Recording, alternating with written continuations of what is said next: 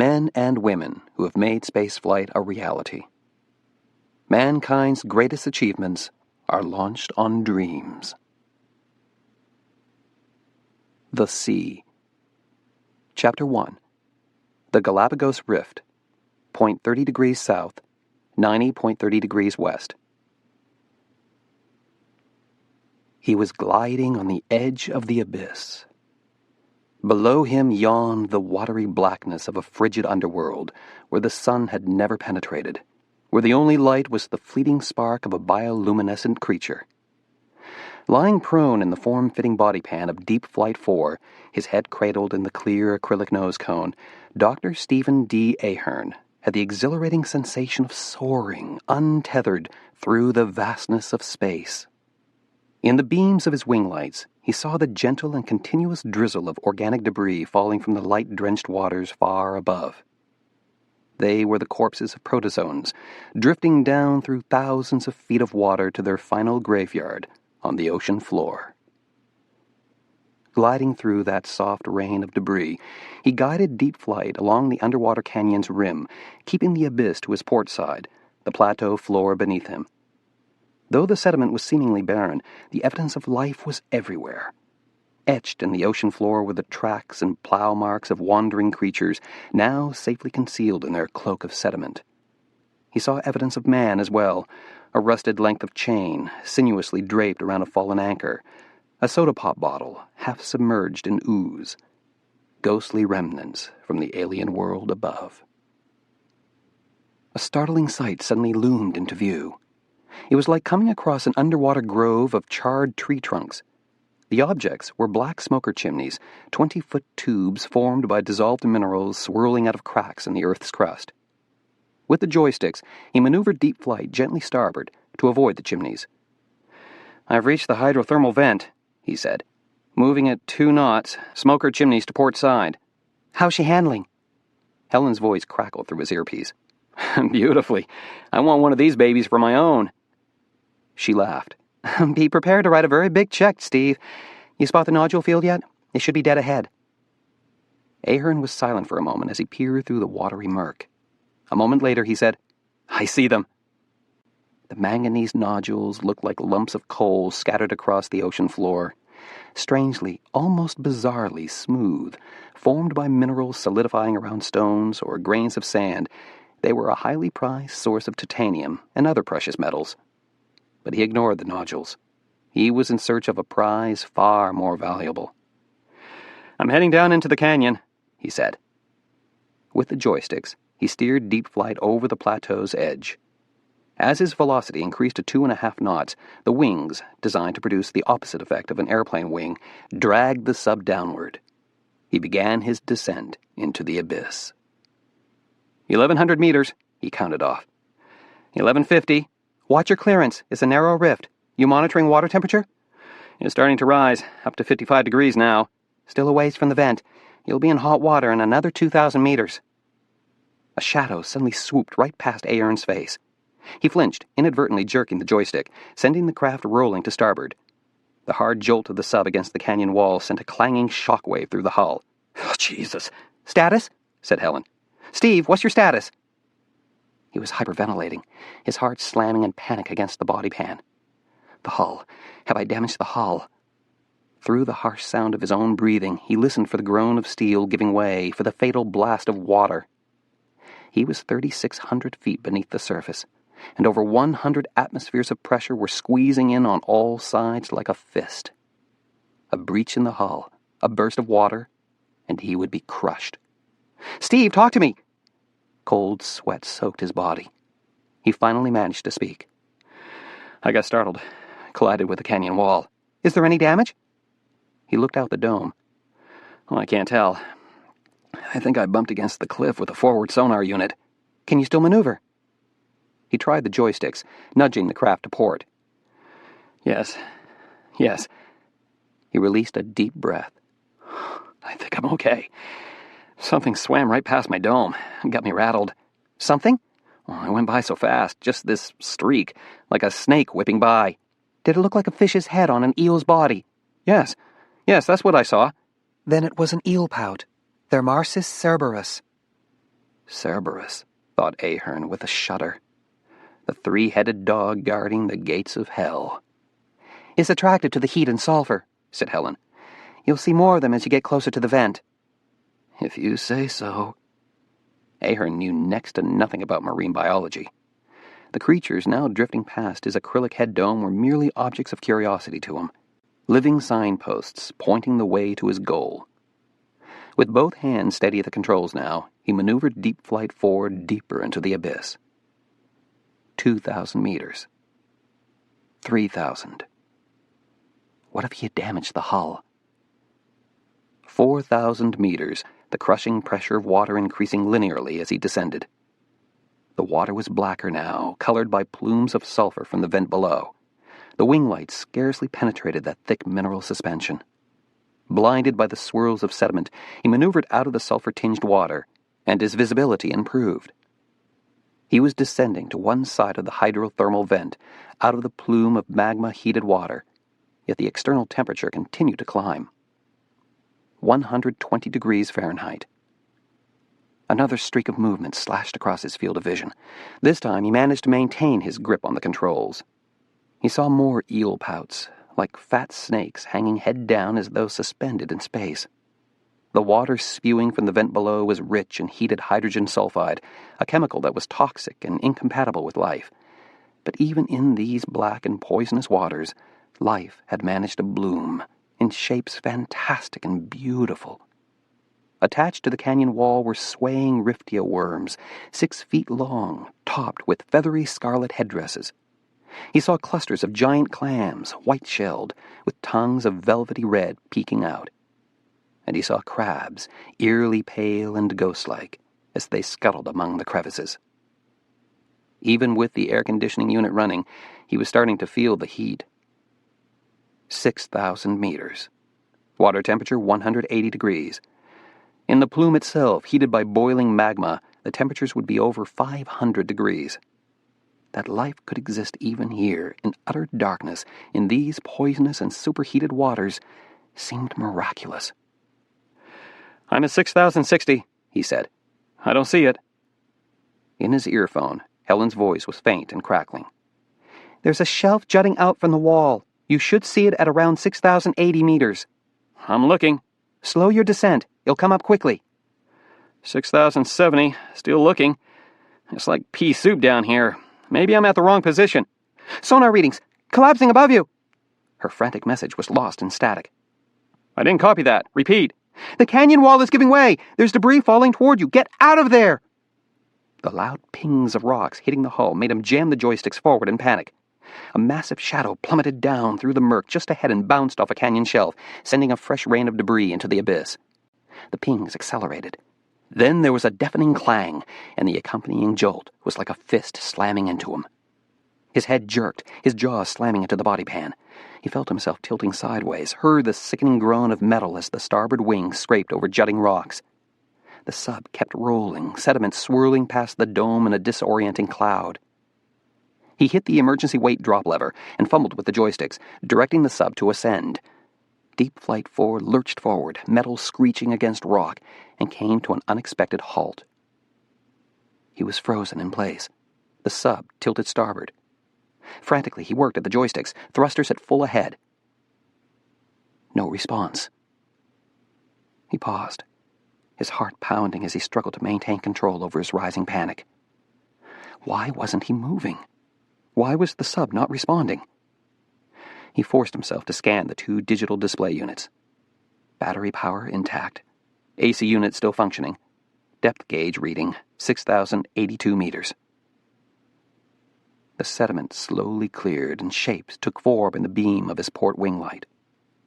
Peering straight ahead through the dome, he saw an alien landscape of jagged black rocks and blood-red riftia worms. He craned his neck sideways to look at his starboard wing. What he saw sent his stomach into a sickening tumble. The wing was tightly wedged between 2 rocks. He could not move forward, nor could he move backward. I am trapped in a tomb, 19,000 feet under the sea. "Copy? Steve, do you copy?" He heard his own voice, weak with fear. I can't move. Starboard wing wedged. Port side wing flaps. A little yaw might wiggle you loose. I've tried it. I've tried everything. I'm not moving. There was dead silence over the earphones. Had he lost them? Had he been cut off? He thought of the ship far above, the deck gently rolling on the swells. He thought of sunshine. It had been a beautiful sunny day on the surface, birds gliding overhead, the sea a bottomless blue. Now a man's voice came on. It was that of Palmer Gabriel, the man who had financed the expedition, speaking calmly and in control, as always. "We're starting rescue procedures, Steve. The other sub is already being lowered. We'll get you up to the surface as soon as we can." There was a pause.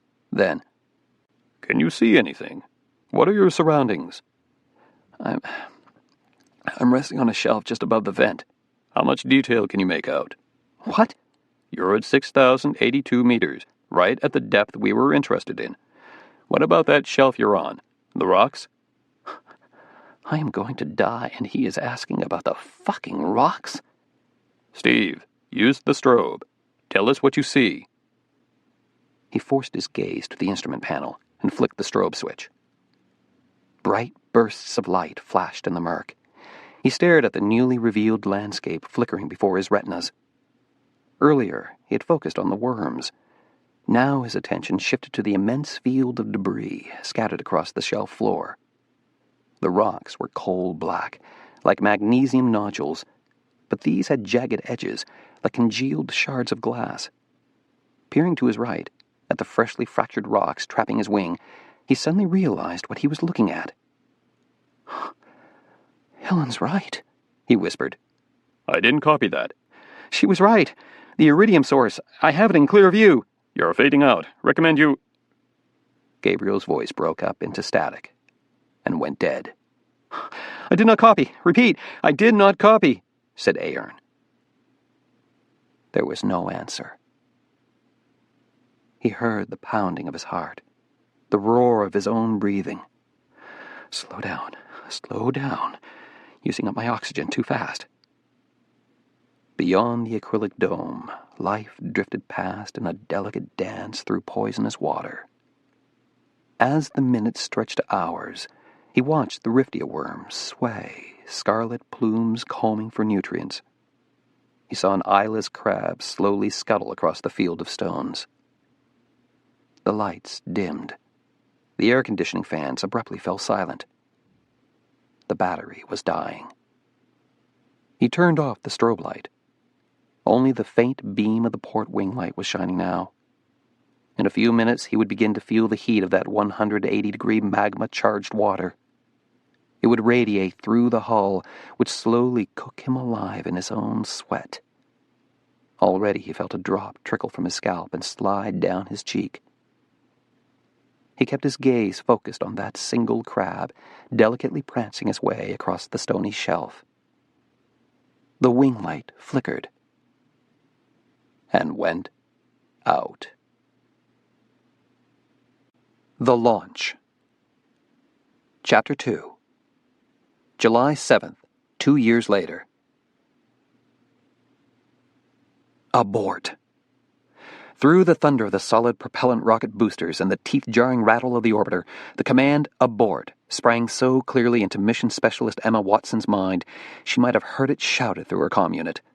None of the crew had, in fact, said the word aloud, but in that instant she knew the choice had to be made, and quickly. She hadn't heard the verdict yet from Commander Bob Kitteridge or Pilot Jill Hewitt, seated in the cockpit in front of her. She didn't need to. They had worked so long together as a team they could read each other's minds, and the amber warning lights flashing on the shuttle's flight console clearly dictated their next actions. Seconds before, Endeavour had reached max Q, the point during launch of greatest aerodynamic stress, when the orbiter, thrusting against the resistance of the atmosphere, begins to shudder violently. Kitteridge had briefly throttled back to 70% to ease the vibrations. Now the console warning lights told them they'd lost 2 of their 3 main engines. Even with 1 main engine and 2 solid rocket boosters still firing, they would never make it to orbit. They had to abort the launch. "Control, this is Endeavour," said Kitteridge, his voice crisp and steady. Not a hint of apprehension. Unable to throttle up. Left and center MEs went out at max Q. We are stuck in the bucket. Going to RTLS aboard. Roger, Endeavour. We confirm 2 MEs out. Proceed to RTLS aboard after SRB burnout. Emma was already rifling through the stack of checklists, and she retrieved the card for return to launch site abort. The crew knew every step of the procedure by heart, but in the frantic pace of an emergency abort, some vital action might be forgotten. The checklist was their security blanket. Her heart racing, Emma scanned the appropriate path of action, clearly marked in blue. A 2-engine down RTLS aboard was survivable, but only theoretically. A sequence of near miracles had to happen next. First, they had to dump fuel and cut off the last main engine before separating from the huge external fuel tank. Then Kitteridge would pitch the orbiter around to a heads-up attitude, pointing back toward the launch site. He would have one chance, and only one, to guide them to a safe touchdown at Kennedy. A single mistake would send Endeavour plunging into the sea. Their lives were now in the hands of Commander Kitteridge. His voice, in constant communication with Mission Control, still sounded steady, even a little bored, as they approached the 2-minute mark, the next crisis point. The CRT display flashed the PC less than 50 signal. The solid rocket boosters were burning out, on schedule. Emma felt it at once, the startling deceleration as the boosters consumed the last of the fuel. Then a brilliant flash of light in the window made her squint as the SRBs exploded away from the tank. The roar of launch fell ominously silent, the violent shudder calming to a smooth, almost tranquil ride. In the abrupt calm, she was aware of her own pulse accelerating, her heart thudding like a fist against her chest restraint. "Control, this is Endeavour," said Kitteridge, still unnaturally calm. "We have SRB SEP." "Roger, we see it." "Initiating abort." Kitteridge depressed the abort push button, the rotary switch already positioned at the RTLS option. Over her comm unit, Emma heard Jill Hewitt call out, "Emma, let's hear the checklist." "I've got it." Emma began to read aloud, and the sound of her own voice was as startlingly calm as Kitteridge's and Hewitt's. Anyone listening to their dialogue would never have guessed they faced catastrophe. They had assumed machine mode, their panic suppressed, every action guided by rote memory and training. Their onboard computers would automatically set their return course. They were continuing downrange, still climbing to 400,000 feet as they dissipated fuel. Now she felt the dizzying spin as the orbiter began its pitch-around maneuver, rolling tail over nose. The horizon, which had been upside down, suddenly righted itself as they turned back toward Kennedy, almost 400 miles away. "Endeavour, this is Control. Go for main engine cutoff." "Roger," responded Kitteridge. "MECO now." On the instrument panel, the 3-engine status indicator suddenly flashed red. He had shut off the main engines, and in 20 seconds, the external fuel tank would drop away into the sea. "Altitude dropping fast," thought Emma, "but we're headed for home." She gave a start. A warning buzzed, and new panel lights flashed on the console. "Control, we've lost computer number 3, cried Hewitt. "We have lost a nav state vector. Repeat, we've lost a nav state vector." "It could be an inertial measurement, Malf," said Andy Mercer, the other mission specialist seated beside Emma. "Take it offline." "No, it might be a broken data bus," cut in Emma. "I say we engage the backup." "Agreed," snapped Kitteridge. "Going to backup," said Hewitt. She switched to computer number 5. The vector reappeared. Everyone heaved a sigh of relief. The burst of explosive charges signaled the separation of the empty fuel tank. They couldn't see it fall away into the sea, but they knew another crisis point had just passed. The orbiter was flying free now, a fat and awkward bird gliding homeward. Hewitt barked, "Shit, we've lost an APU." Emma's chin jerked up as a new buzzer sounded. An auxiliary power unit was out. Then another alarm screamed, and her gaze flew in panic to the consoles. A multitude of amber warning lights were flashing. On the video screens, all the data had vanished. Instead, there were only ominous black and white stripes. A catastrophic computer failure. They were flying without navigation data, without flap control. "Andy and I are on the APU, Malf," yelled Emma. "Re-engage backup." Hewitt flicked the switch and cursed. "I'm getting no joy, guys. Nothing's happening. Do it again." "Still not re-engaging. She's banking," cried Emma, and felt her stomach lurch sideways. Kitteridge wrestled with the joystick, but they had already rolled too far starboard. The horizon reeled to vertical and flipped upside down. Emma's stomach lurched again as they spun right side up. The next rotation came faster, the horizon twisting in a sickening whirl of sky and sea and sky. A death spiral. She heard Hewitt groan, heard Kitteridge say with flat resignation, "I've lost her." Then the fatal spin accelerated, plunging to an abrupt and shocking end. There was only silence. An amused voice said over their comm units, "Sorry, guys, you didn't make it that time." Emma yanked off her headset. "That wasn't fair, Hazel." Jill Hewitt chimed in with a protesting, "Hey, you meant to kill us. There was no way to save it." Emma was the first crew member to scramble out of the shuttle flight simulator. With the others right behind her, she marched into the windowless control room, where their 3 instructors sat at the row of consoles. Team leader Hazel Barra, wearing a mischievous smile, swiveled around to face Commander Kitteridge's irate crew of 4. Though Hazel looked like a buxom Earth Mother with her gloriously frizzy brown hair, she was, in truth, a ruthless game player who ran her flight crews through the most difficult of simulations and seemed to count it as a victory whenever the crew failed to survive. Hazel was well aware of the fact that every launch could end in disaster, and she wanted her astronauts equipped with the skills to survive. Losing one of her teams was a nightmare she hoped never to face. "That sim really was below the belt, Hazel," complained Kitteridge. "Hey, you guys keep surviving. We have to knock down your cockiness a notch." "Come on," said Andy. 2 engines down on liftoff, a broken data bus, an APU out, and then you throw in a failed number 5 computer. How many mouths and nits is that? It's not realistic."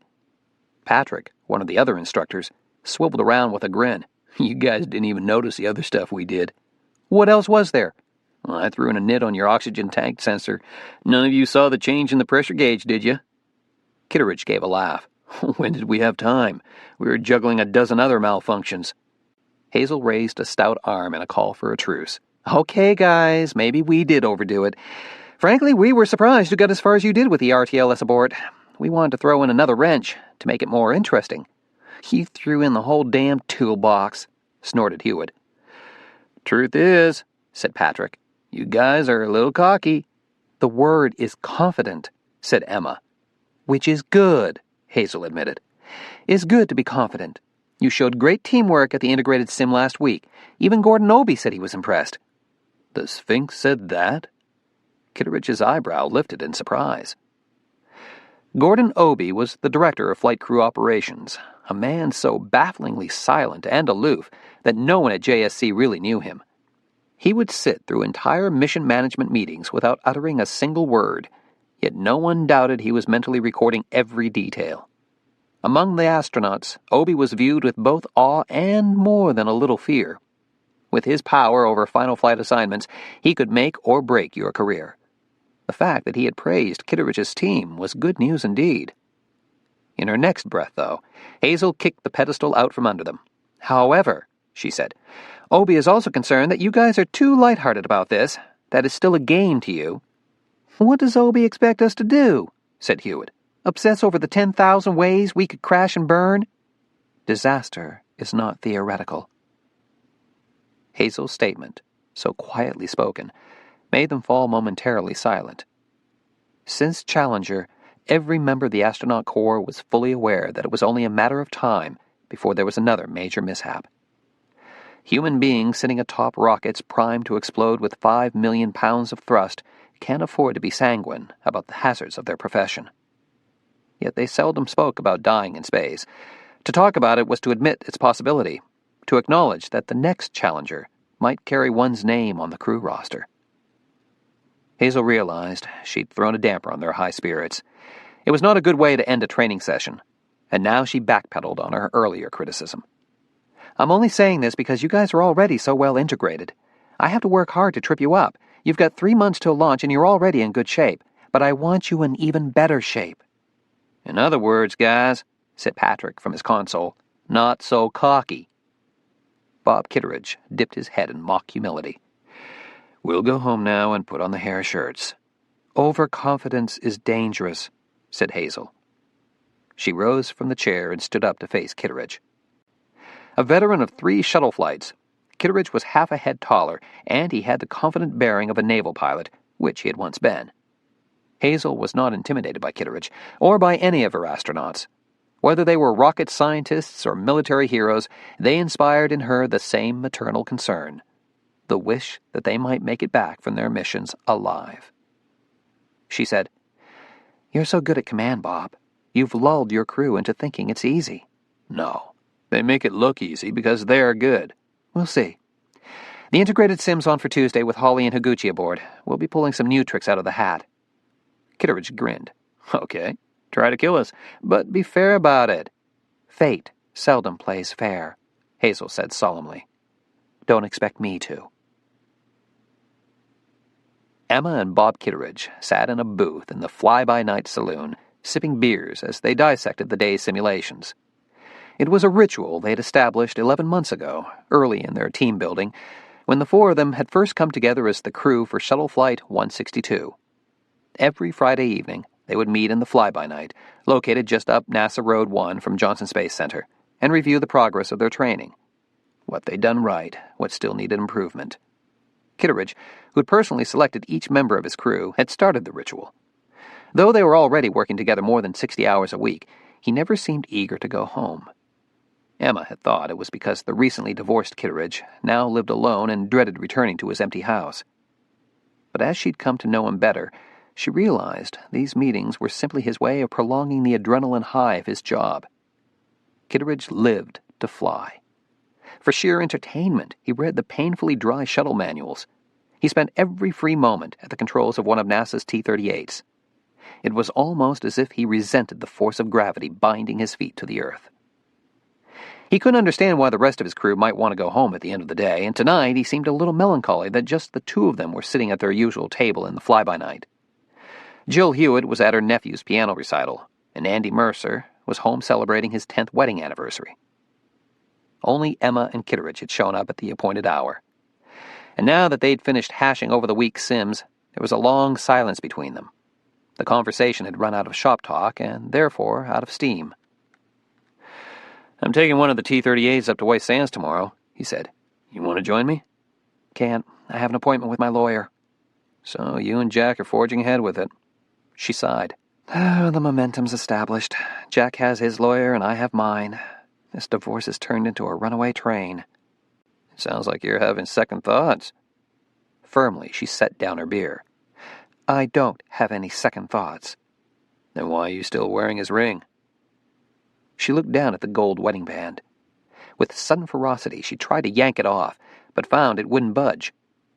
After 7 years on her finger, the ring seemed to have molded itself to her flesh, refusing to be dislodged.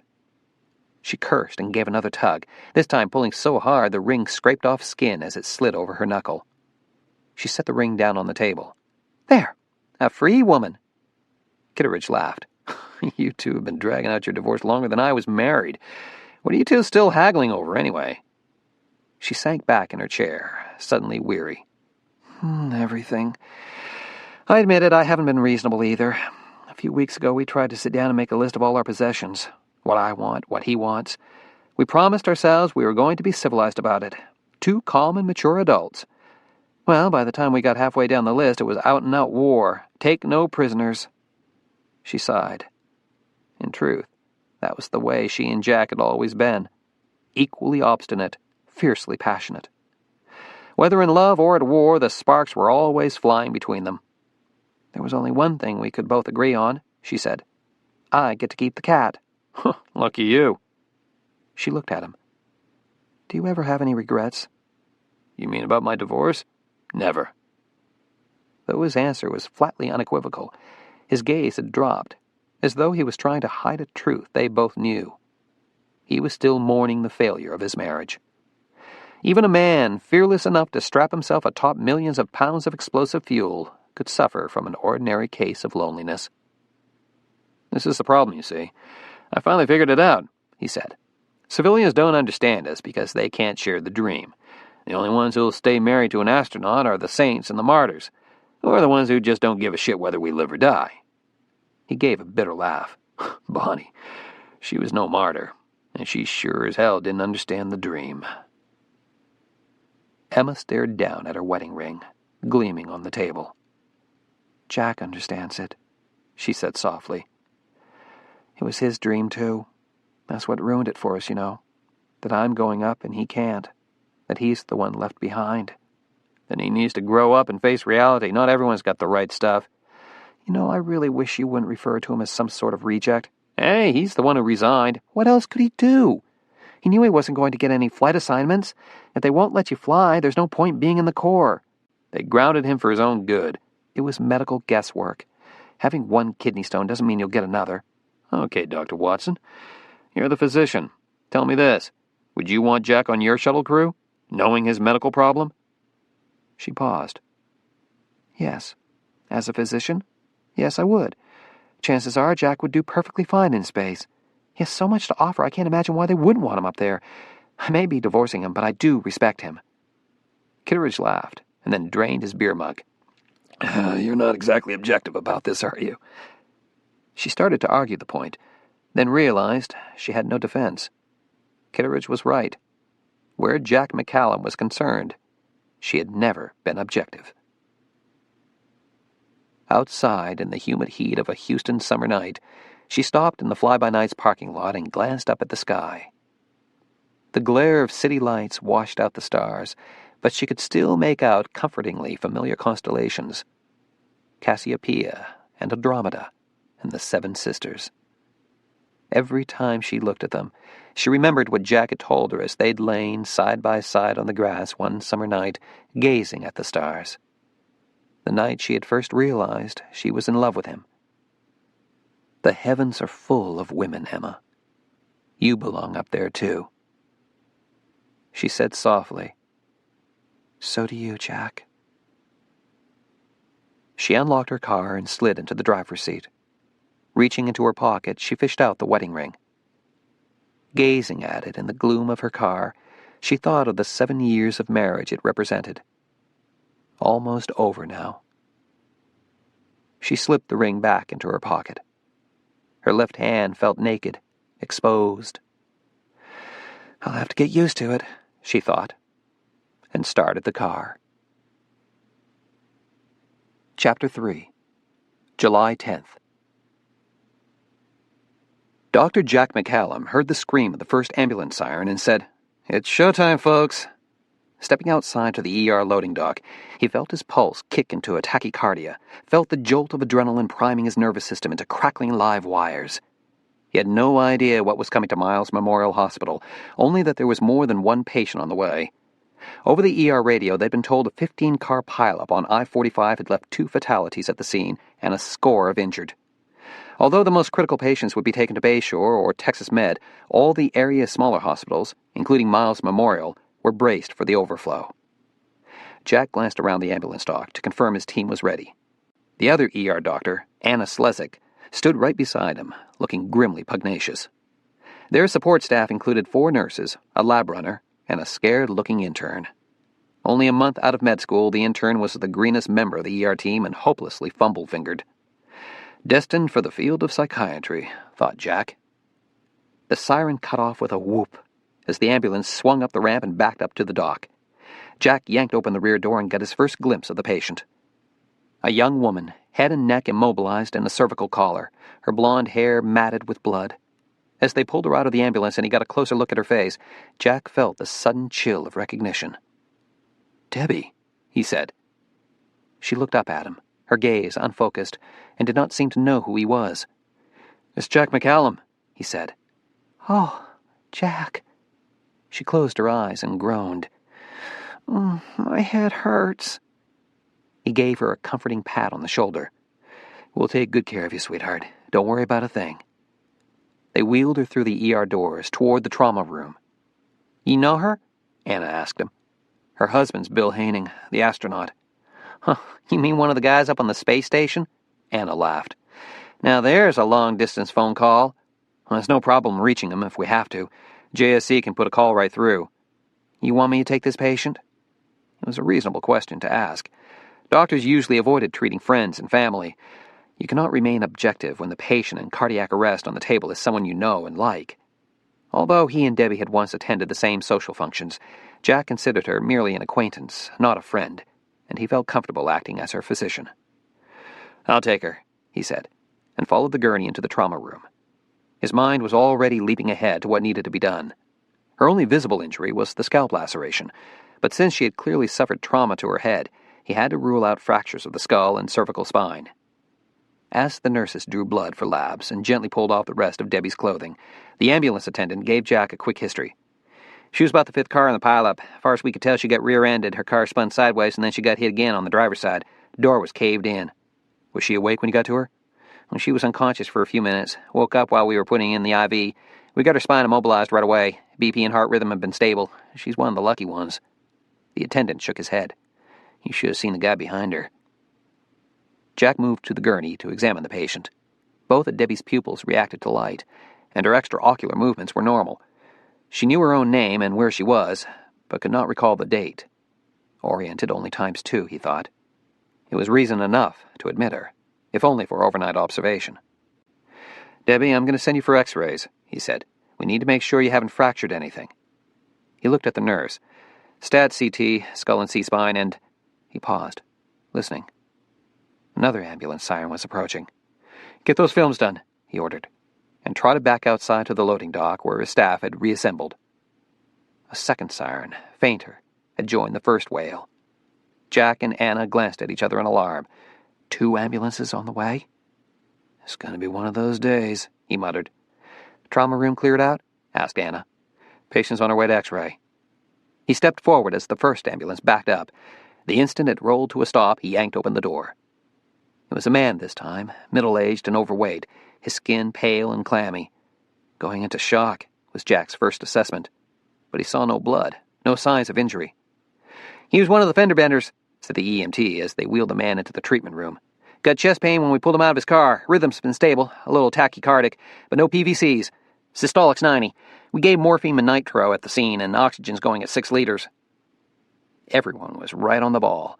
While Anna took the history and physical, the nurses hooked up the cardiac leads. An EKG blipped out of the machine. Jack tore off the sheet and immediately focused on the ST elevations and leads V1 and V2. Anterior MI, he said to Anna. She nodded. I figured he was a TPA special. A nurse called through the doorway. The other ambulance is here. Jack and 2 nurses ran outside. A young woman was screaming and writhing on the stretcher. Jack took one look at her shortened right leg, the foot rotated almost completely sideways, and knew this patient was going straight to surgery. Jack quickly cut away her clothes to reveal an impacted hip fracture, her thigh bone rammed into the socket by the force of her knees hitting the car's dashboard. Just looking at her grotesquely deformed leg made him queasy. Morphine? The nurse asked. He nodded. Give her as much as she needs. She's in a world of hurt.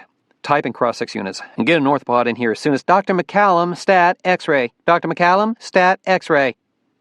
Jack glanced up in alarm. Debbie Haining. He ran out of the room. He found Debbie lying on the x-ray table, hovered over by the ER nurse and the technician. We just finished doing the spine and skull films, said the tech, and we couldn't wake her up. She doesn't even respond to pain. How long's she been out? I don't know. She was lying on the table 10, 15 minutes before we noticed she wasn't talking to us anymore. Did you get the CT scan done? Computer's down. Should be up and running in a few hours. Jack flashed a penlight in Debbie's eyes and felt his stomach go into a sickening freefall. Her left pupil was dilated and unreactive. Show me the films, he said. C-spine's already up on the light box. Jack swiftly moved into the next room and eyed the x-rays clipped to the backlit viewing box. He saw no fractures on the neck films. Her cervical spine was stable. He yanked down the neck films and replaced them with the skull x-rays. At first glance, he saw nothing immediately obvious. Then his gaze focused on an almost imperceptible line tracing across the left temporal bone. It was so subtle, it looked like a pin scratch on the film. A fracture. Had the fracture torn the left middle meningeal artery? That would cause bleeding inside her cranium. As the blood accumulated and pressure built up, the brain would be squeezed. It explained the rapid deterioration of her mental status and the blown pupil. The blood had to be drained at once. Get her back to ER, he said. Within seconds, they had Debbie strapped to the gurney and were wheeling her at a run down the hallway. As they swung her into an empty treatment room, he yelled to the clerk, Page neurosurgery stat. Tell him we have an epidural bleed, and we're prepping for emergency burr holes. He knew what Debbie really needed was the operating room. But her condition was deteriorating so quickly they had no time to wait. The treatment room would have to serve as their OR. They slid her onto the table and attached a tangle of EKG leads to her chest. Her breathing had turned erratic. It was time to intubate. He had just torn open the package containing the endotracheal tube when a nurse said, "She stopped breathing." He slipped the laryngoscope into Debbie's throat. Seconds later, the ET tube was in place and oxygen was being bagged into her lungs. A nurse plugged in the electric shaver. Debbie's blonde hair began to fall to the floor in silky clumps, exposing the scalp. The clerk poked her head in the room. "Neurosurgeon's stuck in traffic. He can't get here for at least another hour." "Then get someone else." "They're all at Texas Med. They've got all the head injuries." Jesus, we're screwed, thought Jack, looking down at Debbie. Every minute that went by, the pressure inside her skull was building. Brain cells were dying. If this was my wife, I wouldn't wait. Not another second. He swallowed hard. "Get out the Hudson brace drill. I'll do the burr holes myself." He saw the nurse's startled looks and added with more bravado than he was feeling, "It's like drilling holes in a wall. I've done it before." While the nurses prepped the newly shorn scalp, Jack put on a surgical gown and snapped on gloves. He positioned the sterile drapes and was amazed to find his hands were still steady, even while his heart was racing.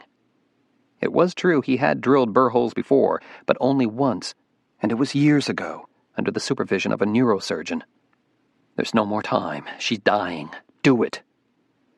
He reached for the scalpel and made a linear incision in the scalp over the left temporal bone. Blood oozed out. He sponged it away and cauterized the bleeders.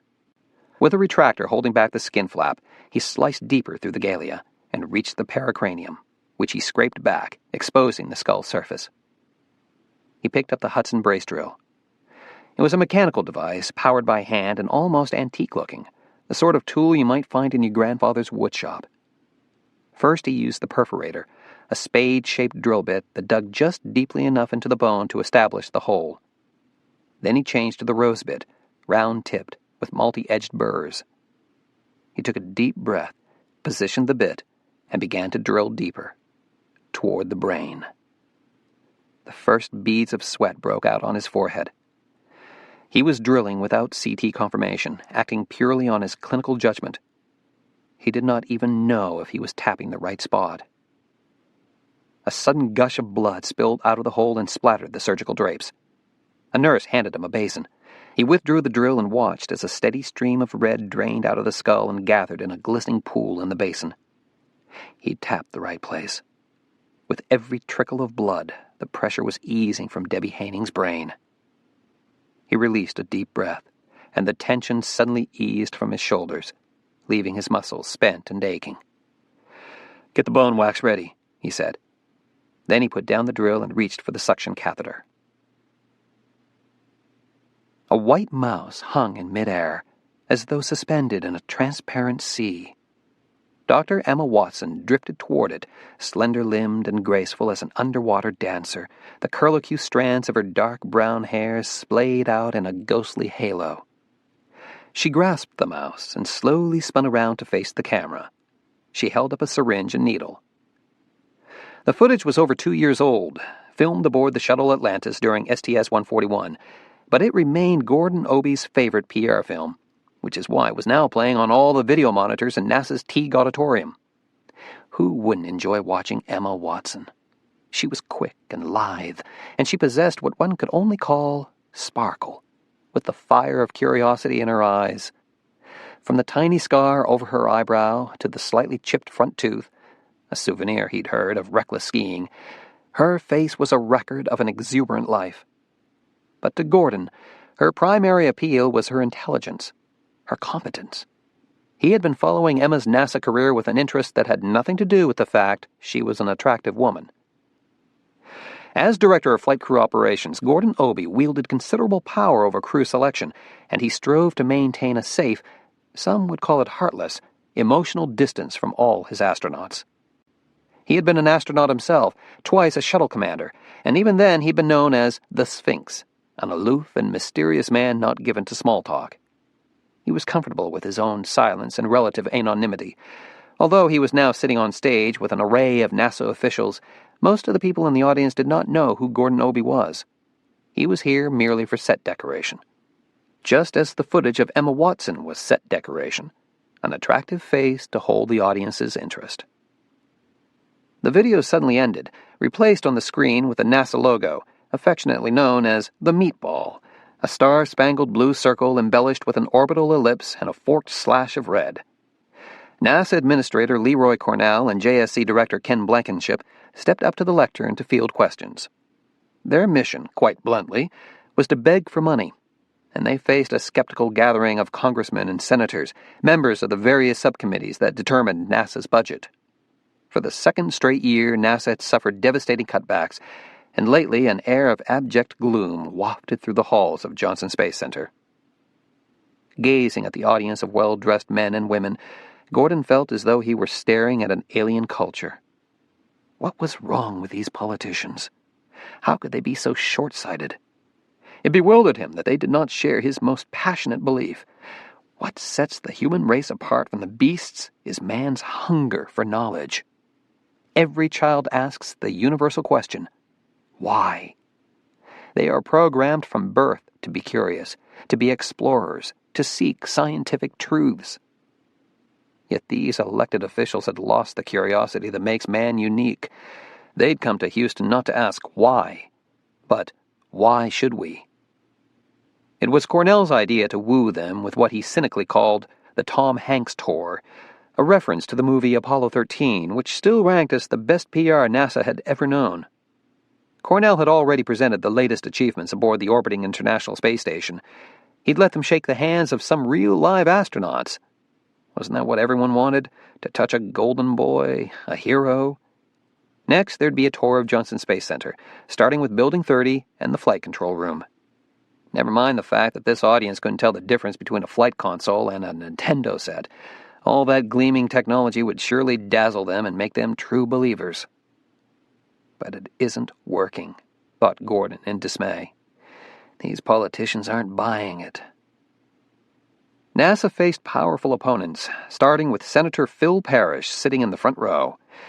76 years old, an uncompromising hawk from South Carolina, Parrish's first priority was preserving the defense budget. NASA be damned. Now he hauled his 300-pound frame out of his seat and stood up to address Cornell in a gentleman's drawl. Your agency is billions of dollars over budget on that space station, he said. Now, I don't think the American people expected to sacrifice their defense capabilities just so you can tinker around up there with your nifty lab experiments. This is supposed to be an international effort, isn't it? Well, as far as I can see, we are all picking up most of the tab. How am I supposed to justify this white elephant to the good folks of South Carolina? NASA Administrator Cornell responded with a camera-ready smile.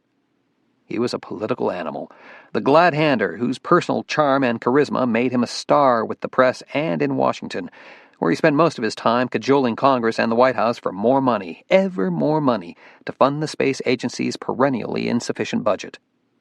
His was the public face of NASA, while Ken Blankenship, the man in charge of day-to-day operations at JSC, was the private face, known only to agency insiders. They were the yin and yang of NASA leadership, so completely different in temperament, it was hard to imagine how they functioned as a team. The inside joke at NASA was that Leroy Cornell was all style and no substance, and Blankenship was all substance and no style. Cornell smoothly responded to Senator Parrish's question. You asked why other countries aren't contributing. Senator, the answer is they already have. This truly is an international space station. Yes, the Russians are badly strapped for cash. Yes, we had to make up the difference, but they're committed to this station. They've got a cosmonaut up there now, and they have every reason to help us keep ISS running. As for why we need the station, just look at the research that's being conducted in biology and medicine, material science, geophysics. We'll see the benefits of this research in our own lifetimes. Another member of the audience stood, and Gordon felt his blood pressure rise. If there was anyone he despised more than Senator Parrish, it was Montana Congressman Joe Bellingham, whose Marlboro Man good looks couldn't disguise the fact he was a scientific moron. During his last campaign, he demanded that public schools teach creationism. Throw out the biology books and open the Bible instead. He probably thinks rockets are powered by angels. What about all that sharing of technology with the Russians and Japanese? Said Bellingham. I'm concerned that we're giving away high-tech secrets for free. This international cooperation sounds high-minded and all, but what's to stop them from turning right around and using the knowledge against us? Why should we trust the Russians? Fear and paranoia. ignorance and superstition. There was too much of it in the country, and Gordon grew depressed just listening to Bellingham. He turned away in disgust. That's when he noticed a somber-faced Hank Miller step into the auditorium. Miller was head of the astronaut office. He looked straight at Gordon, who understood at once that a problem was brewing. Quietly, Gordon left the stage, and the two men stepped out into the hallway. "What's going on?" "There's been an accident. It's Bill Haning's wife. We hear it doesn't look good." "Jesus." "Bob Kitteridge and Woody Ellis are waiting over in public affairs. We all need to talk." Gordon nodded. He glanced through the auditorium door at Congressman Bellingham, who was still blathering on about the dangers of sharing technology with the commies. Grimly, he followed Hank out the auditorium exit and across the courtyard to the next building. They met in a back office. Kitteridge, the shuttle commander for STS-162, was flushed and agitated. Woody Ellis, flight director for the International Space Station, appeared far calmer. But then Gordon had never seen Ellis look upset, even in the midst of crisis. "How serious was the accident?" Gordon asked. "Ms. Haning's car was in a giant pileup on I-45, said Hank. "The ambulance brought her over to Miles Memorial. Jack McCallum saw her in the ER. Gordon nodded. They all knew Jack well. Although he was no longer in the astronaut corps, Jack was still on NASA's active flight surgeon roster. A year ago, he had pulled back from most of his NASA duties to work as an ER physician in the private sector. "Jack's the one who called our office about Debbie," said Hank. "Did he say anything about her condition?" "Severe head injury. She's in ICU in a coma." "Prognosis?" He couldn't answer that question. There was a silence as they all considered what this tragedy meant to NASA. Hank sighed. "We're going to have to tell Bill. We can't keep this news from him. The problem is..." He didn't finish. He didn't need to. They all understood the problem. Bill Haning was now in orbit aboard ISS, only a month into his scheduled 4-month stay. This news would devastate him. Of all the factors that made prolonged habitation in space difficult, it was the emotional toll that NASA worried about most. A depressed astronaut could wreak havoc on a mission. Years before, on Mir, a similar situation had occurred when cosmonaut Volodya Duzurov was informed of his mother's death. For days, he'd shut himself away in one of Mir's modules and refused to speak to Mission Control Moscow. His grief had disrupted the work of everyone aboard Mir. "They have a very close marriage," said Hank. "I can tell you now, Bill's not going to handle this well." "You're recommending we replace him?" asked Gordon. "At the next scheduled shuttle flight. He'll have a tough enough time being stuck up there for the next 2 weeks. We can't ask him to serve out his full 4 months. Hank added quietly. "They have 2 young kids, you know." "His backup for ISS is Emma Watson," said Woody Ellis. "We could send her up on STS-160 with Vance's crew." At the mention of Emma's name, Gordon was careful not to reveal any sign of special interest, any emotion whatsoever. "What do you think about Watson? Is she ready to go up 3 months early?" "She's slated to relieve Bill. She's already up to speed on most of the onboard experiments, so I think that option is viable." "Well, I'm not happy about it," said Bob Kitteridge. Gordon gave a tired sigh and turned to the shuttle commander. "I didn't think you would be." "Watson's an integral part of my crew. We've crystallized as a team. I hate to break it up." "Your team's 3 months away from launch. You have time to make adjustments." "You're making my job hard." "Are you saying you can't get a new team crystallized in that time?" Kitteridge's mouth tightened. "All I'm saying is my crew is already a working unit. We're not going to be happy about losing Watson." Gordon looked at Hank. "What about the STS-160 crew? Vance and his team?" No problem from their end.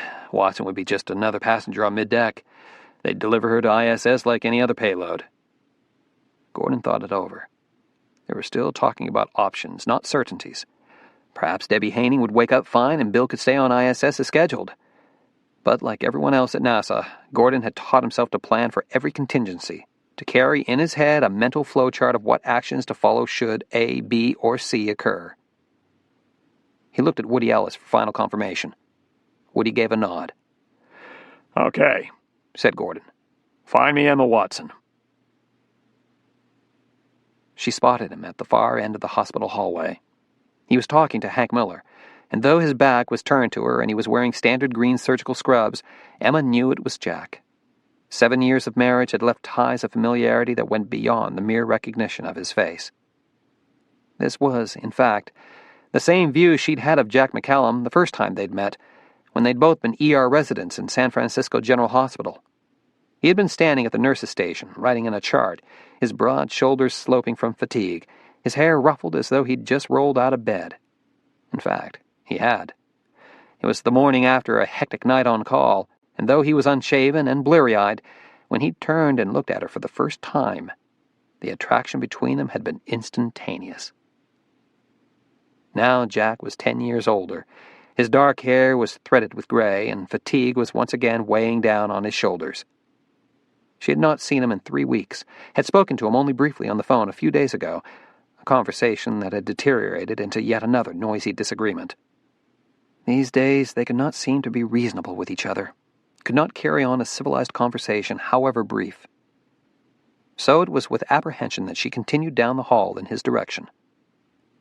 Hank Miller spotted her first, and his face instantly tensed, as though he knew a battle was imminent. And he wanted to get the hell out of there before the shooting started. Jack must have seen the change in Hank's expression as well, because he turned to see what had inspired it. At his first glimpse of Emma, he seemed to freeze, a spontaneous smile of greeting half formed on his face. It was almost, but not quite, a look of both surprise and gladness to see her. Then something else took control, and his smile vanished, replaced by a look that was neither friendly nor unfriendly, merely neutral. The face of a stranger, she thought. And that was somehow more painful than if he had greeted her with outright hostility. At least then there would have been some emotion left, some remnant, however tattered, of a marriage that had once been happy. She found herself responding to his flat look with an expression that was every bit as neutral. When she spoke, she addressed both men at the same time, favoring neither. "Gordon told me about Debbie," she said. "How is she doing?" Hank glanced at Jack, waiting for him to answer first. Finally, Hank said, "She's still unconscious.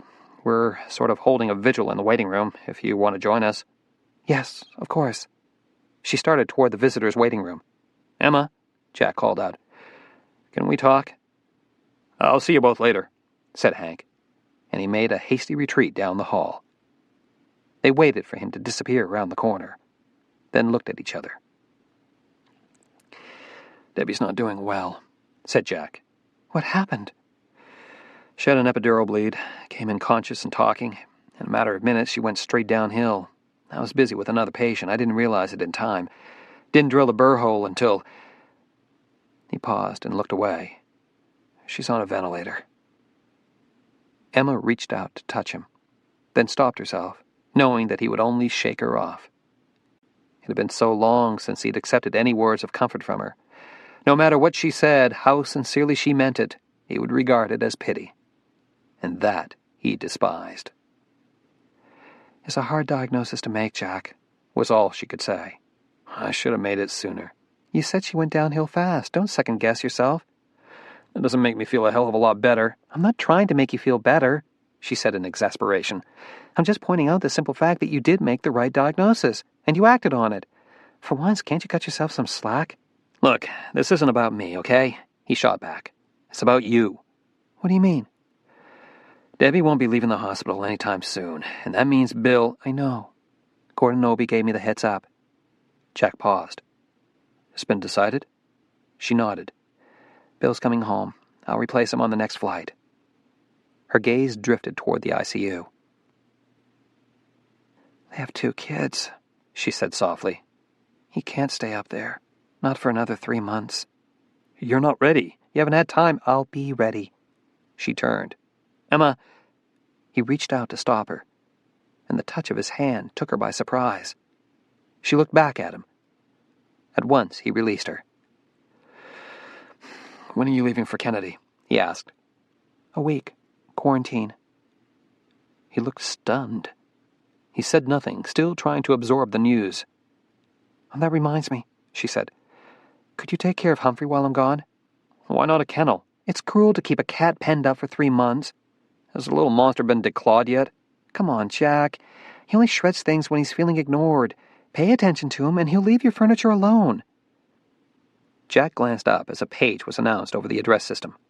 Dr. McCallum to ER, Dr. McCallum to ER. I guess you have to go, she said, already turning away. Wait. This is happening so fast. We haven't had time to talk. If it's about the divorce, my lawyer can answer any questions while I'm gone. No! He startled her with his sharp note of anger. No, I don't want to talk to your lawyer. Then what do you need to tell me? He stared at her for a moment, as though hunting for words. It's about this mission, he finally said. It's too rushed. It doesn't feel right to me. What does that mean? You're a last-minute replacement. You're going up with a different crew. Vance runs a tight ship. I'm perfectly comfortable with this launch. What about on the station? This could stretch your stay to 6 months in orbit. I can deal with it, but it wasn't planned. It's been thrown together at the last minute. What are you saying I should do, Jack? Wimp out? I don't know. He ran his hand through his hair in frustration. I don't know. They stood in silence for a moment, neither one of them quite sure what to say, yet neither one ready to end the conversation. 7 years of marriage, she thought, and this is what it's come to. 2 people who can't stay together, yet can't walk away from each other. And now there's no time left to work things out between us. A new page came over the address system. Dr. McCallum, stat to ER. Jack looked at her, his expression torn. Emma, go, Jack, she urged him. They need you. He gave a groan of frustration and took off at a run for the ER. And she turned and walked the other way. Chapter 4, July 12th, aboard ISS. From the observation windows of the Node 1 cupola, Dr. William Haney could see clouds swirling over the Atlantic Ocean 220 miles below. He touched the glass, his fingers skimming the barrier that protected him from the vacuum of space. It was one more obstacle that separated him from home, from his wife. He watched the earth turn beneath him, saw the Atlantic Ocean slip away as North Africa and then the Indian Ocean slowly spun by, the darkness of night approaching. Though his body was weightless and floating, the burden of grief seemed to squeeze down on his chest, making it difficult for him to breathe. At that moment, in a Houston hospital, his wife was fighting for her life, and he could do nothing to help her. For the next 2 weeks he would be trapped here, able to gaze down at the very city where Debbie might be dying, yet unable to reach her, touch her. The best he could do was close his eyes and try to imagine he was at her side, that their fingers were entwined. You have to hang on. You have to fight. I'm coming home to you. Bill, are you okay? He turned and saw Diana Estes float from the U.S. lab module into the node. He was surprised she was the one inquiring as to his well-being. Even after a month of living together in close quarters, he had not warmed up to the Englishwoman. She was too cool, too clinical. Despite her icy blonde good looks, she was not a woman he'd ever feel attracted to, and she had certainly never favored him with the least hint of interest. But then, her attention was usually focused on Michael Griggs.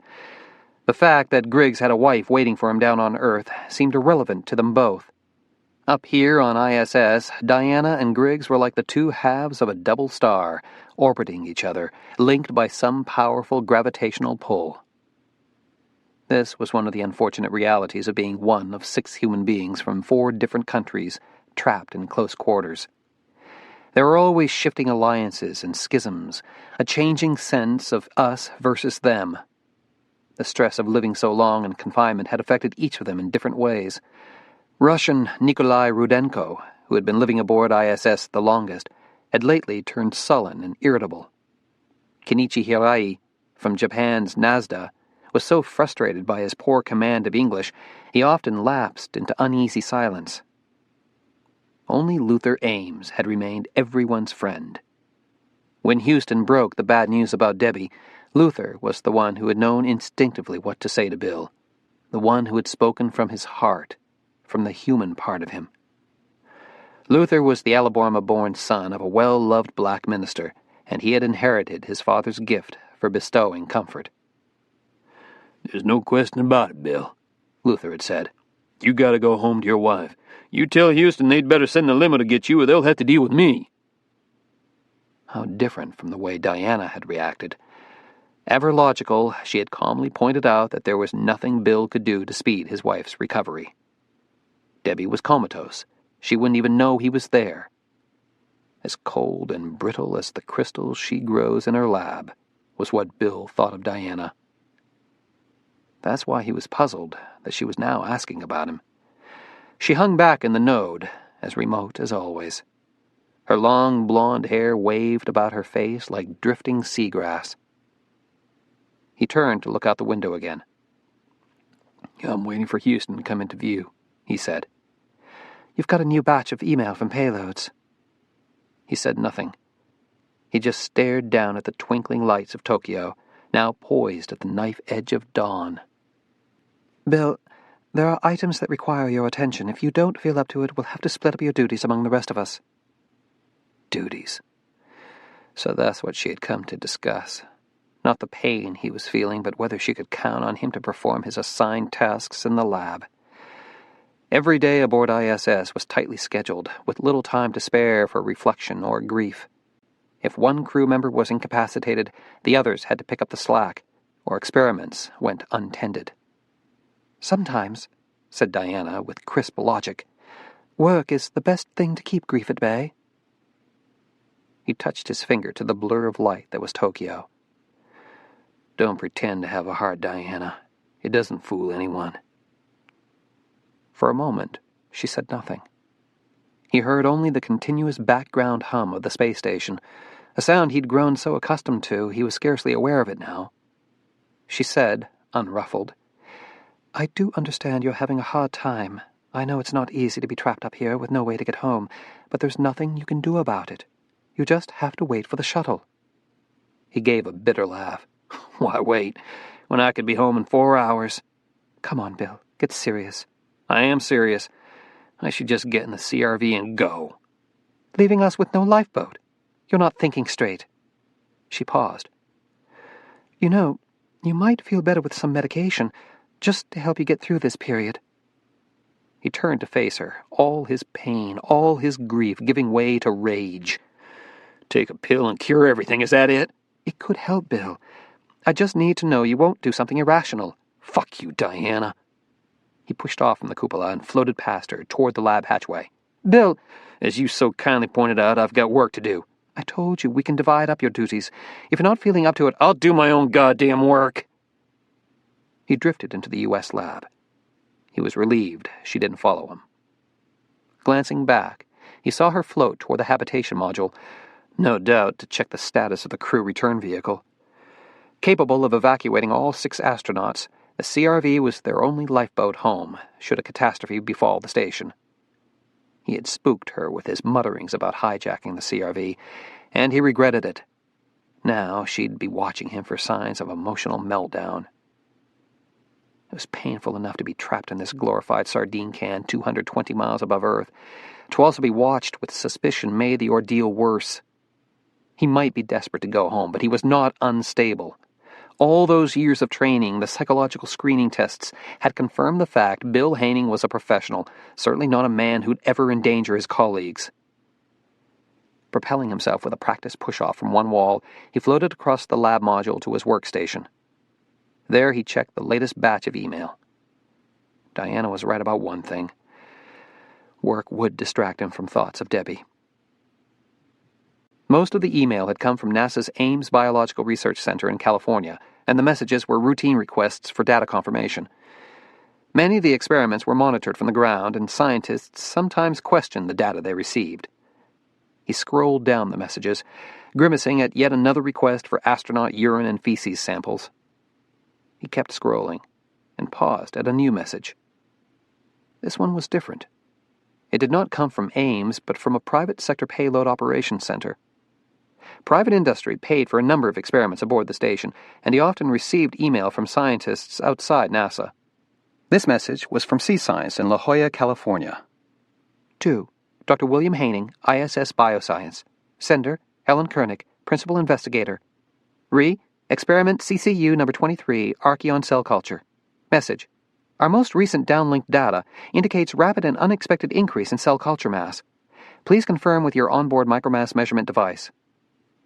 Another jiggle-the-handle request, he thought wearily. Many of the orbital experiments were controlled by commands from scientists on the ground.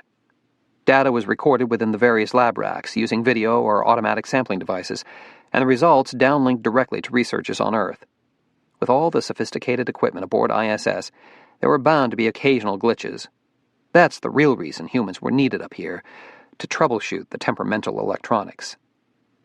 He called up the file for CCU number 23 on the payload's computer and reviewed the protocol. The cells in the culture were archeons, bacteria-like marine organisms collected from deep-sea thermal vents. They were harmless to humans. He floated across the lab to the cell culture unit and slipped his stockinged feet into the holding stirrups to maintain his position.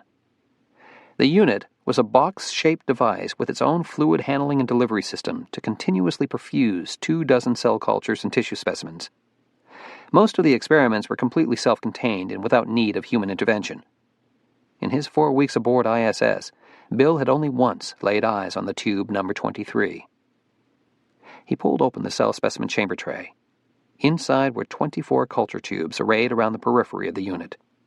He identified number 23 and removed it from the tray. At once he was alarmed.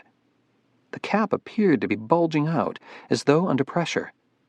Instead of a slightly turbid liquid, which was what he had expected to see, the contents was a vivid blue-green.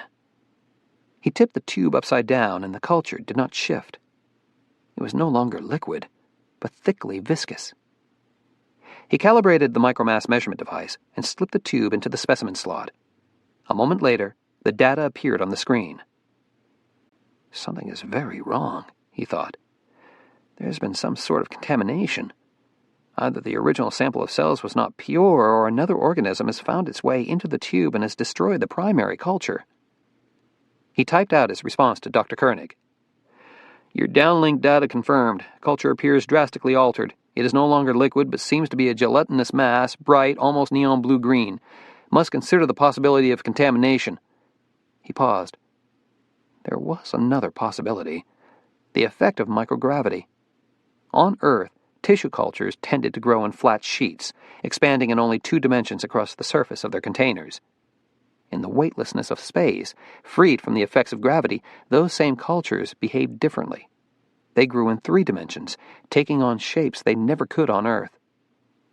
What if number 23 was not contaminated? What if this was simply how archeons behaved without gravity to keep them in check? Almost immediately, he discarded that notion. These changes were too drastic. Weightlessness alone could not have turned a single-celled organism into this startling green mass.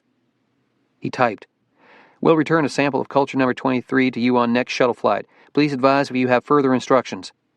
The sudden clang of a drawer startled him. He turned and saw Kenichi Hirai working at his own research rack. How long had he been there? The man had drifted so quietly into the lab, Bill had not even known he'd entered. In a world where there is no up or down, where the sound of footsteps is never heard, a verbal greeting is sometimes the only way to alert others to your presence. Noticing Bill's glance, Kenichi merely nodded in greeting and continued with his work. The man's silence irritated Bill. Kenichi was like the station's resident ghost, creeping around without a word, startling everyone. Bill knew it was because Kenichi was insecure about his English, and to avoid humiliation chose to converse little, if at all. Still, the man could at least call out a hello when he entered a module, to avoid rattling the nerves of his 5 colleagues. Bill turned his attention back to tube number 23. What would this gelatinous mass look like under the microscope? He slid tube number 23 into the plexiglass glove box, closed the hatch, and inserted his hands in the attached gloves. If there was any spillage, it would be confined to the box. Loose fluids floating around in microgravity could wreak havoc on the station's electrical wiring. Gently, he loosened the tube seal. He knew the contents were under pressure. He could see the cap was bulging. Even so, he was shocked when the top suddenly exploded off like a champagne cork. He jerked back as a blue-green glob splatted against the inside of the glove box. It clung there for a moment, quivering as though alive. It was alive. A mass of microorganisms joined in a gelatinous matrix.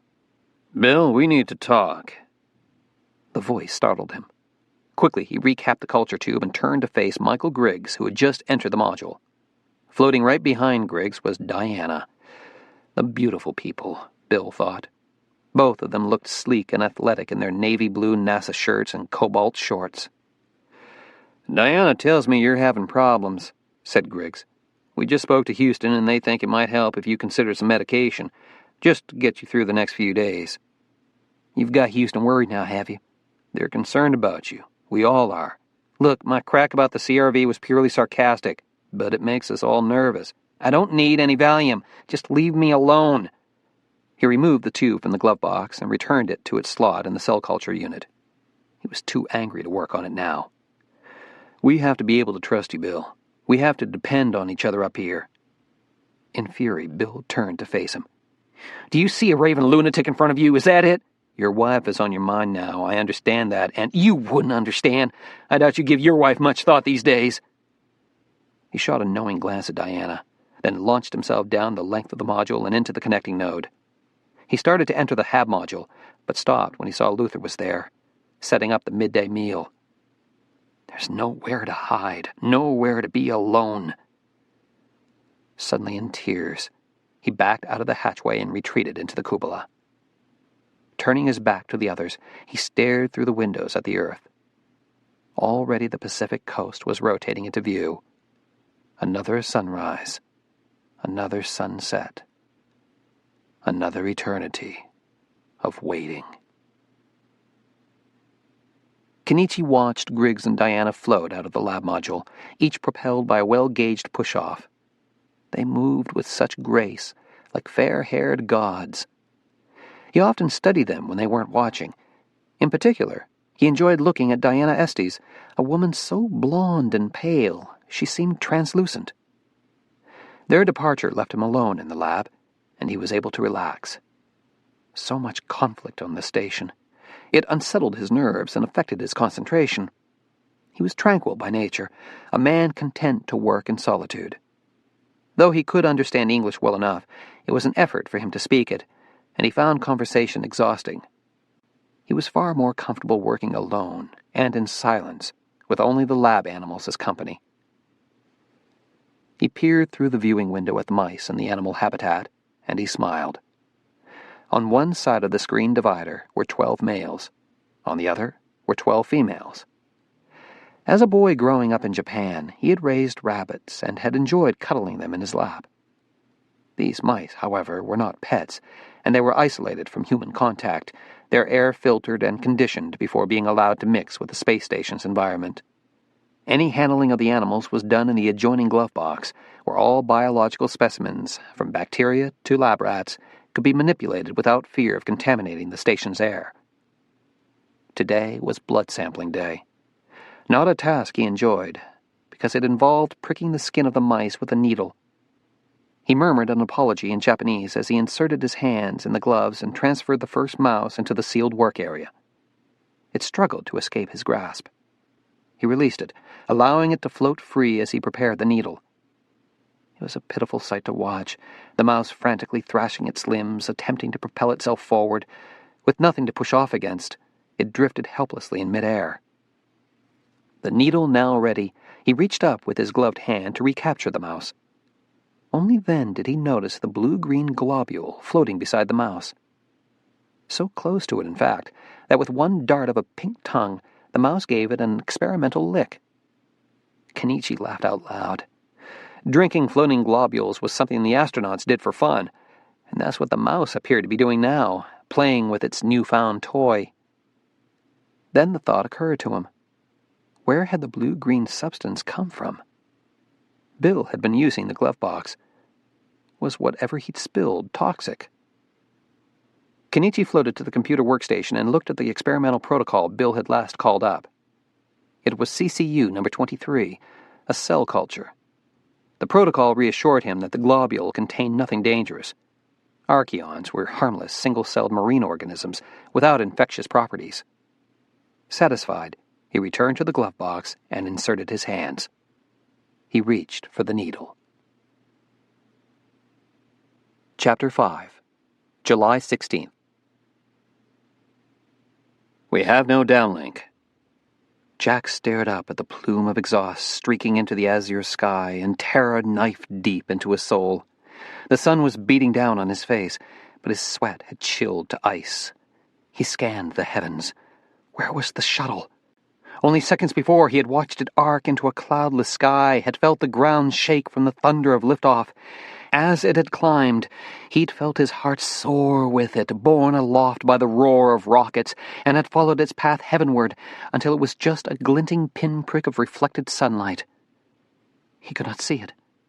What had been a straight white plume was now a jagged trail of black smoke. Frantically he searched the sky and caught a dizzying whirl of images.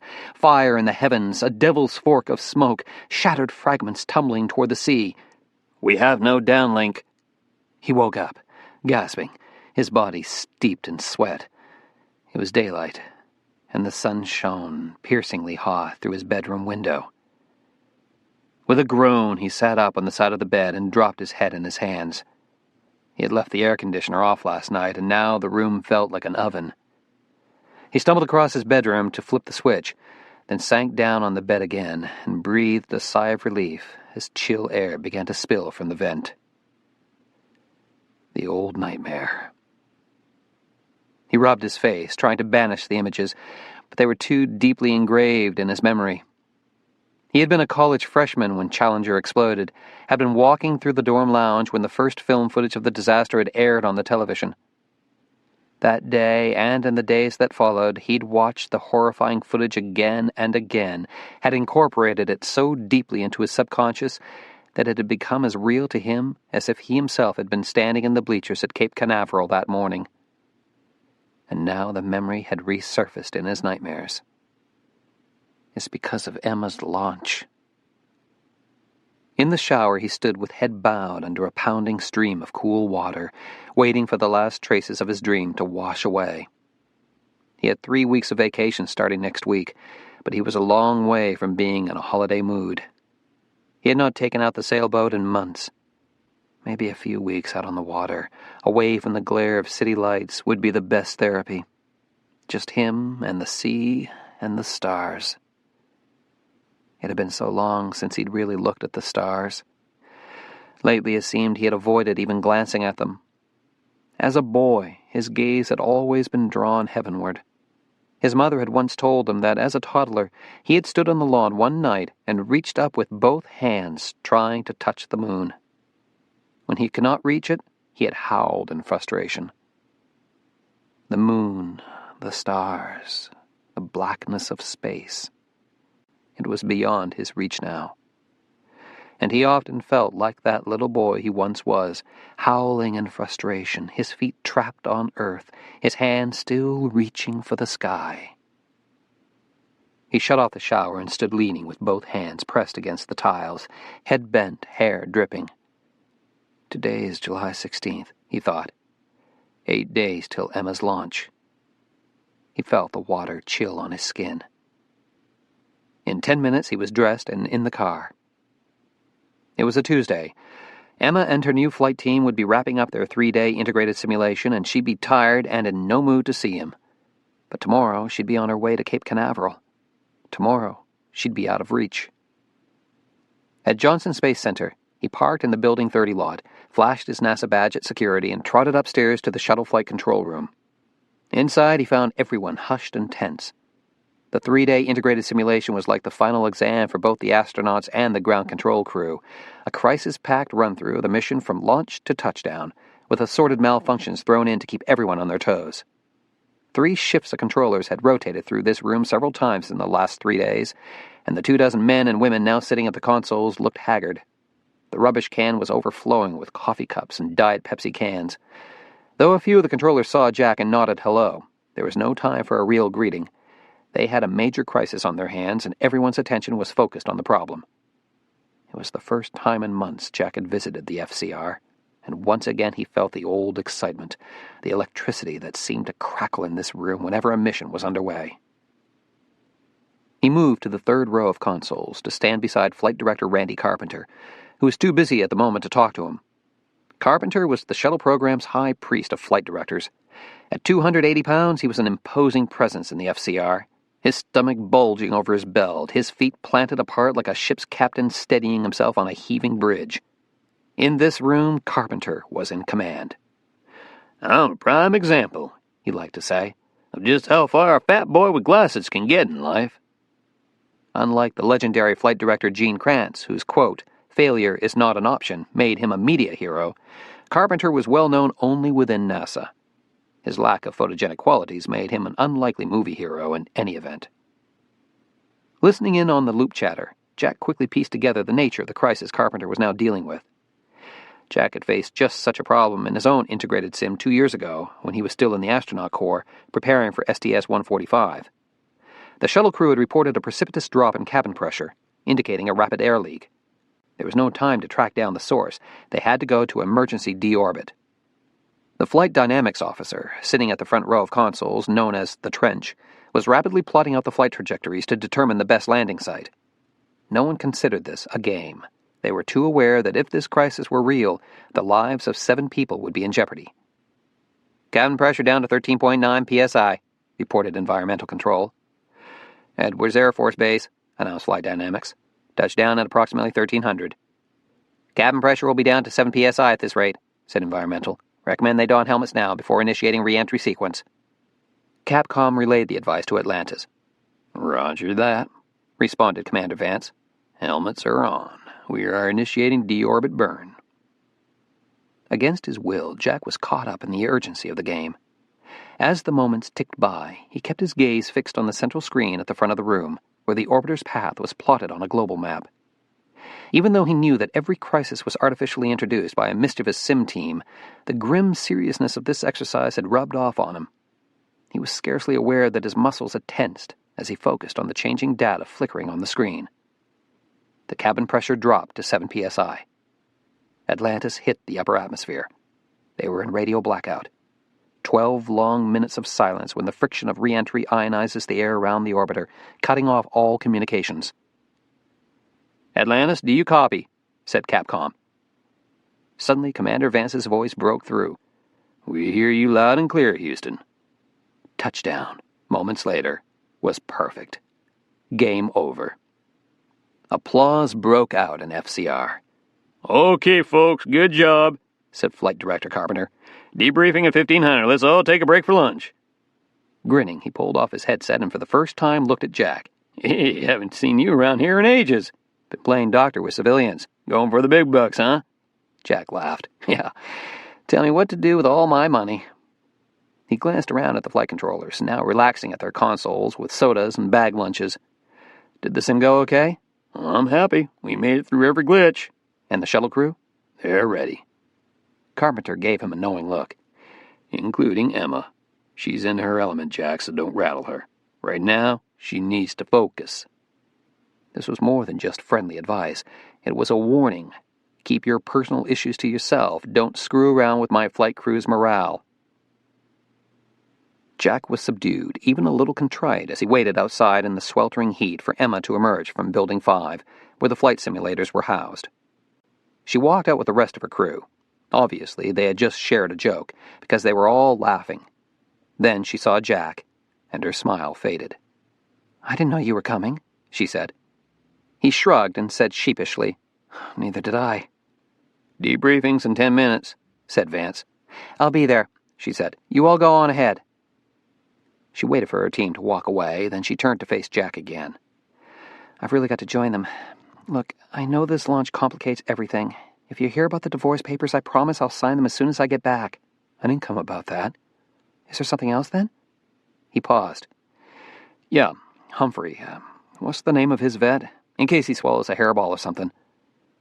She fixed him with a perplexed look. "The same vet he's always had. Dr. Goldsmith." "Oh, yeah." They stood in silence for a moment, the sun beating on their heads. Sweat trickled down his back.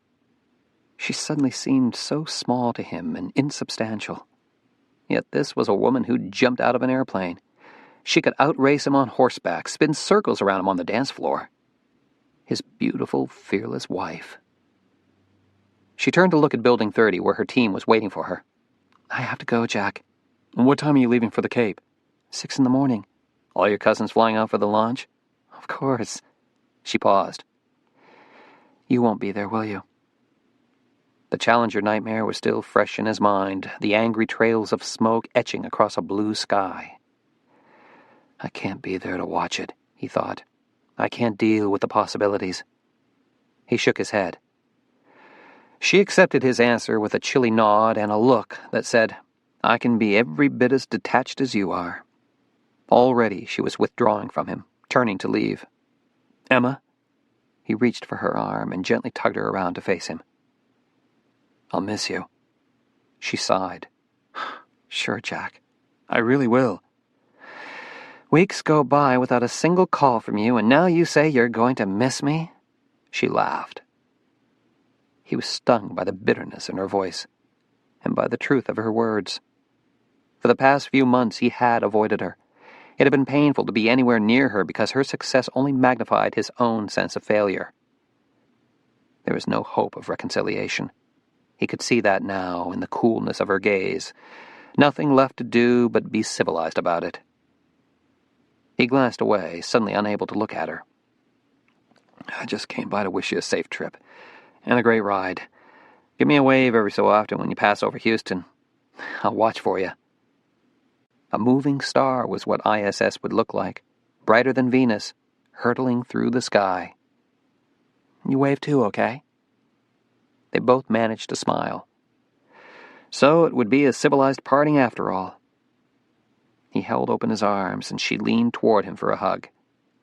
It was a brief and awkward one, as though they were strangers coming together for the first time. He felt her body, so warm and alive, press against him. Then she pulled away and started toward the Mission Control Building. She paused only once, to wave goodbye. The sunlight was sharp in his eyes, and squinting against its brightness, he saw her only as a dark silhouette, her hair flying in the hot wind. And he knew that he had never loved her as much as he did at that very moment, watching her walk away. July 19th, Cape Canaveral. Even from a distance, the sight took Emma's breath away. Poised on Launchpad 39B, awash in brilliant floodlights, the shuttle Atlantis, mated to its giant orange fuel tank and the paired solid rocket boosters, was a towering beacon in the blackness of night. No matter how many times she experienced it, that first glimpse of a shuttle lit up on the pad never failed to awe her. The rest of the crew standing beside her on the blacktop were equally silent. To shift their sleep cycle, they'd awakened at 2 that morning and had emerged from their quarters on the 3rd floor of the operations and checkout building to catch a nighttime glimpse of the behemoth that would carry them into space. Emma heard the cry of a night bird and felt a cool wind blow in from the Gulf, freshening the air, sweeping away the stagnant scent of the wetlands surrounding them. "Kind of makes you feel humble, doesn't it?" said Commander Vance in his soft Texas drawl. The others murmured in agreement. "Small as an ant," said Chenoweth, the lone rookie on the crew. This would be his first trip aboard the shuttle, and he was so excited he seemed to generate his own field of electricity. "I always forget how big she is, and then I take another look at her and I think, Jesus, all that power, and I'm the lucky son of a bitch who gets to ride her." They all laughed, but it was the hushed, uneasy laughter of parishioners in a church. "I never thought a week could go by so slowly," said Chenoweth. "This man's tired of being a virgin," said Vance. "Damn right I am. I want up there." Chenoweth's gaze lifted hungrily to the sky, to the stars. "You guys all know the secret, and I can't wait to share it." The secret. It belonged only to the privileged few who had made the ascent. It wasn't a secret that could be imparted to another. You yourself had to live it, to see with your own eyes the blackness of space and the blue of Earth far below, to be pressed backward into your seat by the thrust of the rockets. Astronauts returning from space often wear a knowing smile, a look that says, "I am privy to something that few human beings will ever know." Emma had worn such a smile when she had emerged from Atlantis' hatch over 2 years ago. On weak legs, she had walked into the sunshine, had stared up at a sky that was startlingly blue. In the span of 8 days aboard the orbiter, she had lived through 130 sunrises, had seen forest fires burning in Brazil and the eye of a hurricane whirling over Samoa, had viewed an Earth that seemed heartbreakingly fragile. She had returned forever changed. In 5 days, barring a catastrophe, Chenoweth would share the secret. Time to shine some light on these retinas, said Chenoweth. My brain still thinks it's the middle of the night. It is the middle of the night, said Emma. For us, it's the crack of dawn, folks, Vance said. Of all of them, he had been the quickest to readjust his circadian rhythm to the new sleep-wake schedule. Now he strode back into the O&C building to begin a full day's work at 3 a.m. The others followed him. Only Emma lingered outside for a moment, gazing at the shuttle.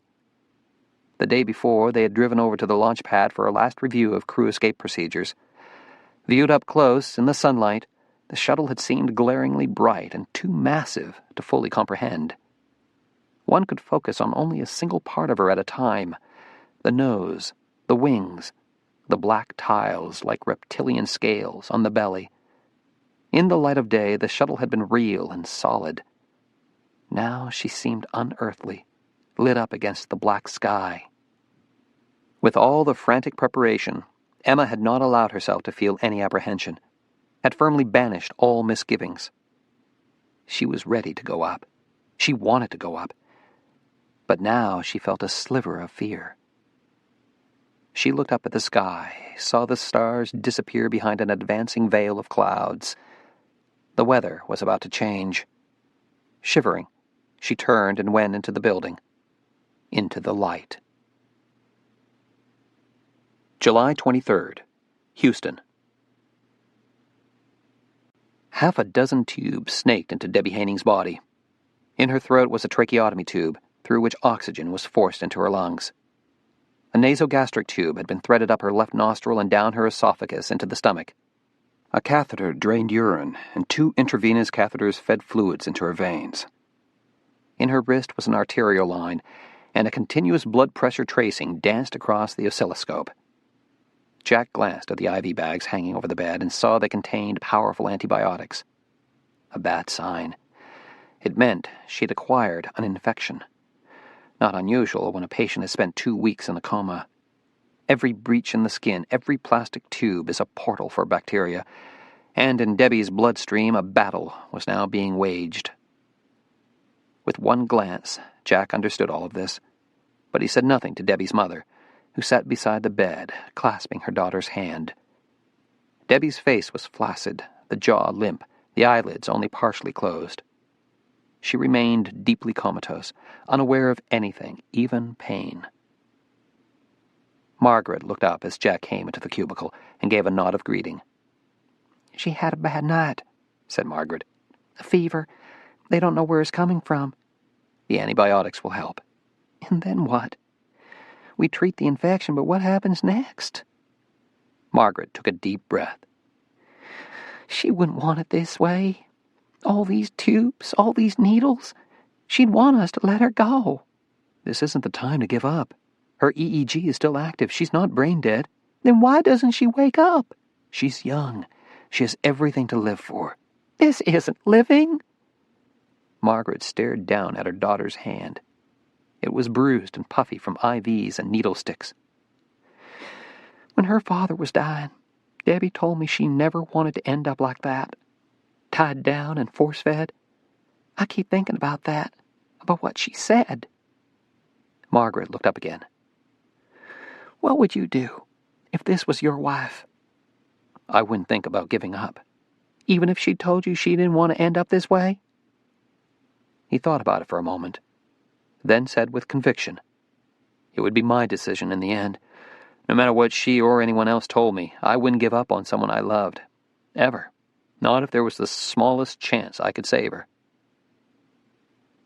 His words offered no comfort to Margaret. He didn't have the right to question her beliefs, her instincts. But she had asked his opinion, and his answer had come from his heart, not his head. Feeling guilty now, he gave Margaret one last pat on the shoulder and left the cubicle. Nature would most likely take the decision out of their hands. A comatose patient with a systemic infection is already on death's threshold. He left the ICU and glumly stepped into the elevator. This was a depressing way to kick off his vacation. First stop, he decided as he stepped off on the lobby level, would be the corner grocery store for a six-pack. An ice-cold beer and an afternoon loading up the sailboat was what he needed right now. It would get his mind off Debbie Haining. "Code Blue SICU, Code Blue SICU." His head snapped up at the announcement over the hospital address system. Debbie, he thought, and dashed for the stairwell. Her SICU cubicle was already crowded with personnel. He pushed his way in and shot a glance at the monitor. Ventricular fibrillation. Her heart was a quivering bundle of muscles, unable to pump, unable to keep her brain alive. "1 amp epinephrine going in now," one of the nurses called out. "Everyone stand back," a doctor ordered, placing the defibrillator paddles on the chest. Jack saw the body give a jolt as the paddles discharged and saw the line shoot up on the monitor, then sink back to baseline. Still in VFib. A nurse was performing CPR, her short blonde hair flipping up with each pump on the chest. Debbie's neurologist, Dr. Salomon, glanced up as Jack joined him at the bedside. "Is the amiodarone in?" asked Jack. "Going in now, but it's not working." Jack glanced at the tracing again. The VFib had gone from coarse to fine, deteriorating toward a flat line. "We've shocked her 4 times, said Solomon. "Can't get a rhythm." "Intracardiac epi?" "We're down to Hail Marys. Go ahead."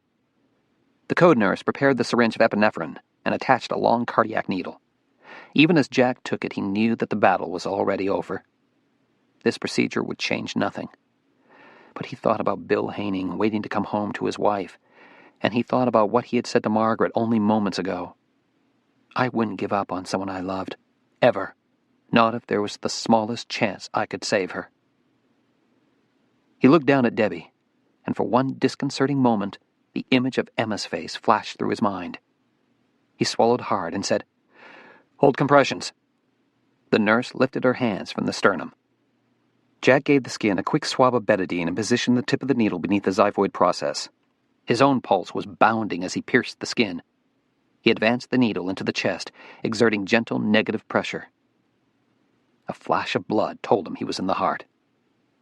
With one squeeze of the plunger, he injected the entire dose of epinephrine and pulled out the needle. "Resume compressions," he said, and looked up at the monitor. "Come on, Debbie. Fight, damn it. Don't give up on us. Don't give up on Bill." The room was silent, everyone's gaze fixed on the monitor. The tracing flattened, the myocardium dying cell by cell. No one needed to say a word. The look of defeat was on their faces. "She is so young," thought Jack. 36 years old. The same age as Emma. It was Dr. Salomon who made the decision. "Let's end it," he said quietly. "Time of death is 11:15. The nurse administering compressions solemnly stepped away from the body. Under the bright cubicle lights, Debbie's torso looked like pale plastic. A mannequin. Not the bright and lively woman Jack had met 5 years ago at a NASA party held under the stars. Margaret stepped into the cubicle. For a moment, she stood in silence, as though not recognizing her own daughter. Dr. Salomon placed his hand on her shoulder and said gently, "It happened so quickly, there is nothing we could do." "You should have been here," said Margaret, her voice breaking. "We tried to keep her alive," said Dr. Salomon. "I'm sorry." "It's Bill I feel sorry for," said Margaret, and she took her daughter's hand and kissed it. "He wanted to be here, and now he'll never forgive himself." Jack walked out of the cubicle and sank into a chair in the nurse's station. Margaret's words were still ringing in his head. He should have been here. He'll never forgive himself. He looked at the phone. And what am I still doing here? he wondered. He took the yellow pages from the ward clerk's desk, picked up the phone, and dialed. Lone Star Travel, a woman answered. I need to get to Cape Canaveral. Chapter 6. Cape Canaveral. Through the open window of his rental car, Jack inhaled the humid air of Merritt Island and smelled the jungle odors of damp soil and vegetation. The gateway to Kennedy Space Center was a surprisingly rural road, slashing through orange groves, past ramshackle donut stands and weed-filled junkyards littered with discarded missile parts. Daylight was fading, and up ahead he saw the taillights of hundreds of cars slowed to a crawl. Traffic was backing up, and soon his car would be trapped in the conga line of tourists searching for parking spots from which to view the morning launch. There was no point trying to work his way through this mess. Nor did he see the point of trying to make it through the Port Canaveral gate. At this hour, the astronauts were asleep anyway. He had arrived too late to say goodbye. He pulled out of traffic, turned the car around, and headed back to Highway A1A, the road to Cocoa Beach. Since the era of Alan Shepard and the original Mercury 7, Cocoa Beach had been party central for the astronauts, a slightly seedy strip of hotels and bars and T-shirt shops stretching along a spit of land trapped between the Banana River to the west and the Atlantic Ocean to the east. Jack knew the strip well, from the Tokyo Steakhouse to the Moonshot Bar. Once he had jogged the same beach where John Glenn used to run. Only 2 years ago he had stood on Jetty Park and gazed across the Banana River at Launchpad 39A. At his shuttle, the bird that was supposed to take him into space. The memories were still clouded by pain. He remembered a long run on a sweltering afternoon, the sudden excruciating stab in his flank, an agony so terrible he was brought to his knees, and then, through a haze of narcotics, the somber face of his flight surgeon gazing down at him in the ER, telling him the bad news. A kidney stone. He had been scrubbed from the mission. Even worse, his future in spaceflight was in doubt. A history of kidney stones was one of the few conditions that could permanently ground an astronaut. Microgravity caused physiologic shifts in body fluids, resulting in dehydration. It also caused bones to leach out calcium. Together, these factors raised the risk of new kidney stones while in space, a risk NASA did not want to take. Though still in the astronaut corps, Jack had effectively been grounded. He had hung on for another year, hoping for a new flight assignment, but his name never again came up. He'd been reduced to an astronaut ghost, condemned to wander the halls of JSC forever in search of a mission. Fast forward to the present. Here he was, back in Canaveral, no longer an astronaut, but just another tourist cruising down A1A, hungry and grumpy, with nowhere to go. Every hotel within 40 miles was booked solid, and he was tired of driving. He turned into the parking lot of the Hilton Hotel and headed for the bar. The place had been spiffed up considerably since the last time he had been here. New carpet, new bar stools, ferns hanging from the ceiling. It used to be a slightly shabby hangout, a tired old Hilton on a tired old tourist strip. There were no 4-star hotels on Cocoa Beach. This was as close as you came to luxury digs. He ordered a scotch and water and focused on the TV above the bar. It was tuned to the official NASA channel, and the shuttle Atlantis was on the screen, aglow with floodlights, ghostly vapor rising around it. Emma's ride into space. He stared at the image, thinking of the miles of wiring inside that hull, the countless switches and data buses, the screws and joints and O-rings. Millions of things that could go wrong.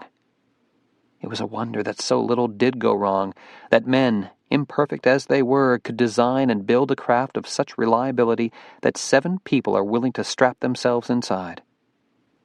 Please let this launch be one of the perfect ones, he thought. A launch where everyone has done their job right and not a screw is loose. It has to be perfect, because my Emma will be aboard. A woman sat down on the bar stool beside him and said, "I wonder what they're thinking now." He turned to look at her, his interest momentarily captured by a glimpse of thigh. She was a sleek and sunny blonde, with one of those blandly perfect faces whose features one forgets within an hour of parting. "What, who's thinking?" he asked. "Oh, the astronauts. I wonder if they're thinking, 'Oh, shit, what'd I get myself into?'" He shrugged and took a sip of scotch. "Yeah, they're not thinking anything right now. They're all asleep." "Oh, I wouldn't be able to sleep." Their circadian rhythms completely readjusted. They probably went to bed 2 hours ago. "No, I mean, I wouldn't be able to sleep at all. I'd be lying awake thinking up ways to get out of it." He laughed. "I guarantee you, if they're awake, it's because they can't wait to climb on board that baby and blast off." She looked at him curiously. "You're with the program, aren't you?" Was. Astronaut Corps. "Not now?" He lifted the drink to his lips, felt the ice cubes clink sharply against his teeth. "I retired." Setting down his empty glass, he rose to his feet and saw disappointment flash in the woman's eyes. He allowed himself a moment's consideration of how the rest of the evening could go were he to stay and continue the conversation. Pleasant company. The promise of more to follow. Instead, he paid his bar tab and walked out of the Hilton. At midnight, standing on the beach at Jetty Park, he gazed across the water toward Pad 39B. "I'm here," he thought. "Even if you don't know it, I'm with you." He sat down on the sand and waited for dawn. July 24th, Houston.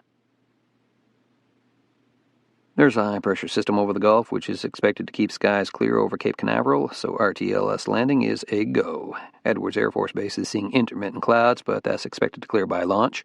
TAL site in Zaragoza, Spain is still current and forecast go. TAL site in Moron, Spain is also current and go. Ben Guerir, Morocco is experiencing high winds and sandstorms, and at this time is not a viable TAL site.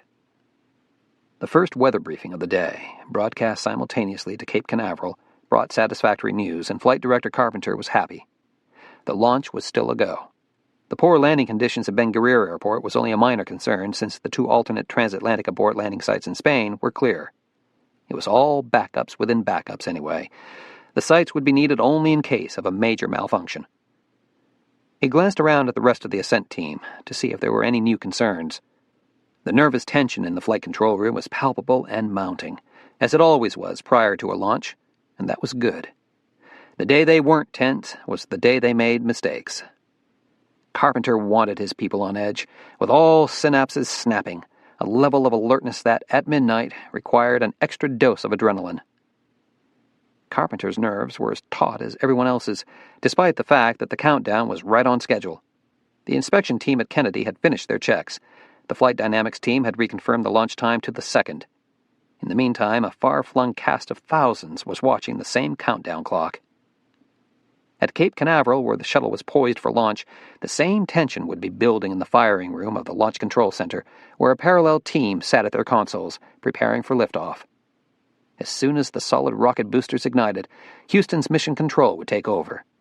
Though thousands of miles apart, the 2 control rooms in Houston and Canaveral were so closely interconnected by communications, they might as well have been located in the same building. In Huntsville, Alabama, at Marshall Space Flight Center, research teams were waiting for their experiments to be launched. 160 miles north-northeast of Cape Canaveral, Navy ships waited at sea to recover the solid rocket boosters, which would separate from the shuttle after burnout. At contingency landing sites and tracking stations around the world, from NORAD in Colorado to the International Airfield at Banjul, Gambia, men and women watched the clock. And at this moment, 7 people are preparing to place their lives in our hands. Carpenter could see the astronauts now on closed-circuit TV as they were helped into their orange launch and entry suits. The images were live from Florida, but without audio. Carpenter found himself pausing for a moment to study their faces. Though none of them revealed a trace of fear, he knew it had to be there, beneath their beaming expressions. The racing pulse, the zing of nervousness.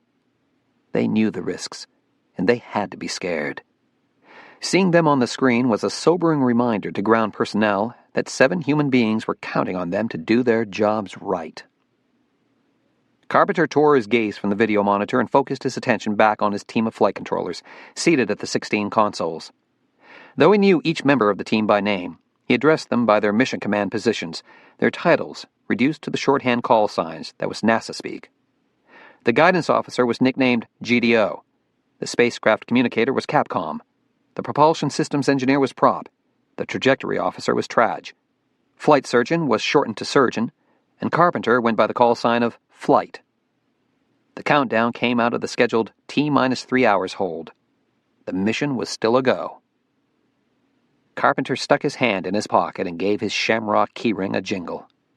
It was his private good luck ritual. Even engineers have their superstitions. Let nothing go wrong, he thought. Not on my watch. Cape Canaveral. The Astrovan ride from the O&C building to Launchpad 39B took 15 minutes. It was a strangely silent ride. None of the crew saying much. Just a half hour before, while suiting up, they had been joking and laughing in that sharp and electric tone that comes when one's nerves are raw with excitement.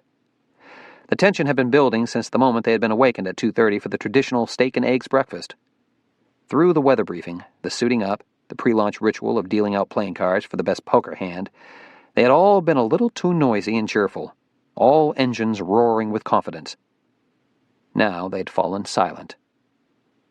The van came to a stop. Chenoweth, the rookie, seated beside Emma, muttered, "I never thought diaper rash would be one of the job hazards." She had to laugh. They were all wearing Depend adult diapers under their bulky flight suits. It would be a long 3 hours until liftoff. With help from the launchpad technicians, Emma stepped out of the van. For a moment, she paused on the pad, gazing up in wonder at the 30-story shuttle, ablaze with spotlights. The last time she'd visited the pad, 5 days ago, the only sounds she'd heard were the sea wind and the birds. Now the spacecraft itself had come to life, rumbling and smoking like a waking dragon, as volatile propellants boiled inside the fuel tank. They rode the elevator up to level 195 and stepped onto the graded catwalk. It was still night, but the sky was washed out by the pad lights, and she could barely get a glimpse of the stars overhead. The blackness of space was waiting. In the sterile white room, technicians in lint-free bunny suits helped the crew one by one through the hatch and into the orbiter. The commander and pilot were seated first. Emma, assigned to mid-deck, was the last to be assisted. She settled back into her padded seat, buckle secured, helmet in place, and gave a thumbs up. The hatch swung shut, closing the crew off from the outside. Emma could hear her own heartbeat. Even through the air-to-ground voice checks chattering over her comm unit, through the gurgles and groans of the awakening shuttle, the thud of her own heart came through in a steady drumbeat. As a mid-deck passenger, she had little to do in the next 2 hours but sit and think. The pre-flight checks would be conducted by the flight deck crew. She had no view of the outside, nothing to stare at except the stowage area and food pantry. Outside, dawn would soon light the sky, and pelicans would skim the surf at Playa Linda Beach. She took a deep breath and settled back to wait. Jack sat on the beach and watched the sun come up. He was not alone in Jetty Park. The sightseers had been gathering since before midnight, the arriving cars forming an endless line of headlights creeping along the Beeline Expressway, some peeling north toward Merritt Island Wildlife Refuge, the others continuing across the Banana River to the city of Cape Canaveral. The viewing would be good from either location. The crowd around him was in a holiday mood, with beach towels and picnic baskets. He heard laughter and loud radios and the bawling of sleepy children. Surrounded by that swirl of celebrants, he was a silent presence, a man alone with his thoughts and fears. As the sun cleared the horizon, he stared north toward the launch pad.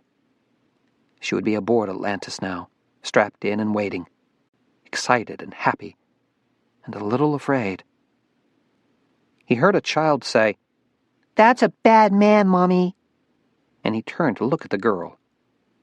They gazed at each other for a moment, a tiny blonde princess locking eyes with an unshaven and very disheveled man. The mother snatched the girl into her arms and quickly moved to a safer spot on the beach. Jack gave a wry shake of his head and once again turned his gaze northward, toward Emma. Houston. The flight control room had turned deceptively quiet. It was 20 minutes till launch. Time to confirm it was still a go. All the backroom controllers had completed their systems checks, and now the front room was ready to be polled. In a calm voice, Carpenter went down the list, requesting verbal confirmation from each front room controller. "Fido?" asked Carpenter. "Fido is go," said the flight dynamics officer. "Guido? Guidance is go. Surgeon? Surgeon is go. DPS? Data processing is go." When Carpenter had polled them all and received affirmatives from all, he gave a brisk nod to the room. "Houston, are you go?" asked the launch director in Cape Canaveral. "Mission control is go," affirmed Carpenter. The launch director's traditional message to the shuttle crew was heard by everyone at Houston's mission control. "Atlantis, you are a go from all of us at the Cape. Good luck and Godspeed." "Launch control, this is Atlantis," they heard Commander Vance respond. "Thanks for getting this bird ready to fly." Cape Canaveral. Emma closed and locked her visor and turned on her oxygen supply. 2 minutes till liftoff. Cocooned and isolated in her suit, she had nothing to do but count the seconds. She felt the shudder of the main engines gimballing into launch position. T-minus 30 seconds. The electrical link to ground control was now severed, and the onboard computers took control. Her heart accelerated, the adrenaline roaring through her veins. As she listened to the countdown, she knew, second by second, what to expect, could see in her mind's eye the sequence of events that were now playing out. At T-minus 8 seconds, thousands of gallons of water were dumped beneath the launch pad to suppress the roar of the engines. At T-minus 5, the onboard computers opened the valves to allow liquid oxygen and hydrogen to travel into the main engines. She felt the shuttle jerk sideways as the 3 main engines ignited, the spacecraft straining against the bolts that still harnessed it to the launch pad. 4, 3, 2. The point of no return. She held her breath, hands gripped tight as the solid rocket boosters ignited. The turbulence was bone-shaking, the roar so painfully loud she could not hear communications through her headset. She had to clamp her jaws shut to stop her teeth from slamming together. Now she felt the shuttle roll into its planned arc over the Atlantic, and her body was shoved back against the seat by the acceleration to 3 Gs. Her limbs were so heavy she could barely move them, the vibration so violent it seemed the orbiter would surely fly apart into pieces. They were at max Q, the peak of turbulence, and Commander Vance announced he was throttling back the main engines. In less than a minute, he would throttle up again to full thrust. As the seconds ticked by, as the helmet rattled around her head and the force of liftoff pressed like an unyielding hand against her chest, she felt a fresh lick of apprehension. This was the point during launch when Challenger had exploded. Emma closed her eyes and remembered the simulation with Hazel 2 weeks ago. They were now approaching the point where everything in the sim had started to go wrong, where they'd been forced into an RTLS abort, and then Kitteridge had lost control of the orbiter. This was a critical moment in the launch, and there was nothing she could do but lie back and hope that real life was more forgiving than a simulation. Over the headset, she heard Vance say, "Control, this is Atlantis, throttling up." "Roger, Atlantis. Throttle up." Jack stood with his gaze cast skyward, his heart in his throat, as the shuttle lifted into the sky. He heard the crackling of the solid rocket boosters as they spewed out twin fountains of fire. The trail of exhaust climbed higher, sketched by the glinting pinpoint of the shuttle. All around him the crowd burst out in applause. A perfect launch, they all thought. But Jack knew there were too many things that could still go wrong. Suddenly he was frantic that he'd lost track of the seconds. How much time had elapsed? Had they passed through max Q? He shielded his eyes against the morning sunlight, straining to see Atlantis, but able to make out only the plume of exhaust. Already the crowd had started to drift back to their cars. He remained frozen, waiting in dread. He saw no terrible explosion, no black smoke, no nightmare. Atlantis had safely escaped the Earth and was now hurtling through space. He felt tears trickle down his cheeks, but he didn't bother to wipe them away. He let them fall as he continued to gaze at the sky, at the dissipating trail of smoke that marked his wife's ascent into the heavens. The Station. Chapter 7. July 25th, Beatty, Nevada. Sullivan Obie awakened with a groan to the sound of the ringing telephone. His head felt as if cymbals were banging on it, and his mouth tasted like an old ashtray. He reached for the phone and accidentally knocked it off the cradle. The loud thud made him wince with pain. Forget it, he thought, and turned away, burrowing his face into a nest of tangled hair. A woman? Squinting against the morning light, he confirmed that there was indeed a woman lying in bed with him. A blonde, snoring. He closed his eyes, hoping that if he just went back to sleep, she would be gone when he woke up again. But he could not sleep now, not with the voice yelling from the fallen receiver. He fished around at the side of the bed and found the phone. "What, Bridget?" he said. "What?" "Why aren't you here?" Bridget demanded. "'Cause I'm in bed." "It's 10:30. Hello? Meeting with the new investors? I might as well warn you Casper is wavering between crucifixion and strangulation." The investors. Shit. Sullivan sat up and clutched his head, waiting for the dizziness to pass. "Look, just leave the bimbo and get over here," said Bridget.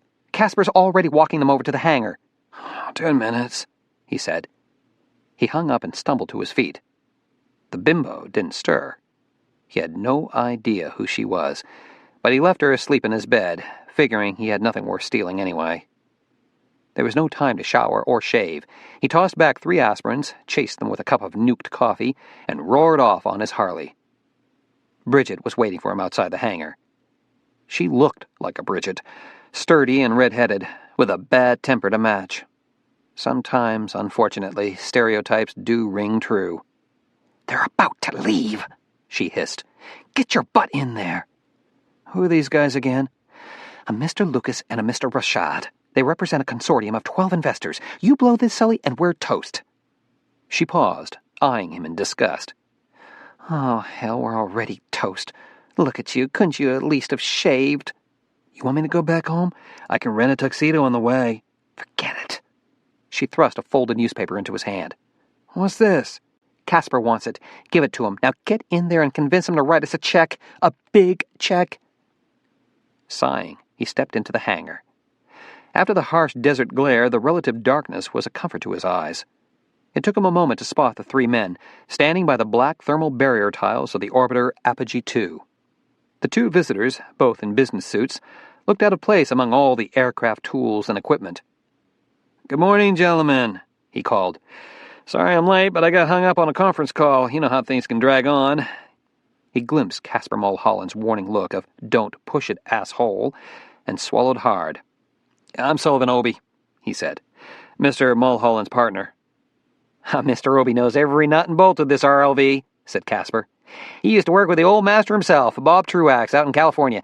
In fact, he can explain the system better than I can. Around here, we call him our Obi-Wan." The 2 visitors merely blinked. It was not a good sign when the universal language of Star Wars failed to elicit a smile. Sullivan shook hands, first with Lucas, then with Rashad, grinning broadly even as his hopes sank, even as he felt a surge of resentment toward these 2 well-dressed gentlemen whose money he and Casper so desperately needed. Apogee Engineering, their baby, the dream they had nurtured for the past 13 years, was about to go under, and only a fresh infusion of cash from a new set of investors could save it. He and Casper had to make the sales pitch of their lives. If it didn't work, they might as well pack up their tools and sell off the orbiter as a carnival ride. With a flourish, Sullivan waved his arm at Apogee 2, which looked less like a rocket plane and more like a fat fireplug with windows. "I know she may not look like much," he said, "but what we've built here is the most cost-effective and practical reusable launch vehicle now in existence. She uses an assisted SSTO launch system. After vertical takeoff, upon climbing to 12 kilometers, pressure-fed rockets accelerate the vehicle to a Mach 4 staging point at low dynamic pressures. This orbiter is fully reusable and weighs only 8.5 tons. It fulfills the principles we believe are the future of commercial space travel. Smaller, faster, cheaper. What sort of lift engine do you use? Asked Rashad. Rybinskar D-38 air-breathing engines imported from Russia. Why Russian?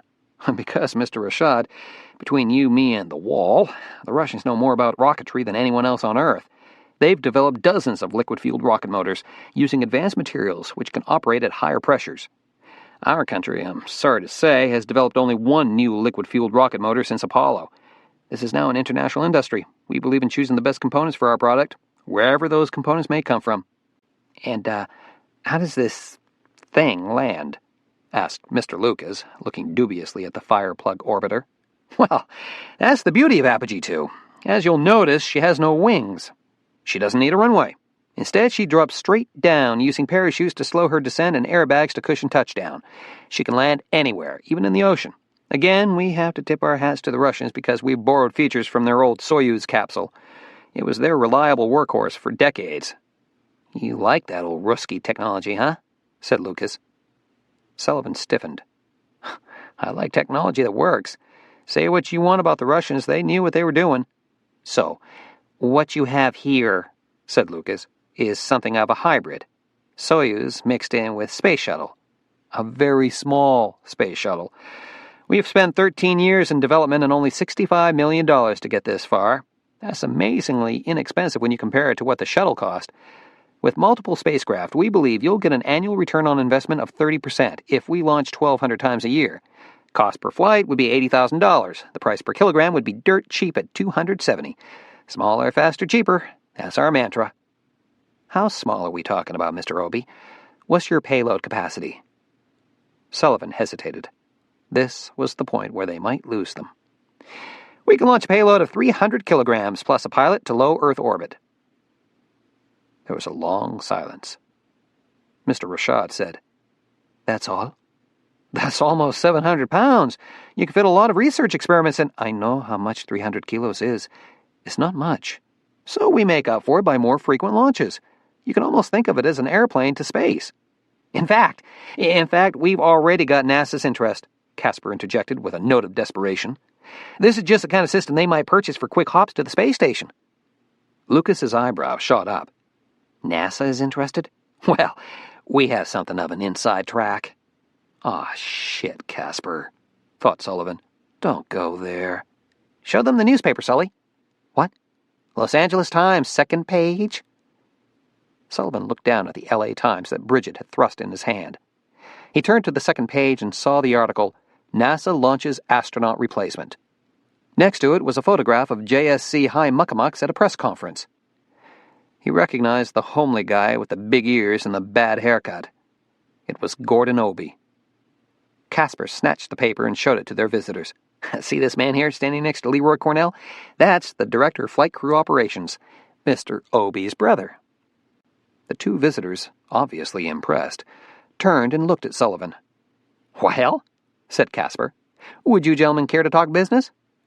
We might as well tell you this up front, said Lucas. Mr. Rashad and I have already taken a look at what other aerospace companies have in development. We've looked over the Kelly Astroliner, the Roton, the Kistler K-1. We were impressed by all of them, especially the K-1, but we figured we should give your little company a chance to make a pitch as well. Your little company. Fuck this, thought Sullivan. He hated begging for money, hated getting down on his knees before stuffed shirts. This was a hopeless campaign.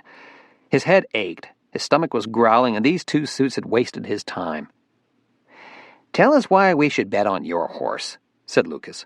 What makes Apogee our best choice? Frankly, gentlemen, I don't think we are your best choice, Sullivan answered bluntly, and he turned and walked away. Excuse me, said Casper, and he went chasing after his partner. Sully, he whispered, what the hell are you doing? These guys aren't interested in us. You heard them. They love the K-1. They want big rockets to match their dicks. Don't screw this up. Go back and talk to them. Why? They're not writing us any checks. We lose them. We lose everything. We've already lost. No, No, you can sell this to them. All you have to do is tell the truth. Tell them what we really believe, because you know and I know we've got the best. Sullivan rubbed his eyes. The aspirin was wearing off, and his head pounded. He was sick of begging. He was an engineer and a pilot, and he'd happily spend the rest of his life with his hands blackened by engine grease. But it would not happen, not without new investors, not without new cash. He turned and walked back to the visitors. To his surprise, both men seemed to regard him with wary respect. Perhaps because he had told the truth. "Okay," said Sullivan, emboldened by the fact he had nothing to lose. He might as well go down like a man. "Here's the deal. We can back up everything we've said with one simple demonstration. Are the other companies ready to launch at the drop of a hat? No, they are not. They need preparation time." He sneered. "Months and months of it, but we can launch any time. All we need to do is load this baby onto its booster and we can shoot her up to low Earth orbit. Now we can set her up to hot dog the space station, so give us a date. Tell us when you want liftoff and we'll do it." Casper turned as white as a ghost, and not a friendly one. Sullivan had just taken them so far out on a limb they were clawing at thin air. Apogee 2 hadn't been tested yet. She had been sitting in this hangar for over 14 months, gathering dust while they scrounged for money. On this, her maiden voyage, Sully wanted to launch her all the way to orbit? "In fact, I'm so confident she'll pass muster," said Sullivan, raising the stakes even higher. "I'll ride in the pilot's seat myself." Casper clutched his stomach. That's just a figure of speech, gentlemen. She can be flown perfectly well, unmanned, but there's no real drama in that," said Sullivan. "Let me take her up. It'll make it more interesting for everyone. What do you say?" "I say you're out of your fucking mind," Casper's eyes told him. The two businessmen exchanged looks, a few whispered words. Then Lucas said, "We'd be very interested in a demonstration. It will take us time to round up all our partners, coordinate travel schedules, so let's say, a month? Can you do it?" They were calling his bluff. Sullivan merely laughed. "A month? No problem." He looked at Casper, who now had his eyes closed as though in pain. "We'll be in touch," said Lucas, and turned toward the door. "The one last question, if I may," said Mr. Rashad. He pointed to the orbiter. "I notice the name on your prototype is Apogee 2. Is there an Apogee 1? Casper and Sullivan looked at each other. Yes," said Casper. "There was." "And what happened to her?" Casper went mute. What the hell, thought Sullivan. Telling the truth seemed to work with these guys. He might as well do it again. "She crashed and burned," he said, and walked out of the hangar. Crashed and burned. That was the only way to describe what had happened on that cold, clear morning a year and a half ago. The morning his dreams had crashed and burned as well. Sitting at his battered desk in the company office, nursing his hangover with a cup of coffee, he couldn't help replaying every painful detail of that day. The busload of NASA officials pulling up at the launch site, his brother, Gordy, grinning with pride, the air of celebration among the dozen Apogee employees and the score of investors who had assembled under the tent for pre-launch coffee and donuts. The countdown, the liftoff, everyone squinting up at the sky as Apogee 1 streaked toward the heavens and receded to a glinting pinpoint. Then the flash of light, and it was all over. Afterward, his brother had not said very much, barely a few words of condolence. But that's how it was with Gordon. All their lives, whenever Sullivan screwed up, and it seemed to happen all too often, Gordon would just give that sad and disappointed shake of the head. Gordon was the older brother, the sober and reliable son who had distinguished himself as a shuttle commander. Sullivan had never even made it into the astronaut corps. Though he too was a pilot and an aerospace engineer, things never seemed to go Sullivan's way. If he climbed into the cockpit, that was precisely the moment a wire would short out or a line would rupture. He often thought the words, "Not my fault," should be tattooed on his forehead, because more often than not, it wasn't his fault when things went wrong. But Gordon didn't see it that way. Things never went wrong for him. Gordon thought the concept of bad luck was an excuse to cover up incompetence. "Why don't you call him?" said Bridget. He looked up. She was standing by his desk, her arms crossed like a disapproving schoolteacher's. "Call who?" he asked. "Your brother. Who else? Tell him we're launching the second prototype. Invite him to watch. Maybe he'll bring the rest of NASA." "I don't want anyone from NASA." "Sully, if we impress them, we'll turn this company around." "Like the last time, huh?" "A fluke. We fixed the problem." "So maybe there'll be another fluke." "You're going to jinx us, you know that?" She shoved the phone in front of him. "Call Gordon. If we're going to roll the dice, we might as well bet the whole house." He eyed the phone, thinking about Apogee 1, about how a lifetime of dreams can be vaporized in an instant. "Sully!" "Forget it," he said. "My brother's got better things to do than hang out with losers." And he tossed the newspaper into the rubbish can. July 26th. Aboard Atlantis. "Hey, Watson." Commander Vance called down to the middeck. "Come up and take a look at your new home." Emma floated up the access ladder and emerged on the flight deck, right behind Vance's seat. At her first glimpse through the windows, she inhaled a sharp breath of wonder. This was the closest she had ever come to the station. During her first mission, 2.5 years ago, they had not docked with ISS, but had observed it, only from a distance. "Gorgeous, isn't she?" said Vance. "She's the most beautiful thing I've ever seen," Emma said softly. And she was. With her vast solar arrays fanning out from the massive main truss, ISS looked like a majestic sailing ship soaring through the heavens. Built by 16 different countries, the components had been delivered into space on 45 separate launches. It had taken 5 years to assemble her, piece by piece, in orbit. Far more than merely a marvel of engineering, she was a symbol of what man can achieve when he lays down his weapons and turns his gaze skyward. "Now that's a nice piece of real estate," said Vance. "I'd call that a view apartment." "We're right on the R-bar," said shuttle pilot DeWitt. "Nice flying."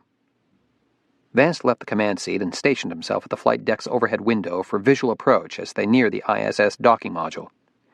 This was the most delicate phase in the complicated process of rendezvous.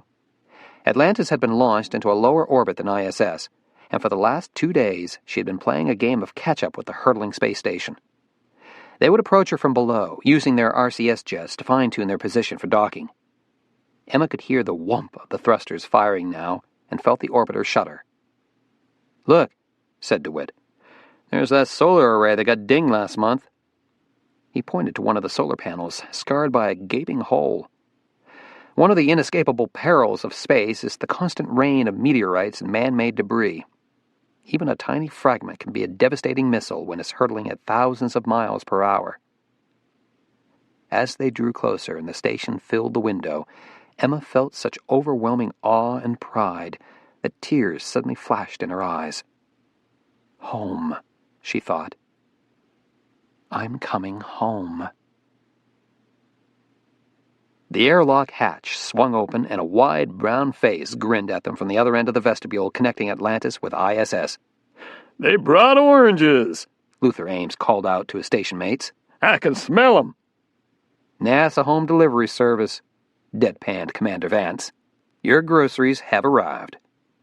Bearing a nylon sack of fresh fruit, Vance floated through Atlantis' airlock into the space station. It had been a perfect docking, with both spacecrafts traveling at a speed of 17,500 miles per hour above the Earth.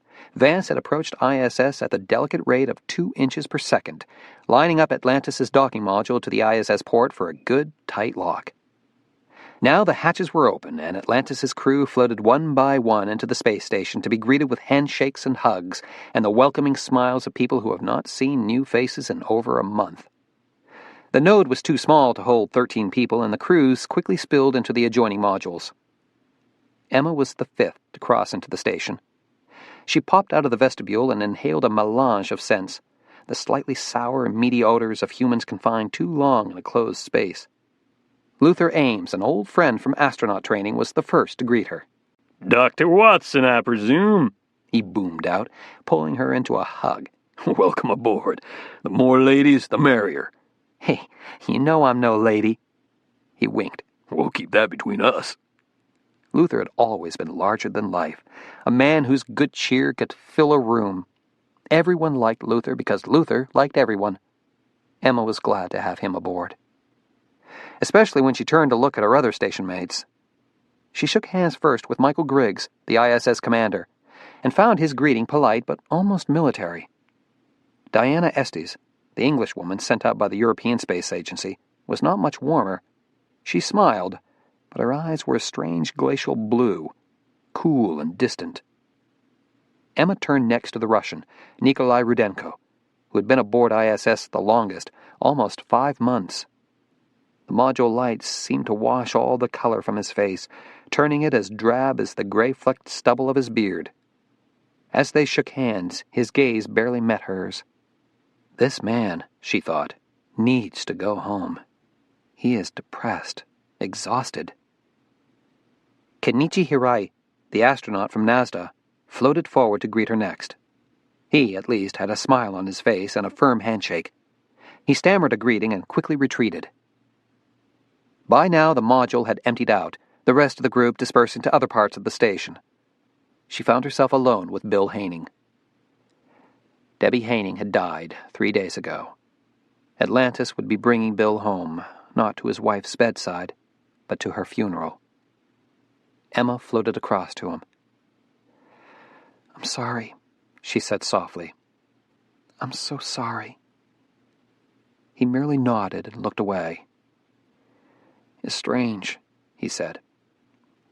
"We always thought if something ever happened, it would happen to me because I'm the big hero in the family, one who takes all the risks. It never occurred to us that she would be the one." He took a deep breath. She saw that he was fighting to maintain his composure, and she knew this was not the time for words of sympathy. Even a gentle touch might destroy his fragile control over his emotions. "Well, Watson," he finally said, "I guess I should be the one to show you the ropes, since you'll be taking on my load." She nodded. "Whenever you're ready, Bill."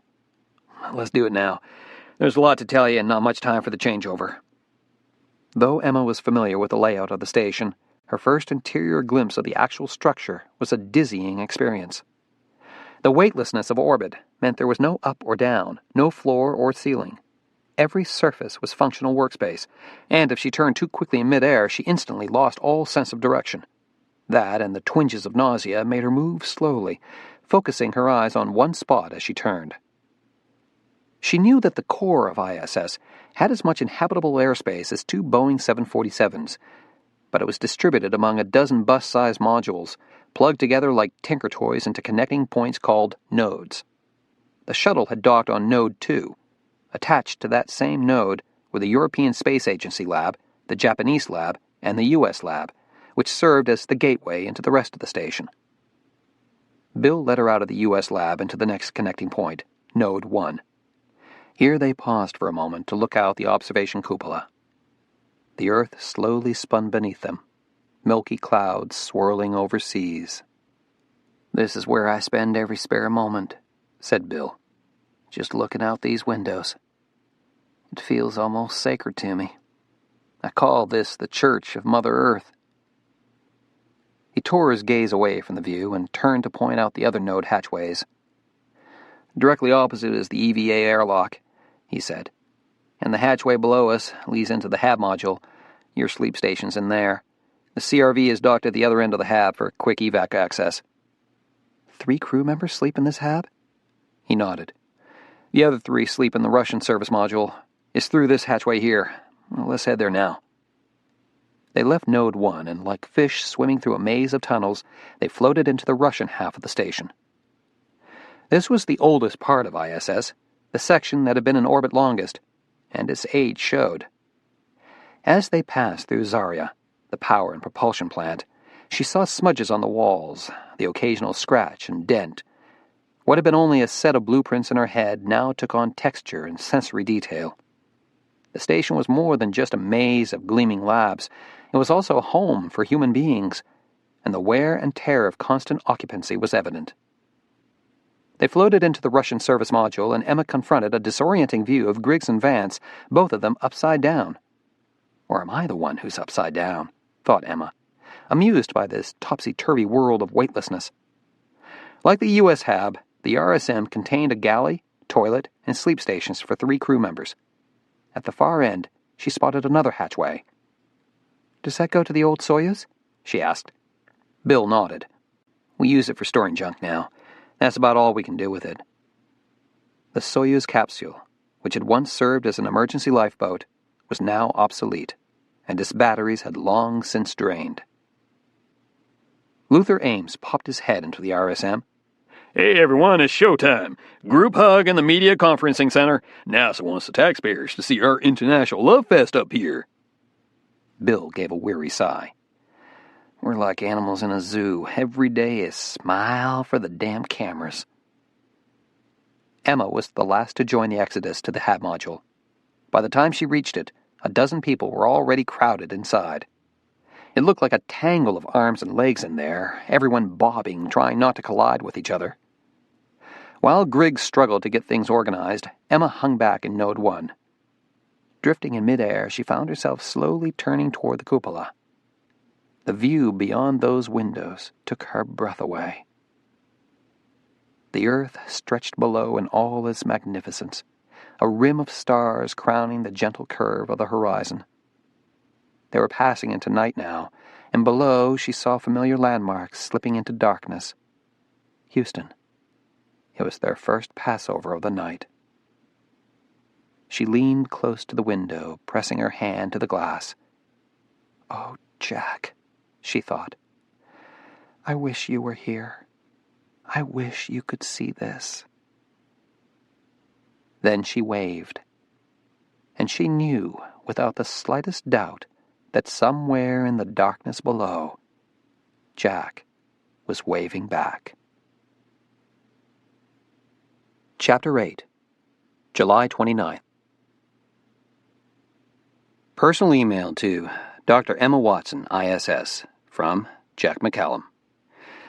"Like a diamond in the sky, that's what you look like from down here. Last night I stayed up to watch you pass over, gave you a big wave. This morning on CNN, you were being touted as Ms. Right Stuff. Girl astronaut blasts off, doesn't chip a nail. Or something equally hokey. They interviewed Woody Ellis and Leroy Cornell, and both of them were beaming like proud daddies. Congratulations. You're America's sweetheart. Vance and crew made a picture-perfect landing. Blood-sucking reporters were all over poor Bill when he arrived in Houston. I caught a glimpse of him on TV. He looks like he's aged 20 years. Services for Debbie are this afternoon. I'll be there. Tomorrow I'll be sailing on the Gulf. Em, I got the divorce papers today, and I'll be honest with you. It doesn't feel good. But then I guess it's not supposed to, is it? Anyway, they're ready for us to sign. Maybe now that it's finally over, we can get back to being friends again. The way we used to be. Jack. P.S. Humphrey's a little shit. You owe me a new couch. Personal email to Jack McCallum, from Emma Watson. America's sweetheart? Please.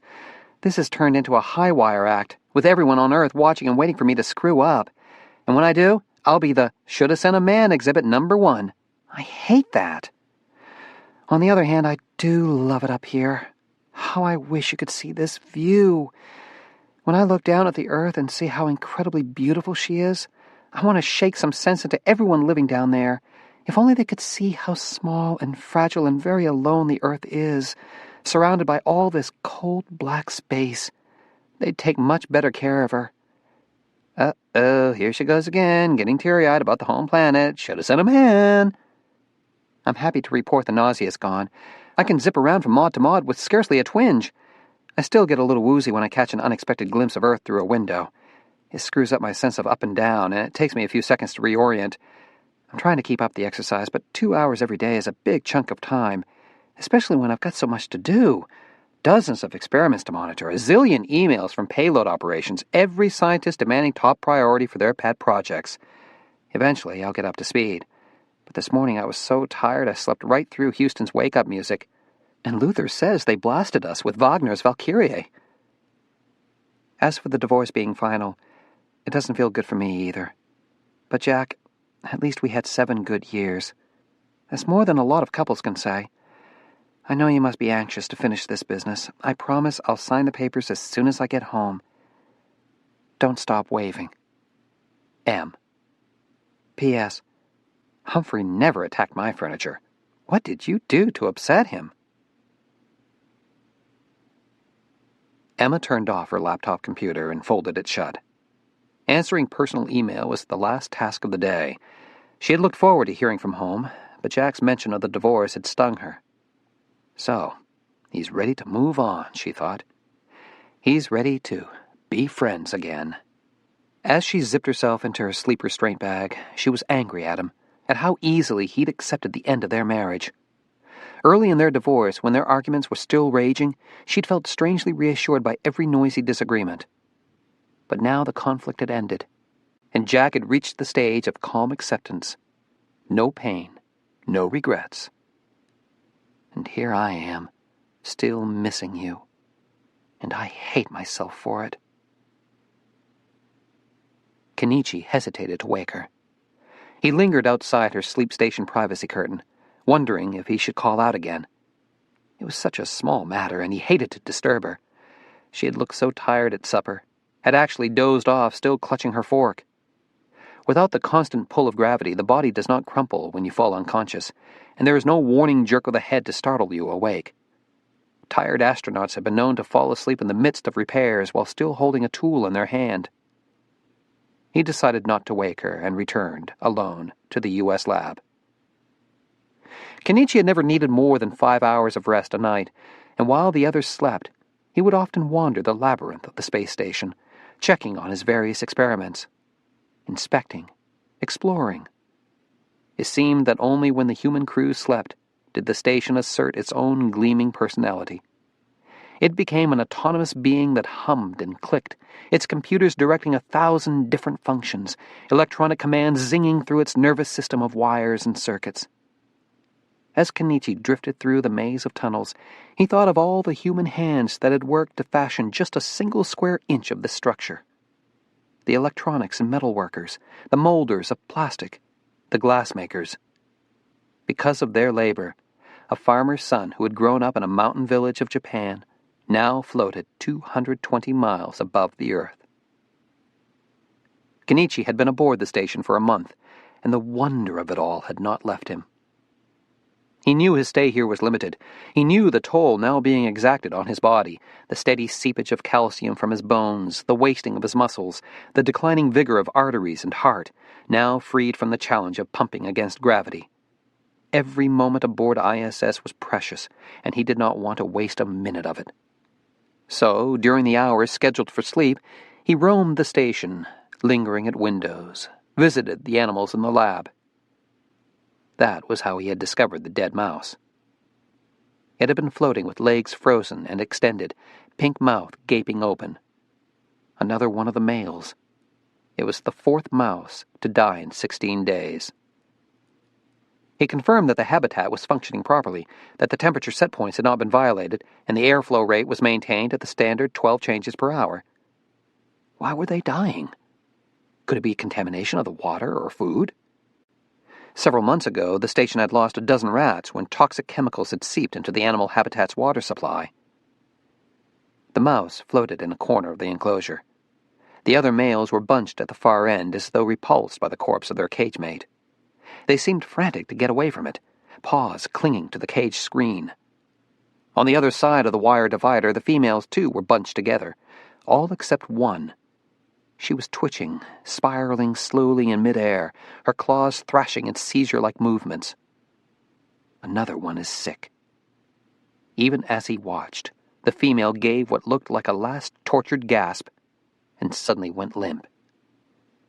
The other females bunched even tighter, a panicked mass of writhing white fur. He had to remove the corpses before the contagion, if it was a contagion, spread to the other mice. He interfaced the habitat to the life sciences glove box, snapped on latex gloves, and inserted his hands through the rubber dams. Reaching first into the male side of the enclosure, he removed the corpse and bagged it in plastic. Then he opened the female's enclosure and reached in for the second dead mouse. As he removed it, a flash of white fur shot out past his hand. One of the mice had escaped into the glove box. He snatched her in midair, and almost immediately released her when he felt the sharp nip of pain. She had bitten right through the glove. At once he pulled his hands out of the box, quickly peeled off the gloves, and stared at his finger. A drop of blood welled up, the sight of it so unexpected he felt nauseated. He closed his eyes, berating himself. This was nothing, barely a prick. The mouse's rightful vengeance for all those needles he had stuck in them. He opened his eyes again, but the nausea was still there. I need to rest, he thought. He recaptured the struggling mouse and thrust it into the cage. Then he removed the 2 bagged corpses and placed them in the refrigerator. Tomorrow he'd deal with the problem. Tomorrow, when he felt better. July 30th. I found this one dead today, said Kenichi. It is number 6. Emma frowned at the mice in the animal habitat. They were housed in a divided cage, the males separated from the females only by a wire barrier. They shared the same air, the same food and water supply. On the male side, a dead mouse floated motionless, limbs extended and rigid. The other males were clustered at the opposite end of the enclosure, scrabbling at the screen as though frantic to escape. "You've lost 6 mice in 17 days?" said Emma. 5 males, 1 female. Emma studied the remaining live animals for signs of illness. They all appeared alert, their eyes bright, with no mucus discharge from their nostrils. "First, let's get this dead one out," she said. "Then we'll take a close look at the others." Using the glove box, she reached into the cage and removed the corpse. It was already in rigor mortis, the legs stiff, the spine inflexible. The mouth was partly open, and the tip of the tongue protruded in a soft flap of pink. It was not unusual for lab animals to die in space. On one shuttle flight in 1998, there had been almost 100% mortality among newborn rats. Microgravity was an alien environment, and not all species adapted well. Prior to launch, these mice would have been screened for a number of bacteria, fungi, and viruses. If this was an infection, then they had picked it up while aboard ISS. She put the dead mouse in a plastic pouch, changed gloves, and reached into the enclosure for one of the live mice. It squirmed with great vigor, showing no signs of illness. The only unusual feature was a tattered ear that had been chewed by its cage mates. She flipped it over to look at its belly and gave an exclamation of surprise. "This is a female," she said. What? "You had a female in the male enclosure." Kenichi leaned close to peer through the glove box window at the mouse's genitals. The evidence was plain to see. His face flushed deep red with embarrassment. "Last night," he explained. "She bit me. I put her back in a hurry." Emma gave him a sympathetic smile. "Well, the worst that can happen is an unexpected baby boom." Kenichi slipped on gloves and inserted his hands in the second pair of glove box armholes. "I make the mistake," he said. "I fix it." Together they examined the rest of the mice in the enclosure, but found no other misplaced specimens. All appeared healthy. "This is very strange," said Emma. "If we're dealing with contagious disease, there ought to be some evidence of infection." "Watson?" a voice called over the module intercom. "In the lab, Griggs," she answered. "You've got priority email from payloads." "I'll get it now." She sealed off the animal enclosure and said to Kenichi, "Let me check my message. Why don't you take out the dead mice you put in cold storage? We'll look at them." He nodded and floated across to the refrigerator. At the workstation computer, she called up her priority email. To Dr. Emma Watson, from Helen Koenig, Principal Investigator. Experiment CCU number 23, Archeon cell culture. Message: Immediately abort this experiment. Latest specimens returned by Atlantis show fungal contamination. All Archeon cultures, along with the containers holding them, should be incinerated in onboard crucible and the ashes jettisoned. Emma read and reread the message on the screen. Never before had she received such a strange request. Fungal contamination was not dangerous. To incinerate the cultures seemed a drastic overreaction. She was so preoccupied by this puzzling request, she paid no attention to Kenichi, who was taking the dead mice out of the refrigerator. Only when she heard him gasp did she turn to look at him. At first, all she saw was his shocked face, splattered with a foul slurry of entrails. Then she looked at the plastic bag that had just burst open. In his horror, he had released it, and it floated free, hanging in the air between them. "What is that?" she said. He said in disbelief, "The mouse." But it was not a dead mouse she saw in the bag. It was a mass of disintegrated tissue, a putrefied gumbo of flesh and fur that even now was leaking out foul-smelling globules. Biohazard. She shot the length of the module to the caution and warning panel and hit the button to shut off airflow between modules. Kenichi had already opened the emergency rack and pulled out 2 filter masks. He tossed one to her, and she clapped it over her nose and mouth. They didn't need to exchange a word. They both knew what had to be done. Quickly, they closed the hatches on either end of the module, effectively isolating the lab from the rest of the station. Then Emma took out a biocontainment bag and carefully moved toward the drifting bag of liquefied flesh. Surface tension had bound the liquids together in one globule. If she was careful not to stir the air, she could trap it in the bag without scattering droplets. Gently, she lowered the containment bag over the free-floating specimen and quickly sealed it off. She heard Kenichi give a sigh of relief. Hazard contained. "Did it leak into the refrigerator?" she asked. "No, only when I took it out." He wiped his face with an alcohol swab and sealed the swab for safe disposal. "The bag, it was, blown up big, like a balloon." The contents had been under pressure. The process of decomposition releasing gases. Through the plastic containment bag, she could see the date of death on the label. This is impossible, she thought. In just 5 days, the corpse had deteriorated to a black puree of rotted flesh. The bag was cold to the touch, so the refrigerator was functioning. Despite cold storage, something had accelerated the body's decomposition. Flesh-eating streptococcus, she wondered. Or another bacteria, equally destructive. She looked at Kenichi and thought, it splashed him in the eye. "We need to talk to your principal investigator," she said, "the one who sent up these mice." It was only 5 a.m. Pacific Daylight Time, but the voice of Dr. Michael Loomis, principal investigator for the experiment Conception and Gestation in Mice During Spaceflight, was fully alert and obviously concerned. He was speaking to Emma from Ames Research Center in California. Though she couldn't see him, she could picture the man who belonged to this reedy voice, tall, energetic, a man for whom 5 in the morning is a normal part of the workday. "We've been monitoring these animals for over a month," said Loomis. "It's a relatively low-stress experiment for the animals. We'd planned to mingle the males and females next week in hopes they'd successfully mate and conceive. This research has important applications for long-term spaceflight, planetary colonization. As you can imagine, these deaths are pretty upsetting." "We've already got cultures incubating," said Emma. "All the dead mice appear to be decomposing more quickly than they should. Based on the condition of the corpses, I'm concerned about Clostridia or Streptococcus infections." "Dangerous bugs like that on the station? Well, that would be a serious problem." "Exactly. Especially in a closed environment like ours. We'd all be vulnerable." "What about autopsying the dead mice?" Emma hesitated. "We're only set up to deal with level 2 contamination up here. Nothing more dangerous. If this is a serious pathogen, I can't afford to risk infecting other animals or people." There was a silence.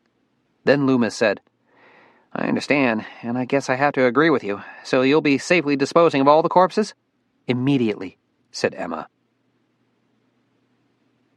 July 31st. For the first time since he'd arrived on ISS, Kenichi could not sleep.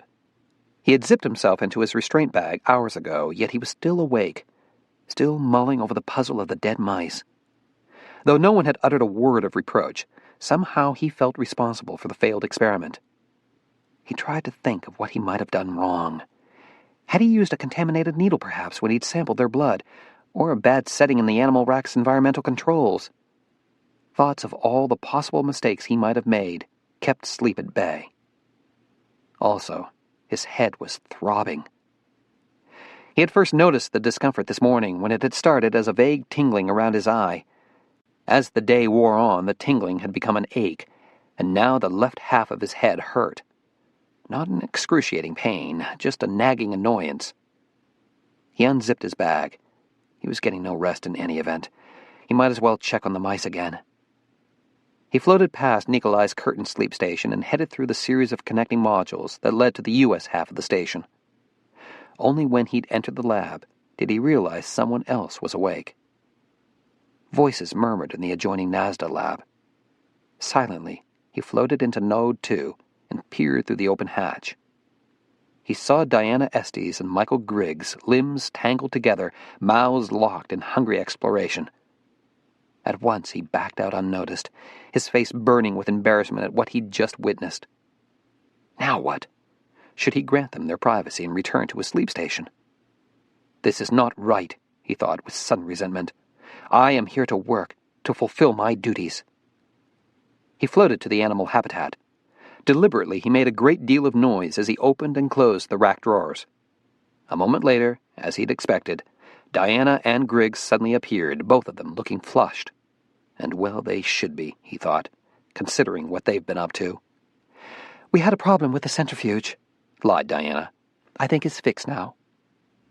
Kenichi merely nodded, betraying no sign that he knew the truth. Diana was cool as ice about it, and that both appalled and angered him. Griggs, at least, had the decency to look a little guilty. Kenichi watched as they floated out of the lab and disappeared through the hatch. Then he turned his attention back to the animal habitat. He peered into the cage. Another mouse was dead. A female. August 1st. Diana Estes calmly held out her arm for the tourniquet and squeezed her hand open and shut several times to plump up her antecubital vein. She did not flinch or look away as the needle pierced her skin. Indeed, Diana was so detached she might have been watching someone else's blood being drawn. Every astronaut was poked and prodded many times during the course of his or her career. At selection screening, they endured multiple blood drawers and physical exams and the most probing of questions.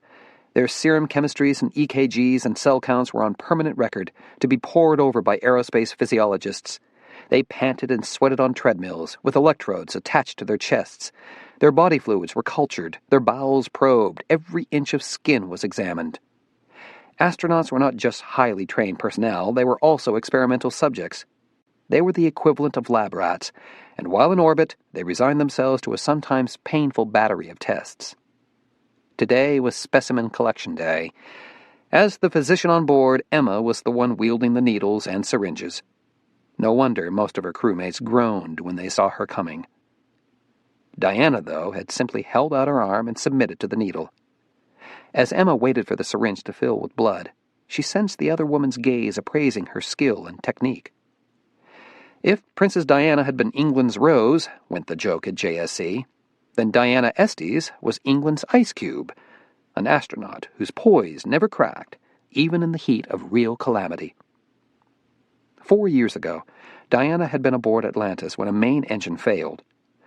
On tapes of the crew transmissions, the voices of the shuttle commander and pilot had risen in alarm as they scrambled to guide the shuttle in a transatlantic abort. But not Diana's voice. She could be heard coolly reading the checklist as Atlantis hurtled to an uncertain landing in North Africa. What had sealed her icy reputation were the biotelemetry readings. On that particular launch, the entire crew had been wired to record their blood pressure and pulse. While the heart rates of everyone else had skyrocketed, Diana's had barely accelerated to a leisurely 96 beats per minute. That's because she's not human, Jack had joked. She's really an android, the first in NASA's newest line of astronauts. Emma had to admit there was something not quite human about the woman. Diana glanced at the puncture site on her arm, saw that the bleeding had stopped, and matter-of-factly turned back to her protein crystal growth experiments. She was indeed almost android perfect, long-limbed and slender, her flawless skin pale to milky white from a month in space. All that plus a genius IQ, according to Jack, who had trained with Diana for the shuttle mission he had never completed. Diana had a doctorate in materials science and had published over a dozen research papers on zeolites, crystalline materials used in petroleum refinement, prior to being accepted into the astronaut program. Now she was the scientist in charge of both organic and inorganic crystals research. On Earth, crystal formation was distorted by gravity.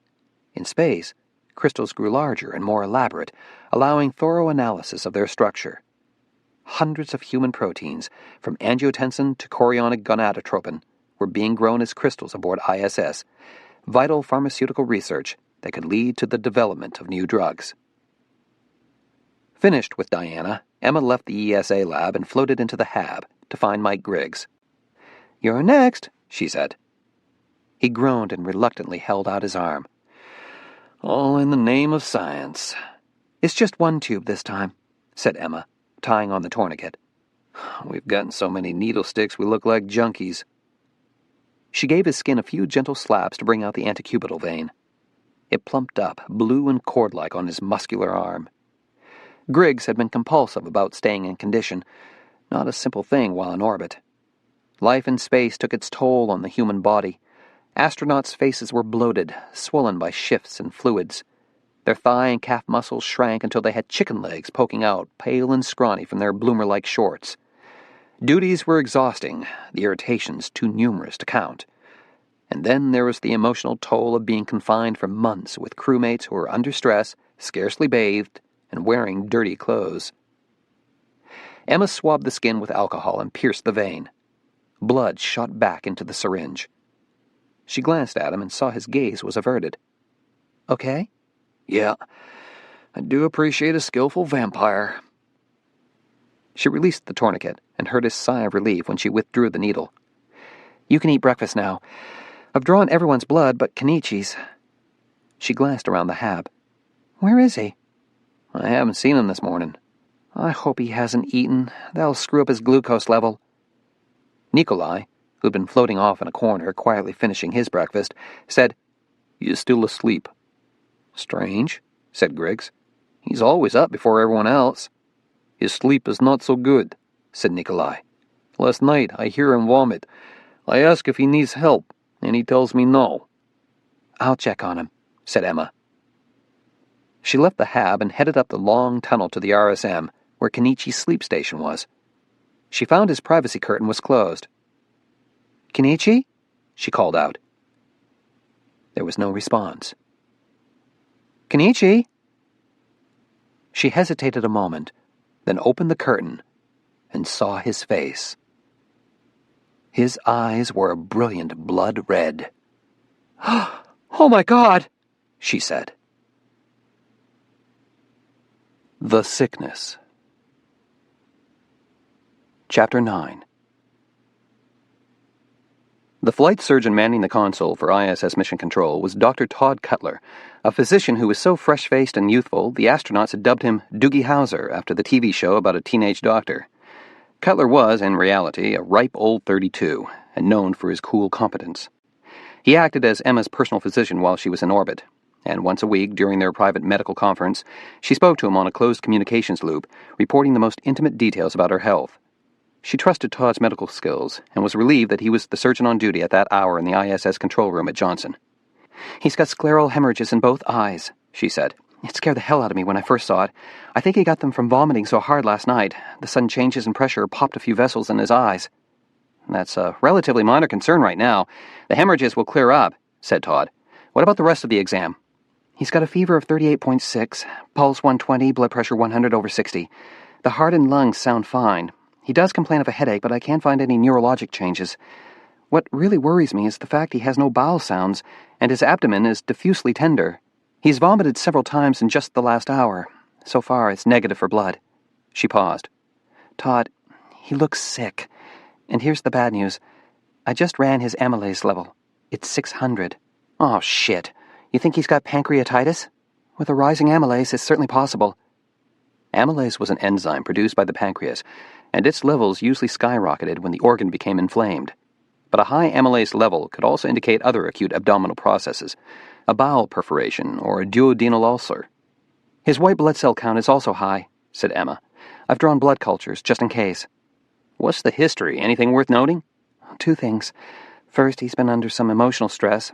One of his experiments is crashing on him, and he feels responsible." "And the second thing?" "He was splashed in the eye 2 days ago, with body fluids from a dead lab mouse." "Tell me more."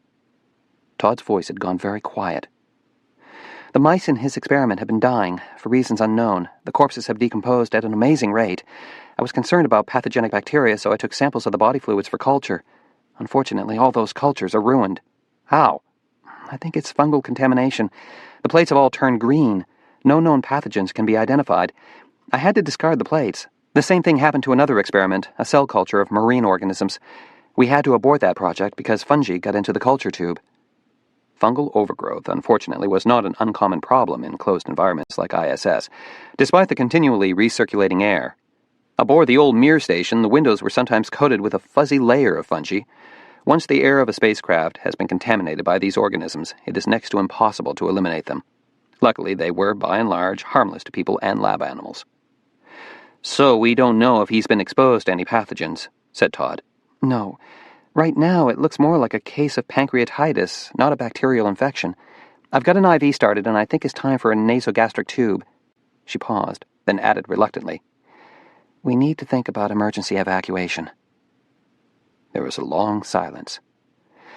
This was the scenario everyone dreaded, the decision no one wanted to make. The crew return vehicle, which remained docked to ISS whenever personnel were aboard, was large enough to evacuate all 6 astronauts. Since the Soyuz capsules were no longer functioning, the CRV was the only escape vehicle on the station. If it left, they would all have to be aborted. For the sake of one sick crew member, they would be forced to abandon ISS, ending hundreds of in-flight experiments. It would be a crippling setback to the station. But there was an alternative. They could wait for the next shuttle flight to evacuate Kenichi. Now it came down to a medical decision. Could he wait? Emma knew NASA was relying on her clinical judgment, and the responsibility weighed heavily on her shoulders. "What about a shuttle evac?" she asked. Todd Cutler understood the dilemma. "We have Discovery on the pad for STS-161, launch minus 15 days, but her mission is classified military, satellite retrieval and repair. 161's crew hasn't been prepping for ISS docking and rendezvous." "What about replacing them with Kitteridge's team? My old crew from 162. They're scheduled to dock here in 7 weeks. They're fully prepared." Emma glanced at Mike Griggs, who was hovering nearby, listening to the conversation.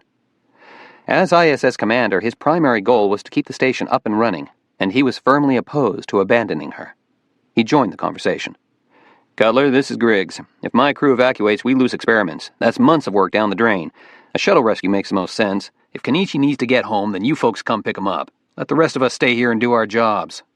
"Can a rescue wait that long?" asked Todd. "How soon can you get that bird up here?" said Griggs. "We have to talk logistics, launch windows. Just tell us how long." Cutler paused. "Flight Director Ellis is standing by. Go ahead, Flight." What had started as a closed and confidential loop between 2 physicians was now open to the flight director. They heard Woody Ellis say, 36 hours. That's the earliest possible launch." A lot could change in 36 hours, Emma thought. An ulcer could perforate or hemorrhage. Pancreatitis could lead to shock and circulatory collapse. Or Kenichi could recover completely, the victim of nothing worse than a severe intestinal infection. "Dr. Watson's the one examining the patient," Ellis said. "We're relying on her judgment here. What's the clinical call?" Emma thought about it. "He doesn't have an acute surgical abdomen, not at the moment, but things could go bad fast." "So you're not sure?" "No, I'm not." "The instant you give us the word, we'll still need 24 hours for fueling." A whole day's lag between a call for rescue and the actual launch, plus additional time for rendezvous. If Kenichi suddenly took a turn for the worse, could she keep him alive that long? The situation had turned nerve-wracking. She was a physician, not a fortune-teller. She had no x-rays at her disposal, no operating room. The physical exam and blood tests were abnormal, but non-specific. If she chose to delay rescue, Kenichi might die. If she called for help too soon, millions of dollars would be wasted on an unnecessary launch. A wrong decision, either way, would end her career with NASA. This was the tightrope Jack had warned her about. I screw up and the whole world knows. They're waiting to see if I've got the right stuff. She looked down at the printout of Kenichi's blood tests. Nothing she saw there justified hitting the panic button. Not yet. She said, "Flight, I'm going to keep him on IVs and start NG suction. Right now his vital signs are looking stable. I just wish I knew what was going on in his belly." "So, in your opinion, emergency shuttle launch is not yet indicated?" She released a deep breath. No, not yet. We will nevertheless be poised and ready to light Discovery's candles should it be necessary. I appreciate that. I'll get back to you later with a medical update. She signed off and looked at Griggs. I hope I'm making the right call. Just cure him, okay? She went to check on Kenichi. Because he would need attention throughout the night, she'd moved him out of the HAB module and into the U.S. lab, so the rest of the crew would not have their sleep disturbed. He was zipped into a restraint bag. An infusion pump fed a steady flow of saline solution into his intravenous line. He was awake and obviously in discomfort. Luther and Diana, who had been watching the patient, both looked relieved to see Emma. He vomited again, said Diana. Emma anchored her feet to hold her position and slipped the stethoscope on her ears. Gently, she placed the diaphragm on Kenichi's abdomen. Still no bowel sounds. His digestive tract had shut down, and fluid would begin to accumulate in his stomach. That fluid needed to be drained. Kenichi, she said, I'm going to insert a tube into your stomach. It will help the pain and maybe stop the vomiting. What tube? A nasogastric tube. She opened the ALSP medical kit. Inside was a broad array of supplies and drugs, a collection as complete as a modern ambulance's. In the drawer marked airway were various tubes, suction devices, collection bags, and a laryngoscope. She tore open the packet containing the long nasogastric tube. It was thin and coiled, made of flexible plastic with a perforated tip. Kenichi's blood-red eyes widened. I'll be as gentle as I can, she said. You can help it go faster by taking a sip of water when I ask you to. I'm going to insert this end into your nostril. The tube will go down the back of your throat, and when you swallow the water, the tube will pass into your stomach. The only uncomfortable part will be right at the beginning when I first slip it in. After it's in place, it should hardly bother you at all. How long does it stay inside? A day, at least, until your intestines start working again. She added gently, It really is necessary, Kenichi. He sighed and nodded. Emma glanced at Luther, who was looking more and more horrified by the idea of this tube. You'll need water to sip. Could you get some? Then she looked at Diana, who was floating nearby. As usual, Diana looked unperturbed, coolly detached from the crisis. I need NG suction set up. Diana automatically reached into the ALSP kit for the suction device and collection bag. Emma uncoiled the NG tube. First, she dipped the tip in lubricant gel to ease its passage through the nasopharynx. Then she handed Kenichi the pouch of water which Luther had filled. She gave Kenichi's arm a reassuring squeeze. Though dread was plain to see in his eyes, he returned a nod of consent. The perforated end of the tube glistened with lubricant. She inserted the tip into his right nostril and gently advanced it deeper into his nasopharynx. He gagged, eyes watering, and began to cough in protest as the tube slid down the back of his throat. She threaded it deeper. He was twitching now, fighting the overwhelming instinct to thrust her away, to yank the tube out of his nose. Swallow some water, she urged. He wheezed, and with a trembling hand brought the straw to his lips. Swallow, Kenichi, she said. When a bolus of water is passed from the throat into the esophagus, the epiglottis reflexively closes over the opening to the trachea, preventing any leakage into the lungs. It would also direct an NG tube down the correct passageway. The instant she saw him begin to swallow, she swiftly advanced the tube, threading it past the throat and down the esophagus until it slid in far enough for the tip to be in the stomach. All done, she said, taping the tube to his nose. You did fine. Suction's ready, said Diana. Emma connected the NG tube to the suction device. They heard a few gurgles. Then fluid suddenly appeared in the tube, flowing out of Kenichi's stomach into the drainage bag. It was a bilious green. No blood, Emma noted with relief. Perhaps this was all the treatment he needed. Bowel rest, NG suction, and intravenous fluids. If he did indeed have pancreatitis, this therapy alone would carry him through the next few days until the shuttle arrived. My head, it hurts, said Kenichi, closing his eyes. I'll give you something for the pain, said Emma. So what do you think? Crisis averted? It was Griggs speaking. He had watched the procedure from the hatchway, and even though the tube was now inserted, Griggs hung back, as though repulsed by the mere sight of illness. He did not even look at the patient, but kept his gaze focused on Emma. We'll have to see, she said. What do I tell Houston? I just got the tube in. It's too early. They need to know soon. Well, I don't know, she snapped. Then, swallowing her temper, she said more calmly, "Can we discuss this in the hab?" She left Luther to stay with the patient and headed through the hatchway. In the hab module, she and Griggs were joined by Nikolai. They gathered around the galley table as though sharing a meal. What they were sharing instead were their frustrations over an uncertain situation. "You're the MD," said Griggs. "Can't you make a decision?" "I'm trying to stabilize him," said Emma. "Right now I don't know what I'm dealing with. It could resolve in another day or two, or it could suddenly get worse. And you can't tell us which is going to happen." "Without an X-ray, without an OR, I can't see what's going on inside him. I can't predict what his condition will be tomorrow." "Great. "I do think he should go home.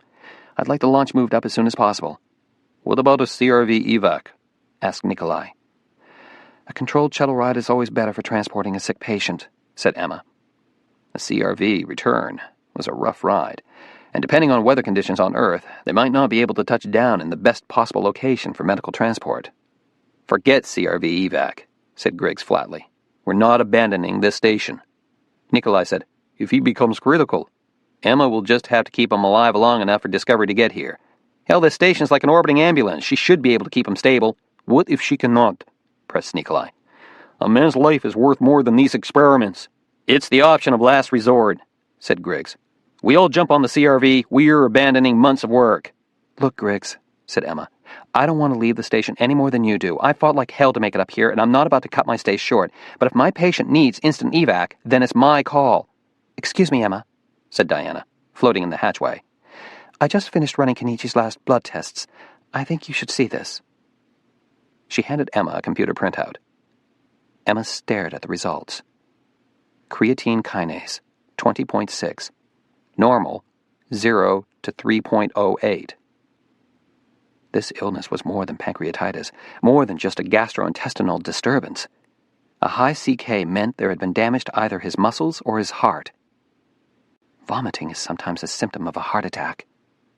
She looked at Griggs. "I've just made the decision," she said. "Tell Houston to fire up the shuttle. Kenichi has to get home." August 2nd. Jack tightened the jib sheet, his sunburned arms gleaming with sweat as he strained against the crank. With a satisfying whoomp, the sail went taut, and Sanae keeled leeward, her bow suddenly slicing faster through the muddy waters of Galveston Bay. He had left the Gulf of Mexico behind him, had sailed around Point Bolivar earlier that afternoon, dodging the ferry from Galveston Island, and was now tacking past the string of refineries on the shores of Texas City as he sailed north toward Clear Lake, toward home. 4 days at sea on the Gulf had turned him brown and shaggy. He had informed no one of his plans, had simply stocked up on food and set sail toward open water, beyond sight of land, into night so black his eyes had been dazzled by the stars. Lying on his back on deck, the Gulf waters gently rocking the hull beneath him, he had gazed for hours at the night sky. With that field of stars stretching in every direction as far as he could see, he could almost imagine he was hurtling through space, that each rise of the swells was thrusting him deeper into the coil of another galaxy. He had emptied his mind of everything but the stars and the sea. Then a meteor had streaked by in a brilliant slash of light, and suddenly he thought of Emma. He could not put up barricades high enough to keep her out. She was always there, hovering at the edges, waiting to slip into his thoughts when he least expected it, least wanted it. He had gone rigid, his eyes fixed on that dying streak of the meteor's tail, and even though nothing else had changed, not the direction of the wind nor the rise and fall of the swells, he had felt suddenly, deeply, alone. It was still dark when he'd raised the sails and turned back for home. Now, as he motored up the channel into Clear Lake, past roof lines silhouetted against the glare of sunset, he regretted his decision to return home so soon. On the Gulf, there had been a constant breeze, but here the heat hung unstirred, and the humidity was stifling. He tied up at his slip and stepped onto the dock, his legs unsteady from days at sea. First order of business, he thought, was a cold shower. He'd save the boat cleanup for tonight, when it was cooler. And as for Humphrey, well, another day in the kennel wouldn't hurt the little hairball. Lugging his duffel bag, he headed up the dock and was walking past the marina's small grocery store when his gaze fell on the newsstand. His duffel bag slipped from his grasp and hit the ground. He stared at the banner headline across that morning's Houston Chronicle. Emergency shuttle countdown begins. Liftoff tomorrow. What has happened? He thought. What has gone wrong? With shaking hands, he pulled quarters from his pockets, fed the coins into the slot, and grabbed a copy from the stand. 2 photos accompanied the news article. One was of Kenichi Hirai, the NASA astronaut from Japan. The other was of Emma. He snatched up the duffel bag and ran for a phone. There were 3 flight surgeons at the meeting, an indication to Jack that the crisis they faced was medical. As he walked into the room, heads turned in surprise. He read the unspoken question in Space Station Flight Director Woody Ellis's eyes. What's Jack McCallum doing back in the fold? Dr. Todd Cutler gave the answer. Jack helped develop our emergency medical procedures protocol for the station's first crew. I thought he should join us. Ellis said, uneasily. The personal angle makes this complicated. Emma was what he meant. Every member of that crew is like family to us, said Todd. So, in a way, it's all personal. Jack took a seat beside Todd. Sitting at the table were the NSTS Deputy Director, the ISS Mission Operations Director, flight surgeons, and several program managers. Also present was NASA's Public Affairs Officer, Gretchen Liu. With the exception of launch days, the news media largely ignored NASA operations. Today, though, journalists from every news agency were crammed into the tiny press room in NASA's Public Information Building, awaiting Gretchen's appearance. What a difference a day made, thought Jack. Public attention was fickle. It demanded explosions, tragedy, crisis. The miracle of a flawless operation drew no one's attention. Todd passed a sheaf of papers to him, with a note scrawled on top. Hirai's labs and clinical findings last 24 hours. Welcome back. Jack flipped through the medical reports while he listened to the meeting. He had a day's worth of developments to catch up on, and it took him a while to absorb the essentials. Astronaut Kenichi Hirai was seriously ill, his lab findings puzzling to everyone.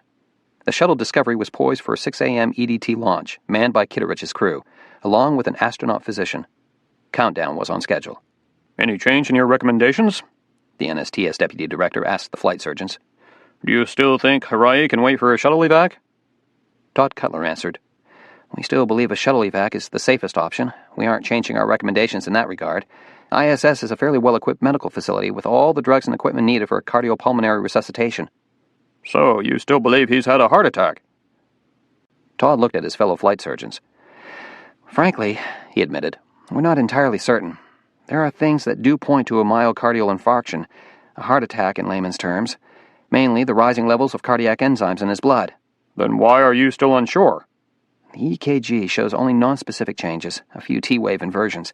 It's not a classic pattern for an MI. Also, Hirai was thoroughly screened for cardiovascular disease prior to his acceptance in the program. He had no risk factors.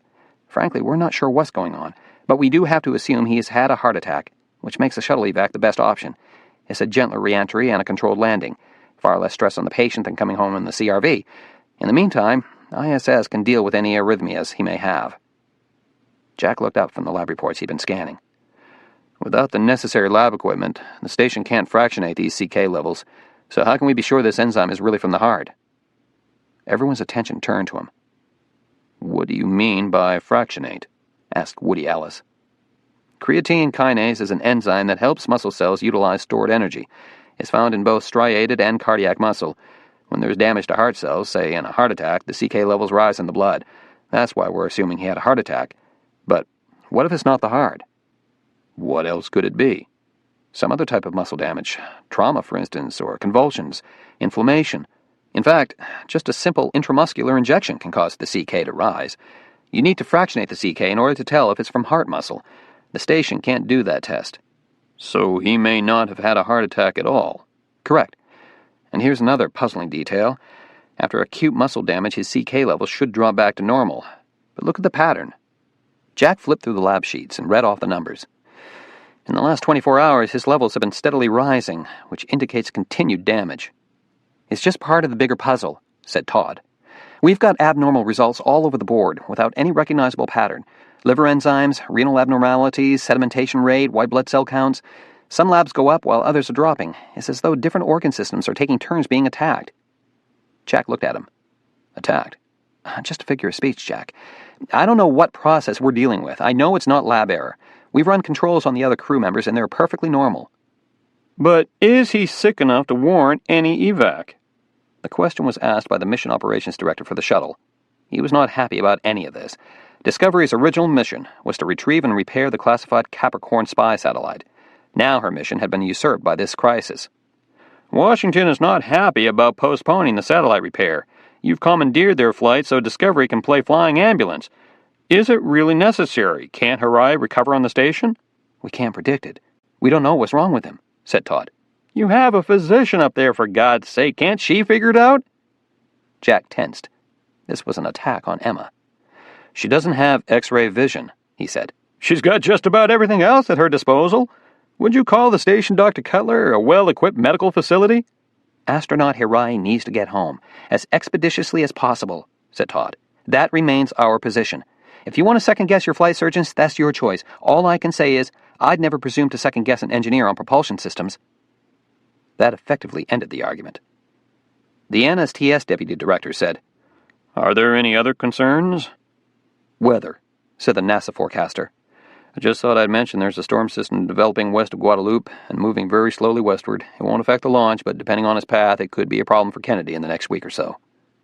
Thanks for the heads up. The deputy director glanced around the room and saw no further questions. Then launch is still a go for 5 a.m. CDT. See you all there. Chapter 10. Punta Arena, Mexico. The Sea of Cortez shimmered like beaten silver in the fading light. From her table on the outdoor deck of Las Tres Virgenes Café, Helen Koenig could see fishing boats heading back to Punta Colorado.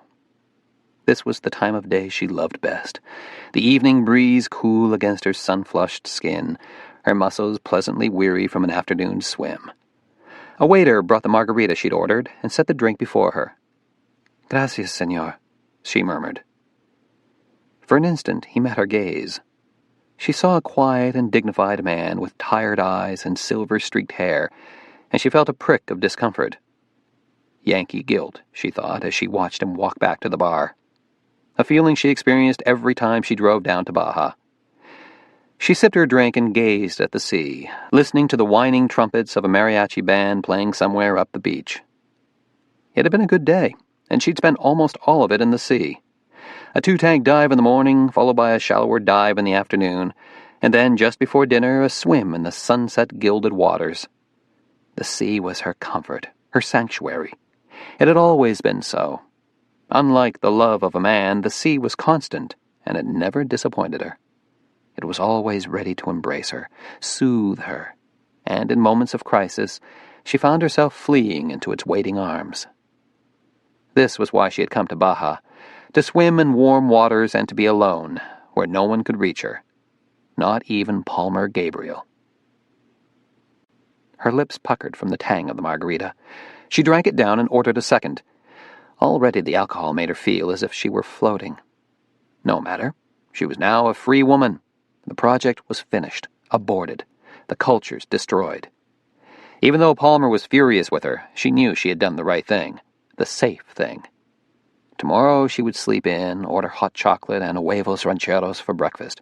Then she'd slip beneath the waters for another dive, another return to her sea-green lover. A woman's laughter drew her attention. Helen looked at the bar, where a couple was flirting. The woman, slim and tanned, the man with muscles like steel cord. A vacation fling in the making. They would probably have dinner together, walk along the beach, hold hands. Then there would be a kiss, an embrace, all the hormone-charged rituals of mating. Helen watched them with both a scientist's interest and a woman's envy. She knew such rituals did not apply to her. She was 49 years old, and she looked it. Her waist was thick, her hair more than half gray, and her face was unremarkable, save for the intelligence of her eyes. She was not the sort of woman who attracted looks from sun-bronzed Adonises. She finished the second margarita. By now, the floating sensation had spread to her whole body, and she knew it was time to get some food in her stomach. She opened the menu. Restaurante de las Tres Vírgenes, it said at the top. The Three Virgins. An appropriate place for her to eat. She might as well be a virgin. The waiter came to take her order. She looked up at him and had just requested the grilled Dorado when her eyes focused on the TV over the bar on the image of the space shuttle poised on the launch pad. "What's happening?" she said, pointing to the TV. The waiter shrugged. "Turn up the sound," she called out to the bartender. "Please, I need to hear it." He reached for the volume knob, and the broadcast spilled out in English, an American channel. Helen crossed to the bar counter and stared at the television. Medical evacuation of astronaut Kenichi Hirai. NASA has not released any further information, but reports indicate their flight surgeons remain baffled by his illness. Based on today's blood tests, they felt it was prudent to launch a shuttle rescue. Discovery is expected to lift off tomorrow at 6 a.m. Eastern Daylight Time. "Senora?" said the waiter. Helen turned and saw he was still holding his order pad. "Do you wish another drink?" No, I have to leave. But your food? Cancel my order, please." She opened her purse, handed him $15, and hurried out of the restaurant. Back in her hotel room, she tried to call Palmer Gabriel in San Diego. It took half a dozen tries to connect with the international operator, and when the call finally went through, she got only Palmer's voicemail. "They have a sick astronaut on ISS," she said. "Palmer, this is what I was afraid of, what I warned all of you about. If it's confirmed, we have to move fast, before—" She paused, glancing at the clock. To hell with this, she thought, and hung up. I have to get home to San Diego. I'm the only one who knows how to deal with this. They'll need me. She threw her clothes into the suitcase, checked out of the hotel, and climbed into a taxi for the 15-mile ride to the tiny airstrip in Buena Vista. A small plane would be waiting for her there to fly her to La Paz, where she could catch a commercial flight to San Diego. It was a rough taxi ride, the road bumpy and winding, the dust flying in the open windows. But the part of the trip she truly dreaded was the flight coming up. Small planes terrified her. If not for her rush to get home, she would have made the long drive up the Baja Peninsula in her own car, which was now safely parked at the resort. She clung to the armrest with sweaty palms, imagining what sort of aviation disaster awaited her. Then she glimpsed the night sky, clear and velvety black, and she thought of the people aboard the space station, thought of the risks other, braver human beings took. It was all a matter of perspective. A ride in a small plane is nothing compared to the dangers an astronaut faces. This was not the time to be a coward. Lives might hang in the balance, and she was the only one who knew what to do about it. The spine-rattling ride suddenly smoothed out. They were now on a paved road, thank God, and Buena Vista was just a few miles away. Sensing the urgency of this journey, her driver accelerated, and the wind whipped through the open window, stinging her face with dust. She reached down to crank up the glass. Suddenly, she felt the taxi swerve left to pass a slow-moving car. She glanced up and saw to her horror they were on a curve. "Señor, más despacio," she said. "Slow down." They were neck and neck with the other car now, the taxi just pulling ahead, the driver unwilling to surrender his gain. The road ahead wound to the left, dipping out of sight. "Don't pass," she said. "Please don't." Her gaze shot forward and froze on the blinding lights of another car. She raised her arms to cover her face, blotting out the brilliance of those lights, but she could not shut out the scream of the tires or the shriek of her own voice as the headlights leaped toward them. August 3rd. From his seat behind the glass partition of the crowded visitors' gallery, Jack had a clear view down into the flight control room, where every console was manned, every controller neatly attired for the TV cameras. Though the men and women working below might be intently focused on their duties, they never entirely forgot they were being observed, that the public eye was trained on them, and every gesture, every nervous shake of the head could be seen through the wall of glass behind them. Only a year ago, Jack had manned the flight surgeon's console during a shuttle launch, and he had felt the gaze of strangers, like a vague but uncomfortable heat, trained on the back of his neck. He knew the people below were feeling it now. The atmosphere in the FCR appeared icy calm, as were the voices on the comm loop. It was the image NASA strove to maintain, of professionals doing their job and doing it well. What the public seldom saw were the crises in the back controller rooms, the near disasters, the Chinese fire drills when things went wrong and confusion reigned. Not today, he thought. Carpenter's at the helm. Things will go right. Flight Director Randy Carpenter was leading the ascent team. He was old enough and experienced enough to have witnessed a multitude of crises during his career. It was his belief that spaceflight tragedies were not usually the result of one major malfunction, but rather a series of small problems that piled up until they resulted in disaster. He was therefore a stickler for details, a man for whom every problem was a potential crisis. His team looked up to him, quite literally, because Carpenter was a giant of a man, 6'4" and nearly 300 pounds.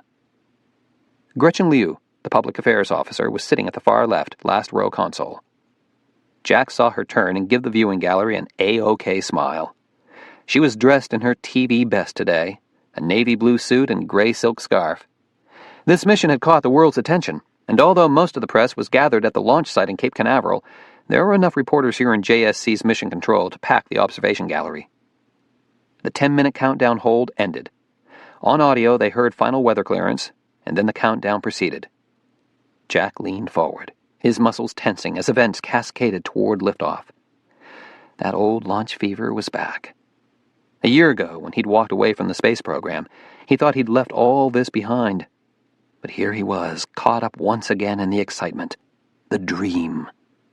He imagined the crew strapped into their seats, the vehicle trembling beneath them as the chambers of liquid oxygen and hydrogen built up pressure. He thought of their claustrophobia as they closed their visors, the hiss of oxygen, the quickening of their pulses. "We have SRB ignition," said the public affairs officer in KSC's launch control. "And liftoff. We have liftoff. Control has now shifted to Houston's JSC." Tracing across the central screen, the shuttle's course arced eastward along its planned flight path. Jack was still tense, his heart racing. On the TV screens mounted above the gallery, images of the shuttle were being transmitted from Kennedy. Communications between Capcom and Shuttle Commander Kitteridge played on the speakers. Discovery had gone into its role and was climbing into the upper reaches of the atmosphere, where blue sky would soon darken to the blackness of space. "We're looking good," said Gretchen over the media loop. In her voice they heard the triumph of a perfect launch. And so far it was perfect. Right through max Q, through SRB set, through main engine cutoff. In the FCR, Flight Director Carpenter stood immobile, his gaze fixed on the front screen. "Discovery, you are go for ET SEP," said Capcom. "Roger, Houston," said Kitteridge. "We have ET SEP." It was the sudden jerking up of Carpenter's massive head that told Jack something had just changed. In the FCR, a flutter of activity seemed to animate all the flight controllers at once. Several of them glanced sideways at Carpenter, whose normally slouching shoulders had snapped up to attention. Gretchen had her hand pressed to her earpiece as she listened intently to the loop. Something has gone wrong, thought Jack. The air-to-ground loop continued to play on the gallery audio. "Discovery," said Capcom. "MMAX reports umbilical doors have failed to close. Please confirm." "Roger that, and we confirm the doors are not closing. Suggest you go to manual command." There was an ominous silence. Then they heard Kitteridge say, "Houston, we're A-OK now. The doors have just closed." Only then, when Jack released a sharp breath, did he realize he'd been holding it. So far, this was the only glitch. Everything else, he thought, is perfect. Yet the effects of that sudden surge of adrenaline still lingered, and his hands were sweating. They'd just been reminded of how many things can go wrong, and he could not shake off this new sense of uneasiness. He stared down at the FCR and wondered if Randy Carpenter, the best of the best, felt the same sense of foreboding. August 4th.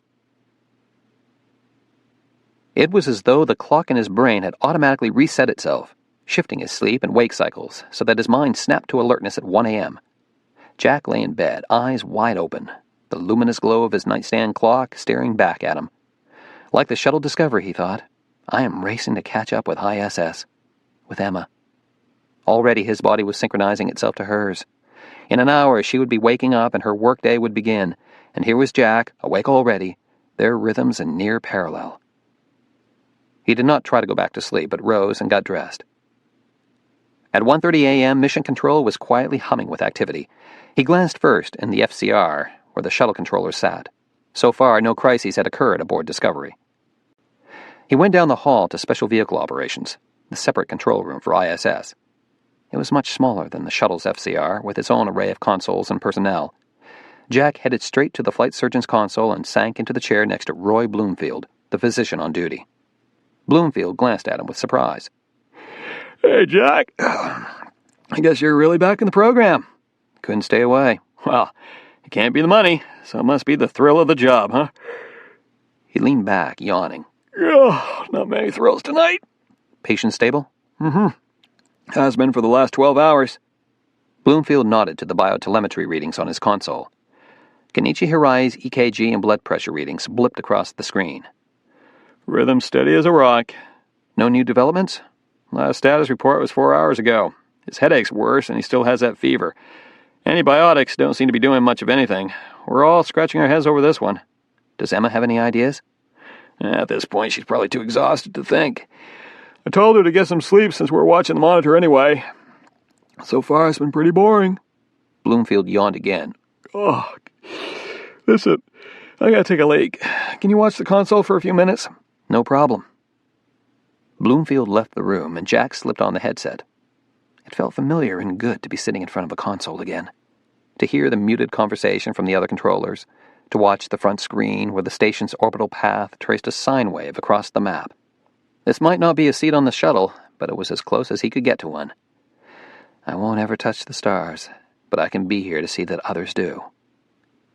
It was a startling revelation to him that he had accepted that bitter twist in his life, that he could stand on the periphery of his old dream and still admire the view from afar.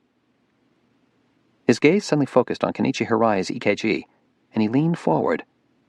The heart tracing had shuddered up and down in a few rapid oscillations. Now it sketched a completely straight line across the top of the screen. Jack relaxed. This was nothing to worry about. He recognized it as an electrical anomaly, probably a loose EKG lead. The blood pressure tracing continued across the screen unchanged. Perhaps the patient had moved, accidentally pulling off a lead, or Emma had disconnected the monitor to allow him to use the toilet in private. Now the blood pressure tracing abruptly cut off. Another indication that Kenichi was off the monitors. He watched the screen for a moment longer, expecting the readings to reappear. When they did not, he got on the loop. Capcom, this is Surgeon. I'm seeing a loose lead pattern on the patient's EKG. Loose lead? Looks like he's been disconnected from his monitor. There's no heart tracing coming across. Could you check with Emma to confirm? Roger, Surgeon. I'll give her a jingle. A soft whine pulled Emma from a dreamless sleep, and she awakened to the cold kiss of moisture on her face. She had not intended to doze. Though Mission Control was continually monitoring Kenichi's EKG and biotelemetry and would alert her to any changes in his status, she had planned to stay awake throughout the crew's designated sleep period. But in the last 2 days, she had caught only brief snatches of rest, and those were often interrupted by her crewmates, waking her with questions about her patient's status. Exhaustion and the utter relaxation of weightlessness had finally caught up with her. Her last waking memory was of watching Kenichi's heart rhythm blip across the screen in a hypnotic squiggle, the line fading to a blur of green to black. Aware of the cold splash of water clinging to her cheek, she opened her eyes and saw a globule float toward her, twirling with a rainbow of reflections. It took her a few dazed seconds to understand what she was looking at, another few seconds to register the dozens of other globules dancing like silvery Christmas ornaments all around her. Static, then a voice crackled over her comm unit. Watson, this is Capcom. We hate to wake you, but we need to confirm status of the patient's EKG leads. Hoarse with exhaustion, Emma replied. I'm awake, Capcom. I think. Biotelemetry shows an anomaly on your patient's EKG. Surgeon thinks you've got a loose lead up there.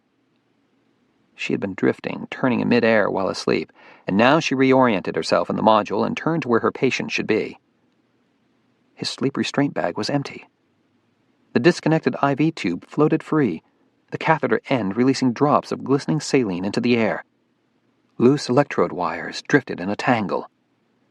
At once she shut off the infusion pump and quickly glanced around. Capcom, he's not here. He's left the module. Stand by. She pushed off the wall, shot into Node 2, leading to the NASDA and ESA labs. A glance through the hatchways told her he was not there. Have you located him? Capcom asked. Negative. I'm still looking. Had he become disoriented, wandered away in confusion? Backtracking through the U.S. lab, she shot through the node hatchway. A droplet splattered her face. She swiped at the pinpoint of moisture and was startled to see her finger was smeared with blood. Capcom, he's passed through Node 1, bleeding from his IV puncture site. Recommend you shut off airflow between modules. Roger that. She glided through the hatchway of the HAB module. The lights had been dimmed, and in the gloom she saw Griggs and Luther, both sound asleep and zipped into their restraint bags. No Kenichi. Don't panic, she thought, as she shut off the intermodule airflow. Think, where would he go? Back to his own sleep station, at the Russian end of ISS. Without waking Griggs or Luther, she left the hab and moved quickly into the tunnel of connecting nodes and modules, her gaze darting left and right in search of her fugitive patient. Capcom, I still haven't located him. I'm through Zarya and heading for the RSM. She slipped into the Russian service module, where Kenichi normally slept. In the gloom, she saw Diana and Nikolai both asleep, floating as though drowned, their arms drifting free of their restraint bags. Kenichi's station was empty. Her anxiety turned to real fear. She gave Nikolai a shake. He was slow to awaken, and even after he opened his eyes, it took him a moment to understand what she was telling him. I can't find Kenichi, she repeated. We need to search every module. Watson, said Capcom over her headset. Engineering report intermittent anomaly in Node 1 airlock. Please check status. What anomaly? Off and on readings indicate the hatch between the equipment and crew locks may not be fully secure. Kenichi. He's in the airlock.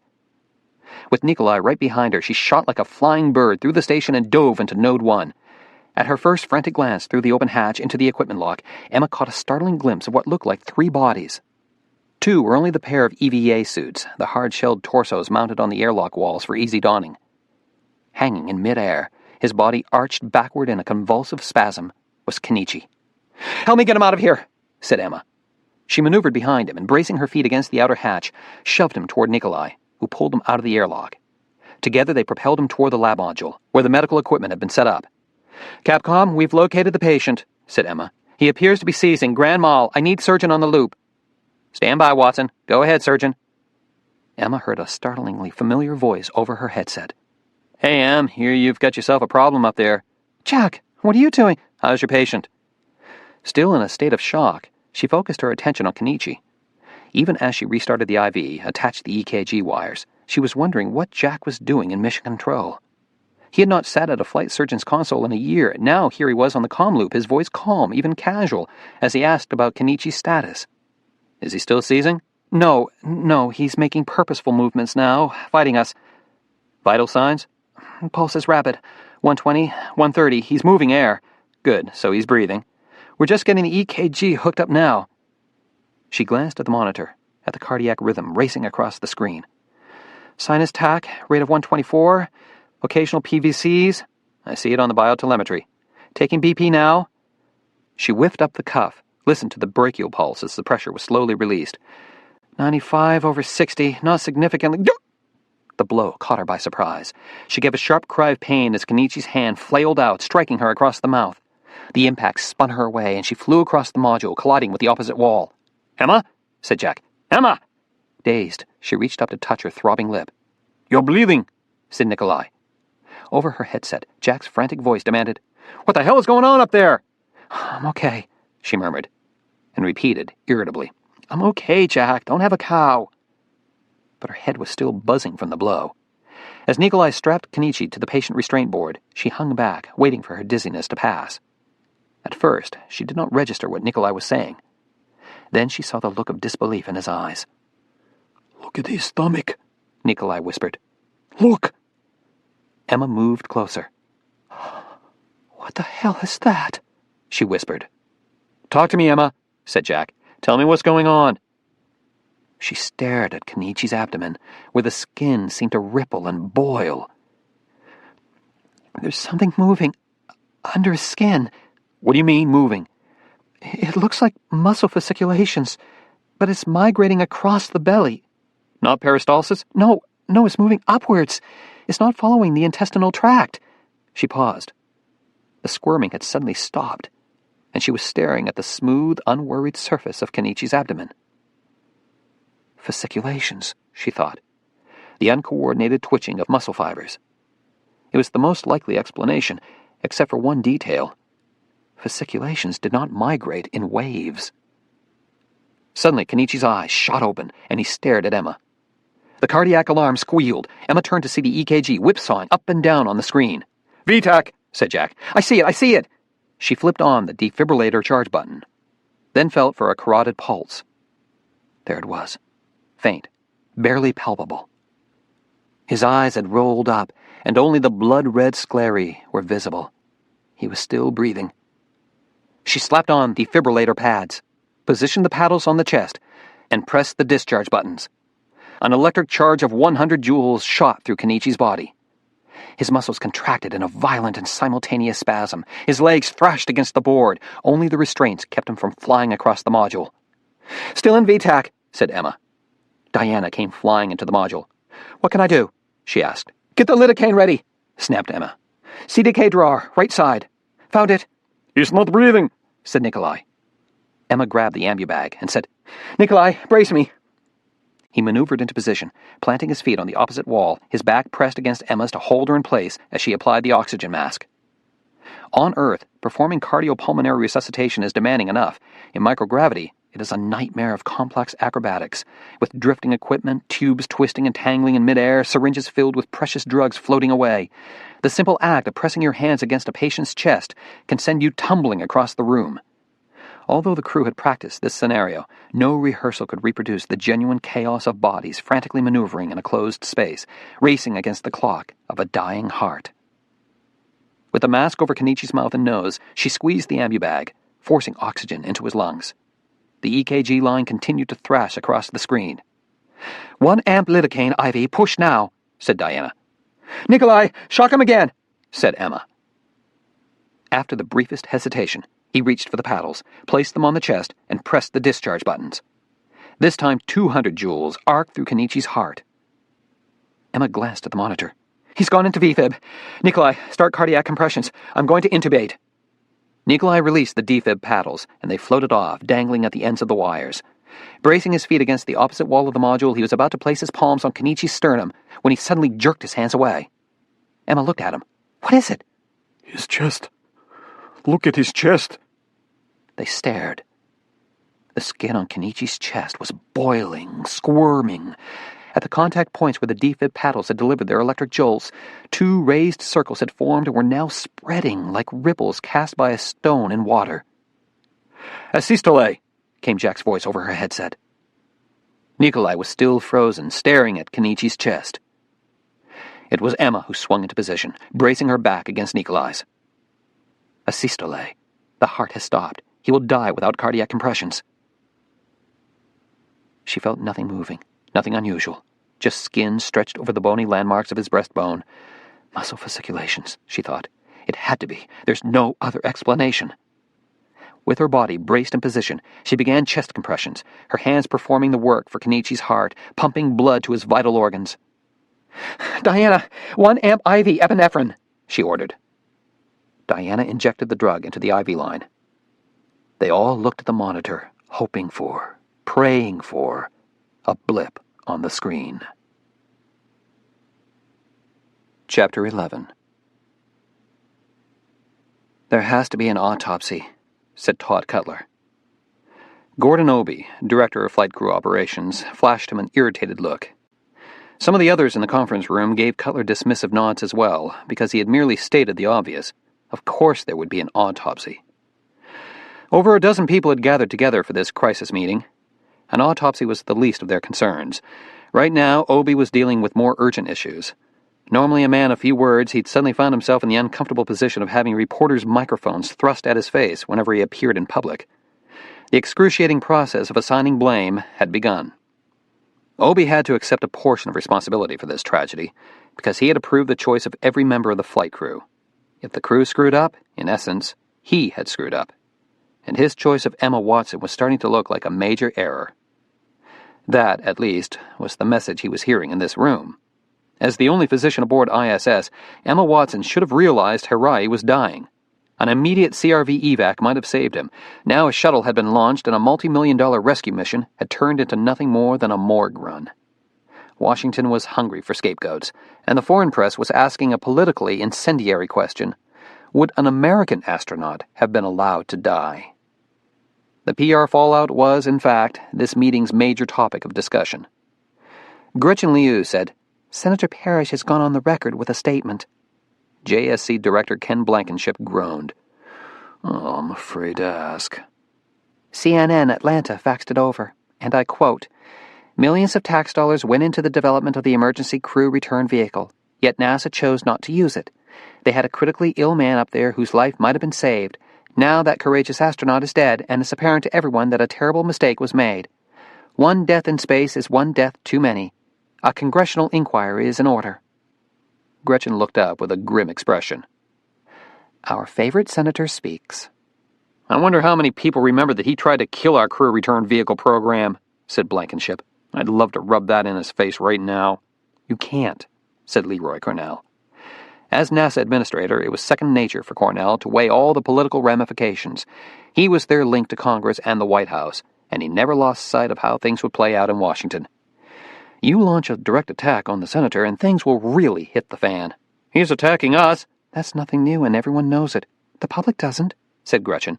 "He's making headlines with these attacks." "That's the whole point. The senator wants headlines," said Cornell. "We fire back, he'll feed the media beast. Look, Parrish has never been our friend. He's fought every budget increase we've ever asked for. He wants to buy gunships, not spaceships, and will never change his mind." Cornell took a deep breath and looked around the room. "So we might as well take a good hard look at this criticism and ask ourselves if it isn't justified." The room went momentarily silent. "Obviously mistakes were made," said Blankenship. "Errors in medical judgment. Why didn't we know how sick the man was?" Obie saw an uneasy glance fly between the two flight surgeons. Everyone was now focused on the performance of the medical team, and on Emma Watson. She wasn't here to defend herself. Obie would have to speak up for her. Todd Cutler beat him to it. "Watson's at a disadvantage up there. Any doctor would be," he said. "No X-ray, no OR. The truth is, none of us know why Harai died. That's why we need the autopsy. We have to know what went wrong, and whether microgravity was a contributing factor." "There's no question about an autopsy," said Blankenship. "Everyone's agreed on that point." "No. The reason I mention it is because of the..." Cutler dropped his voice. "Preservation problem." There was a pause. Obie saw gazes drop in uneasy contemplation of what that meant. "The lack of refrigeration on the station is what he's talking about," said Obie. "Not for something as large as a human body. Not in a pressurized environment."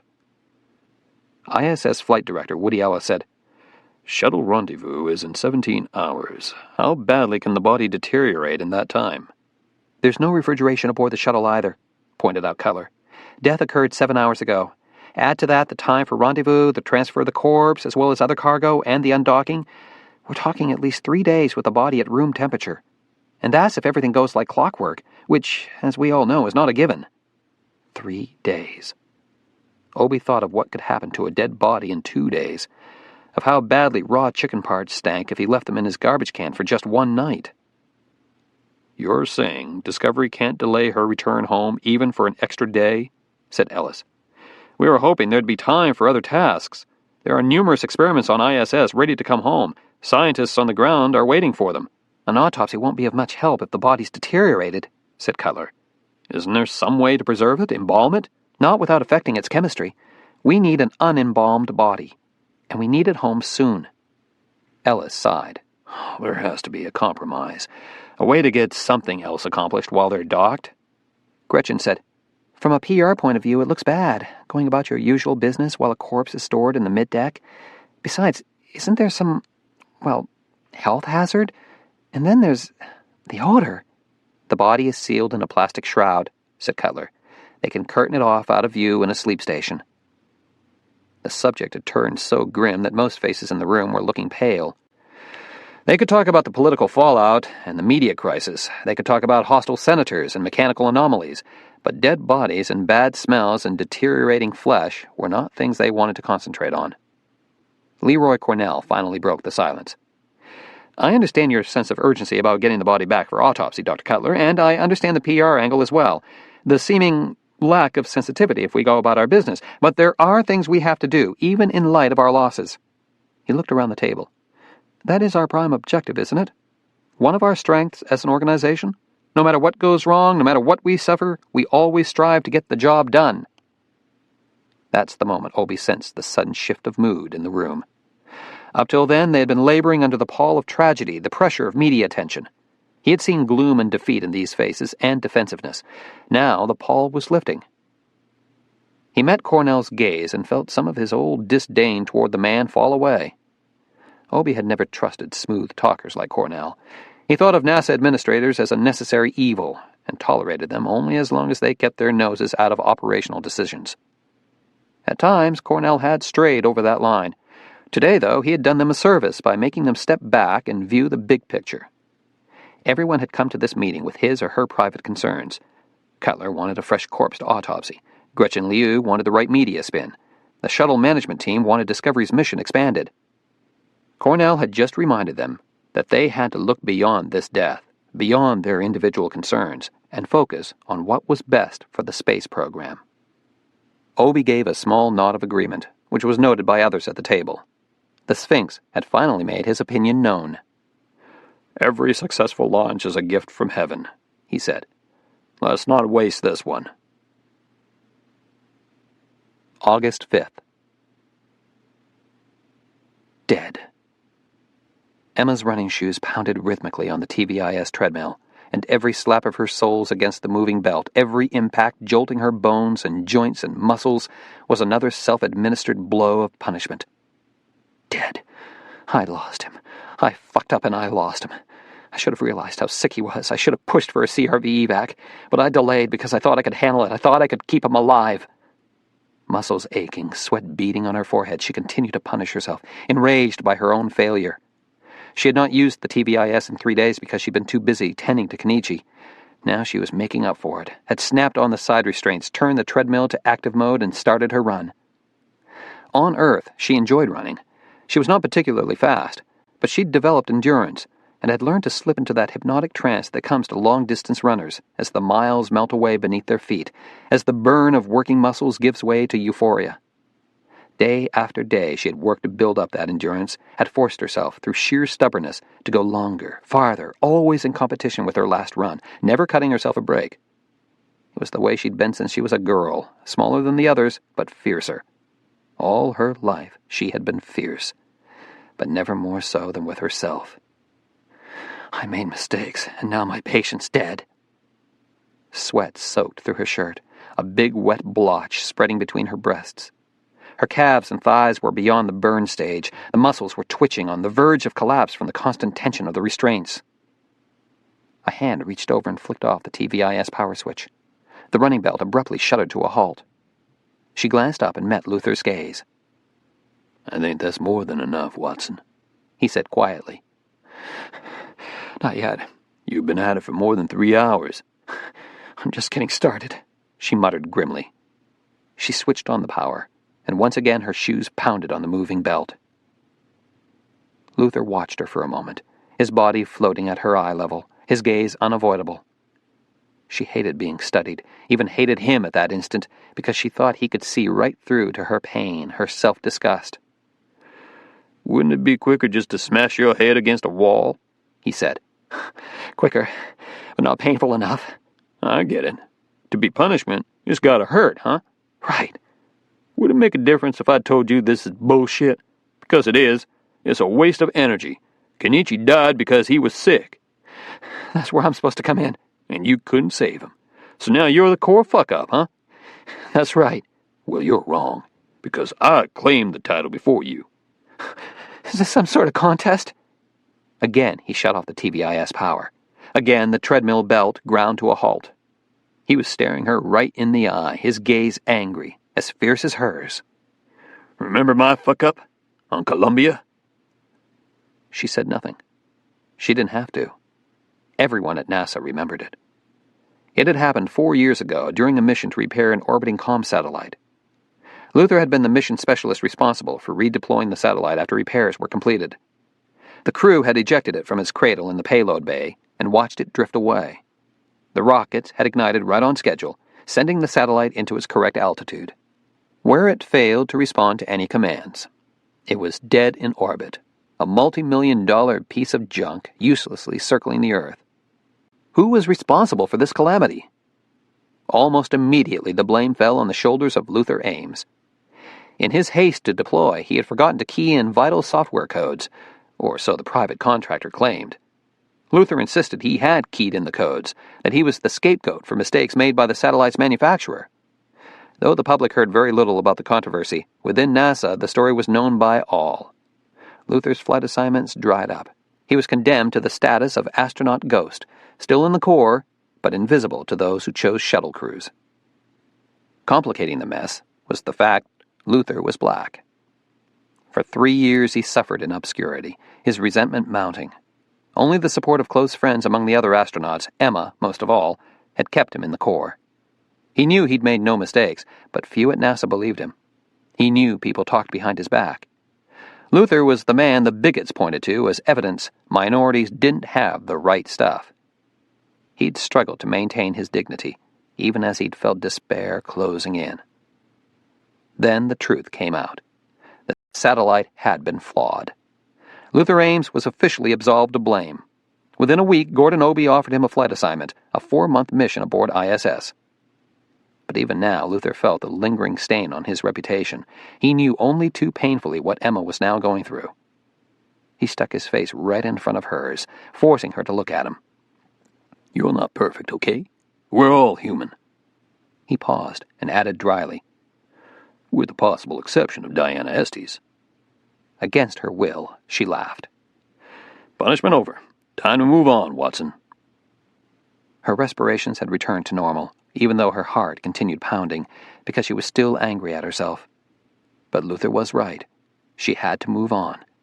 It was time to deal with the aftermath of her mistakes. A final report still needed to be transmitted to Houston. Medical summary, clinical course, diagnosis, cause of death. Dr. Fuck-Up. "Discovery docks in 2 hours," said Luther. "You've got work to do." After a moment, she nodded and unclipped the TVIS restraints. Time to get on with the job. The hearse was on its way. August 7th. The tethered corpse, sealed in its shroud, slowly spun in the gloom.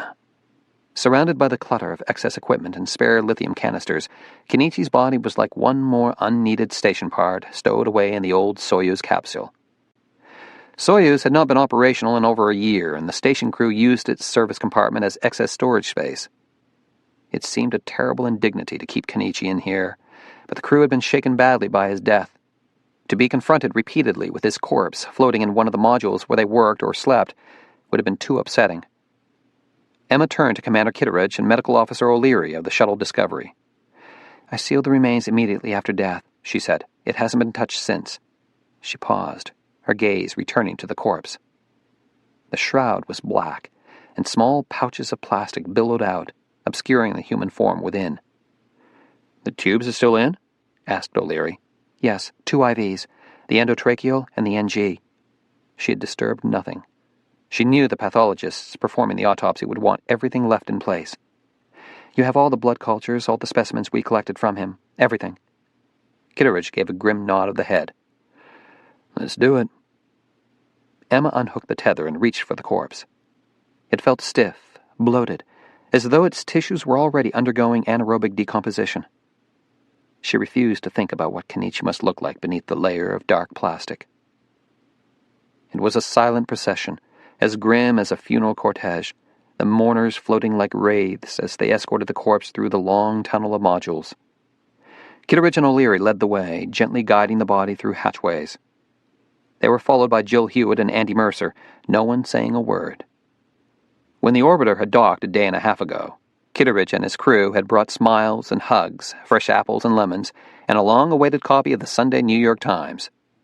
This was Emma's old team, the people she had trained with for a year, and seeing them again had been like having a bittersweet family reunion. Now the reunion was over, and the last item to be moved aboard Discovery was making its ghostly passage toward the docking module. Kitteridge and O'Leary floated the corpse through the hatchway and into Discovery's middeck. Here, where the shuttle crew slept and ate, was where the body would be stowed until landing.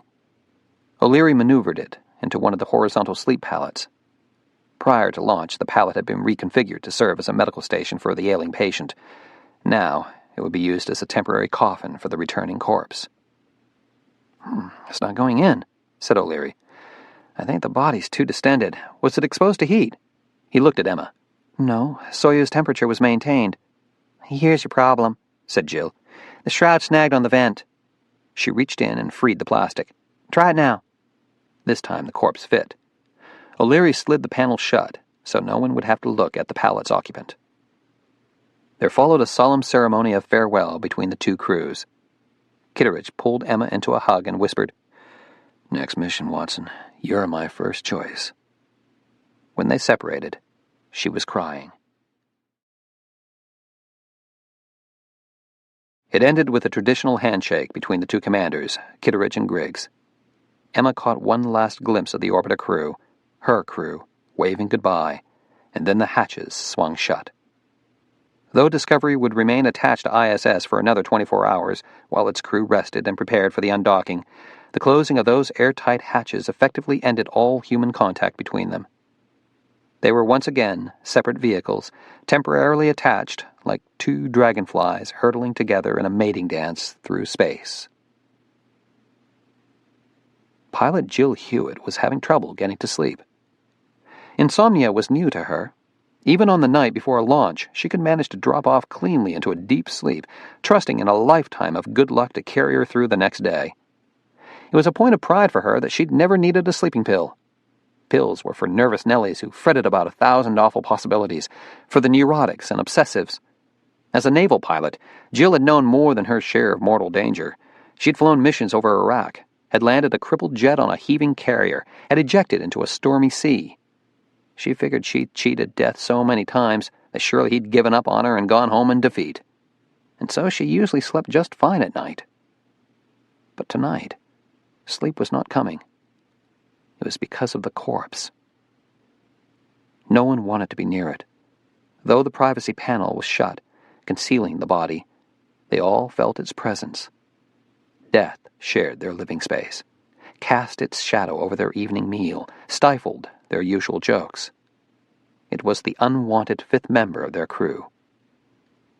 As though to escape it, Kitteridge, O'Leary, and Mercer had abandoned their usual sleep stations and had moved up to the flight deck. Only Jill remained on the middeck, as though to prove to the men that she was less squeamish than they were, that she, a woman, wasn't bothered by a corpse. But now, with the cabin lights dimmed, she found that sleep was eluding her. She kept thinking about what lay beyond that closed-off panel, about Kenichi Hirai when he was alive. She remembered him quite vividly as pale and soft-spoken, with black hair stiff as wire. Once, in weightlessness training, she had brushed against his hair and had been surprised by its boar-like bristliness. She wondered what he looked like now. She felt a sudden, sickening curiosity about what had become of his face, what changes death had wrought. It was the same curiosity that used to compel her, as a child, to poke twigs into the corpses of the dead animals she sometimes encountered in the woods. She decided to move further away from the body. She brought her sleep restraint bag to the port side and anchored it behind the flight deck access ladder. It was as far away as she could get, yet still be on the same deck. Once again, she zipped herself into the bag. Tomorrow she would need every reflex, every brain cell to be operating at peak performance for re-entry and landing. Through sheer strength of will, she forced herself into a deepening trance. She was asleep when the swirl of iridescent liquid began to seep through Kenichi Hirai's shroud. It had begun with a few glistening droplets oozing through a tiny rent in the plastic, torn open when the shroud had snagged. For hours the pressure had been building, the plastic slowly inflating as the contents swelled. Now the breach widened, and a shimmering ribbon streamed out. Escaping through the pallet ventilation holes, the ribbon broke apart into blue-green droplets that briefly danced in weightless abandon before recongealing into large globules that undulated in the dimly lit cabin.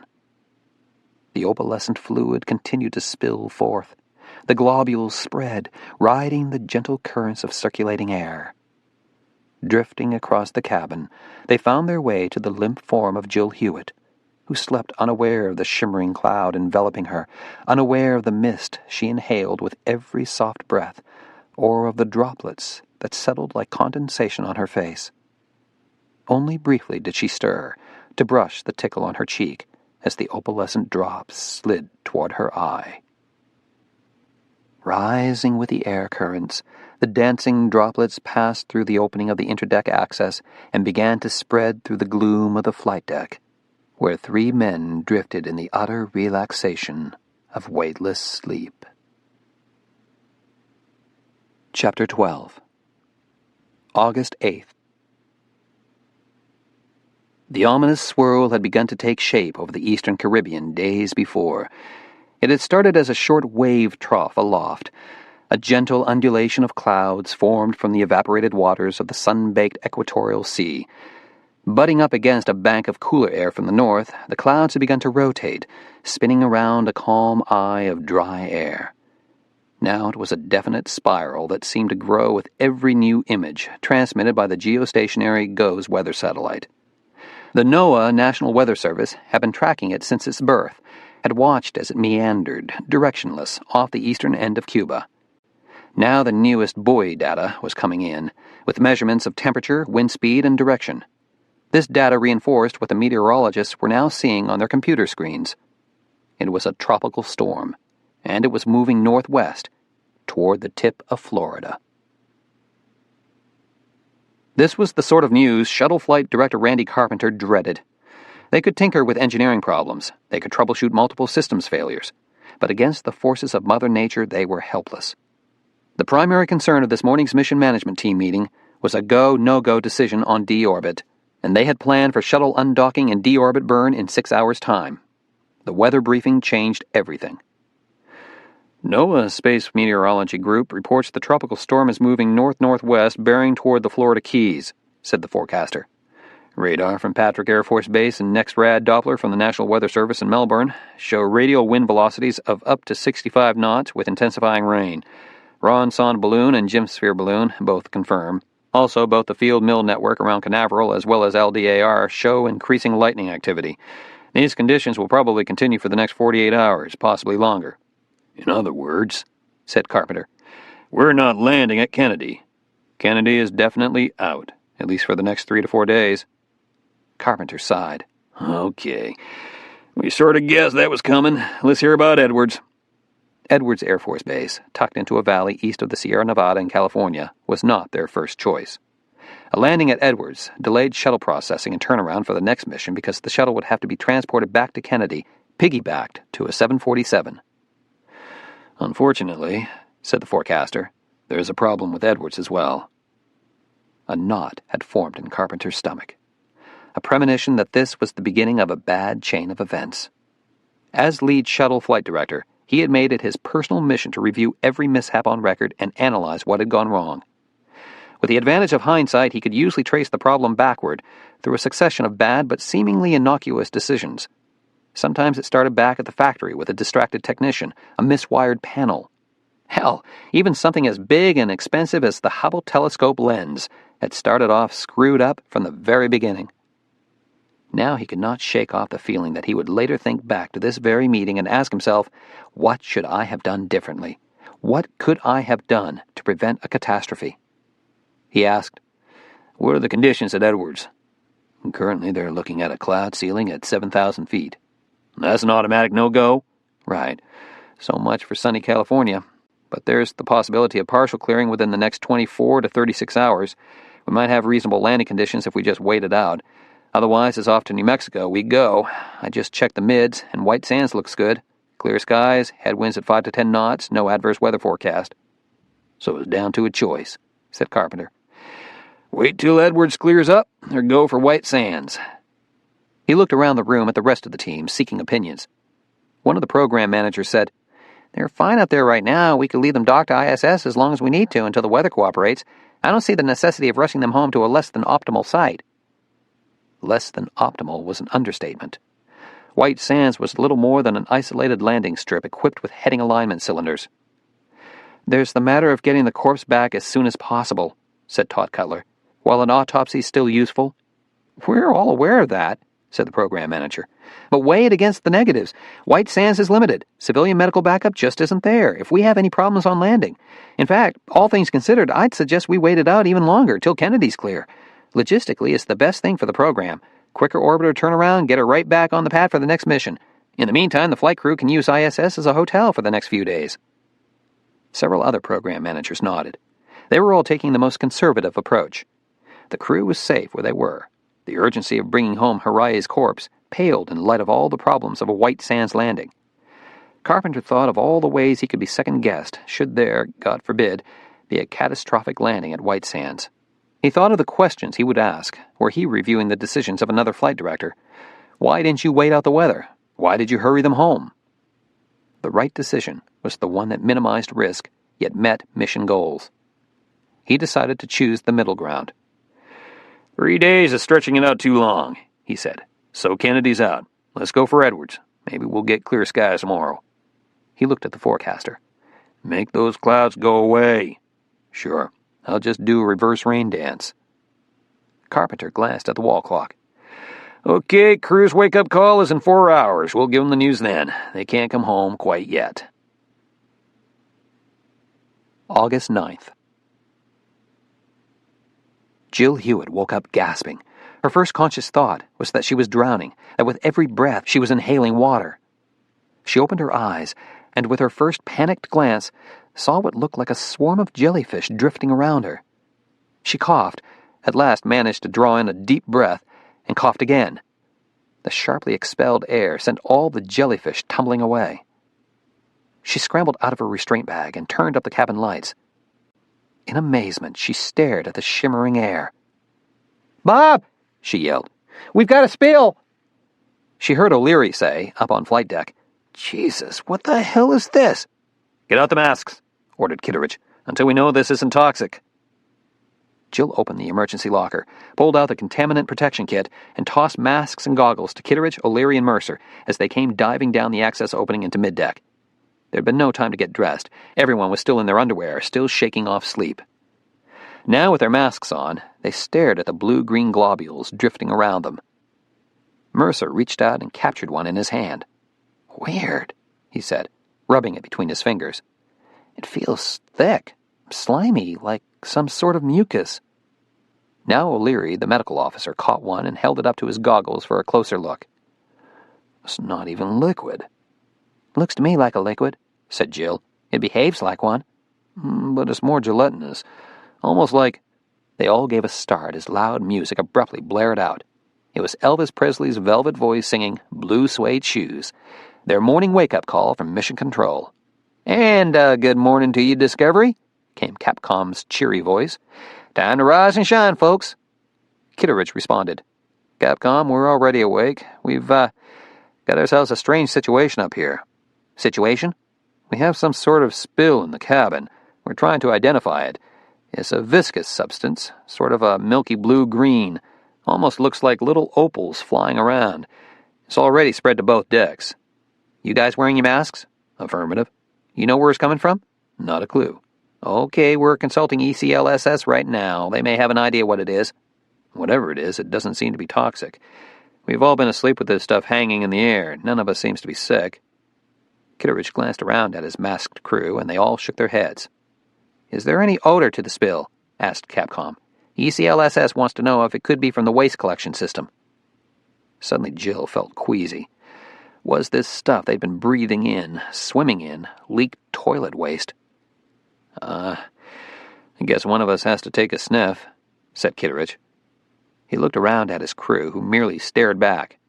"Gee, guys, don't all volunteer at once," he muttered, and finally lifted his mask.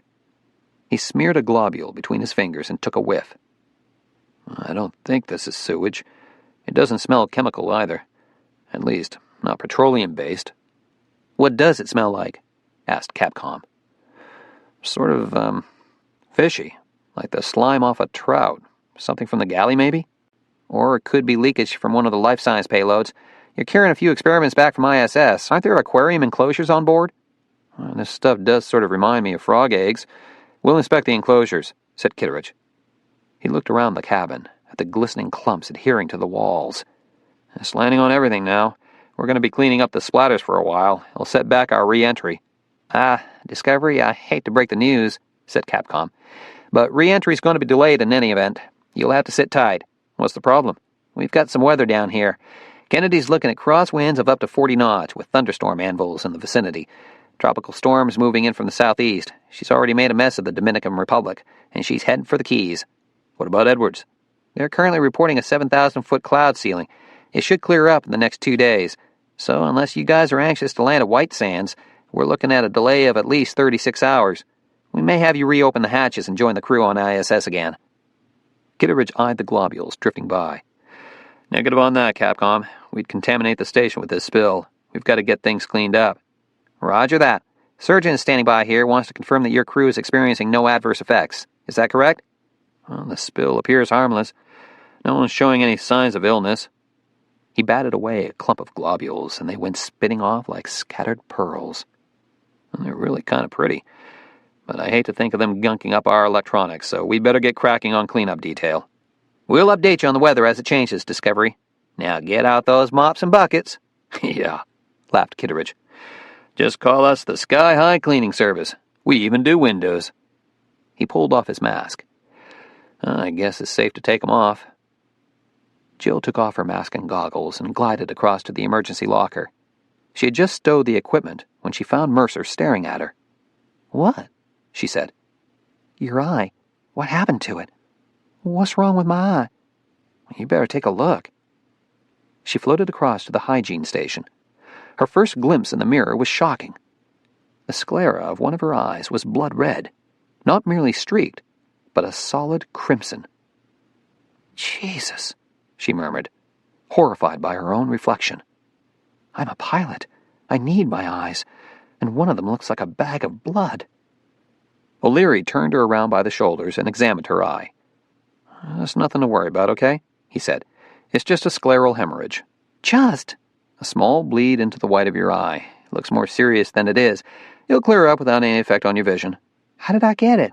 "Sudden changes in intracranial pressure can do it. Sometimes a violent cough or heavy vomiting is all it takes to pop a tiny vessel." She gave a relieved sigh. "Oh, that must be it. I woke up coughing on one of those floating Goombas." "See? Nothing to worry about." He gave her a pat. "That'll be $50. Next patient."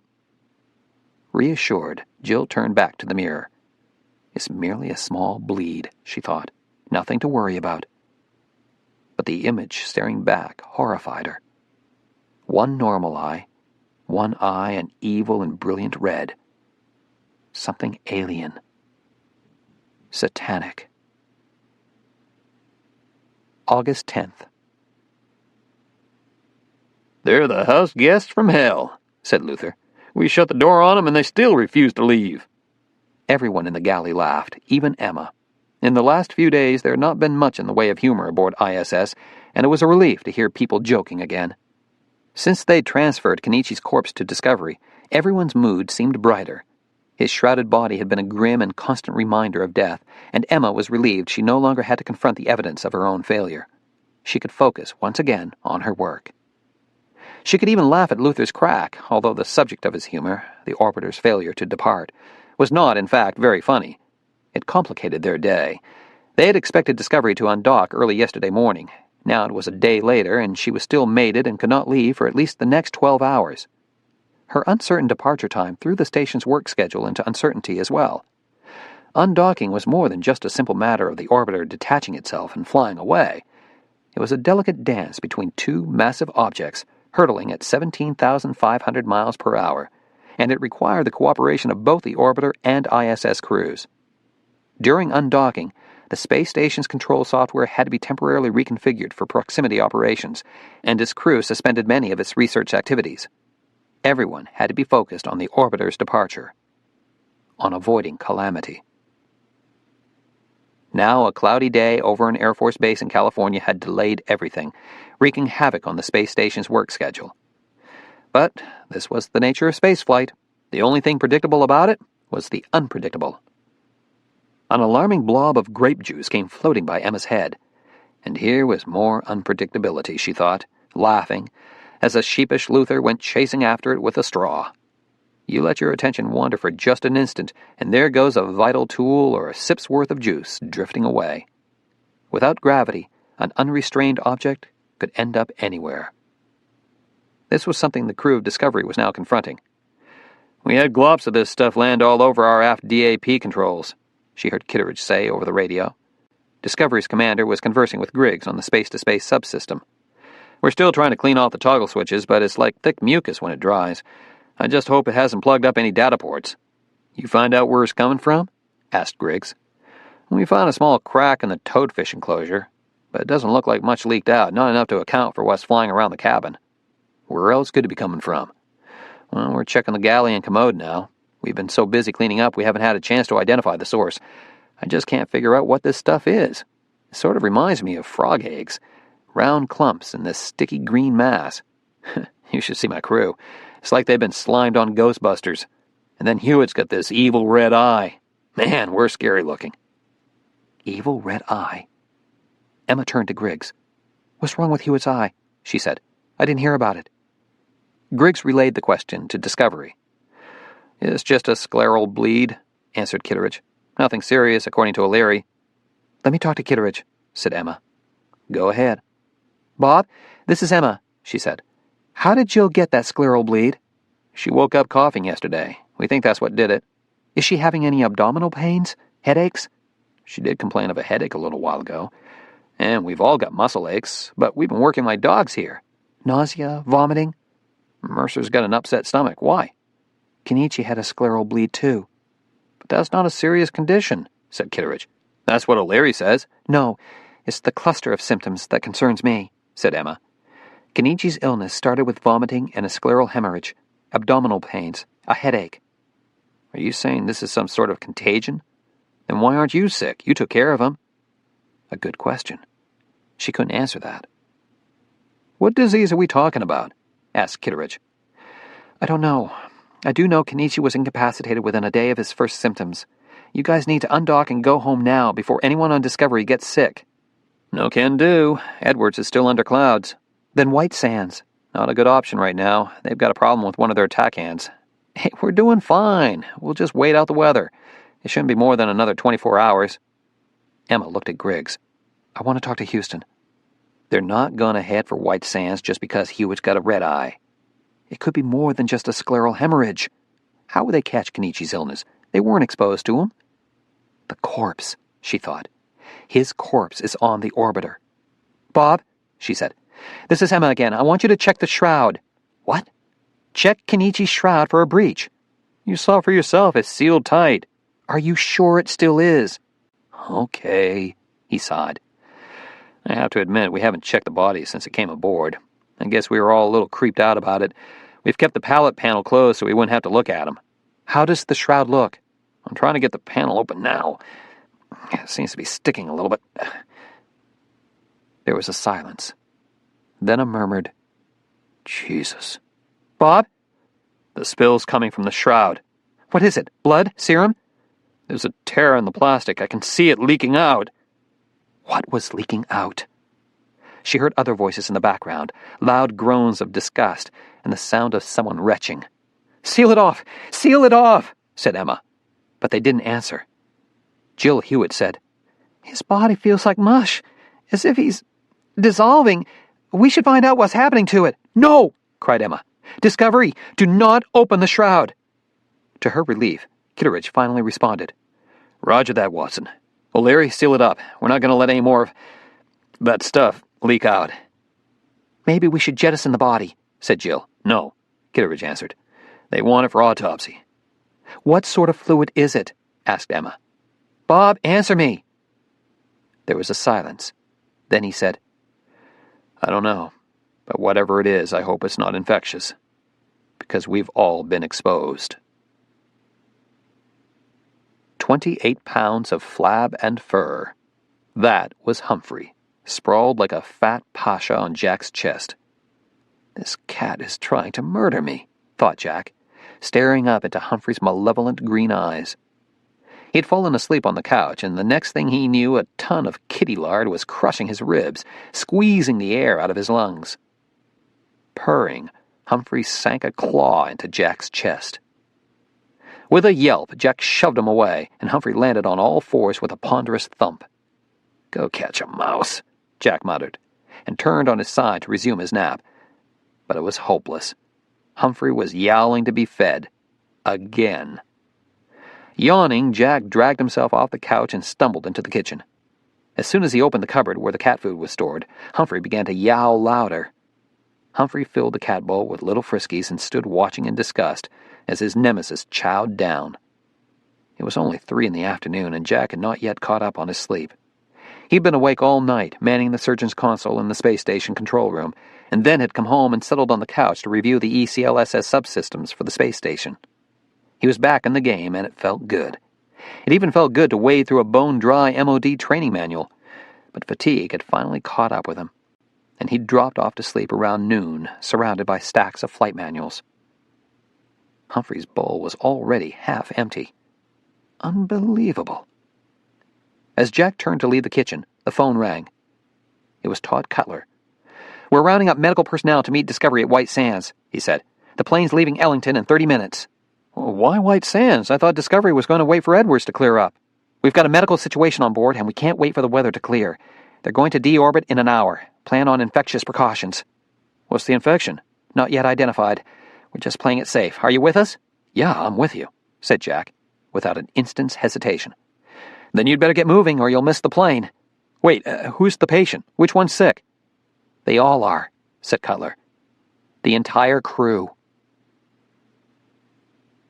Chapter 13. Infectious precautions. Emergency deorbit. What are we dealing with? The wind was blowing, kicking up dust as Jack trotted across the tarmac toward the waiting jet. Squinting against flying grid, he climbed the steps and ducked into the aircraft. It was a Gulfstream 4, seating 15 passengers, one of a fleet of sturdy and reliable workhorses that NASA used to shuttle personnel between its many far-flung centers of operation. There were already a dozen people aboard, including a number of nurses and doctors from the flight medicine clinic. Several of them gave Jack waves of greeting. "We've got to get going, sir," said the co-pilot. "So if you could buckle right in." Jack took a window seat near the front of the plane. Roy Bloomfield was the last to step aboard, his bright red hair stiff from the wind. As soon as Bloomfield took his seat, the co-pilot closed the hatch. "Todd isn't coming?" asked Jack. "He's manning the console for landing. Looks like we're going to be the shock troops." The plane began to taxi out onto the runway. They could waste no time. It was an hour-and-a-half flight to White Sands. "You know what's going on?" Jack asked. "'Cause I'm in the dark." "I got a brief rundown. You know that spill they had on Discovery yesterday? The one they've been trying to identify? Turns out it was fluids leaking from Kenichi Hirai's body bag." "That bag was sealed tight. How did it leak?" "Tear in the plastic. The crew says the contents seem to be under pressure, some sort of advanced decomposition going on." Kitteridge described the fluid as green and only mildly fishy smelling. That hardly sounds like fluid from a decomposing corpse. "We're all puzzled. The bag's been resealed. We'll have to wait till they land to find out what's going on inside. It's the first time we've dealt with human remains in microgravity. Maybe there's something different about the process of decomposition. Maybe the anaerobic bacteria die off, and that's why it's not giving off foul odors." "How sick is the crew?" "Both Hewitt and Kitteridge are complaining of severe headaches. Mercer's throwing up like a dog now, and O'Leary's got abdominal pain. We're not sure how much of it is psychological. There's got to be an emotional reaction when you've been gulping in a decomposing colleague." Psychological factors certainly complicated the picture. Whenever there is an outbreak of food poisoning, a significant percentage of victims are, in fact, uninfected. The power of suggestion is so strong, it can produce vomiting as severe as any real illness. "They had to put off the undocking. White Sands has been having problems too. One of their TAC hands was transmitting erroneous signals. They needed a few hours to get it up and functioning again." The TACAN, or Tactical Air Navigation Locating System, was a series of ground transmitters that provided the orbiter with updates on its navigation state vector. A bad TACAN signal could cause the shuttle to miss the runway entirely. "Now they've decided they can't wait," said Bloomfield. "In just the last hour, the crew's gotten sicker. Kitteridge and Hewitt both have scleral hemorrhages. That's how it started with Hirai." Their plane began its takeoff roll. The roar of the engines filled their ears, and the ground dropped away. Jack yelled over the noise. "What about ISS? Is anyone sick on the station?" "No, they kept the hatches closed between vehicles to contain the spill." "So it's confined to Discovery?" "So far as we know." Then Emma's okay, he thought, releasing a deep breath. Emma's safe. But if a contagion has been brought aboard Discovery inside Hirai's corpse, why wasn't the space station crew infected as well? "What's the shuttle's ETA?" he asked. "They're undocking now. Burn targets in 45 minutes, and touchdown should be around 1700.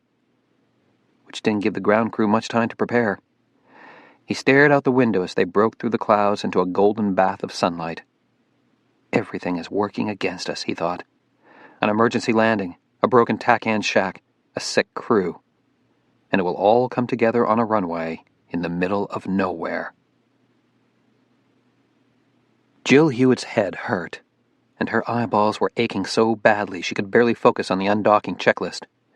In just the last hour, pain had crept into every muscle of her body, and now it felt as if jagged bolts were ripping through her back, her thighs. Both her sclerae had turned red, so had Kitteridge's. His eyeballs looked like twin bags of blood, glowing, red. He was in pain, too. She could see it in the way he moved, the slow and guarded turning of his head. They were both in agony, yet neither of them dared accept an injection of narcotics. Undocking and landing required peak alertness, and they could not risk losing even the slightest edge of performance. Get us home, get us home. That was the mantra that kept running through Jill's head as she struggled to stay on task, as sweat drenched her shirt and the pain ate into her concentration. They were racing through the departure checklist. She had plugged the IBM ThinkPad's computer cable into the aft console data port, booted up, and opened the Rendezvous and Proximity Operations program. "There's no data flow," she said. "What?" "The port must be gunked up by the spill. I'll try the mid-deck PCMMU." She unplugged the cable. Every bone in her face screamed with pain as she made her way through the interdeck access, carrying the ThinkPad. Her eyes were throbbing so badly they felt as if they were about to pop out of their sockets. Down on mid-deck, she saw Mercer was already dressed in his launch and entry suit and strapped in for re-entry. He was unconscious, probably from the dose of narcotics. O'Leary, also strapped in, was still awake but looking dazed. Jill floated across to the mid-deck data port and plugged in the ThinkPad. Still no data stream. Shit. Now struggling to focus, she made her way back to the flight deck. "No luck," said Kitteridge. "I'll change out the source cable and try this port again." Her head was pounding so badly now it brought tears to her eyes. Teeth gritted, she pulled out the cable, replaced it with a new one, rebooted. From Windows, she opened RPOP. The Rendezvous and Proximity Operations logo appeared on the screen. Sweat broke out on her upper lip as she began to type in the mission elapsed time. Days, hours, minutes, seconds. Her fingers weren't obeying as they should. They were sluggish, clumsy. She had to back up to correct the numbers. At last she selected Prox Ops and clicked on OK. "RPOP initialized," she said with relief. "Ready to process data." Kitteridge said, "Capcom, we go for SEP. Stand by, Discovery." The weight was excruciating.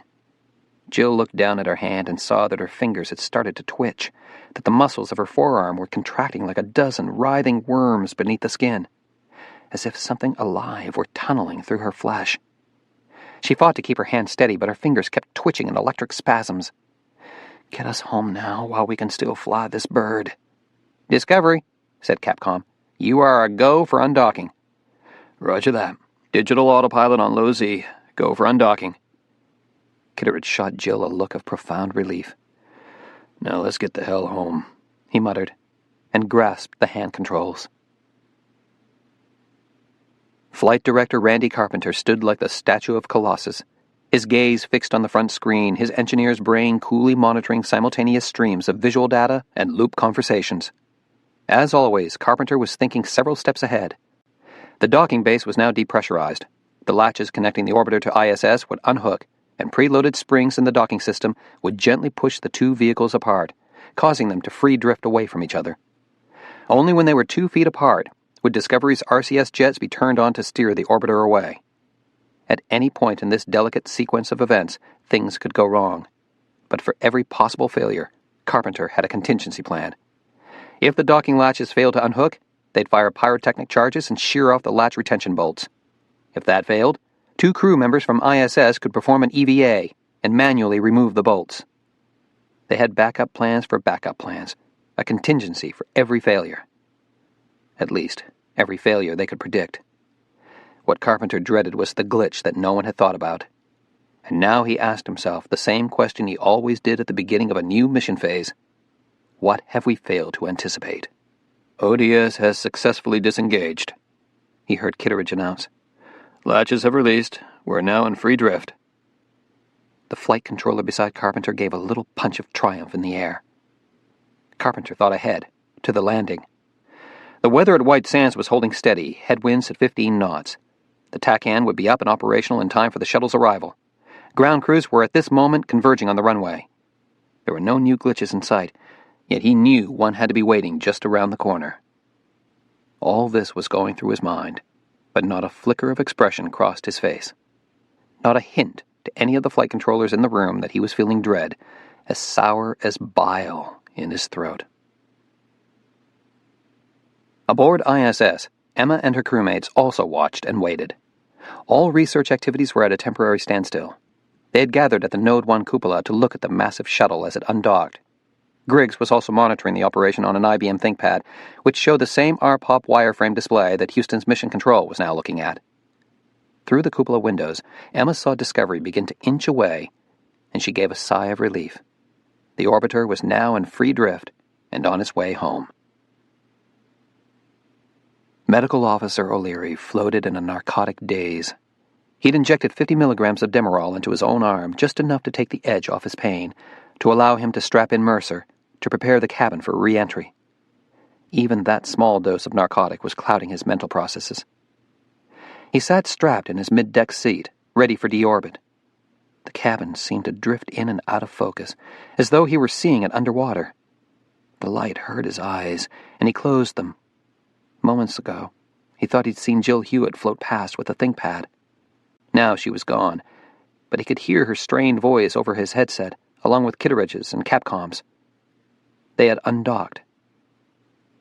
Even in his mental fog, he felt a sense of impotence, of shame, that he was strapped into his seat like an invalid while his crewmates up on flight deck were laboring to get them home.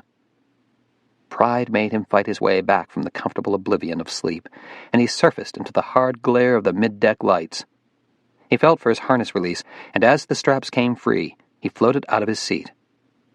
The mid-deck began to shift around him, and he had to close his eyes to stem the sudden tide of nausea.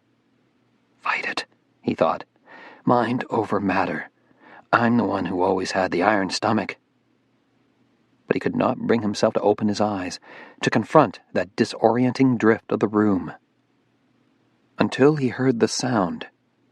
It was a creaking, so close by that he thought it must be Mercer stirring in his sleep. O'Leary turned toward the sound and found that he was not facing Mercer.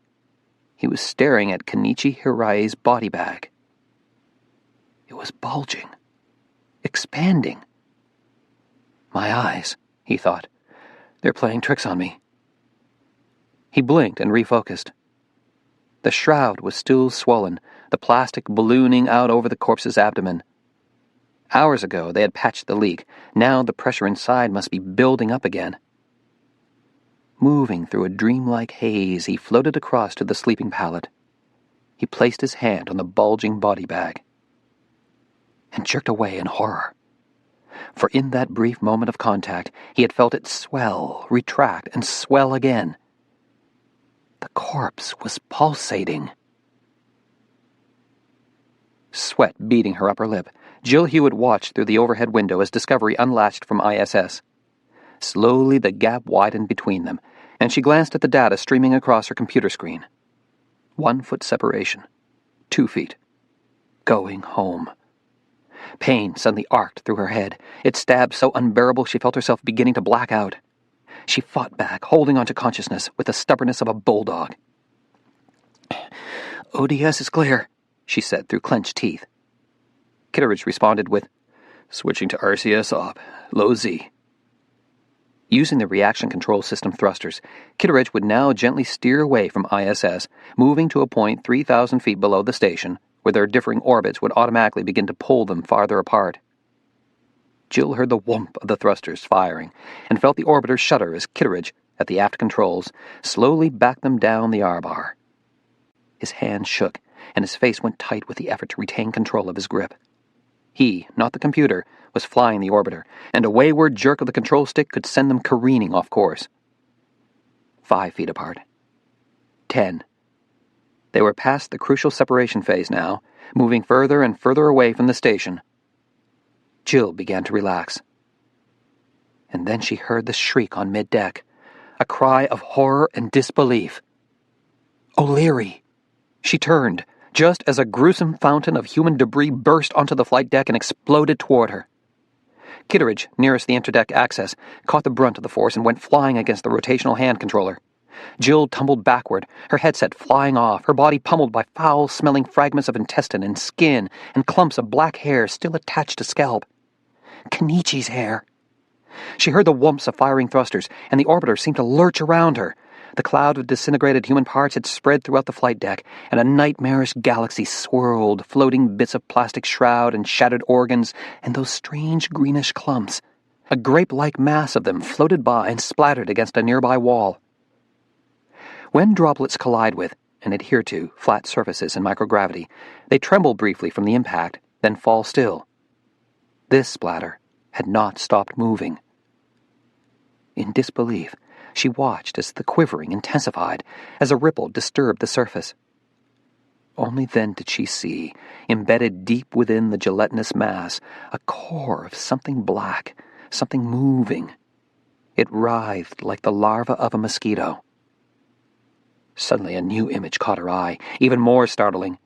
She stared up through the window above the flight deck and saw the space station rapidly zooming toward them, so close now she could almost make out the rivets on the solar array truss. In a burst of panic, she shoved against the wall and dove through that gruesome cloud of exploded flesh, her arms outstretched in desperation toward the orbiter control stick. "Collision course!" yelled Griggs over space-to-space radio. "Discovery, you are on a collision course!" There was no response. "Discovery, reverse course!" Emma watched in horror as disaster hurtled toward them. Through the space station's cupola window, she saw the orbiter simultaneously pitch up and roll to starboard. She saw Discovery's delta wing slicing toward them with enough momentum to ram it through the station's aluminum hull. She saw, in the imminent collision, the approach of her own death. The plumes of firing rockets suddenly spewed out from the forward RCS thruster in the orbiter's nose. Discovery began to pitch downward, reversing momentum. Simultaneously, the starboard delta wing rolled upward, but not quickly enough to clear the space station's main solar truss. She felt her heartbeat freeze. Heard Luther whisper, "Lord Jesus." "CRV!" Griggs shouted in panic. "Everyone to the evac vehicle!" Arms and legs churned in midair, feet flying in every direction as the crew scrambled to evacuate the node. Nikolai and Luther were first through the hatch, into the hab. Emma had just grabbed the hatch handhold when her ears filled with a squeal of rending metal, the groan of aluminum being twisted and deformed by the collision of two massive objects. The space station shuddered, and in the ensuing quake, she caught a disorienting glimpse of the node walls tilting away, of Griggs' ThinkPad spinning in midair, and Diana's terrified face slick with sweat. The lights flickered and went out. In the darkness, a red warning light flashed on and off, on and off. A siren shrieked. Chapter 14. Shuttle Flight Director Randy Carpenter was watching death on the front screen. At the instant of the orbiter's impact, he felt the blow as surely as if a fist had been rammed into his own sternum, and he actually lifted his hand and pressed it to his chest. For a few seconds, the flight control room went absolutely silent. Stunned faces stared at the front wall. On the center screen was the world map with the shuttle trajectory trace. To the right was the frozen RPOP display, Discovery and ISS represented by wireframe diagrams. The orbiter was now melded like a crumpled toy to the silhouette of ISS. Carpenter felt his lungs suddenly expand, realized that in his horror he had forgotten to breathe. The FCR erupted in chaos. "Flight, we have no voice downlink," he heard Capcom say. "Discovery is not responding." "Flight, we're still getting data stream from TCS." "Flight, no drop in orbiter cabin pressure, no indication of oxygen leak." "What about ISS?" Carpenter snapped. "Do we have downlink from them?" "SVO is trying to hail them. The station pressure is dropping." "How low?" "It's been down to 710, 690. Shit, they're decompressing fast." Breach in the station's hull, thought Carpenter. But that wasn't his problem to fix. It belonged to special vehicle operations down the hall. The propulsion systems engineer suddenly broke into the comm loop. "Flight, I'm reading RCS ignition, FTU, F3U, and F1U. Someone's working the orbiter controls." Carpenter's head snapped to attention. The RPOP display was still locked and frozen with no new images appearing, but propulsion's report told him that Discovery steering rockets had just fired. It had to be more than just a random discharge. The crew was trying to move the orbiter away from ISS. But until they had radio downlink, they could not confirm the orbiter crew's status. They could not confirm they were alive. It was the most terrible scenario of all, the one he feared most. A dead crew on an orbiting shuttle. Though Houston could control most of the orbiter's maneuvers by ground command, they could not bring it home without crew help. A functioning human being was necessary to flip the arming switches for the OMS deorbit burn. It took a human hand to deploy the air data probes and to lower the landing gear for touchdown. Without someone at the controls to perform these functions, Discovery would remain in orbit, a ghost ship circling silently around the Earth until its orbit decayed months from now, and it fell to Earth in a streak of fire. It was this nightmare that passed through Carpenter's head as the seconds ticked by, as panic slowly gathered force around him in the FCR. He could not afford to think about the space station, whose crews even now might be in the agonal throes of a decompressive death. His focus had to remain on Discovery, on his crew, whose survival seemed less and less likely with every second of silence that passed. Then, suddenly, they heard the voice. Faint, halting. "In control. This is Discovery. Houston. Houston?" "It's Hewitt," said Capcom. "Go ahead, Discovery." "Major anomaly. Could not avoid collision. Structural damage to orbiter appears minimal." "Discovery, we need visual on ISS." "Can't deploy Q antenna. Closed circuit gone." "Do you know the extent of their damage?" "Impact tore off their solar truss. I think we punched a hole in their hull." Carpenter felt sick. They still had heard no word from the ISS crew, no confirmation they had survived. "What is your crew status?" asked Capcom. "Kitteridge is barely responding. Hit his head on the aft control panel. And the crew on middeck. I don't know about them." "What's your status, Hewitt?" "Trying to... Oh, God, my head." There was a soft sob. Then she said, "It's alive." "Did not copy." "The stuff floating around. The spill from the body bag. It's moving all around me. It's inside me. I can see it moving under my skin, and it's alive." A chill crawled all the way up Carpenter's spine. Hallucinations. A head injury.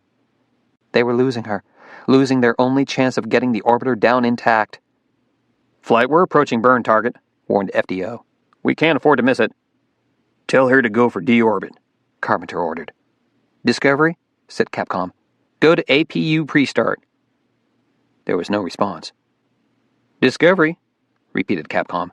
"You're going to miss your burn target."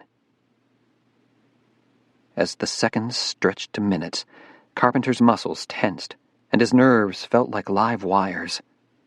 He gave a sigh of relief when Hewitt finally responded. "Middeck crew's in landing position. They're both unconscious. I've strapped them in. But I can't get Kitteridge into his LES." "Screw his re-entry suit," said Carpenter. "Let's not miss that target. Just get the bird down." "Discovery, we advise you proceed directly to APU pre-start. Just strap him into the starboard seat and you get on with deorbit." They heard a ragged sigh of pain. Then Hewitt said, "My head. Having trouble focusing." "We roger that, Hewitt." Capcom's voice became gentler, almost soothing. "Look, Jill, we know you're the one in the commander's seat now. We know you're hurting, but we can guide you in on Autoland all the way to wheel stop, if you just stay with us." She let out a tortured sob. "APU pre-start complete," she whispered. "Loading ops 3-0-2. Tell me when, Houston." "Go for deorbit burn," said Carpenter. Capcom relayed the decision. "Go for deorbit burn, Discovery." And he added softly, "Now, let's get you home." In the hellish darkness, Emma braced herself for the shock of decompression. She knew exactly what to expect, how she would die. There would be the roar of air rushing out of the hull, the sudden popping of her eardrums, the rapid crescendo of pain as her lungs expanded and her alveoli exploded. As the air pressure drops toward vacuum, the boiling temperature of liquid also drops until it becomes the same as the freezing temperature. One instant, the blood is boiling. In the next, it freezes solid in the veins. The red warning lights, the siren, confirmed her worst fears. It was a Class 1 emergency. They had a breached hull and their air was leaking into space. She felt her ears pop. Evacuate now! She and Diana dove into the hab, flying through gloom lit only by the bright red flashes of the warning panels. The siren was so loud everyone had to yell to hear each other. In her panic, Emma bounced into Luther, who grabbed her before she could ricochet off in a new direction. Nicola is already in the CRV. You and Diana next, he shouted. Wait, where's Griggs? Said Diana. Just get in. Emma turned. In the psychedelic flash of red warning lights, she saw no one else in the hab. Griggs had not followed them. A strange fine mist seemed to hang in the gloom, but there was no hurricane whoosh of air sucking them toward the breach. And no pain, she suddenly realized. She'd felt her ears pop, but there was no chest pain, no symptoms of explosive decompression. We can save this situation. We have time to isolate the leak. She did a quick swimmer's turn, kicked off the wall, and went flying back toward the node. Hey, what the fuck, Watson? Yelled Luther. Don't give up the ship! She was moving so fast, she slammed against the edge of the hatchway, bashing her elbow. Here was the pain now, not from decompression, but from her own stupid clumsiness. Her arm was throbbing as she kicked off again, into the node. Griggs wasn't there, but she saw his ThinkPad drifting at the end of his data cord. The screen flashed a bright red decompression warning. The air pressure was down to 650 and dropping. They had only minutes to work, minutes before their brains would not function. He must have gone in search of the leak, she thought. He's going to close off the damaged module. She dove into the U.S. lab, through that thickening white mist. Was it mist? Or was it her vision fogging over from hypoxia? A warning that unconsciousness was closing in. She shot through the darkness and felt disoriented by the warning lights continuing to flash like a strobe. She banged into the far hatchway. Her coordination was off, and her clumsiness getting worse. She slipped through the hatch opening, into Node 2. Griggs was there. He was struggling to disconnect a tangle of cables strung between the NASDA and European modules. The leak's in NASDA, he yelled over the screaming sirens. If we can clear the cables from this hatchway and close it off, we can isolate the module. She dove forward to help him yank the cables apart. Then she found one that could not be disconnected. What the hell's this? She said. All cables leading through hatchways were supposed to be easy to pull apart in case of an emergency. This one was continuous, a violation of safety rules. It doesn't have a quick release, she yelled. Get me a knife and I'll cut it. She spun around, dove back into the U.S. lab. A knife? Where the hell is a knife? Through the red flashes of light, she saw the medical locker. A scalpel. She yanked open the drawer, reached into the instrument tray, and went flying back into Node 2. Griggs took the scalpel and began to sever the cable. What can we do to help? Came Luther's shout. Emma turned and saw him, along with Nikolai and Diana, hovering anxiously in the hatchway. The breach is in NASDA, she said. We're going to close off the module. Sparks suddenly shot out like fireworks. Griggs yelped and jerked away from the cable. Shit, it's a live wire. We've got to cut it, said Emma. And get fried to a crisp? I don't think so. Then how do we seal the hatch? Luther said, Pull back into the lab. We'll close off the whole node. Isolate this end of the station. Griggs looked at the sparking wire. He didn't want to close off Node 2 because it meant sacrificing both the NASDA and European modules, which would be completely depressurized and unreachable. And it meant sacrificing the shuttle docking port, which also led off Node 2. Pressure's dropping, folks, called Diana, reading a handheld pressure gauge. We're down to 625 millimeters. Just pull the fuck back and let's close off the node. Emma could already feel herself breathing faster, trying to catch her breath. Hypoxia. They were all going to black out if they didn't do something soon. She tugged Griggs' arm. Pull back! It's the only way to save the station! He gave a stunned nod and retreated with Emma into the U.S. lab. Luther tried to tug the hatch shut, but he couldn't get it to budge. Now that they were outside Node 2, they had to pull, not push, the hatch shut. And they were working against the rush of escaping air in a rapidly depressurizing atmosphere. We'll have to abandon this module too, yelled Luther. Retreat to Node 1 and close off the next hatch. Hell no, Griggs said. I'm not giving up this module as well. Griggs, we got no choice. I can't pull this hatch shut. Then let me do it. Griggs grabbed the handle and strained to pull it shut, but the hatch moved only a few inches before he had to let go in exhaustion. You're gonna kill us all just to save this fucking module, shouted Luther. It was Nikolai who suddenly yelled out the solution. Mir, feed the leak, feed the leak. He shot out of the lab, headed toward the Russian end of the station. Mir. Everyone immediately knew what he was talking about. 1997, the Progress collision with Mir's Spectre module. There had been a breach in the hull, and Mir had begun to leak its precious air into space. The Russians, with years more experience in manned space stations, were ready with their emergency response, feeding the leak. Pour extra oxygen into the module to raise the pressure. Not only would it buy them time to work, it might narrow the pressure gradient enough so they could pull the hatch shut. Nikolai came flying back into the lab with 2 oxygen tanks. Frantically, he opened the valves all the way. Even over the screaming sirens, they could hear the screech of air escaping from the tanks. Nikolai tossed both tanks into Node 2, feeding the leak. They were building air pressure on the other side of the hatch. They were also pouring oxygen into a module with a live wire, thought Emma, remembering the sparks. It could trigger an explosion. Now, Nikolai shouted. Try to close the hatch. Luther and Griggs both grabbed the handle and pulled. They would never know if it was due to their combined desperation or if the oxygen tanks had succeeded in dropping the pressure gradient across that hatchway, but the hatch slowly began to swing shut. Griggs locked it in place. For a moment, he and Luther simply hung limp in midair, both of them too exhausted to say a word. Then Griggs turned, his face bright with sweat in the flashing lights. Now let's shut off that fucking racket, he said. The ThinkPad was still floating where he'd left it in Node 1. Peering at the glowing screen, he rapidly tapped in a series of commands. To everyone's relief, the siren stopped screaming. The flashing red lights also stopped, leaving only a constant yellow glow on the caution and warning panels. At last, they could communicate without shouting. Air pressure is back up to 690 and rising, he said, and gave a laugh of relief. Whew, looks like we're home free. Why are we still at Class 3 caution? Asked Emma, pointing to the yellow light on the screen. A Class 3 caution meant one of 3 possibilities. Their backup guidance computer was down, one of their control motion gyros was inoperative, or they'd lost their S-band radio link to mission control. Griggs tapped a few more keys. It's the S-band. We've lost it. Discovery must have hit our P1 truss and taken out the radio. Looks like they also hit our port solar arrays. We've lost a photovoltaic module. That's why we're still in power down. Houston must be going bonkers, wondering what's happening, said Emma. And now they can't reach us. What about Discovery? What's happened to them?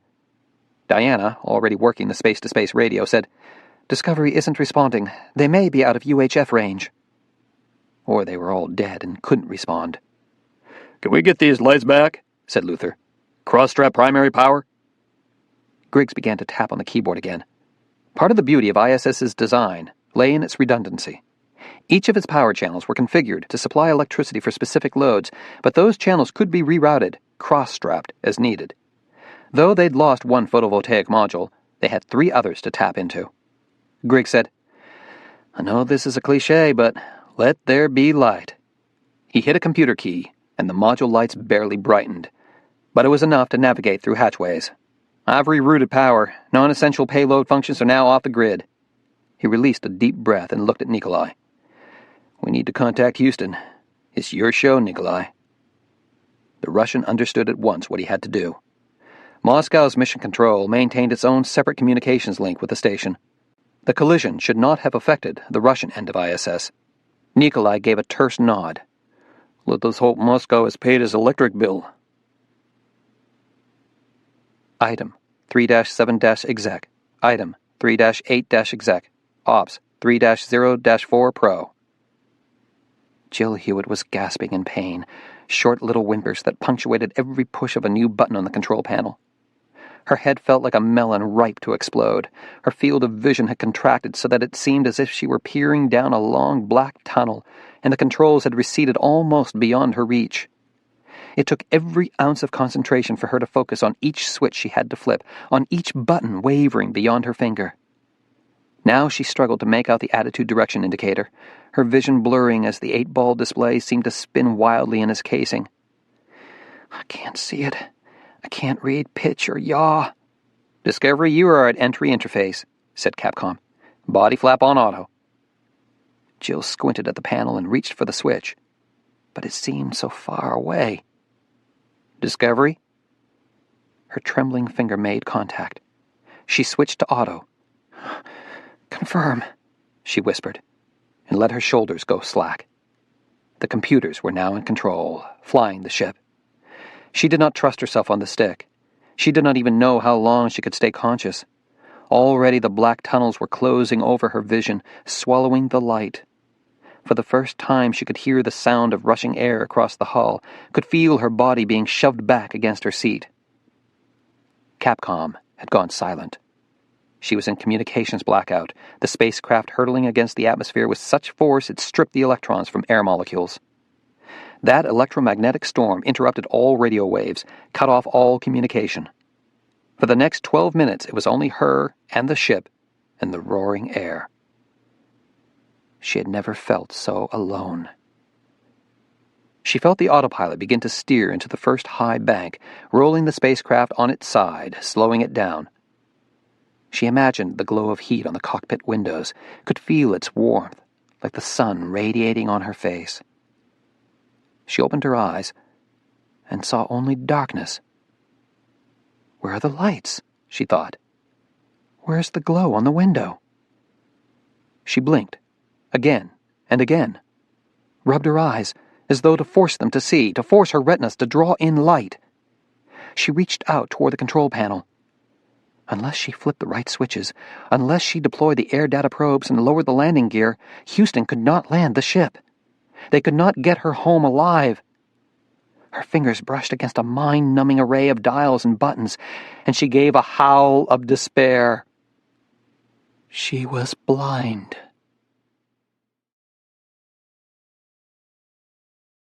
Chapter 15. At 4,093 feet above sea level, the air at White Sands Missile Proving Grounds was dry and thin. The landing strip traced across an ancient dried-out seabed, located in a desert valley formed between the Sacramento and Guadalupe mountain ranges to the east and the San Andres Mountains to the west. The closest town was Alamogordo, New Mexico. The terrain was stark and arid, and only the hardiest of desert vegetation could survive. The area had long served as a training base for fighter pilots. It had also seen other uses through the decades. During World War II, it was the site of a German prisoner of war camp. It was also the location of the Trinity site, where the U.S. exploded its first atomic bomb, assembled not far away in Los Alamos, New Mexico. Barbed wire and unmarked government buildings had sprouted up in this desert valley, their functions a mystery even to the residents of nearby Alamogordo. Through binoculars, Jack could see the landing strip shimmering with heat in the distance. Runway 16-34 was oriented just slightly off due north-south. It was 15,000 feet long and 300 feet wide, large enough to accept the heaviest of jets, even in that rarefied air which forces long landing and takeoff rolls. Just west of the touchdown point, Jack and the medical team waited, along with a small convoy of NASA and United Space Alliance vehicles, for Discovery's arrival. They had stretchers, oxygen, defibrillators, and ACLS kits, everything one could find in a modern ambulance and more. For landings at Kennedy, there would be over 150 ground team members prepared to meet the orbiter. Here, on this desert strip, they had barely 3 dozen, and 8 of them were medical personnel. Some of the ground crew were wearing self-contained atmospheric protective suits to insulate them from any propellant leaks. They would be the first to meet the orbiter, and with atmospheric sensors, would quickly assess the potential for explosions before allowing doctors and nurses to approach. A distant rumble made Jack lower his binoculars and glance due east. Choppers were approaching. So many of them, they looked like an ominous swarm of black wasps. "What's this?" said Bloomfield, also noticing the choppers. Now the rest of the ground crew was staring at the sky, many of them murmuring in bewilderment. "Could be backup," said Jack. The convoy leader, listening on his comm unit, shook his head. "Mission Control says they're not ours." "This airspace should be clear," said Bloomfield. "We're trying to hail the choppers, but they're not responding."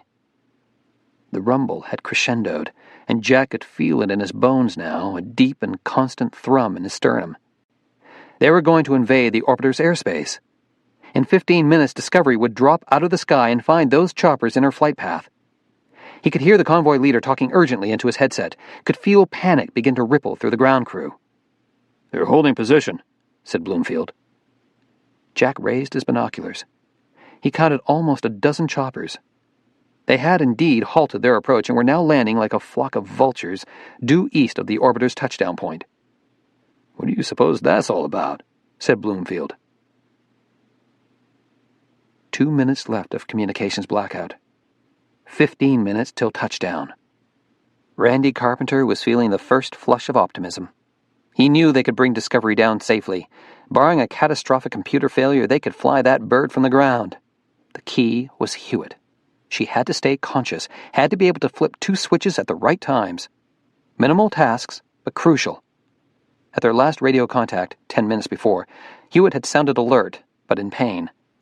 She was a good pilot, a woman with a steel backbone tempered by the refiner's fire of the U.S. Navy. All she had to do was stay conscious. "Flight, we have good news from NASCOM," said Ground Control. "Mission Control Moscow has made radio contact with ISS on Regal S-band." Regal was the Russian S-band radio system aboard ISS. It was completely separate and independent of the U.S. system, and it operated via Russian ground satellites and their Luch satellite. "Contact was brief. They were on the tail end of Luch satellite compass," said Ground Control. "But the crew is all alive and well." Carpenter's optimism flared even brighter, and he tightened his plump fingers in a triumphant fist. "Damage report? They had a breach of the NASA module and had to close off Node 2 and everything forward of that. They've also lost at least 2 solar arrays and several truss segments, but no one's hurt. Flight, we should be coming out of comm blackout," said Capcom. At once, Carpenter's attention snapped back to Discovery. He was happy about the news from ISS, but his first responsibility was to the shuttle. "Discovery, do you copy?" said Capcom. "Discovery?" The minutes went by. Too many. Suddenly, Carpenter was back dancing on the brink of panic. Guidance said, "Second S-turn completed. All systems look good." Then why wasn't Hewitt responding? "Discovery," repeated Capcom, his voice now urgent. "Do you copy?" "Going into third S-turn," said Guidance. We've lost her, thought Carpenter. Then they heard her voice, soft and unsteady. "This is Discovery." Capcom's sigh of relief huffed loudly over the loop. "Discovery, welcome back. It's good to hear your voice. Now, you need to deploy your air data probes." I'm trying to find the switches." "Your air data probes?"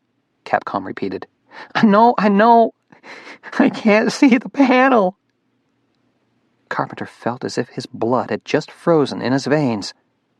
Dear God, she's blind. And she's seated in the commander's seat, not in her own. "Discovery, you need to deploy now," said Capcom. "Panel C3. I know which panel!" she cried. There was silence. Then the sound of her breath rushing out in a whoosh of pain. "Probes have been deployed," said MX. "She did it. She found the switch." Carpenter allowed himself to breathe again, to hope again.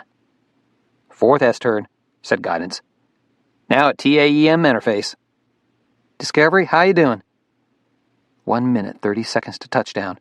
Discovery was now traveling at 600 miles per hour at an altitude of 8,000 feet and dropping rapidly. The pilots called it the Flying Brick, heavy, with no engines, gliding in on delta wing slivers. There'd be no second chances, no abort and fly around for another try. It was going to land one way or the other. "Discovery?" said Capcom. Jack could see it glinting in the sky, puffs of smoke trailing from its yaw jets. It looked like a bright chip of silver as it swept around on its final turn to line up with the runway. "Come on, baby, you're looking good," whooped Bloomfield. His enthusiasm was shared by all 36 members of the ground crew. Every shuttle landing is a celebratory event, a victory so moving it brings tears to the eyes of those who watch from the ground. Every eye was now turned to the sky, every heart pounding as they watched that chip of silver, their baby, gliding toward the runway. Gorgeous. God, she's beautiful. Yeah! Lining up just fine. Yes, sir. The convoy leader, listening on his earpiece to Houston, suddenly snapped straight, his spine rigid in alarm. "Oh, shit," he said. "Landing gear isn't down." Jack turned to him. "What?" Crew hasn't deployed the landing gear. Jack's head whipped around to stare at the approaching shuttle. It was barely 100 feet above the ground, moving at over 300 miles an hour. He could not see the wheels. The crowd suddenly went dead silent. Their celebration had just turned into disbelief. Horror. "Get them down! Get those wheels down!" Jack wanted to scream. The shuttle was 75 feet above the runway, lined up perfectly. 10 seconds till touchdown. Only the flight crew could lower the landing gear. No computer could flip the switch, could perform the task meant for a human hand. No computer could save them. 50 feet and still traveling over 200 miles an hour. Jack did not want to see the final event, but he could not help himself. He could not turn away. He saw Discovery's tail slam down first, spewing up a shower of sparks and shattered heat tiles.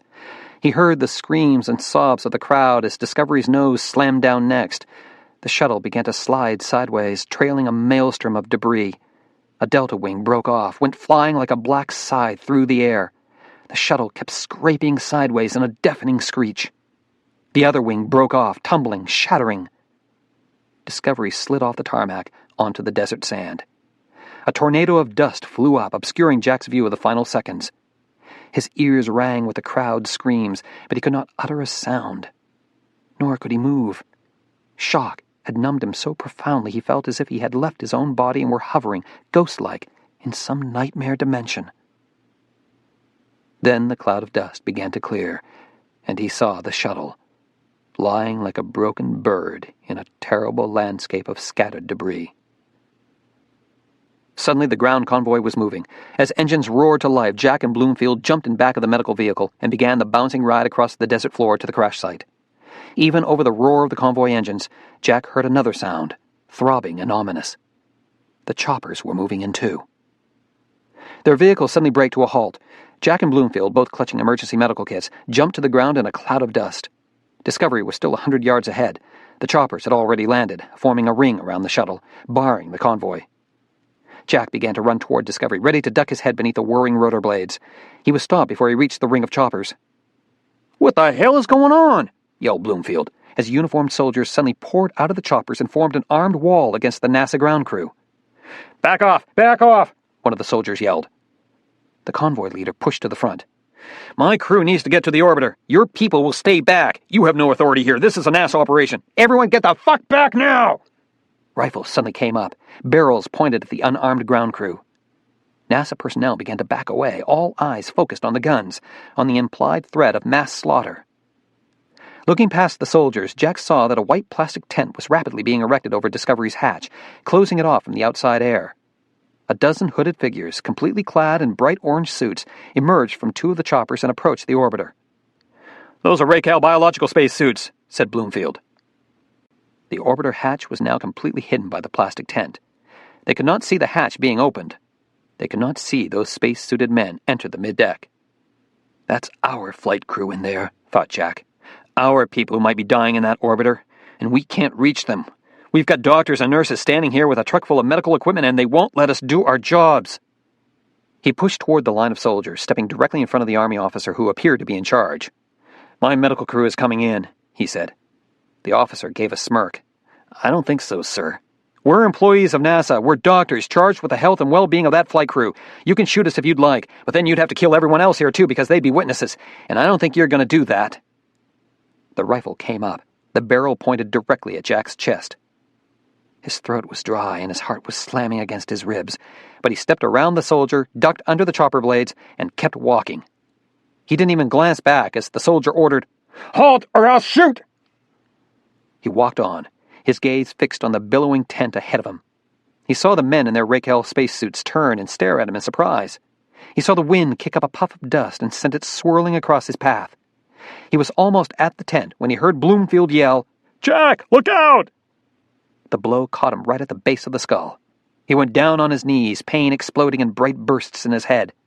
Another blow slammed into his flank, and he sprawled forward, tasting sand hot as ash in his face. He rolled over onto his back and saw the soldier looming over him, rifle butt raised to deliver yet another blow. "That's enough," said an oddly muffled voice. "Leave him alone." The soldier backed away.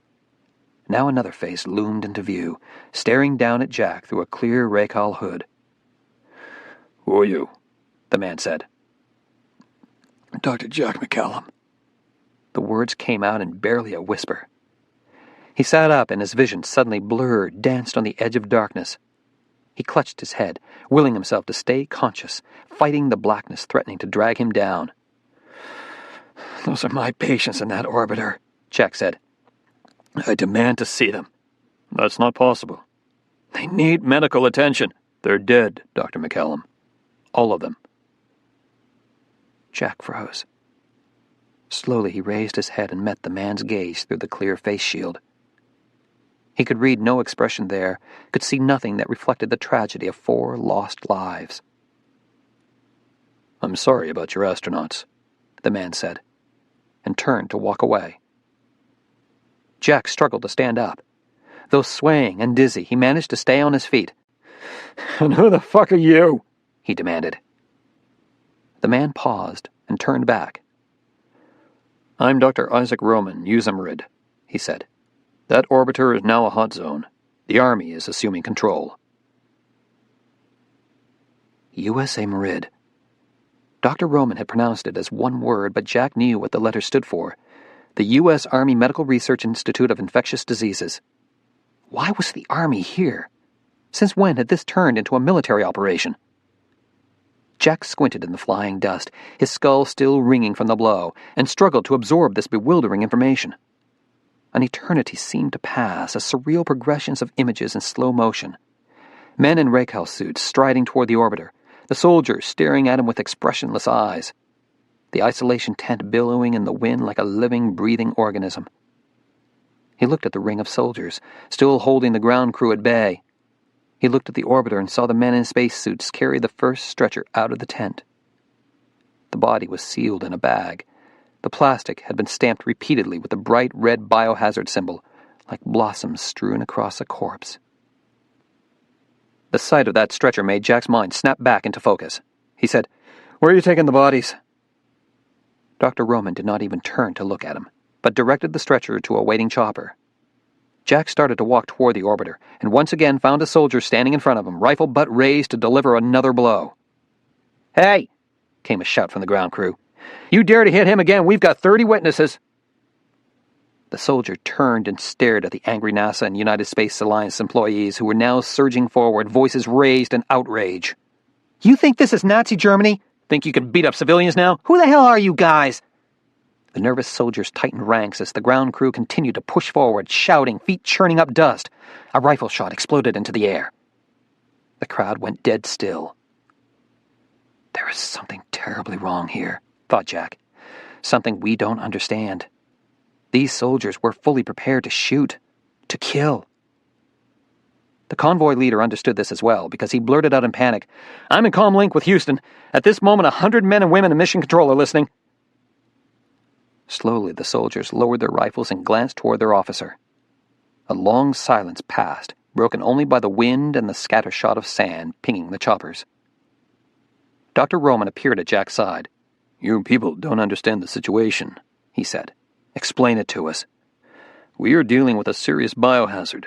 The White House Security Council has activated the Army's Biological Rapid Response Team, a team created by an act of Congress, Dr. McCallum. We're here on orders from the White House." "What biohazard?" Roman hesitated. He glanced toward the NASA ground crew, who stood in a tense huddle beyond the line of soldiers. "What is the organism?" Jack said. At last, Roman met his gaze through the plastic face shield. "That information is classified." "We're the medical team charged with the health of that flight crew. Why weren't we told about this?"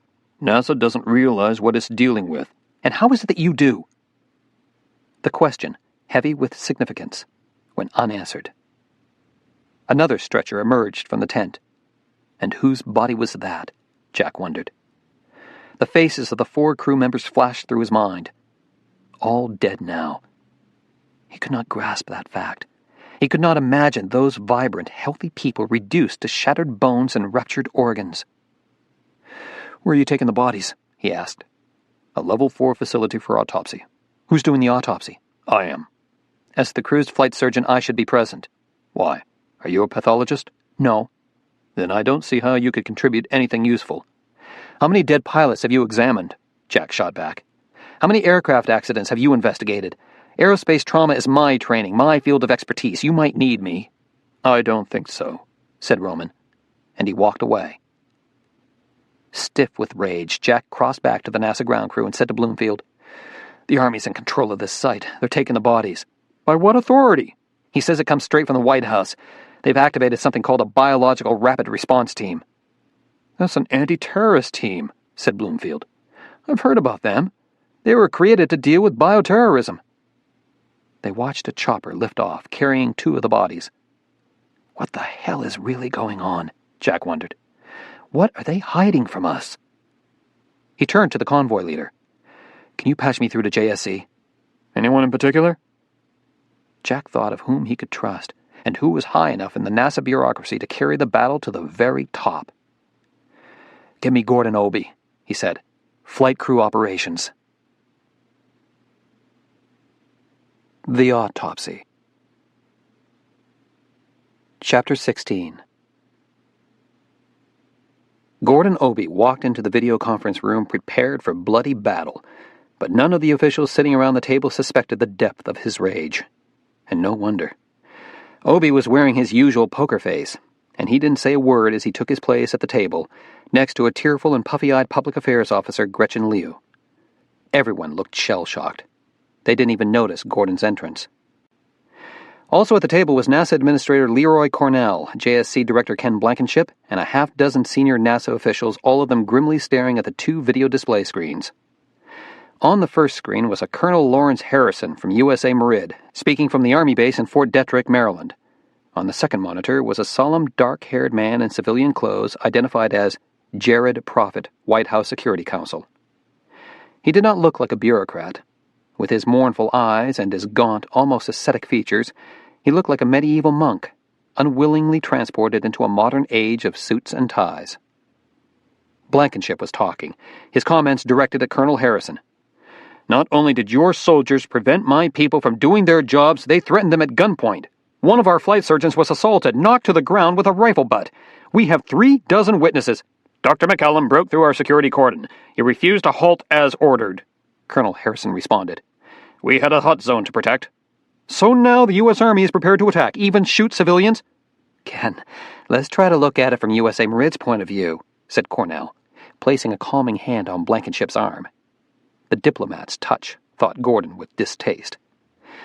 Cornell might be NASA's spokesman at the White House and their best asset when it came to cajoling Congress for money, but many at NASA had never really trusted him. They could never trust any man who thought more like a politician than an engineer. "Protecting a hot zone is a valid reason to apply force," said Cornell. "Dr. McCallum did breach the security line." "And the results could have been disastrous," said Harrison over the audio feed. "Our intelligence reports that Marburg virus may have been purposefully introduced to the space station. Marburg is a cousin of Ebola virus." "How would it get aboard?" said Blankenship. "Every experimental protocol is reviewed for safety. Every lab animal is certified healthy. We don't send up biohazards." "That's your agency line, of course. But you receive your experimental payloads from scientists all around the country. You may screen their protocols, but you can't examine every bacteria or tissue culture as it arrives for launch. To keep biological materials alive, the payloads are loaded right onto the shuttle. What if one of those experiments was contaminated? Consider how easy it is to replace a harmless culture with a dangerous organism like Marburg." "Are you saying this was a deliberate sabotage attempt on the station?" said Blankenship. "An act of bioterrorism?" "That's precisely what I'm saying. Let me describe what happens to you if you are infected with this particular virus. First, your muscles begin to ache and you have a fever. The ache is so severe, so agonizing, you can scarcely bear to be touched. An intramuscular injection makes you shriek in pain. Then your eyes turn red, your belly begins to hurt, and you vomit again and again. You begin to throw up blood. It comes up black at first because of digestive processes. Then it comes faster and turns bright red, as rapid as a gushing pump. Your liver swells, cracks, your kidneys fail. Your internal organs are being destroyed, turning to foul black mush. And suddenly, disastrously, your blood pressure crashes. And you're dead." Harrison paused. "That's what we may be dealing with, gentlemen." "This is bullshit," blurted Gordon Obie. Everyone at the table stared at him in astonishment. The Sphinx had spoken. On the rare occasions Obie did say anything at a meeting, it was usually in a monotone, his words used to convey data and information, not emotion. This outburst had shocked them all. "May I ask who just spoke?" asked Colonel Harrison. "I'm Gordon Obie, Director of Flight Crew Operations." "Oh, the astronaut's top dog. You could call me that. And why is this bullshit? I don't believe this is Marburg virus. I don't know what it is, but I do know you're not telling us the truth." Colonel Harrison's face froze in a rigid mask. He said nothing. It was Jared Prophet who spoke. His voice sounded exactly as Gordon had expected, thin and reedy. He was not a bully like Harrison, but a man who preferred to appeal to one's intellect and reason. "I understand your frustration, Mr. Obie," Prophet said. "There's so much we're unable to tell you because of security concerns, but Marburg is not something we can be careless about." "If you already know it's Marburg, then why are you excluding our flight surgeons from the autopsy? Are you afraid we'll learn the truth?" "Gordon," Cornell said quietly, "why don't we discuss this in private?" Gordon ignored him and said to the screen, "What disease are we really talking about? An infection? A toxin? Something loaded on board the shuttle in a military payload, perhaps?" There was a silence. Then Harrison blustered, "There's that NASA paranoia. Your agency likes to blame the military for everything that goes wrong. Why do you refuse to allow my flight surgeon into the autopsy?" "Are we speaking of Dr. McCallum?" asked Prophet. "Yes. McCallum has training in aviation trauma and pathology. He is a flight surgeon as well as a former member of the astronaut corps. The fact you refuse to let him or any of our doctors view the autopsies makes me wonder what you don't want NASA to see." Colonel Harrison glanced sideways as though to look at someone else in the room. When he gazed back at the camera, his face was flushed and angry. "This is absurd. Your people just crashed the shuttle. You screw up the landing, kill your own crew, and then you point an accusing finger at the U.S. Army? The entire astronaut corps is up in arms about this," said Gordon. "We want to know what really happened to our colleagues. We insist you allow one of our doctors to view the bodies." Leroy Cornell again tried to intercede. "Gordon, you can't make unreasonable demands like this," he said quietly. "They know what they're doing." "So do I." "I'm going to ask you to back down now." Gordon looked Cornell in the eye. Cornell was NASA's representative to the White House, NASA's voice in Congress. Opposing him was career suicide. He did it anyway. "I speak for the astronauts," he said. "My people." He turned to the video screen, his gaze fixed on the stony face of Colonel Harrison. "And we're not above taking our concerns to the press. We don't consider this move lightly, exposing confidential NASA matters. The astronaut corps has always been discreet, but if we're forced to, we will demand a public inquiry." Gretchen Liu's jaw dropped. "Gordon," she whispered, "what the hell are you doing?" "What I have to do." The silence at the table stretched to a full minute. Then, to everyone's astonishment, Ken Blankenship said, "I side with our astronauts." "So do I," said another voice. "Me too. And me." Gordon looked around the table at his colleagues. Most of these people were engineers and operational managers whose names seldom turned up in the press. More often than not, they were in conflict with the astronauts, whom they considered flyboys with big egos. The astronauts got all the glory, but these men and women who performed the unseen and unglamorous jobs that made spaceflight a reality were the heart and soul of NASA. And they were now united behind Gordon. Leroy Cornell looked stricken, the leader abandoned by his own troops. He was a proud man, and this was a humiliatingly public blow. He cleared his throat and slowly squared his shoulders. Then he faced the video image of Colonel Harrison. "I have no choice but to support my astronauts as well," he said. "I insist that one of our flight surgeons be allowed to view the autopsies." Colonel Harrison said nothing. It was Jared Prophet who made the final decision. Jared Prophet, who was obviously the real man in charge. He turned to confer with someone standing off-screen. Then he looked at the camera and nodded. Both screens went blank. The video conference had ended. "Well, you certainly thumbed your nose at the U.S. Army," said Gretchen. "Did you see how pissed off Harrison looked?" No, thought Gordon, remembering Colonel Harrison's expression just before the image went blank. That wasn't anger I saw on his face. It was fear. The bodies had not been taken to USA Merid headquarters in Fort Detrick, Maryland, as Jack had expected. They'd been transported barely 60 miles away from the White Sands landing strip to a windowless concrete block building, much like the dozens of other anonymous government buildings that had sprung up in that dry desert valley. But this one had a distinguishing feature: a series of ventilation pipes jutting up from the roofline.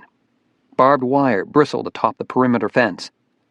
As they drove through the military checkpoint, Jack heard the hum of high-voltage wires. Flanked by his armed escort, Jack approached the front entrance, the only entrance, he realized. On the door was a chillingly familiar symbol: the bright red biohazard blossom. What is this facility doing in the middle of nowhere? He wondered. Then he scanned the featureless horizon, and his question was answered. The building was here precisely because it was in the middle of nowhere. He was escorted through the door and into a series of stark corridors, heading deeper into the heart of the building. He saw men and women in army uniforms, others in lab coats. All lighting was artificial, and the faces appeared bluish and sickly. The guard stopped outside a door labeled Men's Lockers. "Go in," he was told. "Follow the written instructions to the letter, then go through the next door. They're waiting for you." Jack entered the room. Inside were lockers, a laundry cart containing various sizes of green surgical scrub suits, a shelf with paper caps, a sink, and a mirror. A list of instructions was posted on the wall, starting with, "Remove all street clothes, including underwear." He took off his clothes, left them in an unsecured locker, and dressed in a scrub suit. Then he pushed through the next door, again labeled with a universal biohazard symbol, into an ultraviolet-lit room. There he paused, wondering what to do next. A voice over the intercom said, "There's a shelf of socks beside you. Put on a pair and walk through the door." He did. A woman in a scrub suit was waiting for him in the next room. She was brusque, unsmiling as she told him to don sterile gloves. Then she angrily ripped off strips of tape and sealed his sleeves and pant cuffs. The army may have resigned themselves to Jack's visit, but they weren't going to make it a friendly one. She slipped an audio headset over his head, then gave him a Snoopy hat, like the swimming cap, to hold the equipment in place. "Now suit up," she barked. Time for the spacesuit. This one was blue, with the gloves already attached. As his hostile assistant lowered the hood over his head, Jack felt a dart of anxiety about the woman. In her anger, she could sabotage the process, see to it that he wasn't completely sealed off from contamination. She closed the seal on his chest, hooked him up to a wall hose, and he felt the whoosh of air blow into his suit. It was too late now to worry about what could go wrong. He was ready to cross into the hot area. The woman unplugged his hose and pointed to the next door. He stepped through into the airlock. The door slammed shut behind him. A man in a spacesuit was waiting for him. He did not speak, but gestured to Jack to follow him through the far door. They stepped through and walked down a hallway to the autopsy room. Inside was a stainless steel table with a body on it, still sealed in its bag. 2 men in spacesuits were already standing on either side of the body. One of the men was Dr. Roman. He turned and saw Jack. "Don't touch anything. Don't interfere. You're only here to observe, Dr. McCallum, so stay the hell out of our way." Nice welcome. The space-suited escort plugged a wall hose into Jack's suit, and once again air hissed into his helmet. If not for the audio headset, he'd be unable to hear anything the other 3 men said. Dr. Roman and his 2 associates opened the body bag. Jack felt his breath catch, his throat constrict. The corpse was Jill Hewitt's. Her helmet had been removed, but she was still wearing the orange launch and entry suit, embroidered with her name. Even without that identification, he would have known it was Jill, because of her hair. It was a silky chestnut, cut in a bob and streaked with the first hints of gray. Her face was strangely intact. Her eyes were half open. Both sclerae were a bright and shocking red. Roman and his colleagues unzipped the LES and stripped the corpse. The fabric was fire retardant, too tough to cut through. They had to peel it off. They worked efficiently, their comments matter-of-fact and without even a hint of emotion. When they had removed her clothing, she looked like a broken doll. Both her hands were deformed by fractures, reduced to masses of crushed bone. Her legs, too, were broken and a kilter, the shins bent at impossible angles. The tips of 2 broken ribs penetrated her chest wall, and black bruises marked the strapline of her seat restraint. Jack felt his breaths coming too fast, and he had to quell his rising horror. He had witnessed many autopsies, on bodies in much worse shape. He had seen aviators burned into little more than charred twigs, skulls exploded from the pressure of cooking brains. He had seen a corpse whose face had been sliced off from walking into a chopper's tail rotor. He had seen a Navy pilot's spine broken in half and folded backward from ejecting through a closed canopy. This was far, far worse because he knew the deceased. He remembered her as a living, breathing woman. His horror was mingled with rage because these 3 men viewed Jill's exposed body with such cold dispassion. She was a slab of meat on the table, nothing more. They ignored her injuries, her grotesquely fractured limbs. The cause of death was only of secondary concern to them. They were more interested in the microbiological hitchhiker harbored within her corpse. Roman began his Y incision. In one hand he gripped a scalpel. The other hand was safely encased in a steel mesh glove. One slash ran from the right shoulder, diagonally through the breast to the xiphoid process. Another diagonal slash ran from the left shoulder and met the first slash at the xiphoid. The incision continued straight down the abdomen, with a small jag around the umbilicus, ending near the pubic bone. He cut through the ribs, freeing the sternum. The bony shield was lifted to reveal the chest cavity. The cause of death was immediately apparent. When a plane crashes, or an automobile slams into a wall, or a despondent lover makes a suicide leap from a 10-story building, the same forces of deceleration apply. A human body traveling at great speed is abruptly brought to a halt. The impact itself can shatter ribs and send missiles of bone shards into vital organs. It can fracture vertebrae, rupture spinal cords, crush skulls against dashboards or instrument panels, but even when pilots are fully strapped in and helmeted, even when no part of their body makes contact with the aircraft, the force of deceleration alone can be fatal. Because although the torso may be restrained, the internal organs are not. The heart and lungs and great vessel are suspended inside the chest by only tissue attachments.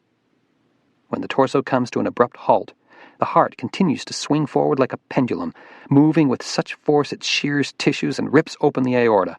Blood explodes into the mediastinum and pleural cavity. Jill Hewitt's chest was a lake of blood. Roman suctioned it out, then frowned at the heart and lungs. "I can't see where she bled out," he said. "Why don't we remove the entire block?" said his assistant. "We'd have better visibility." "The tear is most likely in the ascending aorta," said Jack. 65% of the time it's located just above the aortic valve. Roman glanced at him in annoyance. Up till then, he'd managed to ignore Jack. Now he resented this intrusive comment. Without a word, he positioned his scalpel to sever the great vessels. "I advise examining the heart in situ first," said Jack, "before you cut." "How and where she bled out is not my primary concern," Roman retorted. They don't really care what killed her, thought Jack. All they want to know is what organism might be growing, multiplying inside her. Roman sliced through the trachea, esophagus, and great vessels, then removed the heart and lungs in one block. The lungs were covered with hemorrhages. Traumatic or infectious? Jack didn't know. Next, Roman examined the abdominal organs. The small bowel, like the lungs, was splotchy with mucosal hemorrhages. He removed it and set the glistening coils of intestines in a bowl. He resected the stomach, pancreas, and liver. All would be sectioned and examined microscopically. All tissue would be cultured for bacteria and viruses. The body was now missing almost all its internal organs. Jill Hewitt, Navy pilot, triathlete, lover of J&B Scotch and high-stakes poker and Jim Carrey movies, was now nothing but a hollow shell. Roman straightened, looking vaguely relieved. So far, the autopsy had revealed nothing unexpected. If there was gross evidence of Marburg virus, Jack did not see it. Roman circled behind the corpse, to the head. This was the part Jack dreaded. He had to force himself to watch as Roman sliced the scalp, his incision running across the top of the crown from ear to ear. He peeled the scalp forward and folded the flap over the face, a fringe of chestnut hair flopping down over her chin. With a rongeur, they cracked the skull. No saws, no flying bone dust could be allowed in a level 4 autopsy. They pried off the cap of bone. A fist-sized mass of clotted blood plopped out, splattering the stainless steel table. "Big subdurohematoma," said one of Roman's associates. "From the trauma?" "I don't think so," said Roman. "You saw the aorta. Death would have been nearly instantaneous on impact. I'm not sure her heart was pumping long enough to produce this much intracranial bleeding." Gently he slid his gloved fingers into the cranial cavity, probing the surface of gray matter. A gelatinous mass slithered out and splashed onto the table. Roman jerked back, startled. "What the hell is that?" his assistant said. Roman didn't answer. He just stared at the clump of tissue. It was covered with a blue-green membrane. Through the glistening veil, the mass appeared irregular, a knot of formless flesh. He was about to slit the membrane open. Then he stopped himself and shot a glance toward Jack. "It's a tumor of some kind," he said. "Or a cyst. That would explain the headache she reported." "No, it wouldn't," Jack spoke up. "Her headache came on suddenly, within hours. A tumor takes months to grow." "How do you know she hasn't been hiding her symptoms these past months?" countered Roman. "Keeping it a secret so she wouldn't get scrubbed from the launch." Jack had to concede that was a possibility. Astronauts were so eager for flight assignments they might well conceal any symptoms that would pull them from a mission. Roman looked at his associate standing across the table from him. The other man nodded, slid the mass into a specimen container, and carried it out of the room. "Aren't you going to section it?" said Jack. "It needs to be fixed and stained first. If I start slicing now, I could deform the cellular architecture." "You don't know if it is a tumor." "What else would it be?" Jack had no answer. He had never seen anything like it. Roman continued his examination of Jill Hewitt's cranial cavity. Clearly the mass, whatever it was, had increased pressure on her brain, deforming its structures. How long had it been there? Months? Years? How was it possible that Jill had been able to function normally, much less pilot a complicated vehicle like the shuttle? All this raced through Jack's head as he watched Roman remove the brain and slide it into a steel basin. "She was close to herniating through the tentorium," said Roman. No wonder Jill had gone blind. No wonder she hadn't lowered the landing gear. She had already been unconscious, her brain about to be squeezed like toothpaste out the base of her skull. Jill's corpse, what remained of it, was sealed into a new body bag and wheeled out of the room, along with the biohazard containers holding her organs. A second body was brought in. It was Andy Mercer. With fresh gloves pulled over his spacesuit gloves and a clean scalpel, Roman set to work on the Y incision. He was moving more quickly, as though Jill had just been in the warm-up and he was only now hitting his stride. Mercer had complained of abdominal pain and vomiting, Jack remembered as he watched Roman's scalpel slice through skin and subcutaneous fat. Mercer hadn't complained of a headache, as Jill had, but he'd had a fever and had coughed up a little blood. Would his lungs show the effects of Marburg virus? Again, Roman's diagonal cuts met below the xiphoid, and he sliced a shallow line down the abdomen to the pubis. Again, he cut through the ribs, freeing up the triangular shield that covered the heart. He lifted the sternum. Gasping, he stumbled backward, dropping his scalpel. It clanged onto the table. His assistant stood frozen in disbelief. In Mercer's chest cavity was a cluster of blue-green cysts, identical to the cyst in Jill Hewitt's brain. They were massed around his heart like tiny translucent eggs. Roman stood paralyzed, his gaze fixed on the gaping torso. Then his gaze shifted to the glistening peritoneal membrane. It was distended, full of blood, and bulging out through the abdominal incision. Roman stepped toward the body, staring at the outpouching of peritoneal membrane. When he'd made his incision through the abdominal wall, his scalpel had nicked the surface of that membrane. A trickle of blood-tinged fluid leaked out. At first, it was barely a few drops. Then, even as they watched, the trickle turned into a stream. The slit suddenly burst open into a gaping rent as blood gushed out, carrying with it a slippery flood of blue-green cysts. Roman gave a cry of horror as the cysts plopped onto the floor in splatters of blood and mucus. One of them skittered across the concrete and bumped against Jack's rubber foot. He bent down to touch it with his gloved hand. Abruptly, he was yanked backward as Roman's associate pulled him away from the table. "Get him out of here!" Roman ordered. "Get him out of the room!" The two men pushed Jack toward the door. He resisted, shoving away the gloved hand now grasping his shoulder. The man stumbled backward, tipped over a tray of surgical instruments, and sprawled to the floor, slippery with cysts and blood. The second man wrenched Jack's air hose from its connection and held up the kinked end. "I advise you to walk out with us, Dr. McCallum," he said, "while you've still got breathable air." "My suit! Jesus, I've got a breach!" It was the man who'd stumbled into the instrument tray. He was now staring in horror at a 2-inch-long tear in his spacesuit sleeve, a sleeve that was coated with Mercer's body fluids. "It's wet! I can feel it! My inner sleeve is wet!" "Go!" barked Roman. "Decon now!" The man unplugged his suit and went running in panic out of the room. Jack followed him to the airlock door, and they both stepped through into the decon shower. Water shot out of the overhead jets, pounding down like hard rain on their shoulders. Then the shower of disinfectant began, a torrent of green liquid that splattered noisily against their plastic helmets. When it finally stopped, they stepped through the next door and pulled off their suits. The man immediately pulled off his already wet scrub suit and thrust his arm under a faucet of running water to rinse away any body fluids that had leaked through the sleeve. "You have any breaks in your skin?" asked Jack. "Cuts? Hangnails?" "My daughter's cat scratched me last night." Jack looked down at the man's arm and saw the claw marks, 3 scabbed lines raking up the inner arm. The same arm as the torn spacesuit. He looked at the man's eyes and saw fear. "What happens now?" said Jack. "I quarantine. I go to lockup. Shit." "I already know it's not Marburg," said Jack. The man released a deep breath. "No, it's not." "Then what is it? Tell me what we're dealing with," said Jack. The man clutched the sink with both hands and stared down at the water gurgling into the drain. He said softly, "We don't know." Chapter 17.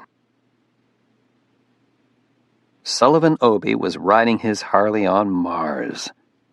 At midnight, with the full moon shining down and the pockmarked desert stretched out before him, he could imagine it was the Martian wind whipping his hair and red Martian dust churning beneath his tires. This was an old fantasy from boyhood, from the days when those precocious Obie brothers shot off homemade rockets and built cardboard moon landers and donned spacesuits of crinkled foil. The days when he and Gordy knew, just knew, that their futures lay in the heavens.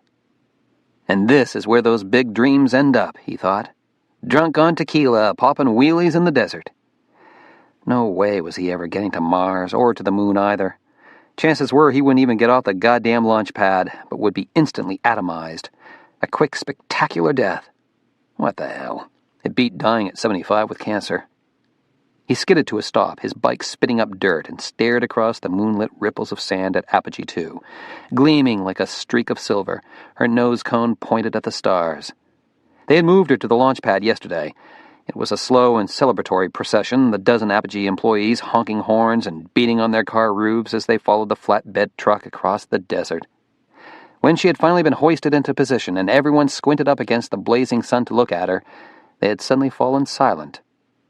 They all knew this was the last roll of the dice. In 3 weeks, when Apogee 2 lifted off, she would be carrying all their hopes and dreams. And my sorry carcass as well, thought Sullivan. A chill shot through him as he realized he might be staring at his own coffin. He goosed the Harley and roared back toward the road, bouncing across dunes, leaping over dips. He rode with abandon, his recklessness fueled by tequila and by the sudden and unshakable certainty that he was already a dead man. That in 3 weeks he would be riding that rocket to oblivion. Until then, nothing could touch him, nothing could hurt him. The promise of death had made him invincible. He accelerated, flying across the bleak moonscape of his boyhood fantasies. And here I am in the lunar rover, speeding across the sea of tranquility, roaring up a lunar hill, launching off to a soft landing. He felt the ground drop away, felt himself soaring through the night, the Harley growling between his knees, the moon shining in his eyes, still soaring. How far? How high? The ground hit with such force he lost control and tumbled sideways, the Harley falling on top of him. For a moment he lay stunned, pinned between his bike and a flat rock. Well, this is one fucking stupid position to be in, he thought. Then the pain hit him. deep and grinding as though his hips were crushed to splinters. He gave a cry and fell back, his face turned to the sky. The moon shone down, mocking him. "His pelvis is fractured in 3 places," said Bridget. "The doctors pinned it last night. They tell me he's going to be confined to bed for at least 6 weeks. Caspar Mulholland could almost hear the sound of his dreams popping, like the loud burst of a balloon. 6 weeks? And then he'll be in rehab for another 3 or 4 months. 4 months? For God's sake, Caspar, say something original. We're screwed." He slapped his palm against his forehead, as though to punish himself for daring to dream they could ever succeed. It was that old apogee curse again, cutting them off at the ankles just as they reached the finish line. Blowing up their rockets, burning down their first office, and now taking their only pilot out of commission. He paced the waiting room, thinking, nothing has ever gone right for us. They'd invested all their combined savings, their reputations, and the last 13 years of their lives. This was God's way of telling them to give up, to cut their losses before something really bad happened. "He was drunk," said Bridget. Caspar halted and turned to look at her. She stood with her arms grimly crossed, her red hair like the flaming halo of an avenging angel. "The doctors told me," she said. "Blood alcohol level of 0.19, as pickled as a herring. This isn't just our usual bad luck. This is our own dear Sully fucking up again. My only consolation is that for the next 6 weeks he's going to have a big tube stuck up his dick." Without a word, Caspar walked out of the visitors' waiting room, headed up the hall, and pushed into Sullivan's hospital room. "You moron," he said. Sully looked up at him with morphine-glazed eyes. "Thanks for the sympathy." "You don't deserve any. 3 weeks before launch and you pull some goddamn Chuck Yeager stunt in the desert? Why didn't you just finish the job? Splatter your brains while you're at it. Hell, we wouldn't have known the difference." Sully closed his eyes. "I'm sorry." "You always are." "I screwed up, I know." "You promised them a manned flight. It wasn't my idea, it was yours. Now they're expecting it. They're excited about it. When was the last time any investor was excited about us? This could have made the difference. If you'd just kept the bottle corked..." "I was scared." Sully had spoken so softly Caspar wasn't sure he'd heard him right. "What?" he said. "About the launch. I had a bad feeling." A bad feeling. Slowly, Caspar sank into the bedside chair, all his anger instantly dissolving. Fear is not something a man readily admits to. The fact that Sully, who regularly courted destruction, would confess to being afraid, left Caspar feeling shaken. And, at last, sympathetic. "You don't need me for the launch," said Sully. "Oh, they expect to see a pilot climb into that cockpit. You could put a goddamn monkey in my seat and they'd never know the difference. She doesn't need a pilot cap. You can uplink all the commands from the ground." Caspar sighed. They had no choice now. It would have to be an unmanned flight. Clearly they had a valid excuse not to launch Sully, but would the investors accept it? Or would they believe, instead, that Apogee had lost its nerve, that it lacked the confidence to risk a human life? "I guess I just lost my nerve," said Sully softly. "I got to drinking last night. I couldn't stop." Caspar understood his partner's fear. The way he understood how one defeat can lead inexorably to another and then another until the only certainty in a man's life is failure. No wonder Sully was scared. He had lost faith in their dream, in Apogee. Maybe they all had. Caspar said, "We could still make this launch work even without a monkey in the cockpit." "Yeah, you could send up Bridget instead." "Then who'd answer the phones?" "The monkey." Both men laughed. They were like 2 old soldiers mustering up a shred of cheer on the eve of certain defeat. "So we're going to do it," said Sully. "We're going to launch?" "That was the whole idea of building a rocket." "Well then." Sully took a deep breath and a ghost of the old bravado returned to his face. "Let's do it right. Press release to all the wire services. One mother of a tent party with champagne. Hell, invite my sainted brother and his NASA pals. If she blows up on the pad, at least we'll go out of business in style." "Yeah, we always had an excess of style." They grinned. Caspar rose to leave. "Get better, Sully," he said. "We'll need you for Apogee 3. He found Bridget still sitting in the visitors' waiting room. "So what happens now?" she said. "We launch on schedule." "Unmanned?" He nodded. "We fly her from the control room." To his surprise, she huffed out a sigh of relief. "Hallelujah." What are you so happy about? Our man's laid up in a hospital bed. Exactly. She slung her purse over her shoulder and turned to leave. It means he won't be up there to fuck things up. August 11th. Nikolai Rudenko floated in the airlock, watching as Luther wriggled his hips into the lower torso assembly of the EVA suit. To the diminutive Nikolai, Luther was an exotic giant with those broad shoulders and legs like pistons. And his skin. While Nikolai had turned pasty during his months aboard ISS, Luther was still a deep and polished brown, a startling contrast to the pale faces that inhabited their otherwise colorless world. Nikolai had already suited up, and now he hovered beside Luther, ready to assist his partner into the EVA suit's upper torso assembly. They said little to each other. Neither man was in the mood for idle chatter. The two of them had spent a mostly conversationless night sleeping in the airlock, allowing their bodies to adjust to a lower atmospheric pressure of 10.2 pounds per square inch, 2/3 that of the space station. The pressure in their suits would be even less, at 4.3. The suits could not be inflated any higher, or the limbs would be too stiff and bulky, the joints impossible to flex. Moving directly from a fully pressurized spacecraft into the lower air pressure of an EVA suit was like surfacing too fast from the depths of the ocean. An astronaut could suffer the bends. Nitrogen bubbles formed in the blood, clogging capillaries, cutting off precious oxygen to the brain and spinal cord. The consequences could be devastating. Paralysis and stroke.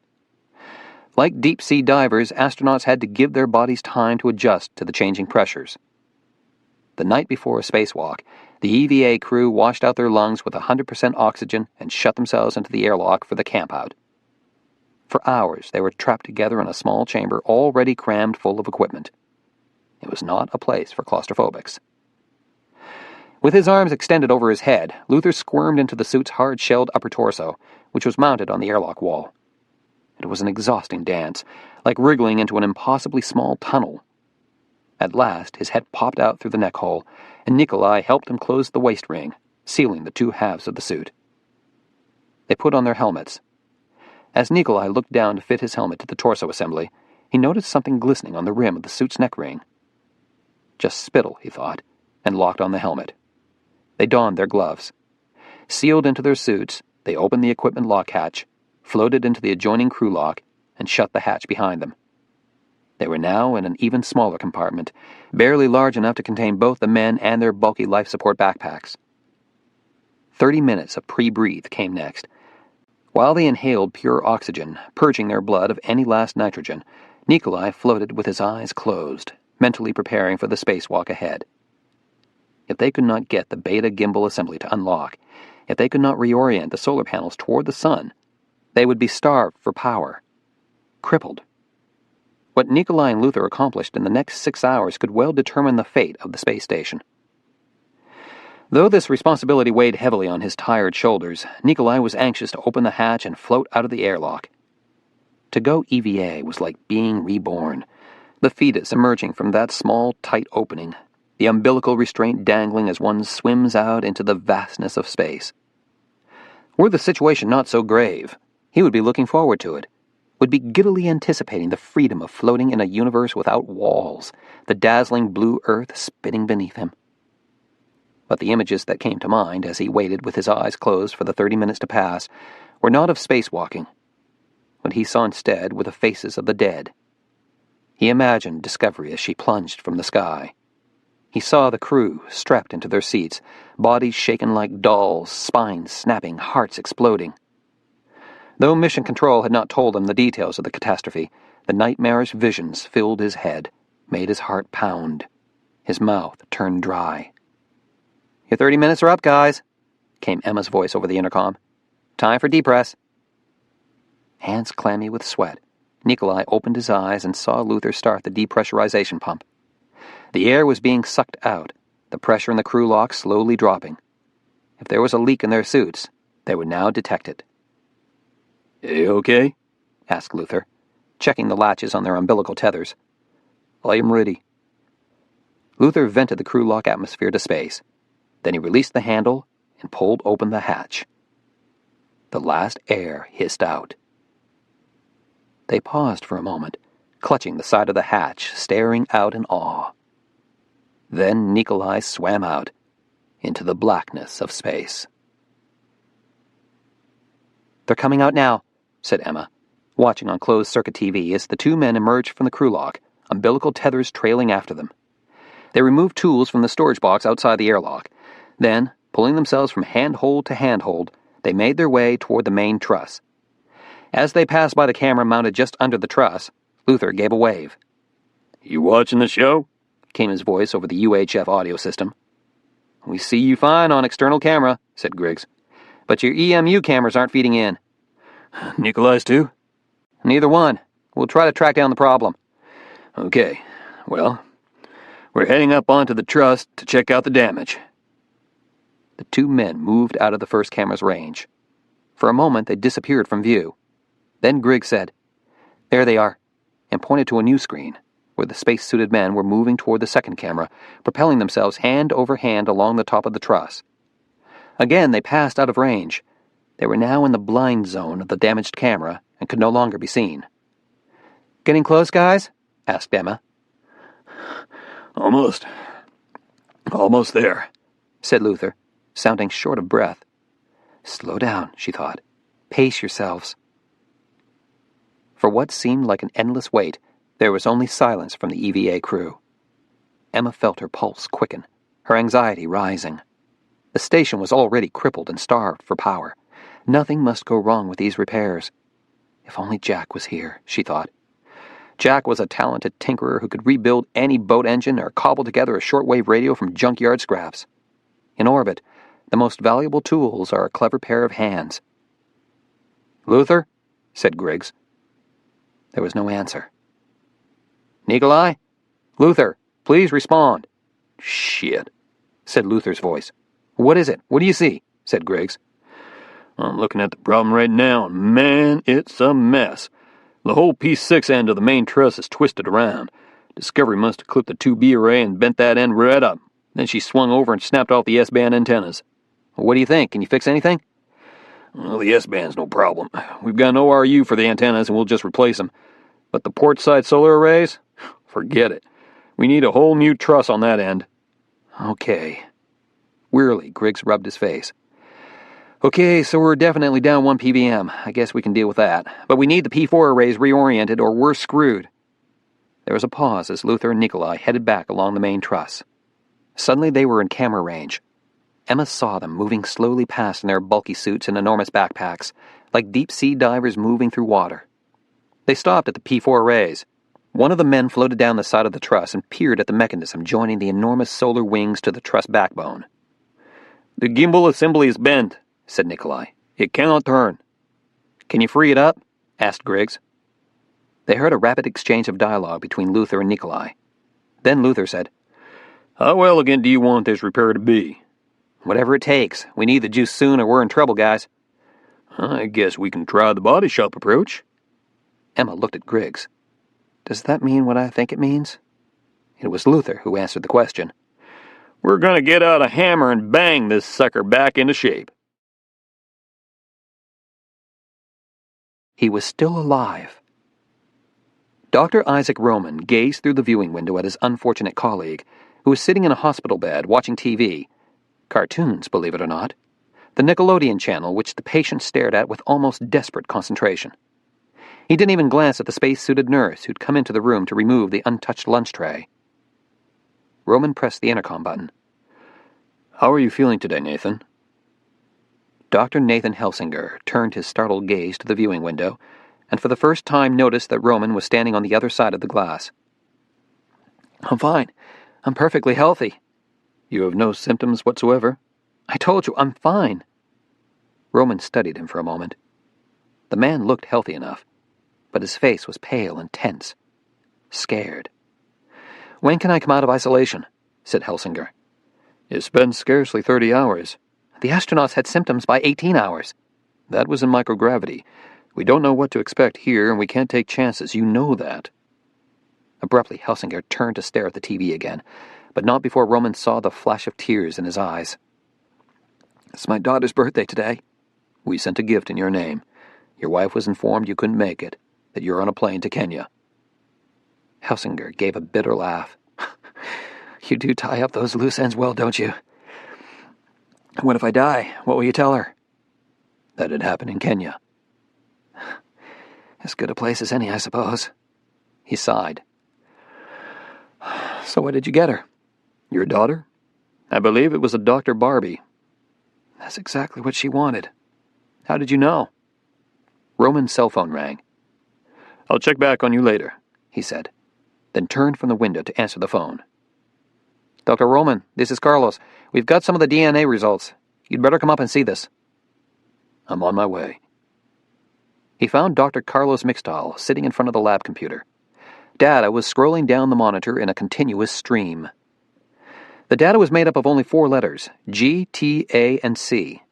It was a nucleotide sequence, and each of the letters represented the building blocks that made up DNA, the genetic blueprint for all living organisms. Carlos turned at the sound of Roman's footsteps, and the expression on his face was unmistakable. Carlos looked scared. Just like Helsinger, Roman thought. Everyone is scared. Roman sat down beside him. Is that it? He asked, pointing to the screen. This is from the organism infecting Kenichi Hirai.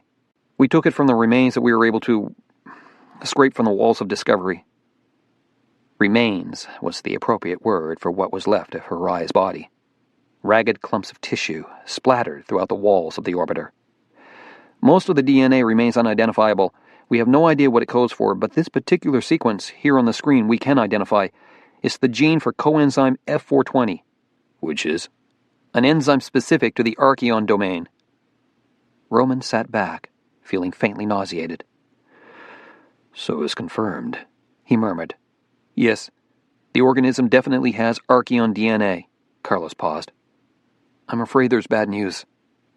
What do you mean, bad news? Isn't this bad enough? Carlos tapped on the keyboard and the nucleotide sequence scrolled to a different segment.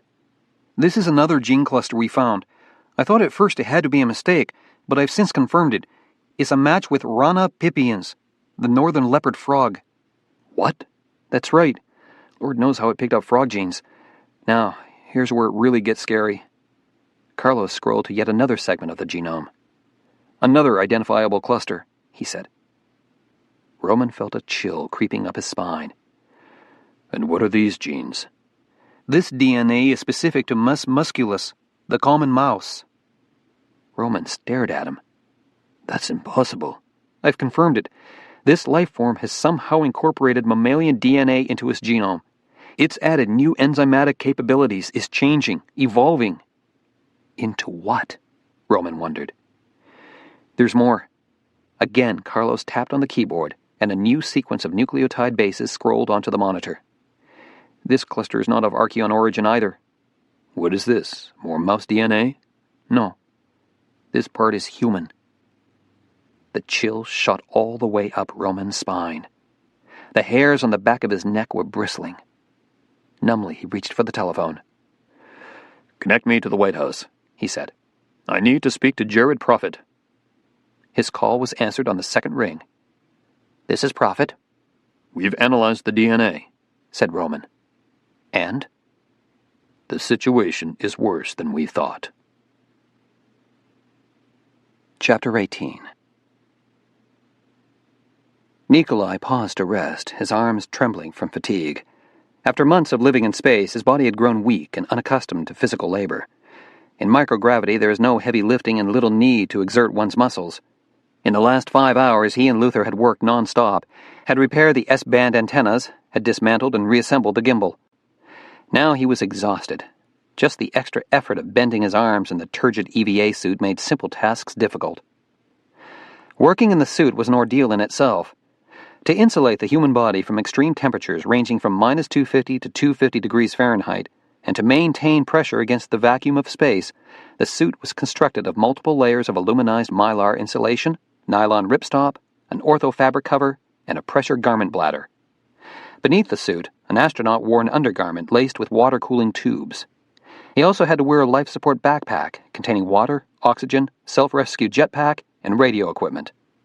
In essence, the EVA suit was a personal spacecraft, bulky and difficult to maneuver in, and just the act of tightening a screw required strength and concentration.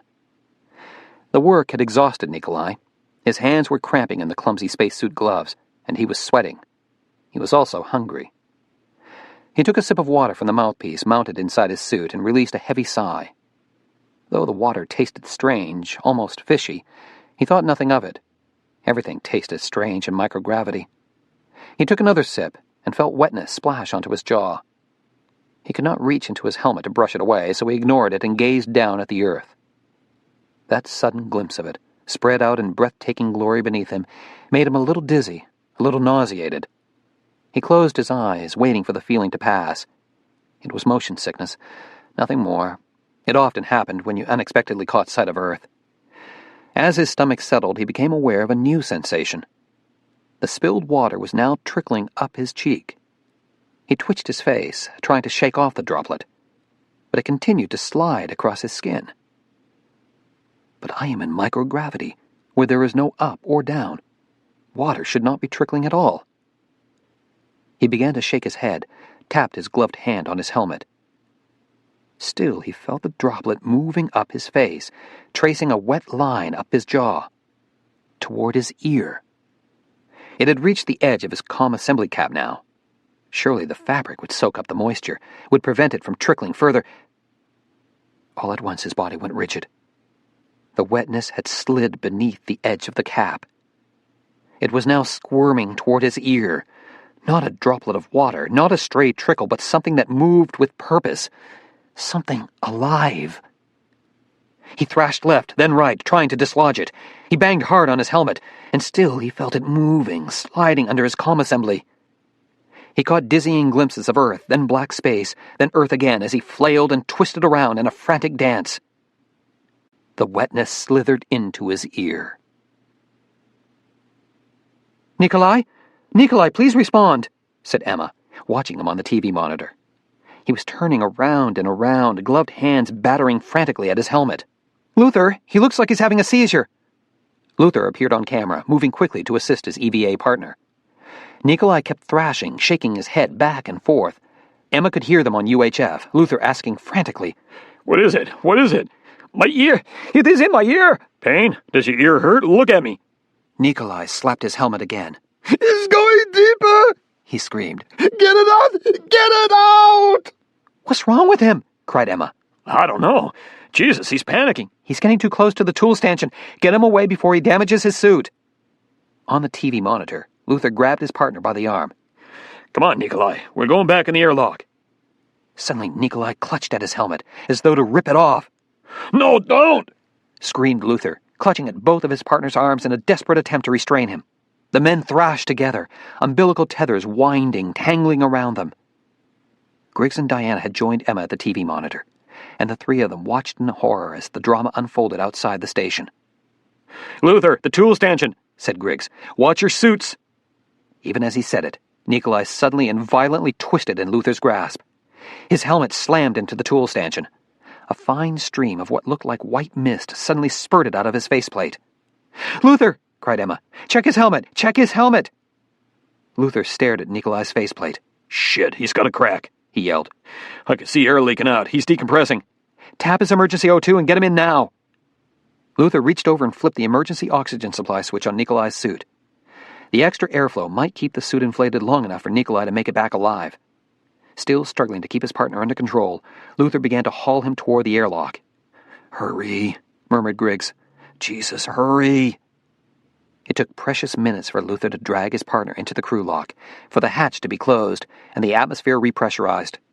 They didn't wait for the usual airlock integrity check, but pumped the pressure straight up to 1 atmosphere.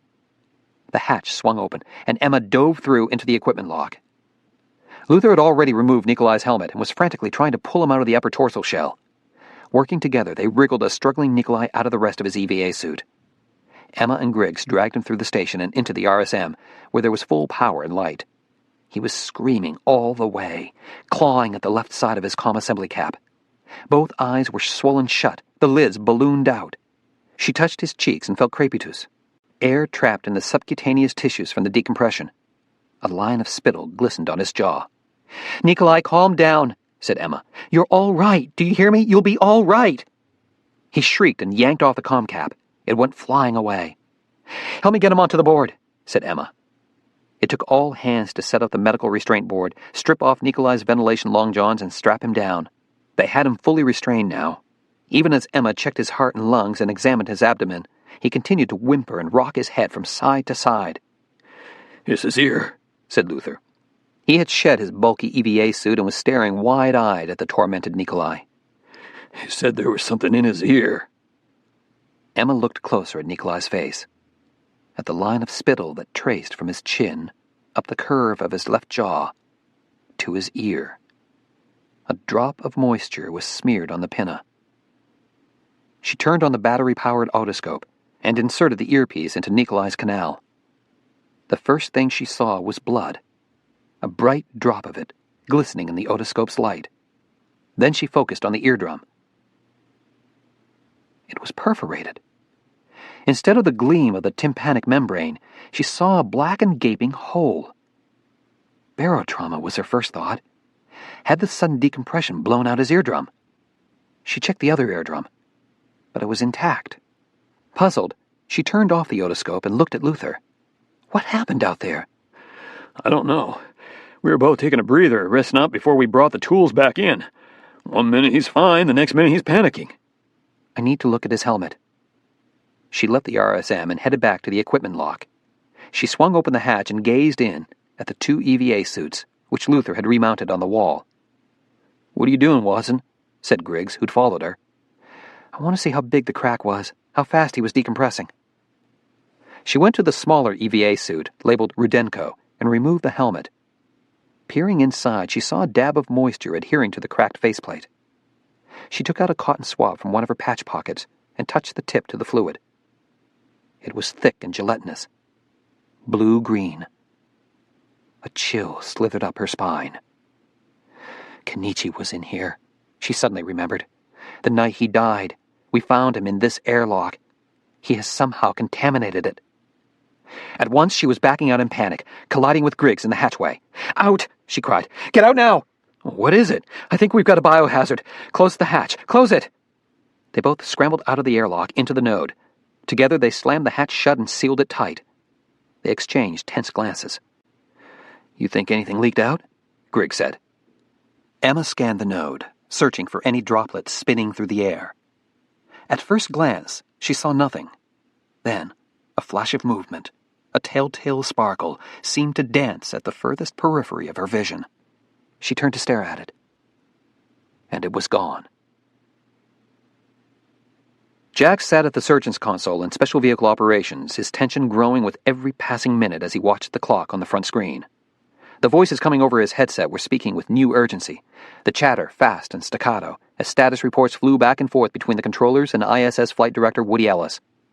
Similar in layout to the shuttle flight control room and housed in the same building, the SVO room was a smaller, more specialized version, manned by a team dedicated only to space station operations.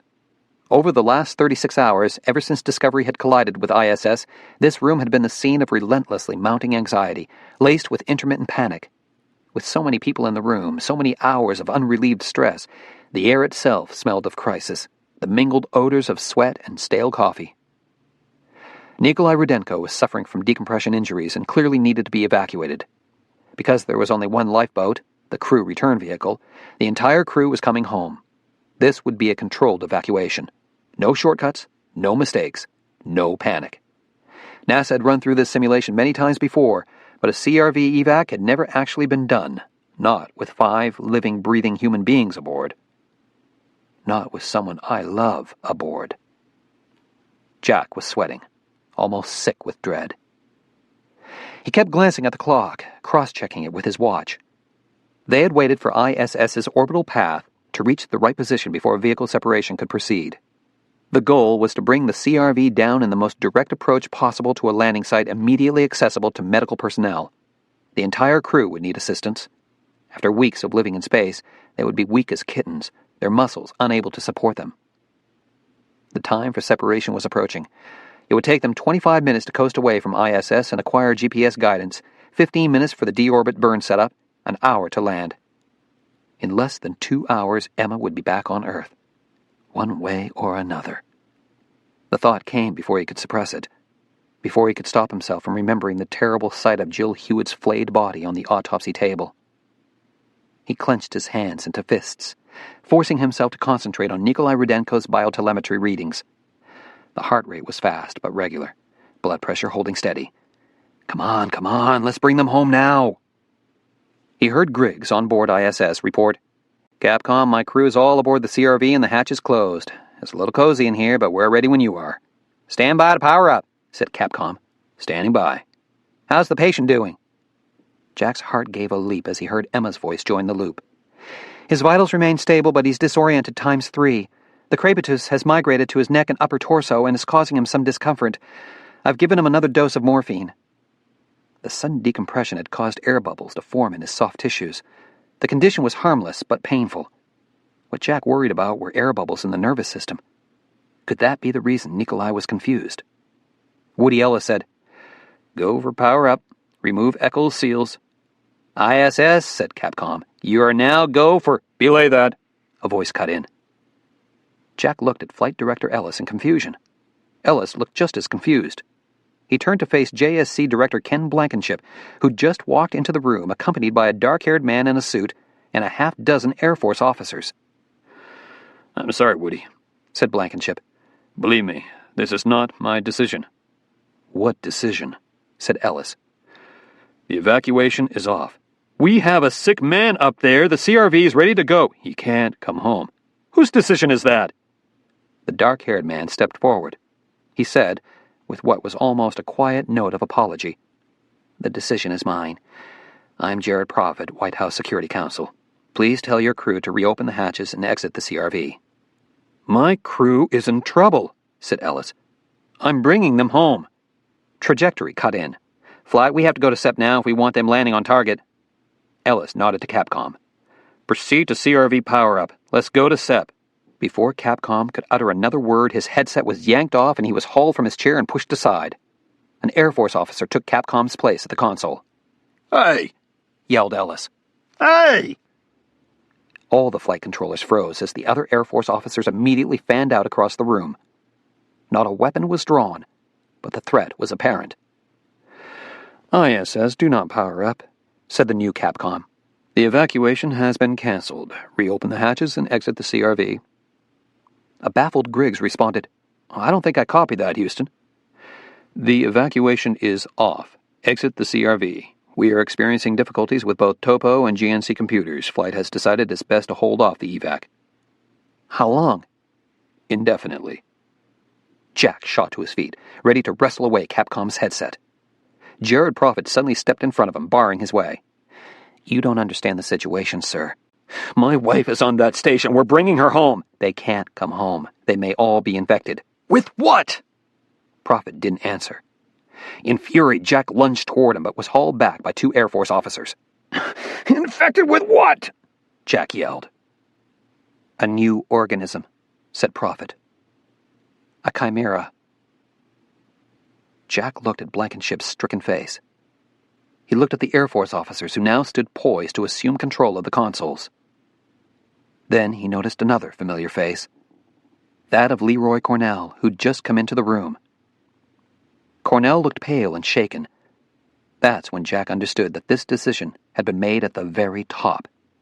That nothing he or Blankenship or Woody Ellis said would make a difference. NASA was no longer in control. The Chimera. Chapter 19. August 13th. They gathered at Jack's house, where all the shades were drawn.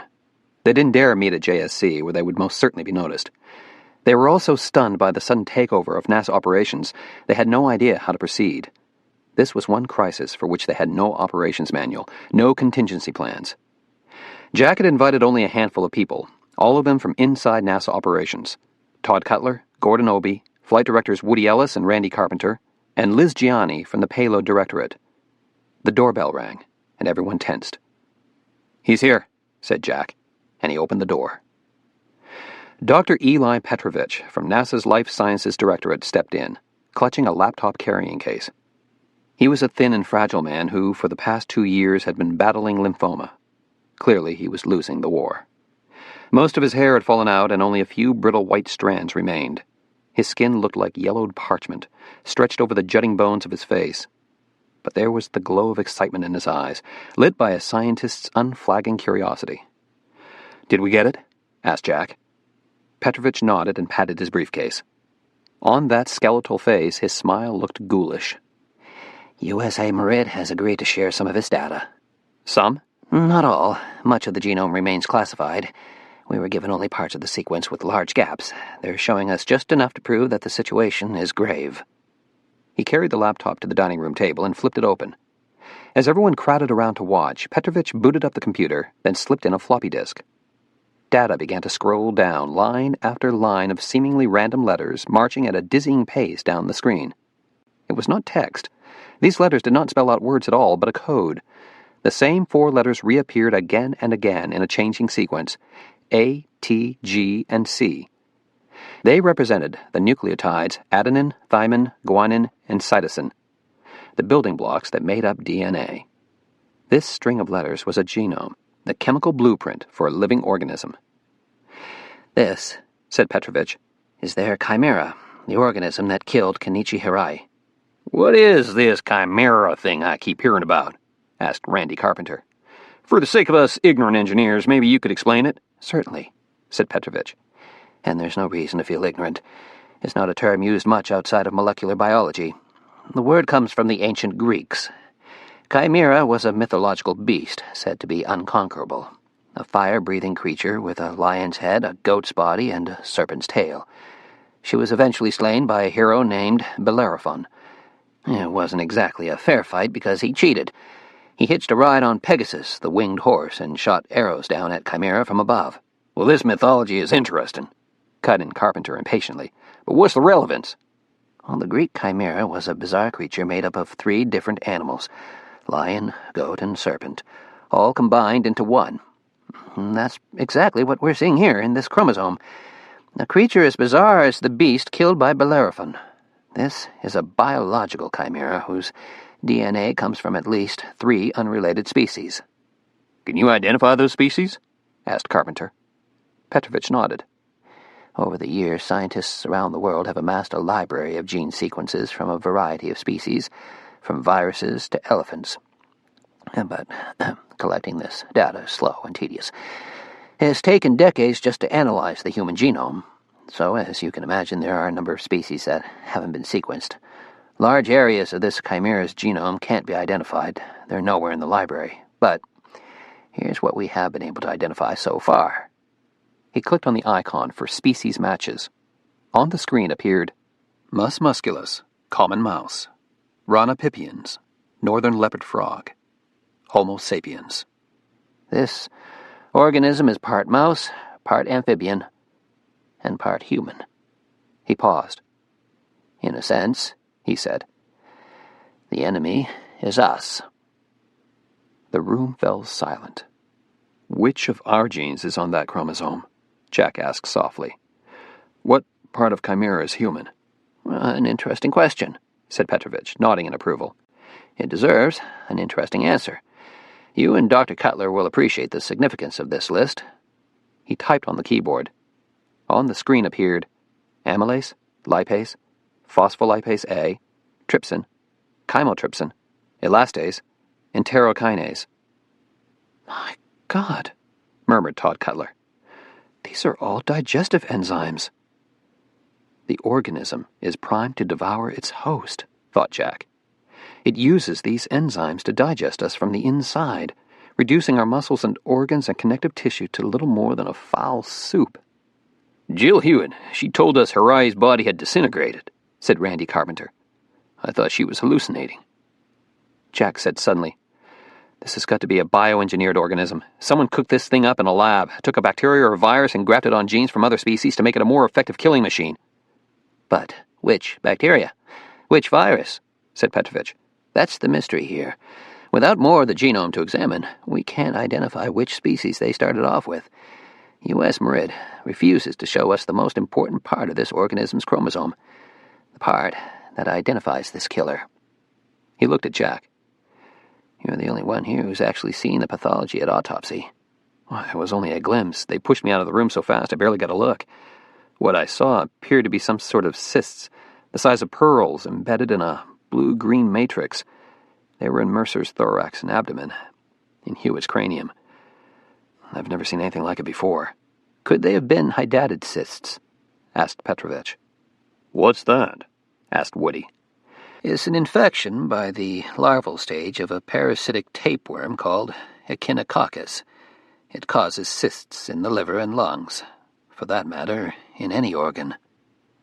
You think this could be a parasite? Jack shook his head. Hydatid cysts take a long time to grow. Years, not days. I don't think this was a parasite. Maybe they weren't cysts at all, said Todd. Maybe they were spores, fungus balls, aspergillus or cryptococcus. Liz Gianni from Payloads cut in. The crew reported a problem with fungal contamination. One of the experiments had to be destroyed because of overgrowth. Which experiment? Asked Todd. Well, I'd have to look it up. I remember it was one of the cell cultures. But simple fungal contamination wouldn't account for these deaths, said Petrovich. Remember, there were fungi floating around Mir all the time, and no one died of it. He looked at the computer screen. This genome tells us we're dealing with an entirely new life form. I agree with Jack. It must have been engineered. So, it's bioterrorism, said Woody Ellis. Someone sabotaged our station. They must have sent it up in one of the payloads. Liz Gianni vigorously shook her head. Aggressive and intense, she was a forceful presence at any meeting, and she spoke up now with absolute assurance. Every payload goes through safety review. There are hazard reports, 3-phase analyses of all containment devices. Believe me, we would have nixed anything this dangerous. Assuming you knew it was dangerous, said Ellis. Of course we'd know. What if there was a breach in security? Said Jack. Many of the experimental payloads arrived directly from the principal investigators, the scientists themselves. We don't know what their security is like. We don't know if they have a terrorist working in their lab. If they switched to bacterial culture at the last minute, would we necessarily know? For the first time, Liz looked uncertain. It's unlikely, but it could happen. Though she wouldn't admit the possibility, dismay registered in her eyes. We'll grill every principal investigator, she said. Every scientist who sent up an experiment. If they had a lapse in security, I'm fucking well gonna find out about it. She probably will, thought Jack. Like the other men in the room, he was a little afraid of Liz Gianni. There's one question we haven't asked yet, said Gordon Obie, speaking up for the first time. As always, he'd been the Sphinx, listening without comment, silently processing information. The question is, why? Why would anyone sabotage the station? Is this someone with a grudge against us? A fanatic opposed to technology? The biological equivalent of the Unabomber, said Todd Cutler. Then why not just release the organism at JSC and kill off our infrastructure? That would be easier and far more logical. You can't apply logic to a fanatic, Cutler pointed out. You can apply logic to everyone, including fanatics, Gordon responded. As long as you know the framework in which they operate. And that's why this bothers me. That's why I wonder if we're really dealing with sabotage. What else would it be? Said Jack. If not sabotage. There is another possibility. It could be something just as frightening, said Gordon, his troubled gaze lifting to Jack's. A mistake. Dr. Isaac Roman ran down the hall, his pager alarm squealing on his belt, dreading what he was about to face. He silenced the pager and opened the door leading into the Level 4 isolation suite. He did not enter the patient's room, but stood safely outside and stared at the horror unfolding beyond the observation window. There was blood splattered on the walls and pooling on the floor, where Dr. Nathan Helsinger lay seizing. 2 nurses and a physician in spacesuits were trying to stop him from injuring himself, but his spasms were so violent and so powerful they could not restrain him. His legs shot out and a nurse went sprawling, sliding across the blood-slicked concrete floor. Roman hit the intercom button. Your suit. Is there a breach? As she slowly rose to her feet, he could see her expression of terror. She looked down at her gloves, her sleeves, then at the juncture where the hose fed air into her suit. No, she said, and it was almost a sob of relief. No breach. Blood splattered the window. Roman jerked back as bright droplets trickled down the glass. Helsinger was banging his head against the floor now, his spine relaxing, then hyperextending. Opisthotonus. Roman had seen this bizarre posture only once before in a victim of strychnine poisoning, the body curved backward like a bow strung under tension. Helsinger spasmed again, and his skull slammed backward against the concrete. Blood sprayed the faceplates of the two nurses. "Back off," Roman commanded through the intercom. "He's hurting himself," said the physician. "I don't want anyone else exposed. "If we could get these seizures under control—" "There's nothing you can do to save him. I want you all to move away now, before you get hurt." Reluctantly, the two nurses backed away. After a pause, so did the physician. They stood in silent tableau as the scene of horror played out at their feet. New convulsions sent Helsinger's head whipping backward. The scalp split open like cloth ripping along a seam. The pool of blood widened into a lake. "Oh, God, look at his eyes!" one of the nurses cried. The eyes were popping out, like two giant marbles straining to burst out of the sockets. Traumatic proptosis, thought Roman. The eyeballs thrust forward by catastrophic intracranial pressure. The lids shoved apart, wide and staring. The seizures continued, unrelenting, the head battering the floor. Splinters of bone flew up and ticked against the window. It was as though he were trying to crack open his own skull to release whatever was trapped inside. Another crack, another spattering of blood and bone. He should have been dead. Why was he still seizing? But even decapitated chickens continued to twitch and thrash, and Helsinger's death throes were not yet over. His head lifted off the floor, his spine curling forward like a spring winding up to unbearable tension just before it snaps. His neck lashed backward. There was a crack, and the skull split open like an egg. Shards of bone flew, a lump of gray matter splashed the window. Roman gasped and stumbled backward, nausea rising in his throat. He dropped his head, fighting to stay in control, fighting the darkness that threatened to envelop his vision. Sweating, shaking, he managed to lift his head, to look once again through the window. Nathan Helsinger at last lay still. What was left of his head rested in a lake of blood. There was so much blood that for a moment Roman could not focus on anything else but that spreading pool of scarlet. Then his gaze settled on the dead man's face, on the blue-green mass that clung, quivering, to his forehead. Cysts. Cysts. Chimera. August 14th. Nikolai, please respond. My ear. It is in my ear. Pain. Does your ear hurt? Look at me. It's going deeper. Get it out. Get it. White House Security Council Science Advisor Jared Prophet pressed the off button on the cassette recorder and looked at the men and women seated around the table. All of them wore expressions of horror. What happened to Nikolai Rudenko was more than just a decompressive accident, he said. That's why we took the action we did. That's why I urge you all to stay the course. There's too much at stake. Until we learn more about this organism, how it reproduces, how it infects, we can't let those astronauts come home. The response was stunned silence. Even NASA Administrator Leroy Cornell, who had led off the meeting with an outraged protest about the takeover of his agency, sat utterly speechless. It was the president who asked the first question. What do we know about this organism? Dr. Isaac Roman from U.S. Merid can answer that better than I can, said Prophet. And he nodded to Roman, who was not seated at the table but on the periphery, where he'd been largely unnoticed by everyone in the room. Now he stood so that he could be seen, a tall and graying man with a look of exhaustion in his eyes. I'm afraid the news is not good, he said. We've injected Chimera into a number of different mammalian species, including dogs and spider monkeys. Within 96 hours, all were dead. A mortality rate of 100%. And there's no treatment? Nothing has worked? Asked the Secretary of Defense. Nothing, which is frightening enough. But there's worse news. The room went very still as fear rippled across faces. How could this get any worse? We have repeated the DNA analysis of the most recent generation of eggs, collected from the dead monkeys. Chimera has acquired yet a new cluster of genes, specific to Ateles geoffroy, the spider monkey. The president blanched. He looked at Prophet. Does this mean what I think it means? It's devastating, said Prophet. Every time this life form cycles through a new host, every time it produces a new generation, it seems to acquire new DNA. It has the ability to stay several steps ahead of us by picking up new genes, new capabilities it's never had before. How the hell can it do this?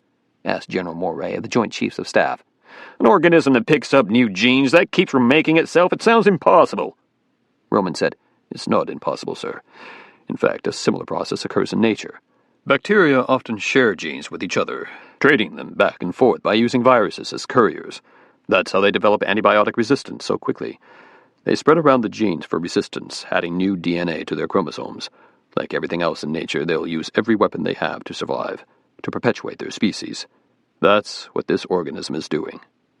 He moved to the head of the table where a blow-up of an electron micrograph was displayed. You can see here in this photograph of the cell what looks like tiny granules.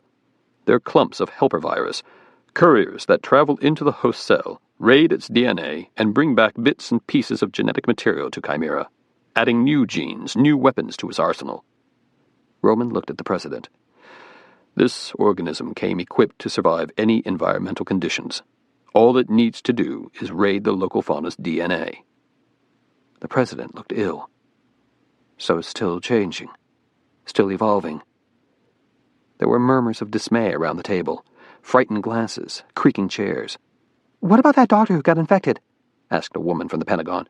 "The one USA Marid had in level 4 isolation. Is he still alive?" Roman paused, a look of pain in his eyes. Dr. Helsinger died late last night. I witnessed the terminal event, and it was a horrible death. He began to convulse so violently we didn't dare control him for fear someone's spacesuit would be torn and someone else exposed. These were seizures unlike any I've ever seen. It was as though every single neuron in his brain fired at once in a massive electrical storm.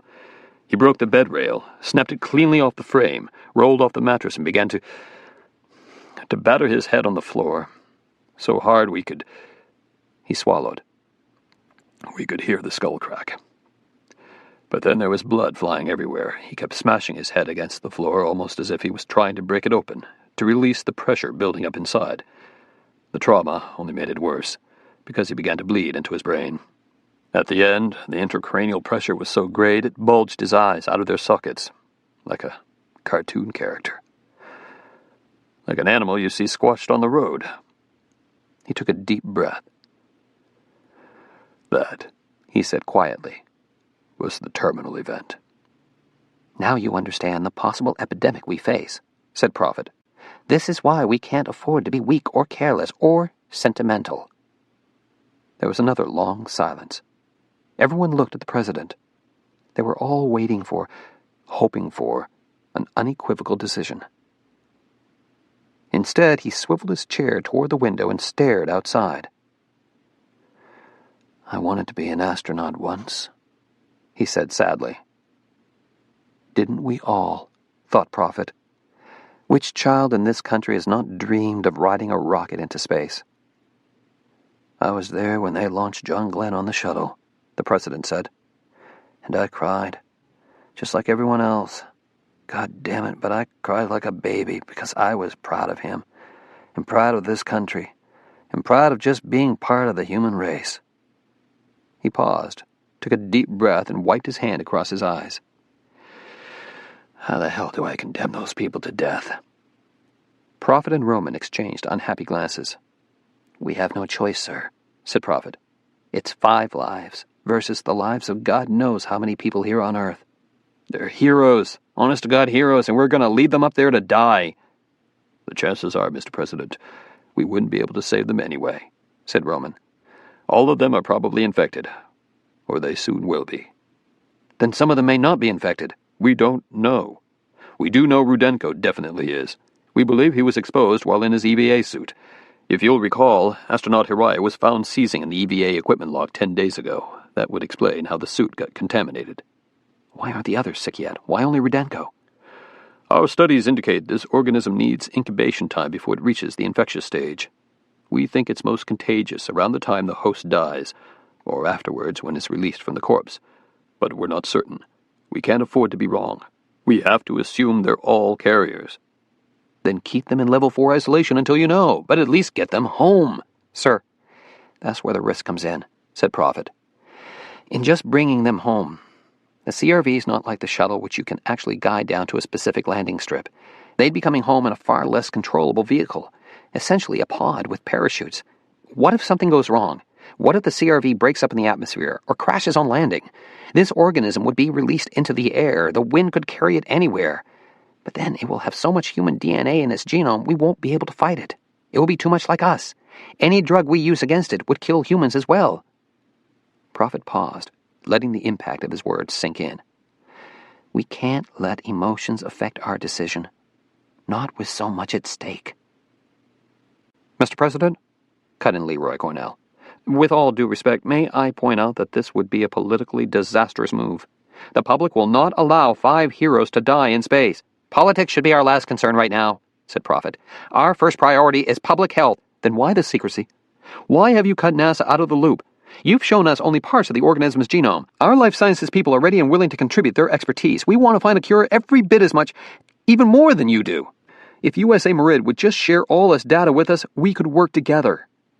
Our concern is security, said General Moray. A hostile country could turn this into a devastating bioweapon. Giving out Chimera's genetic code is like handing out a blueprint for that weapon. Meaning you don't trust NASA with that information? General Moray met Cornell's gaze head-on. I'm afraid NASA's new philosophy of sharing technology with every too big country under the sun does not make your agency a good security risk. Cornell flushed with anger, but said nothing. Prophet looked at the president. Sir, it is a tragedy that 5 astronauts must be left up there to die, but we have to look beyond that, to the possibility of a far greater tragedy. A worldwide epidemic caused by an organism we're just beginning to understand. USA Merid is working around the clock to learn what makes it tick. Until then, I urge you to stay the course. NASA is not equipped to deal with a biological disaster. They have 1 planetary protection officer. 1. The Army's Biological Rapid Response Team is prepared for just this sort of crisis. As for NASA operations, leave that under the control of U.S. Space Command, backed up by the 14th Air Force. NASA has too many personal and emotional ties to the astronauts. We need a firm grip on the helm. We need absolute discipline. Prophet slowly looked around at the men and women seated at the long table. Only a few of these people did he truly respect. Some were interested only in prestige and power. Others had earned a seat here because of political connections. Still others were easily swayed by public sentiment. Few had motives as uncomplicated as his. Few had suffered his nightmares, had awakened soaked with sweat in the darkness, shaken by the terrible vision of what they might face. Then you're saying the astronauts can never come home, said Cornell. Prophet looked at the NASA administrator's ashen face and felt genuine sympathy. When we find a way to cure it, when we know we can kill this organism, then we can talk about bringing your people home. If they're still alive, murmured the president. Prophet and Roman glanced at each other, but neither responded. They already understood the obvious. They would not find a cure in time. The astronauts would not be coming home alive. Jared Prophet wore his jacket and tie as he walked through that sweltering day, but he scarcely noticed the heat. Others might complain of the miseries of a D.C. summer. He did not mind the soaring temperatures. It was winter he dreaded, because he was so sensitive to cold, and on frosty days his lips would turn blue and he'd shiver under layers of scarves and sweaters. Even in summer he kept a sweater in his office to combat the effects of the air conditioner. Today the temperature was in the 90s, and perspiration gleamed on all the faces he passed on the street, but he did not remove his jacket or loosen his tie. The meeting had left him deeply chilled, both in body and soul. He was carrying his lunch in a brown paper bag, the identical lunch he packed every morning before he left for work. The route he walked was the one he always took, west toward the Potomac, the reflecting pool on his left. He took comfort in the routine, the familiar. There were so few things in his life that offered much reassurance these days, and as he grew older he found himself adhering to certain rituals, much as a monk in a religious order adheres to the daily rhythm of work and prayer and meditation. In many ways he was like those ancient ascetics, a man who ate only to fuel his body and dressed in suits only because it was required of him. A man for whom wealth meant nothing. The name Prophet could not be further from the reality of the man. He slowed his pace as he walked along the grassy slope past the Vietnam War Memorial and gazed down at the solemn line of visitors shuffling past the wall, etched with the names of the dead. He knew what they were all thinking as they confronted those panels of black granite, as they considered the horrors of war. So many names, so many dead. And he thought, you have no idea. He found an empty bench in the shade and sat down to eat. From his brown bag he removed an apple, a wedge of cheddar, and a bottle of water. Not Evian or Perrier, but straight from the tap. He ate slowly, watching the tourists as they made the circuit from memorial to memorial. And so we honor our war heroes, he thought. Society erected statues, engraved marble plaques, raised flags. It shuddered at the number of lives lost on both sides in the slaughterhouse of war. 2 million soldiers and civilians dead in Vietnam. 50 million dead in World War II. 21 million dead in World War I. The numbers were appalling. People might ask, could man have a more lethal enemy than himself? The answer was yes.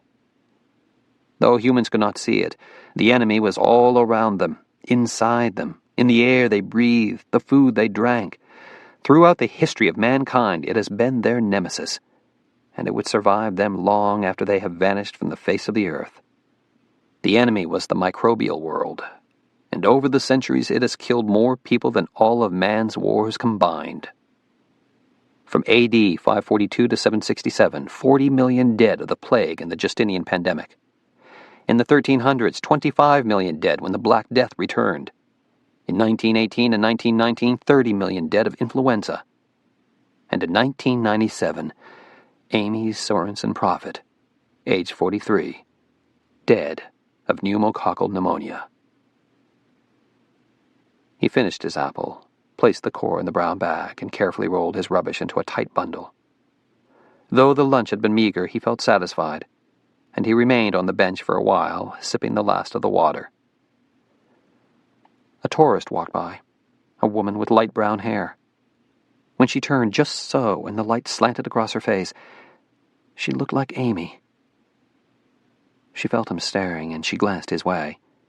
They regarded each other for a moment, she with wariness, he with silent apology. Then she walked away, and he decided she did not look like his dead wife after all. No one did. No one could. He rose to his feet, discarded his trash in a receptacle, and began to walk back the way he'd come, past the wall, past the uniformed veterans, gray and shaggy now, keeping vigil, honoring the memory of the dead. But even the memories fade, he thought. The image of her smile across the kitchen table, the echo of her laughter. All those were receding as time went by. Only the painful memories hung on.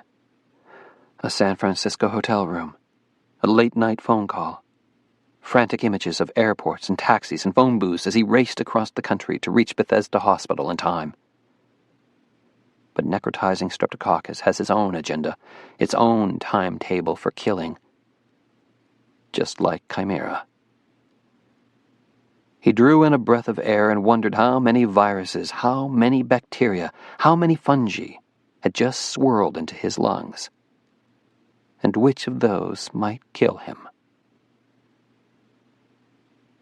Chapter 20. August 15th. I say fuck 'em, said Luther. The air-to-ground comm was off, their conversation unmonitored by Mission Control. Let's get back on the CRV, flip the switches, and go. They can't make us turn around and come back. Once they left the station, they couldn't turn around. The CRV was essentially a glider with drag chutes. After separation from ISS, it could travel a maximum of 4 revolutions around the Earth before it was forced to deorbit and land. We've been advised to sit tight, said Griggs, and that's exactly what we're going to do. Well, follow stupid shit orders? Nikolai's going to die on us if we don't get him home. Griggs looked at Emma. Opinion, Watson? For the last 24 hours, Emma had been hovering by her patient, monitoring Nikolai's condition. They could all see for themselves that he was in critical condition. Tied down to the medical restraint board, he twitched and trembled, his limbs sometimes flailing out with such violence, Emma was afraid he'd snap his bones. He looked like a boxer who had been pummeled mercilessly in the ring. Subcutaneous emphysema had bloated the soft tissues of his face, swelling his eyelids shut. Through the narrow slits, his sclerae, were a brilliant demonic red.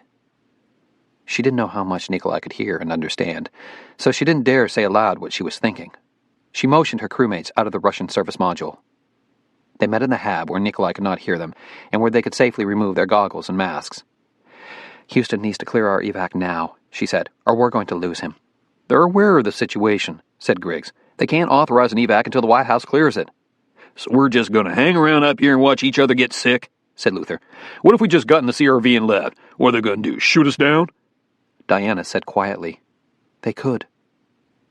The truth of what she'd just said made them all fall silent. Every astronaut who had ever climbed aboard the shuttle and sweated through a countdown knew that sitting in a bunker at KSC was a team of Air Force officers whose only job was to blow up the shuttle, incinerating the crew. Should the steering system go awry during launch, should the shuttle veer disastrously toward a populated area, it was the duty of these range safety officers to press the destruct buttons. They had met every member of the shuttle's flight crew. They had probably seen photographs of the astronauts' families. They knew exactly who they would be killing. It was a terrible responsibility, yet no one doubted those Air Force officers would carry it out. Just as they would almost certainly destroy the CRV if so ordered. When faced with the specter of a new and lethal epidemic, the lives of 5 astronauts would seem trivial. Luther said, "I'm willing to bet they'll let us land safely. Why wouldn't they? 4 of us are still healthy. We haven't caught anything." "But we've already been exposed," said Diana. "We've breathed the same air, shared the same quarters. Luther, you and Nikolai slept together in that airlock." "I feel perfectly fine." "So do I. So do Griggs and Watson. But if this is an infection, we may already be in the incubation stages." "That's why we have to follow orders," said Griggs. "We stay right where we are." Luther turned to Emma. "Do you go along with this martyr shit?" "No," she said. "I don't." Griggs looked at her in surprise. "Watson?" "I'm not thinking about myself," said Emma. "I'm thinking about my patient. Nikolai can't talk, so I have to do it for him. I want him in a hospital, Griggs. You heard what Houston said. What I heard was a lot of confusion. Evac orders being given, then belayed. First they tell us it's Marburg virus. Then they say it's not a virus at all, but some new organism cooked up by bioterrorists. I don't know what the hell's going on down there. All I know is my patient is—" She abruptly lowered her voice. "He's dying," she said softly. "My primary responsibility is to keep him alive." "And my responsibility is to act as commander of this station," said Griggs. "I have to believe that Houston is calling the shots the best they can. They wouldn't put us in this danger unless the situation was truly grave." Emma could not disagree. Mission Control was manned by people she knew, people she trusted. And Jack is there, she thought. There was no human being she trusted more than him. "Looks like we have data being uplinked," said Diana, glancing at the computer. "It's for Watson." Emma glided across the module to read the message glowing on the screen. It was from NASA Life Sciences. "Dr. Watson, we think you should know exactly what you're dealing with, what we're all dealing with. This is the DNA analysis of the organism infecting Kenichi Harai." Emma called up the attached file. It took her a moment to mentally process the nucleotide sequence that flowed across the screen. A few minutes more to actually believe the conclusions. Genes from 3 different species were on one chromosome: leopard frog, mouse, and human. "What is this organism?" asked Diana. Emma said softly, "A new life form." It was a Frankenstein's monster, an abomination of nature. She suddenly focused on the word mouse, and she thought, the mice. They were the first to get sick. Over the past week and a half, they had continued to die. The last time she had checked the cage, only one mouse, a female, was still alive. She left the hab and headed deeper into the powered-down half of the station. The U.S. lab was deep in gloom. She floated across the semi-darkness to the animal holding rack. Had the mice been the original carriers for this organism, the vessels in which the Chimera had been brought aboard ISS? Or were they just the accidental victims, infected through exposure to something else aboard the station? And was the last mouse alive? She opened the rack drawer and peered into the cage at the lone resident. Her heart sank. The mouse was dead. She had come to think of this female with the chewed-up ear as a fighter, the scrappy survivor who, through sheer orneriness, had outlasted its cage-mates. Now Emma felt an unexpected pang of grief as she gazed at the lifeless body floating at the far end of the cage. Its abdomen already looked bloated. The corpse would have to be removed immediately and discarded with the contaminated trash. She interfaced the cage to the glove box, inserted her hands into the gloves, and reached in to grab the mouse. The instant her fingers closed over it, the corpse suddenly scrabbled to life. Emma gave a scream of surprise and released it. The mouse flipped over and glared at her, whiskers twitching in irritation. Emma gave a startled laugh. "So you're not dead after all," she murmured. "Watson!" She turned toward the intercom, which had just spat out her name. "I'm in the lab." "Get in here. The RSM. Nikolai's seizing." She flew out of the lab, caroming off walls in the gloom as she shot toward the Russian end. The first thing she saw as she popped into the RSM were the faces of her crewmates, their horror evident even through their goggles. Then they moved aside and she saw Nikolai. His left arm was jerking spasmodically, and with such power the whole restraint board shuddered. The seizures marched down the left side of his body, and his leg began to thrash as well. Now his hips were lurching, thrusting off the board as the seizures continued their inexorable march across his body. The jerking intensified, the wrist restraints scraping his skin bloody. Emma heard a sickening crack as the bones of his left forearm snapped. The right wrist restraint flew apart, and his arm thrashed, unchecked, the back of his hand pummeling the edge of the table, smashing bones and flesh. "Hold him still! I'm going to pump him full of Valium!" yelled Emma, frantically rummaging inside the medical kit. Griggs and Luther each grabbed an arm, but even Luther was not powerful enough to control the unrestrained limb. Nikolai's right arm flew up like a whip, flinging Luther aside. Luther went tumbling, and his foot clipped Diana on the cheek, knocking her goggles askew. Nikolai's head suddenly slammed backward against the table. He gasped in a gurgling breath, and his chest bloated up with air. A cough exploded from his throat. Phlegm sprayed out, catching Diana in the face. She gave a yelp of disgust and released her grip, drifting backward as she wiped her exposed eye. A globule of blue-green mucus floated past Emma. Encased in that gelatinous mass was a pearl-like kernel. Only as it drifted past the luminaire assembly of the lighting system did Emma realize what she was looking at.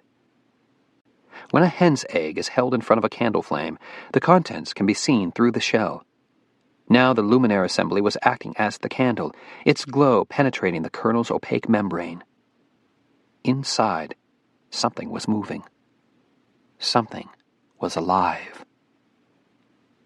The cardiac monitor squealed. Emma spun around to look at Nikolai, and she saw that he had stopped breathing.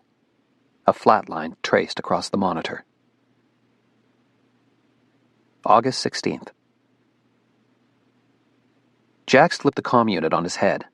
He was alone in a back room of Mission Control, and this conversation was supposed to be confidential, but he knew that what he and Emma said today would not, in fact, be private. He suspected that all communications with ISS were now being monitored by the Air Force and U.S. Space Command. He said, "Capcom, this is Surgeon. I'm ready for private family conference." "Roger, Surgeon," said Capcom. "Ground Control, secure air to ground loop." There was a pause. Then, "Surgeon, proceed to PFC." Jack's heart was pounding. He took a deep breath and said, "Emma, it's me." "He might have lived if we'd got him home," she said. "He might have had a chance." "We weren't the ones who stopped the evac. Again and again, NASA's been overruled. We're fighting to get you home as soon as possible. If you'll just hang in..." "It won't be soon enough, Jack." She said it quietly, matter-of-factly. Her words chilled him to the marrow.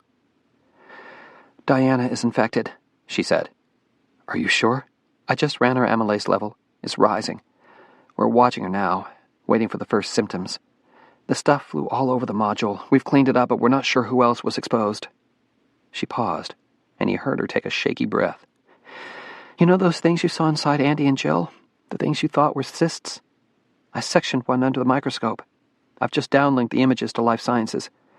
They're not cysts, Jack, and they're not spores." "What are they?" "They're eggs. Something is inside them. Something is growing." "Growing? Are you saying they're multicellular?" "Yes, that's exactly what I'm saying." He was stunned. He had assumed they were dealing with a microbe, nothing larger than a single-celled bacteria. Mankind's deadliest enemies have always been microbial, bacteria and viruses and protozoa too small to be seen by the human eye. If Chimera was multicellular, then it was far more advanced than a simple bacteria. "The one I saw was still unformed," she said. "It was more like a cluster of cells than anything else, but with vascular channels and contractile movements, as though the whole thing was pulsating like a culture of myocardial cells." "Maybe it was a culture, a group of single cells clumped together." "No, No, I think it was all one organism, and it was still young, still developing. Into what? USA Merid knows, she said. These things were growing inside Kenichi Hirai's corpse, digesting his organs. When his body disintegrated, they must have been splashed all over that orbiter. Which the military immediately placed under quarantine, thought Jack, remembering the choppers. The space-suited men. They're growing in Nikolai's corpse as well, he said. Jettison his body, Emma. Don't waste any time. We're doing it now. Luther's preparing to release the body from the airlock. We have to hope the vacuum of space will kill this thing. It's a historic event, Jack. The first human burial in space. She gave a strange laugh, but it quickly choked off into silence. Listen to me, he said. I'm going to bring you home. If I have to ride a goddamn rocket myself and come pick you up. They won't let us come home. I know that now. He had never heard such defeat in her voice, and it made him angry, desperate. Don't wimp out on me, Emma. I'm only being realistic. I've seen the enemy, Jack. Chimera is a complex multicellular life form. It moves, it reproduces, it uses our DNA, our genes against us. If this is a bioengineered organism, some terrorist has just created the perfect weapon. Then he must have designed a defense as well. No one unleashes a new weapon without knowing how to protect himself against it. A fanatic might. A terrorist whose only interest is in killing people. Lots of people. And this thing could do that. Not only does it kill, it reproduces, it spreads. She paused, and the sound of exhaustion seeped into her voice. Given those facts, it's clear we won't be coming home. Jack pulled off the comm unit and dropped his head in his hands. For a long time he sat alone in the room, the sound of Emma's voice still vivid in his mind. I don't know how to save you, he thought. I don't even know where to begin. He did not hear the door open. Only when Liz Gianni from Payload Operations said his name did he finally look up. We have a name, she said. He shook his head in bewilderment. What? I told you I was going to look up which experiment had to be destroyed because of fungal overgrowth. It turns out it was a cell culture. The principal investigator is a Dr. Helen Koenig, a marine biologist out in California. What about her? She's disappeared. She resigned 2 weeks ago from a lab at Sea Science where she works. Hasn't been heard from since. And Jack, here's the kicker. I just spoke to someone at Sea Science. She told me that federal investigators raided Koenig's lab on August 9th. They removed all her files. Jack sat up straight. What was Koenig's experiment? What kind of cell culture did she send up? A single-celled marine organism. They're called archaeons. Chapter 21. It was supposed to be a 3-month protocol, said Liz. A study of how archaeons multiply in microgravity. The culture began to show some bizarre results, rapid growth, clump formation. It was multiplying at amazing rates. They were walking along one of the pathways that wound through the JSC campus, past a pond where a fountain sprayed water into the listless air. The day was uncomfortably hot and muggy, but they felt safer talking outside. Here, at least, they could speak in private. Cells behave differently in space, said Jack. That, in fact, was the reason cultures were grown in orbit. On Earth, tissue grows flat like a sheet, covering the surface of the culture plate. In space, the absence of gravity allows tissues to grow in 3 dimensions, assuming shapes it can never achieve on Earth. Considering how exciting these developments were, said Liz, it's surprising the experiment was abruptly terminated at 6.5 weeks. Who terminated the experiment? Asked Jack. The order came directly from Helen Koenig. Apparently, she analyzed the archaeon samples which had been returned to Earth aboard Atlantis and found them contaminated by fungi. She ordered the culture on ISS destroyed. And was it? Yes, but the weird part was how it was destroyed. The crew wasn't allowed to just bag and dispose of it in the contaminated wet trash, which is what they'd normally do with a non-hazardous organism. No, Koenig told them to put the cultures in the crucible and incinerate them, and then to jettison the ash. Jack stopped on the path and stared at her. If Dr. Koenig is a bioterrorist, why would she destroy her own weapon? Your guess is as good as mine. He thought about it for a moment, trying to make sense of it, but not coming up with an answer. Tell me more about her experiment, he said. What exactly is an archaeon? Petrovich and I reviewed the scientific literature. Archaeons are a bizarre domain of single-celled organisms called extremophiles, lovers of extreme conditions. They were discovered only 20 years ago, living and thriving near boiling volcanic vents on the seafloor. They've also been found buried in polar ice caps and in rocks deep in the Earth's crust, places we thought life couldn't exist. So they're sort of like hardy bacteria. No, they're a completely separate branch of life. Literally, their name means the ancient ones.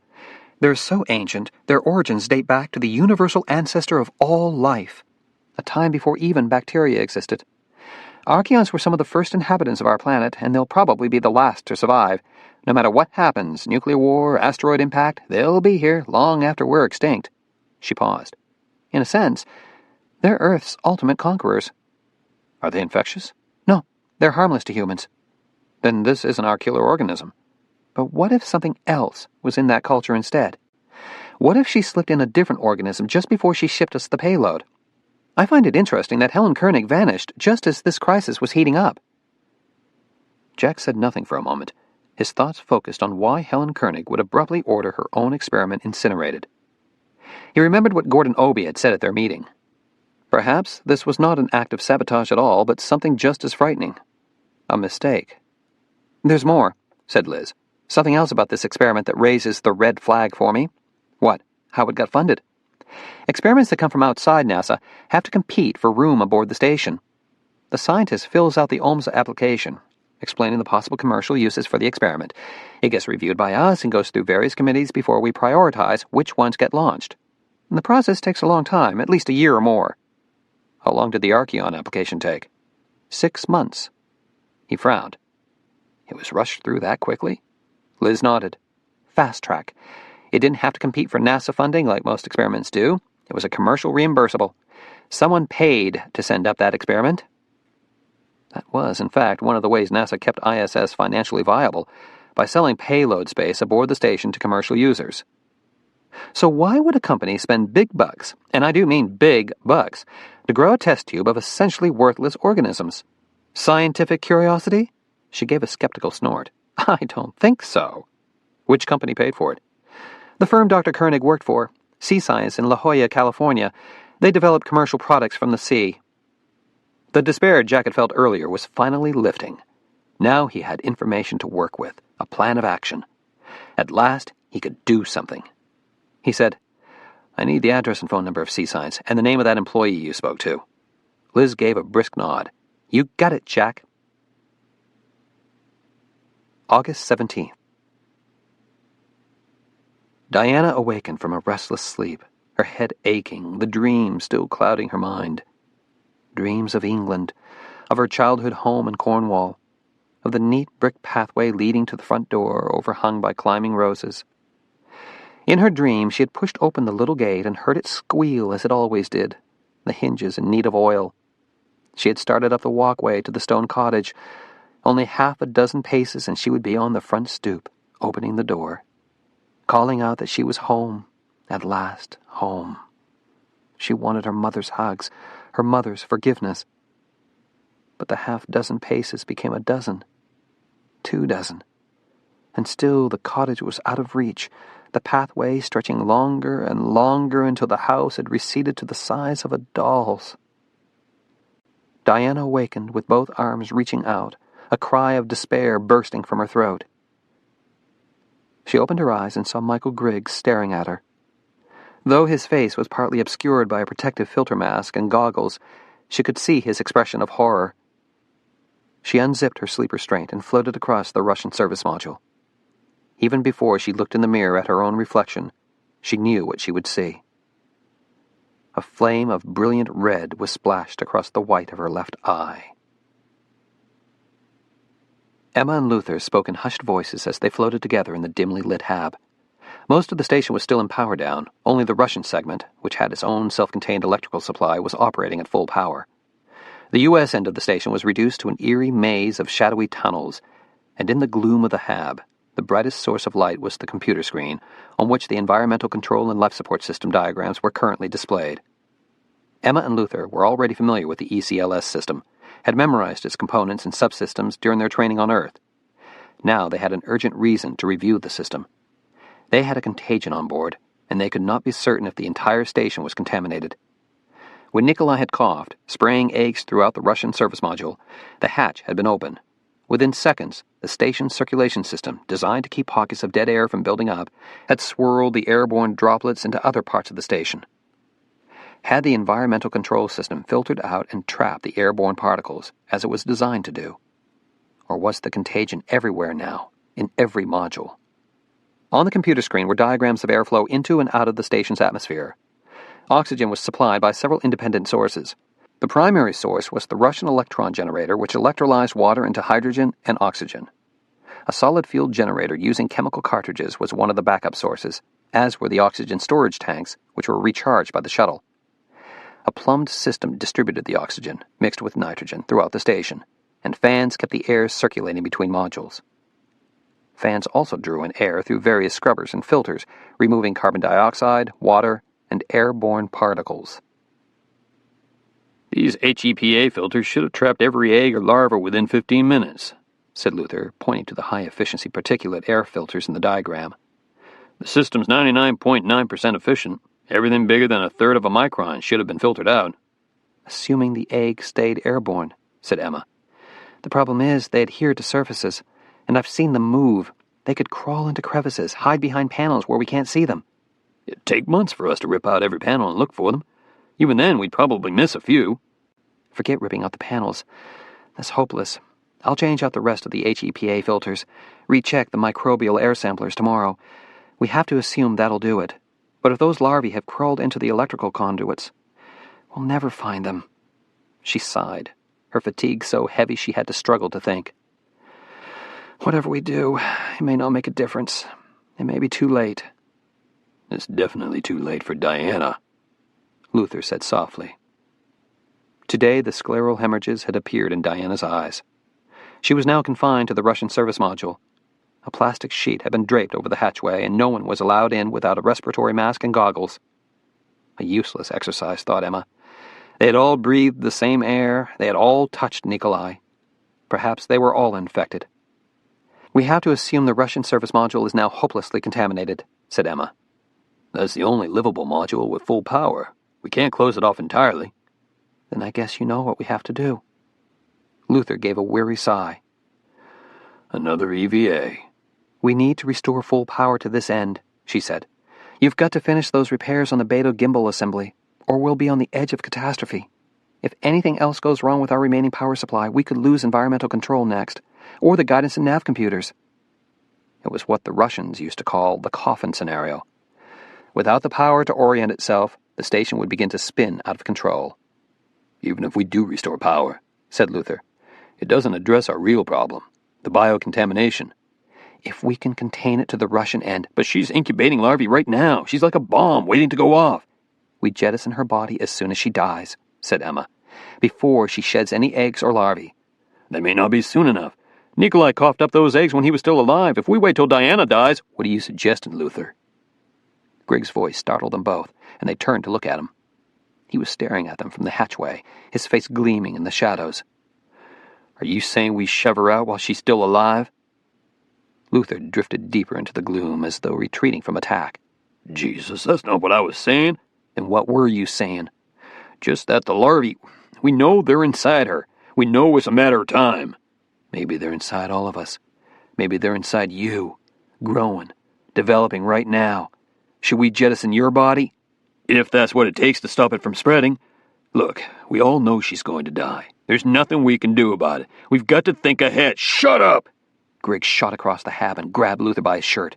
Both men slammed into the far wall and bounced off again. They twisted around and around in midair, Luther trying to pry off Griggs' hands. Griggs refusing to release him. "Stop it!"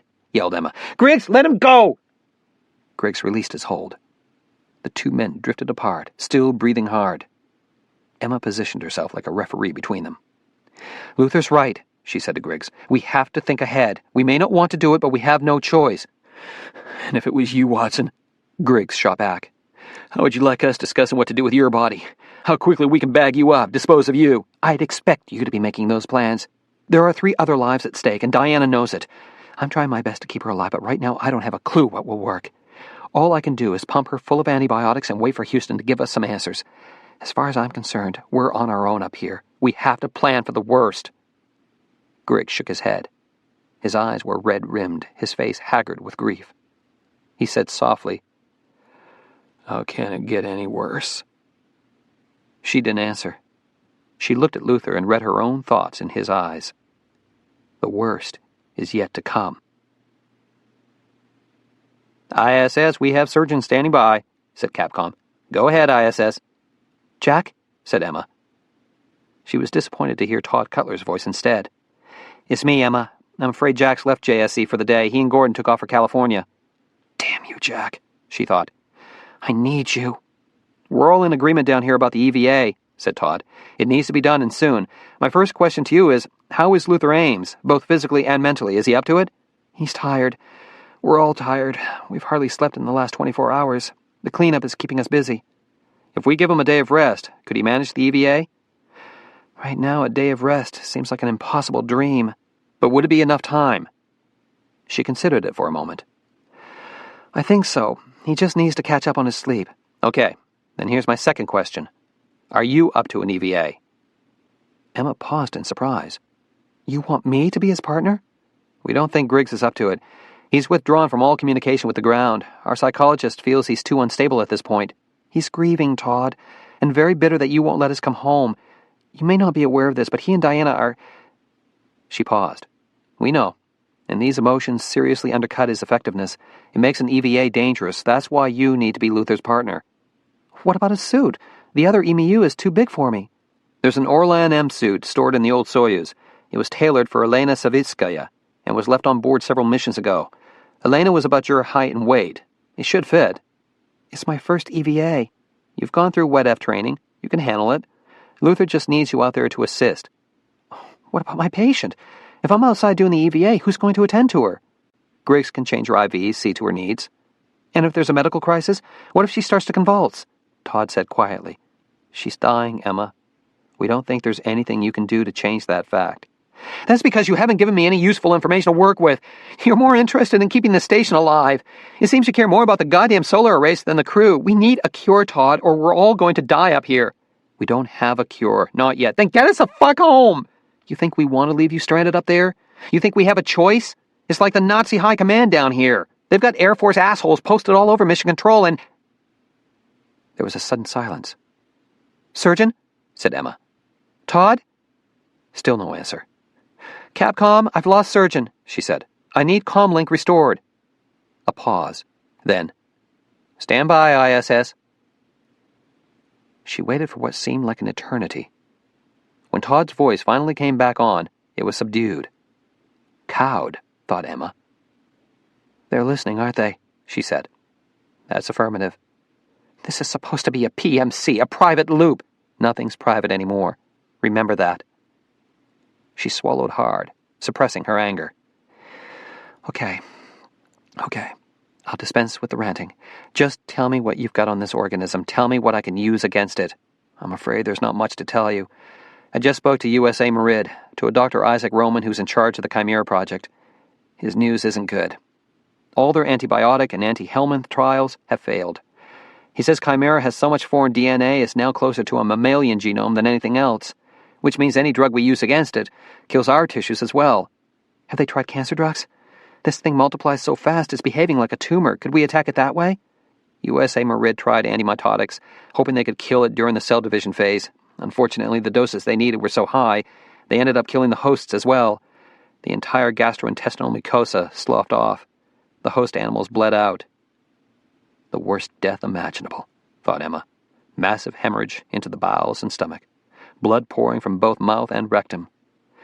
She had witnessed such a death on Earth. In space, it would be even more horrifying. Giant globules of blood filling the cabin like bright red balloons, splashing onto every surface, every crew member. Then nothing has worked, she said. Todd said nothing. Isn't there something? Some cure that won't kill the host? There was only one thing they mentioned, but Roman believes it's only a temporary effect, not a cure. What's the treatment? A hypobaric chamber. It requires a minimum of 10 atmospheres of pressure, the equivalent of diving to a depth of over 300 feet. Infected animals kept at those high pressures are still alive 6 days after exposure. It has to be a minimum of 10 atmospheres? Anything less and the infection runs its course. The host dies. She let out a cry of frustration. Even if we could pump our air pressure that high, 10 atmospheres is more than this station can tolerate. Even 2 would stress the hull, said Todd.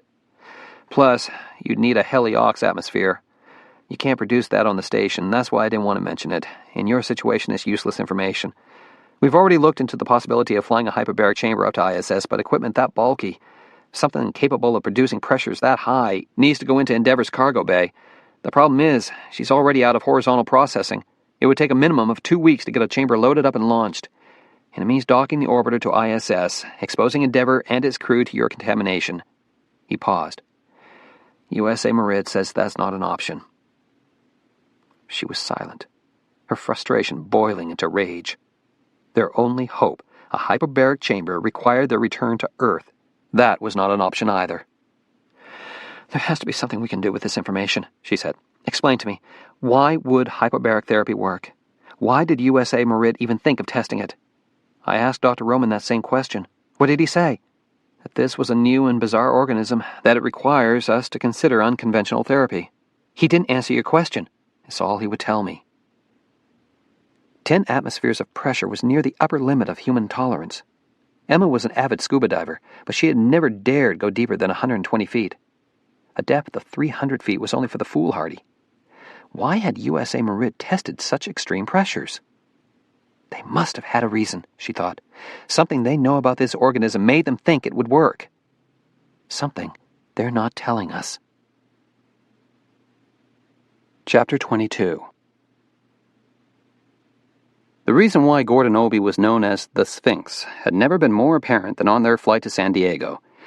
They had signed out one of the T-38 jets from Ellington Field, with Obie at the controls and Jack squeezed into the single-passenger seat. That they hardly said a word to each other while in the air was not surprising. A T-38 is not conducive to conversation, since passenger and pilot sit one behind the other like two peas crammed in a pod.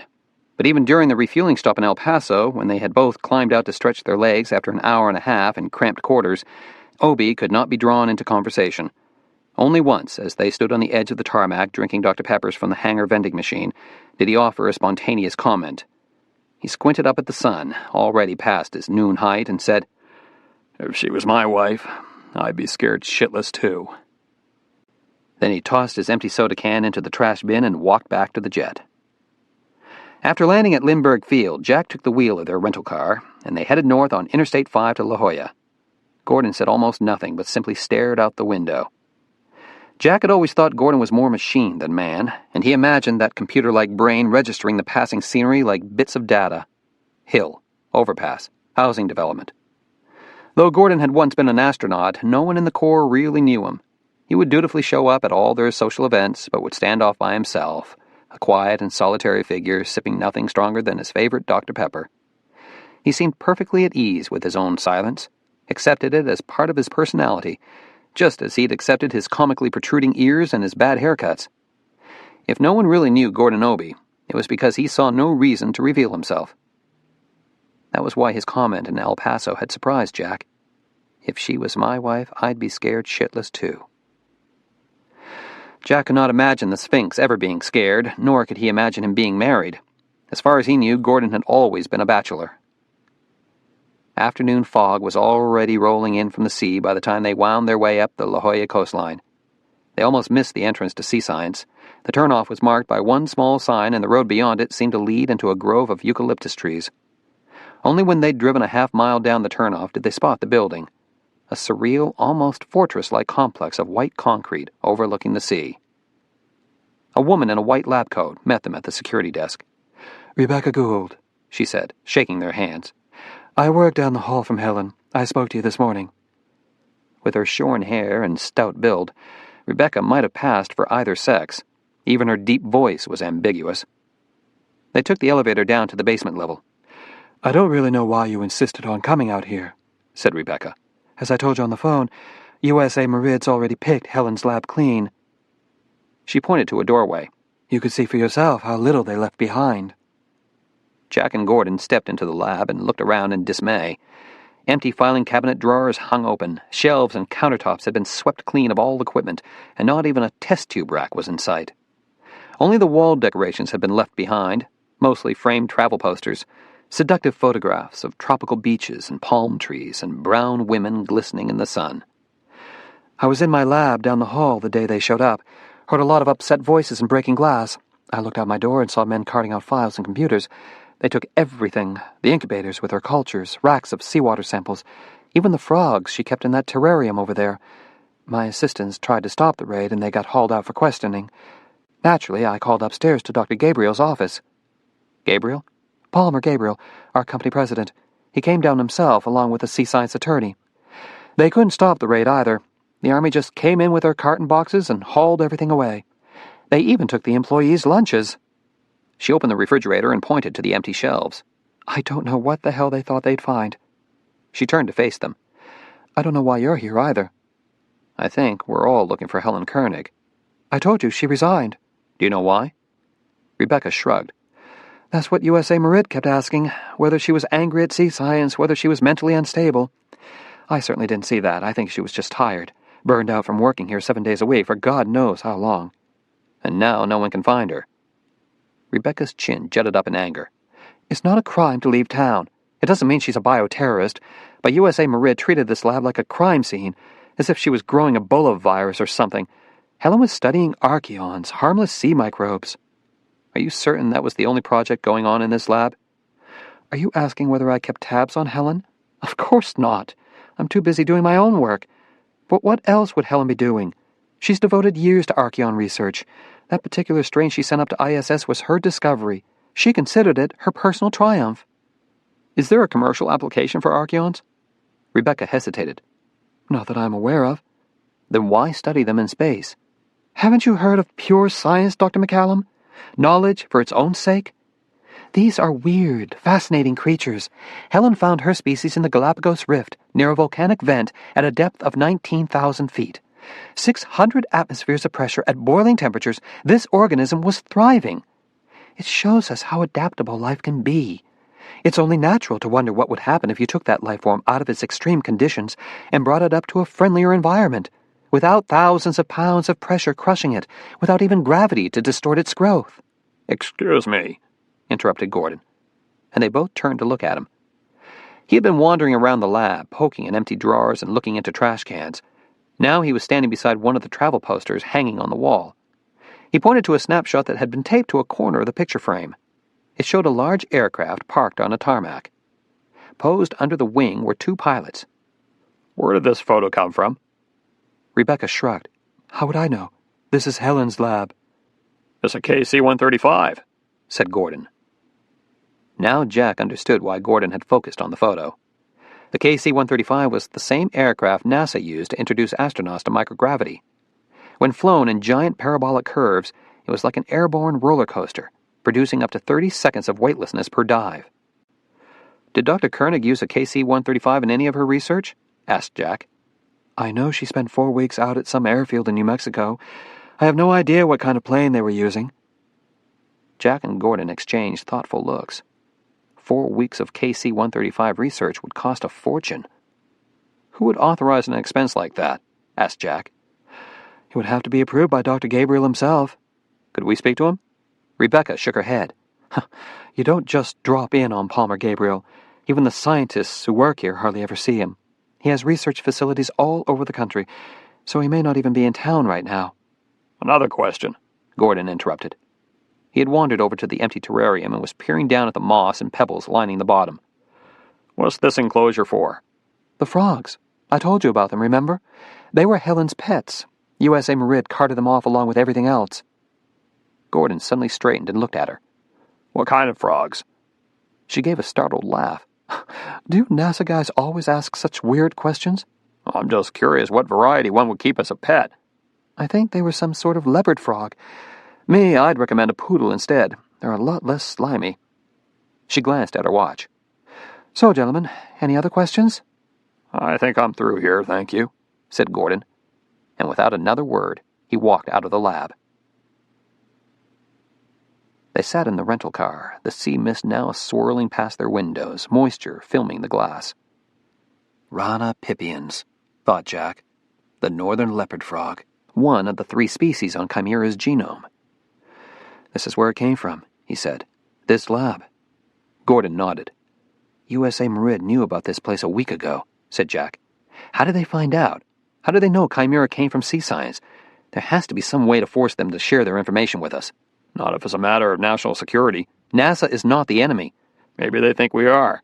Maybe they believe the threat comes from inside NASA, said Gordon. Jack looked at him. One of ours? It's one of two reasons why defense would keep us out of the loop. And the other reason? Because they're assholes. Jack gave a laugh and slumped back against his seat. Neither one of them spoke for a moment. The day had already wearied them both, and they still had to flight back to Houston. I feel like I'm punching a thin air, said Jack, pressing his hand to his eyes. I don't know who or what I'm fighting, but I can't afford to stop fighting. She's not a woman I'd give up on either, said Gordon. Neither one of them had said her name, but they both knew they were talking about Emma. I remember her first day at Johnson, said Gordon. In the dim light of the misted windows, Gordon's homely face was sketched in shades of gray on gray. He sat very still, his gaze focused straight ahead, a somber and colorless man. I addressed her incoming astronaut class. I looked around the room at all those new faces, and there she was, front and center. Not afraid to be picked on, not afraid of humiliation. Not afraid of anything. He paused and gave a small shake of his head. I didn't like sending her up. Every time she was chosen for a crew assignment, I wanted to scratch her name off the list. Not because she wasn't good, hell no. I just didn't like watching her ride off to that launch pad, knowing what I know about everything that can go wrong. He suddenly stopped talking. It was more than Jack had ever heard him say in one stretch, more than Gordon had ever revealed of his feelings. Yet none of what he'd said came as a surprise to Jack. He thought of the countless ways he loved Emma. And what man would not love her, he wondered. Even Gordon Obie is not immune. He started the car, and the windshield cleared as the wipers scraped away the veil of mist. It was already 5 o'clock. They would be flying back to Houston in darkness. He pulled out of the parking space and drove toward the exit.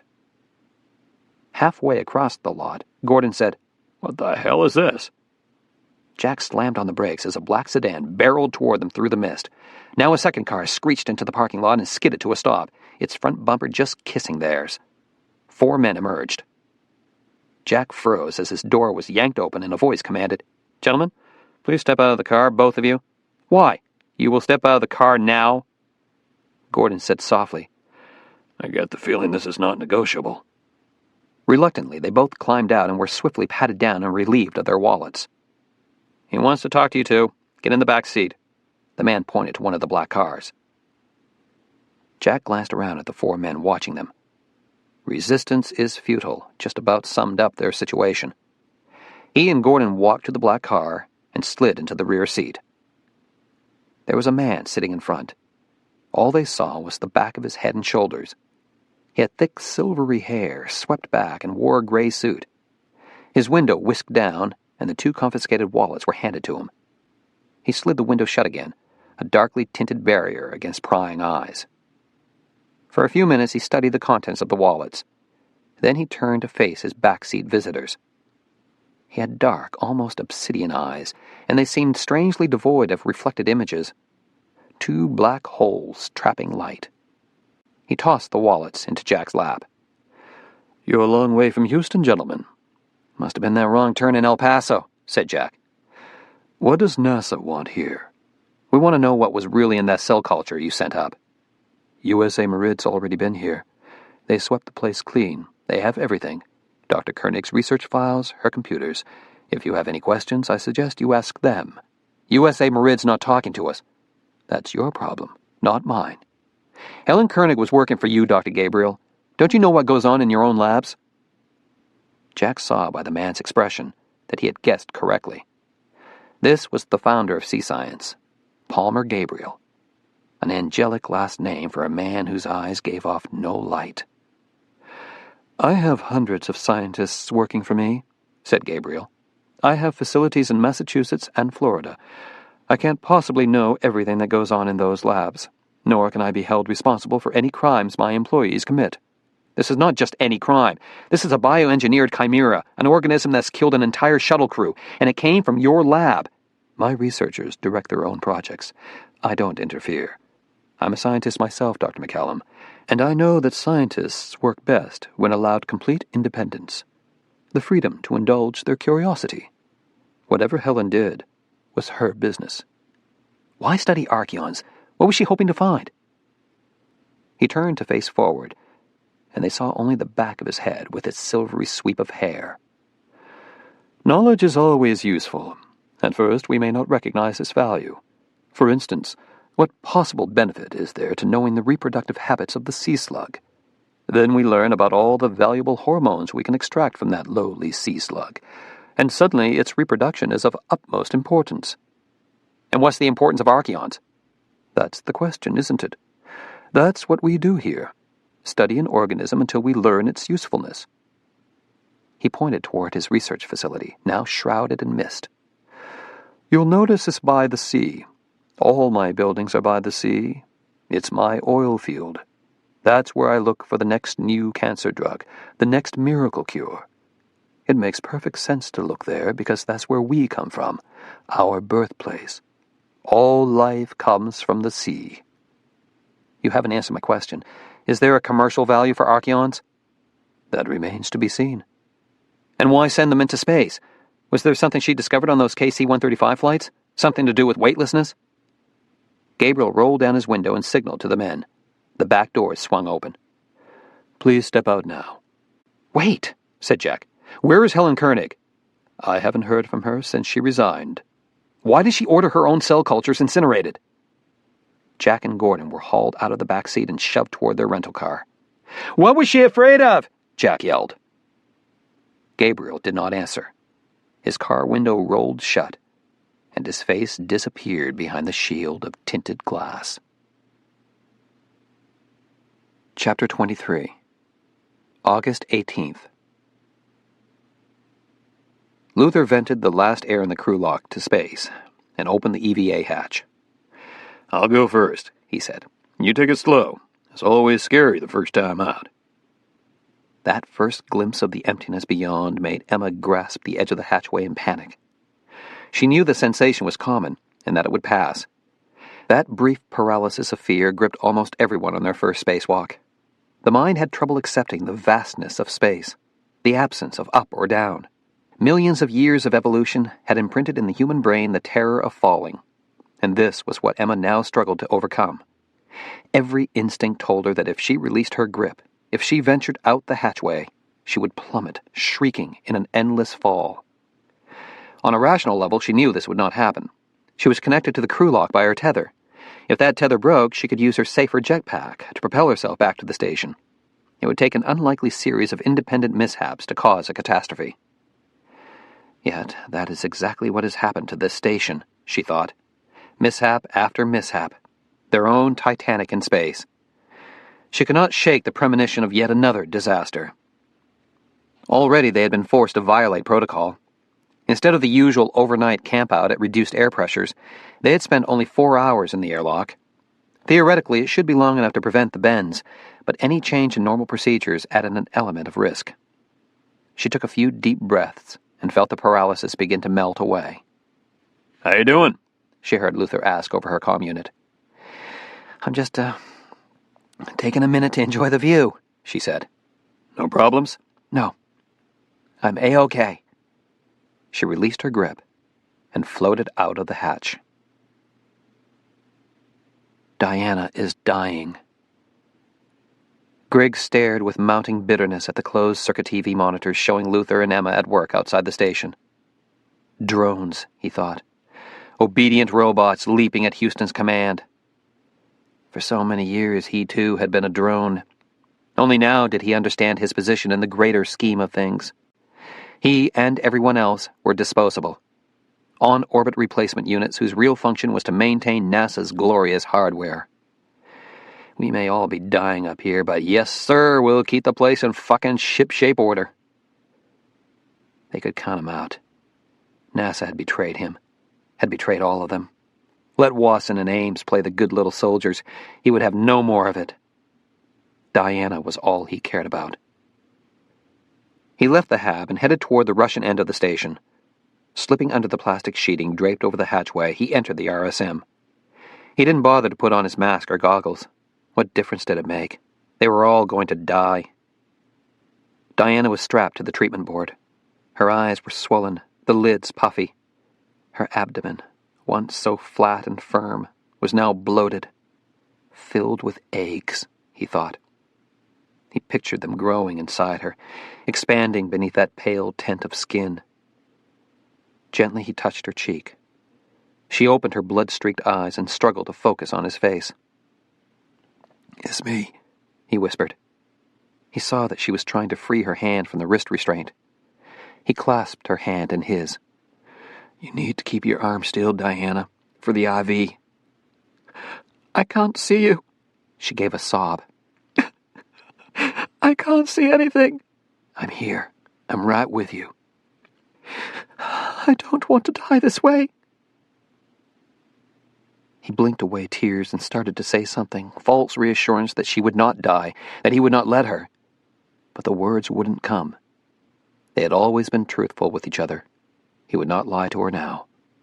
So he said nothing. She said, "I never thought—" "What?" he prompted gently. "That this is how it would happen. No chance to play the hero. Just sick and useless." She gave a laugh, then grimaced in pain. "Not my idea of going out in a blaze of glory." A blaze of glory. That was how every astronaut imagined it would be to die in space. A brief moment of terror, and then the quick demise, sudden decompression or fire. Never had they imagined a death like this.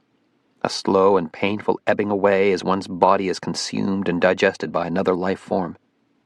Abandoned by the ground, quietly sacrificed to the greater good of mankind. Expendable.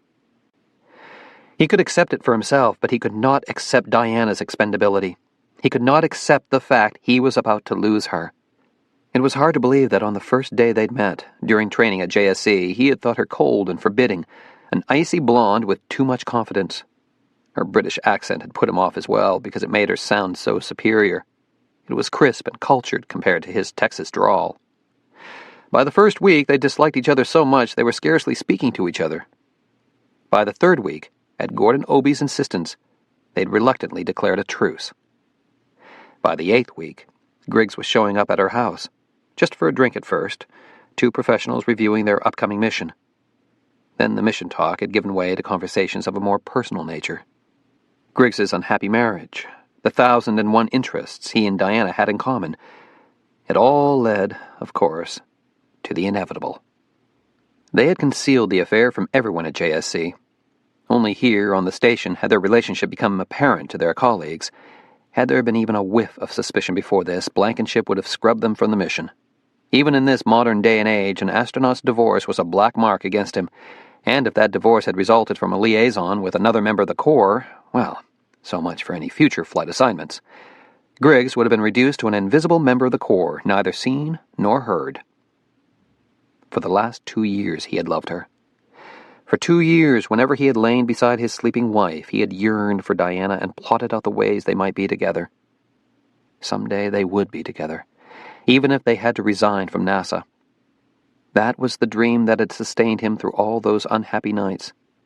Even after these 2 months with her in close quarters, even after their occasional flares of temper, he had not stopped loving her. He had not surrendered the dream. Until now. "What day is this?" she murmured. "It's Friday." He began to stroke her hair again. "In Houston, it's 5:30 in the afternoon. Happy hour." She smiled. "TGIF?" "They're sitting at the bar now. Chips and margaritas. God, I could do with a stiff drink. A nice sunset. You and me on the lake." The tears glistening on her lashes almost broke his heart. He no longer gave a damn about biocontamination, about the dangers of infecting himself. With his bare hand, he wiped away the tears. "Are you in pain?" he said. "Do you need more morphine?" "No. Save it." "Someone else will need it soon," was what she didn't say. "Tell me what you want, what I can do for you." "Thirsty," she said. "All that talk of margaritas." He gave a laugh. "I'll mix one up for you. The non-alcoholic version." "Please." He floated across to the galley and opened the food locker. It was stocked with Russian supplies, not the same items as in the U.S. hab.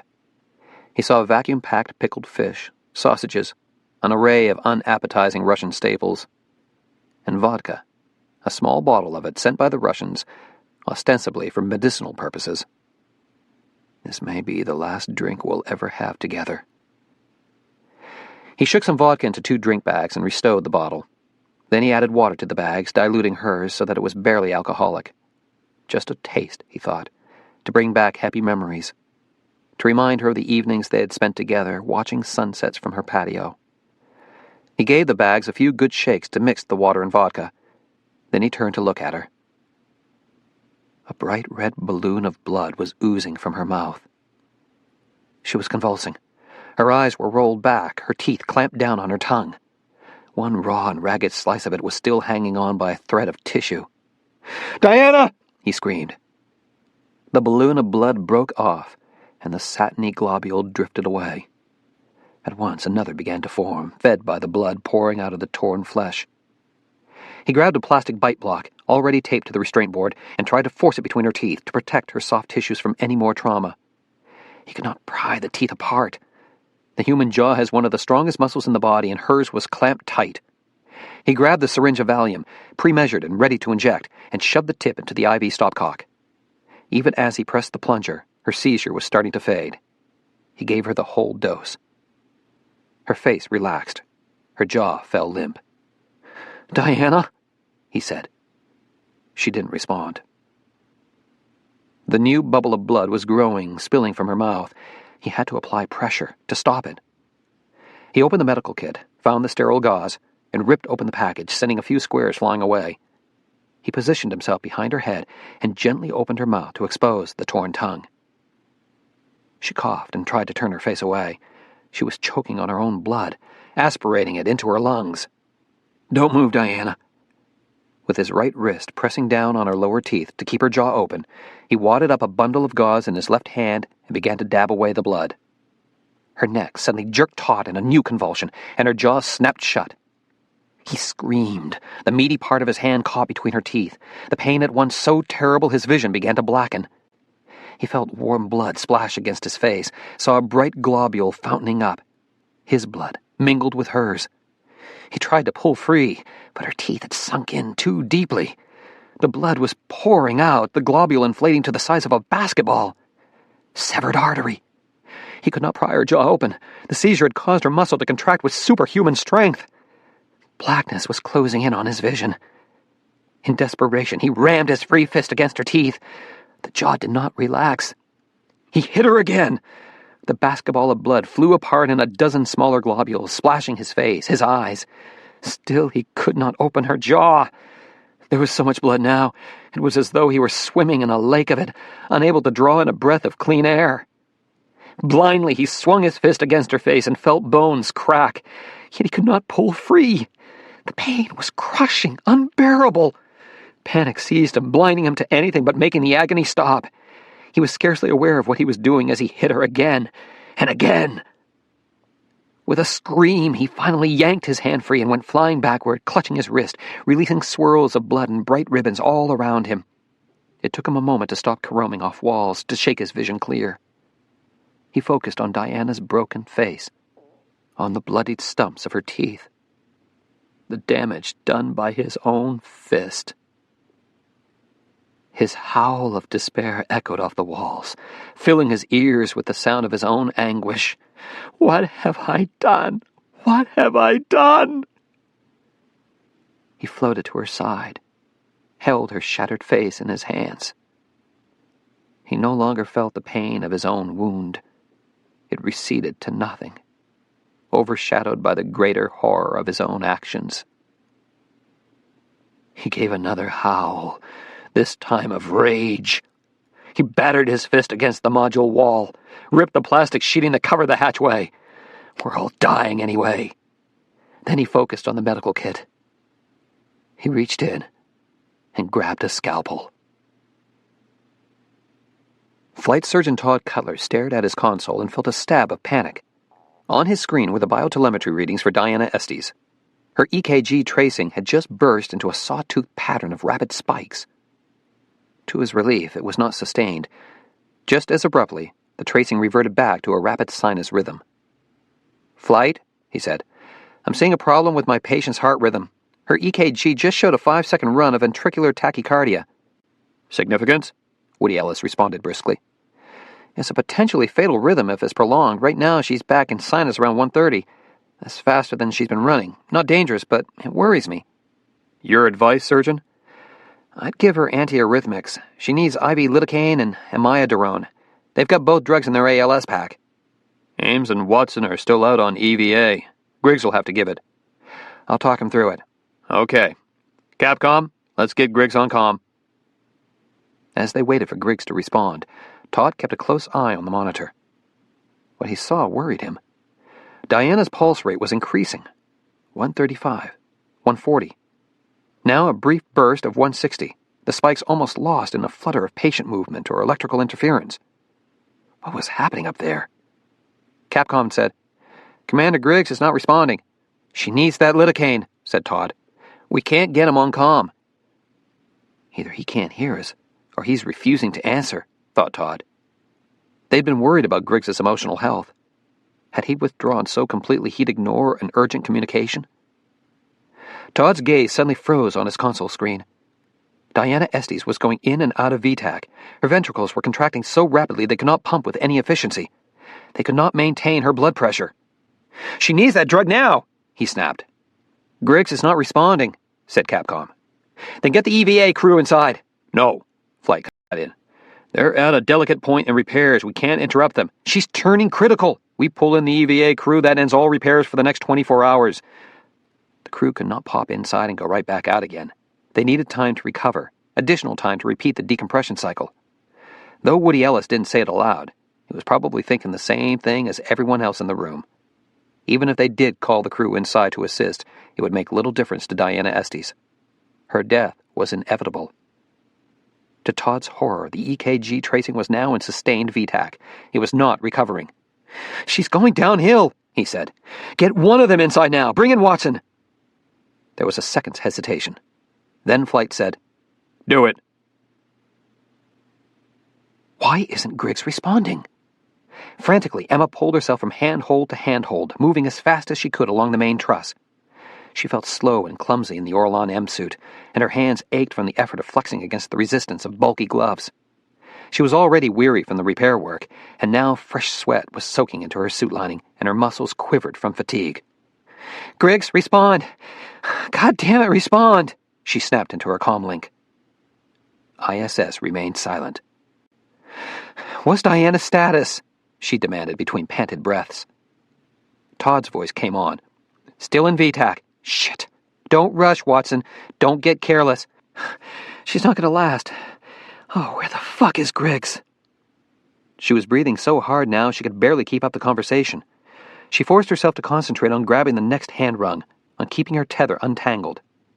Clambering off the truss, she made a lunge for the ladder, but was suddenly snapped to a halt. Her sleeve had caught on a corner of the work platform. "Slow down. You're going to get yourself killed." Gingerly, she unsnagged her sleeve and saw there was no puncture. Heart still hammering, she continued down the ladder and pulled herself into the airlock. Quickly, she swung the hatch shut and opened the pressure equalization valve. "Talk to me, Todd," she snapped as the airlock began to repressurize. "What's the rhythm? She's now in course V-fib. We still can't get Griggs on comm." "We're losing her." I know. "Okay, I'm up to 5 PSI. Airlock integrity check. Don't skip it." "I don't have time. Watson, no fucking shortcuts." She paused and took a deep breath. Todd was right. In the hostile environment of space, one must never take shortcuts. She completed the airlock integrity check, finished repressurization, and opened the next hatch, leading into the equipment lock. There she swiftly removed her gloves. The Russian Orlan M suit was easier to doff than the American EMU, but it still took time to swing open the rear life support system and wriggle out. "I'll never make it in time," she thought as she furiously kicked her feet free from the lower torso. "Status, surgeon," she barked into her comm assembly. "She's now in fine fib." A terminal rhythm, thought Emma. This was their last chance to save Diana. Now clad only in her water-cooling garment, she opened the hatch leading into the station. Frantic to reach her patient, she pushed off the wall and dove headfirst through the hatch opening. Wetness splashed her face, blurring her vision. She missed the handhold and collided with the far wall. For a few seconds she drifted in confusion, blinking away the sting. What did I get in my eyes? She thought. Not eggs, please, not eggs. Slowly her vision cleared, but even then she could not comprehend what she was seeing. Floating all around her in the shadowy node were giant globules.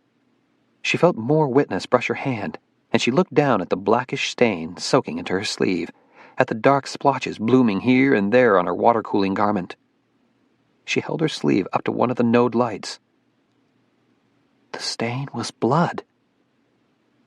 In horror, she gazed at the giant globules hanging in the shadows. So much of it. Quickly, she closed the hatch to prevent the contamination from spreading into the airlock. It was too late to protect the rest of the station. The globules had spread everywhere. She dove into the hab, opened the CCPK, and donned protective mask and goggles. Maybe the blood was not infectious. Maybe she could still protect herself. "Watson," said Cutler. "Blood. There's blood everywhere. Diana's rhythm is agonal. There's not much left to jumpstart. I'm on my way." She pushed out of the node and entered the tunnel like Zarya. The Russian module seemed blindingly bright after the barely lit U.S. end, the globules of blood like gaily covered balloons floating in the air. Some had collided with the walls, splattering Zarya a brilliant red.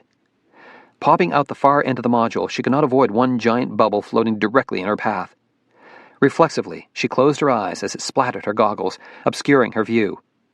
Drifting blindly, she wiped her sleeve across the goggles to clear away the blood, and found herself staring straight at Michael Griggs's chalk-white face. She screamed. In horror, she thrashed uselessly at the empty air, going nowhere. "Watson!" She stared at the large bubble of blood still clinging to the gaping wound on his neck. This was the source of all the blood, a slashed carotid artery. She forced herself to touch the intact side of his neck, to search for a pulse. She could not feel one. "Diana's EKG is flatline," said Todd. Emma's stunned gaze shifted to the hatch leading to the RSM, where Diana was supposed to be isolated. The plastic sheeting was gone. The module was open to the rest of the station. In dread, she entered the RSM. Diana was still strapped to the patient restraint board. Her face had been battered beyond recognition, her teeth smashed to splinters. A balloon of blood was oozing from her mouth. The squeal of the cardiac monitor at last drew Emma's attention. A flat line traced across the screen. She reached over to turn off the alarm, and her hand froze in mid-air. Glistening on the power switch was a blue-green gelatinous clump. Eggs. Diana has already shed eggs. She has already released Chimera into the air. The monitor alarm seemed to build to an unbearable shriek, yet Emma remained motionless, staring at that cluster of eggs. They seemed to shimmer and recede out of focus. She blinked, and as her vision cleared again, she remembered the moisture hitting her face, stinging her eyes as she had dived through the airlock hatch. She had not been wearing goggles then. She could still feel the wetness on her cheek, cool and clinging. She reached up to touch her face and stared at the eggs like quivering pearls on her fingertips. The squeal of the cardiac alarm had become unbearable. She flipped off the monitor and the squeal ceased. The silence that followed was just as alarming. She could not hear the hiss of the vent fans. They should be drawing in air, pulling it through the HEPA filters for cleansing. There's too much blood in the air. It's blocked all the filters. The rise in the pressure gradient across those filters had tripped the sensors, automatically shutting off the overheated fans. "Watson, please respond," said Todd. "They're dead." Her voice broke into a sob. "They're both dead." Now Luther's voice broke into the loop. "I'm coming in." "No," she said. "No." "Just hang on, Emma. I'll be right there." "Luther, you can't come in. There's blood and eggs everywhere. This station is no longer habitable. You have to stay in the airlock." That's not a long-term solution. There is no fucking long-term solution. Look, I'm in the crew lock now. I'm closing the outer hatch. Starting repress. The vent fans have all shut off. There's no way to clean this air. I'm up to 5 psi. Pausing for integrity check. If you come in, you'll be exposing yourself. Go into full repress. Luther, I've already been exposed.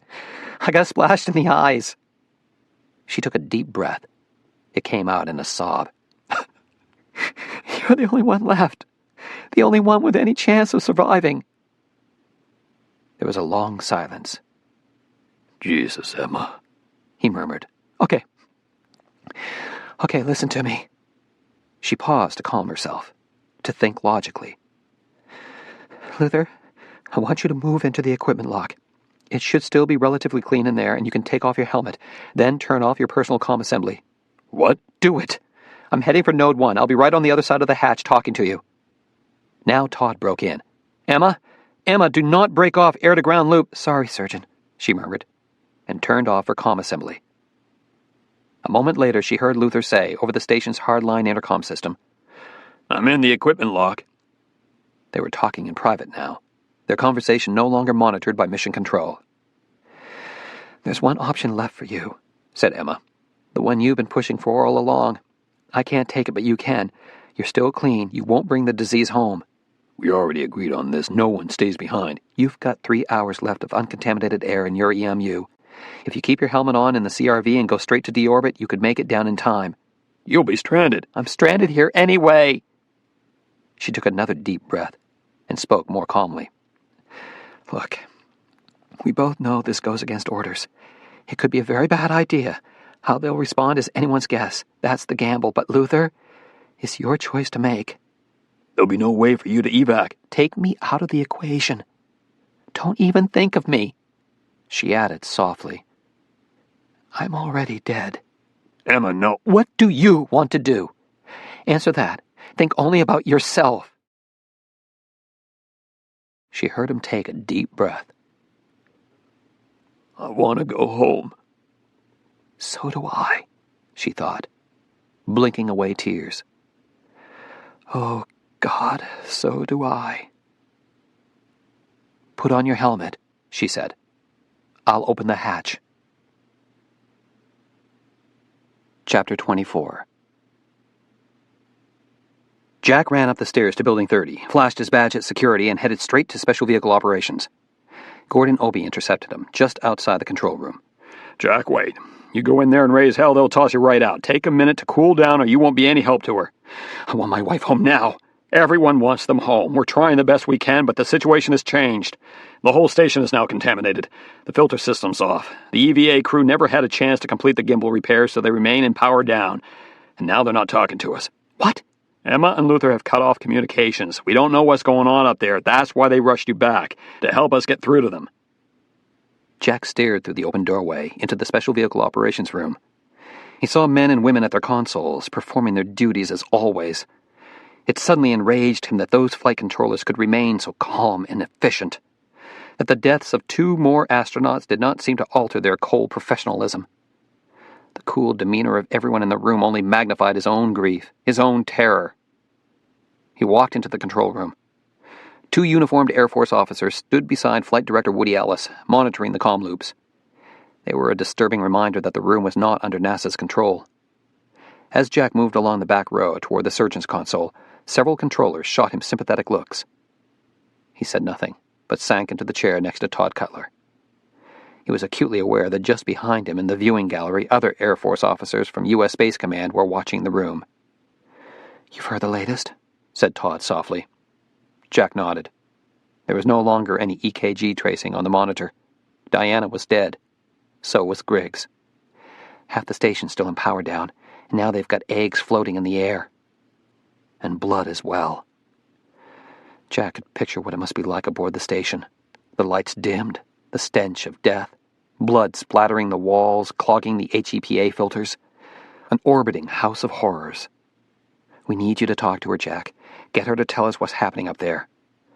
Why aren't they talking? We don't know. Maybe they're pissed at us. They have a right to be. Maybe they're too traumatized. No. They must have a reason. Jack looked at the front screen, showing the station's orbital path above the Earth. What are you thinking, Emma? He slipped on the headset and said, "Capcom, this is Jack McCallum. I'm ready." "Roger, Surgeon. Stand by and we'll try them again." They waited. ISS did not respond. At the third row of consoles, two of the controllers suddenly glanced back over their shoulders at Flight Director Ellis. Jack heard nothing over the comm loop, but he saw the Odin controller, the controller in charge of onboard data networks, rise from his chair and lean forward to whisper across his console to the second row controllers. Now the ops controller in the third row took off his headset, stood up, and stretched. He started up the side aisle, walking casually as though headed for a bathroom break. As he passed by the surgeon's console, he dropped a piece of paper in Todd Cutler's lap and continued out of the room. Todd unfolded the note and shot Jack a stunned look. "The station's reconfigured their computers to ASCR mode," he whispered. "The crew's already started CRV SEP sequence." Jack stared back in disbelief. ASCR, or Assured Safe Crew Return, was the computer config meant to support crew evacuation. He glanced quickly around the room. None of the controllers was saying a word about this over the loop. All Jack saw were rows of squared shoulders, everyone's gaze focused tightly on their consoles. He glanced sideways at Woody Ellis. Ellis stood absolutely motionless. The body language said it all. He knows what's going on, and he's not saying a thing either. Jack broke out in a sweat. This was why the crew wasn't talking. They had made their decision and they were forging ahead with it. The Air Force would not be in the dark for long. Through their space surveillance network of radar and optical sensors, they could monitor objects as small as a baseball in low Earth orbit. As soon as the CRV separated, as soon as it became an independent orbital object, it would come to the attention of Space Command's control center in Cheyenne Mountain Air Station. The million-dollar question was, how would they respond? "I hope to God you know what you're doing, Emma." After CRV SEP, it would take 25 minutes for the evac vehicle to bring up guidance and landing targets, another 15 minutes to set up the deorbit burn, another hour to land. U.S. Space Command would have them identified and tracked long before the CRV could touch down. In the second row, the OSO flight controller raised his hand in a casual thumbs up. With that gesture, he'd silently announced the news. The CRV had separated. For better or worse, the crew was on its way home. Now the game begins. The tension in the room coiled tighter. Jack hazarded a glance at the two Air Force officers, but the men seemed oblivious to the situation. One of them kept looking at the clock as though anxious to be elsewhere. The minutes ticked past, the room strangely quiet. Jack leaned forward, his heart hammering, sweat soaking his shirt. By now, the CRV would be drifting outside the station's envelope. Their landing target would be identified, their guidance system locked onto GPS satellites. Come on, thought Jack. Go to deorbit now. The sound of a ringing telephone cut the silence. Jack glanced sideways and saw one of the Air Force monitors answer it. Suddenly, he went rigid and turned to Woody Ellis. "What the hell is going on here?" Ellis said nothing. The officer quickly typed on Ellis's console keyboard and stared at the screen in disbelief. He grabbed the phone. "Yes, sir, I'm afraid that's a confirmation. The CRV has separated. No, sir, I don't know how it... Yes, sir, we have been monitoring the loop, but..." The officer was red-faced and sweating as he listened to the tirade spewing from the receiver. When he hung up, he was shaking with rage. "Turn it around," he ordered. Woody Ellis answered with barely disguised contempt. "It isn't a Soyuz capsule. You can't command it to drive around like a goddamn automobile." "Then stop it from landing." "We can't. It's a one-way trip home." 3 more Air Force officers walked swiftly into the room. Jack recognized General Gregorian of U.S. Space Command, the man now in authority over NASA operations. "What's the status?" Gregorian snapped. "The CRV is undocked but still in orbit," the red-faced officer replied. "How soon before they reach atmosphere?" "I don't have that information, sir." Gregorian turned to the flight director. "How soon, Mr. Ellis?" "It depends. There are a number of options." "Don't give me a fucking engineering lecture. I want an answer. I want a number." "Okay."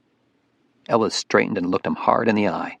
"Anywhere from 1 to 8 hours is up to them. They can stay in orbit for 4 revolutions max, or they can deorbit now and be on the ground in an hour." Gregorian picked up the phone. "Mr. President, I'm afraid there's not much time to decide. They could deorbit any minute now." "Yes, sir, I know it's a hard choice, but my recommendation remains the same as Mr. Prophet's." "What recommendation?" thought Jack with a surge of panic. An Air Force officer called out from one of the flight consoles. "They've started their deorbit burn." "We're running out of time, sir," said Gregorian. "We need your answer now." There was a long pause. Then he nodded, with relief. "You've made the right decision. Thank you." He hung up and turned to the Air Force officers. "It's a go." "What's a go?" said Ellis. "What are you people planning to do?" His questions were ignored. The Air Force officer picked up the phone and calmly issued the order, "Stand by for EKV launch." What the hell is an EKV? Thought Jack. He looked at Todd and saw by his blank expression that he didn't know what was being launched either. It was Topo, the trajectory controller, who walked over to their console and quietly answered the question. "Exo-atmospheric kill vehicle," he whispered. "They're going to intercept." "Target must be neutralized before it descends to atmosphere," said Gregorian. Jack shot to his feet in panic. "No!" Almost simultaneously, other controllers rose from their chairs in protest. Their shouts almost drowned out Capcom, who had to yell at the top of his voice to be heard. "I have ISS on comm! ISS is on comm!" ISS? Then someone is still aboard the station. Someone has been left behind. Jack cupped his hand over his earpiece and listened to the downlinked voice. It was Emma. "Houston, this is Watson on ISS. Mission Specialist Ames is not infected. I repeat, he is not infected. He is the only crew member returning aboard CRV. I urgently request you to allow the vehicle's safe landing." "Roger that, ISS," said Capcom. "You see, there's no reason to shoot it down," Ellis said to Gregorian. "Stop your EKV launch." "How do we know Watson's telling the truth?" countered Gregorian. "She must be telling the truth. Why else would she stay behind? She just stranded herself up there. The CRV was the only lifeboat she had." The impact of those words made Jack go numb. The heated conversation between Ellis and Gregorian suddenly seemed to fade out. Jack was no longer focusing on the fate of the CRV. He could think only of Emma, alone now and trapped on the station with no way to evacuate. She knows she is infected. She has stayed behind to die. "CRV has completed deorbit burn, is descending. Trajectory is on the front screen." Tracing across the world map at the front of the room was a small blip representing the CRV and its lone human passenger. They heard him now, on comm. "This is Mission Specialist Luther Ames. I am approaching entry altitude. All systems nominal." The Air Force officer looked at Gregorian. "We're still standing by for EKV launch." "You don't have to do this," said Woody Ellis. "He's not sick. We can bring him home." "The craft itself is probably contaminated," said Gregorian. "You don't know that." "I can't take that chance. I can't risk the lives of people on Earth." "God damn it, this is murder!" "He disobeyed orders. He knew what our response would be." Gregorian nodded to the Air Force officer. "EKVs have been launched, sir." Instantly the room hushed. Woody Ellis, pale and shaken, stared at the front screen, at the multiple trajectory tracings hurtling toward an intersecting point. The minutes went by in dead silence. At the front of the room, one of the women controllers began to cry softly. "Houston, I'm approaching entry interface." And it was a shock to hear Luther's cheery voice suddenly crackle on the comm. "I'd greatly appreciate it if you have someone meet me on the ground, because I'm going to need help getting out of this EMU." No one responded. No one had the heart to. "Houston," said Luther after a moment of silence. "Hey, you guys still there?" At last Capcom managed to reply, in an uneven voice. Roger, CRV. We'll have the beer keg waiting for you, Luther, old buddy. Dancing girls, the whole works." "Jeez, you guys have loosened up since we last spoke." "Okay, looks like I'm about ready for LOS. You keep that beer cold and I—" There was a loud burst of static. Then the transmission went dead. The blip on the front screen exploded into a shocking sunburst of fragments, scattering into delicate pixels of dust. Woody Ellis crumpled into his chair and dropped his head in his hands. August 19th. "Securing air-to-ground loop," said Capcom. "Stand by, ISS." "Talk to me, Jack. Please talk to me," Emma pleaded silently as she floated in the Hab's semi-darkness. With the circulation fans shut down, the module was so quiet she could hear the whoosh of her own pulse, the movement of air rushing in and out of her lungs. She was startled when Capcom's voice suddenly said, "Air-to-ground secure. You may proceed to PFC." "Jack," she said. "I'm here. I'm right here, sweetheart." "He was clean. I told them he was clean. We tried to stop it. The order came straight from the White House. They didn't want to take any chances. It's my fault. Her exhaustion suddenly gave way to tears. She was alone and scared, and haunted by her catastrophically wrong decision. I thought they'd let him come back. I thought it was his best chance of staying alive. Why did you stay behind, Emma? I had to. She took a deep breath and said, I'm infected. You were exposed. That doesn't mean you're infected.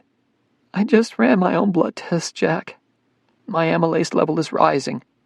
He said nothing. I'm now 8 hours post-exposure. I should have another 24 to 48 hours before I can no longer function.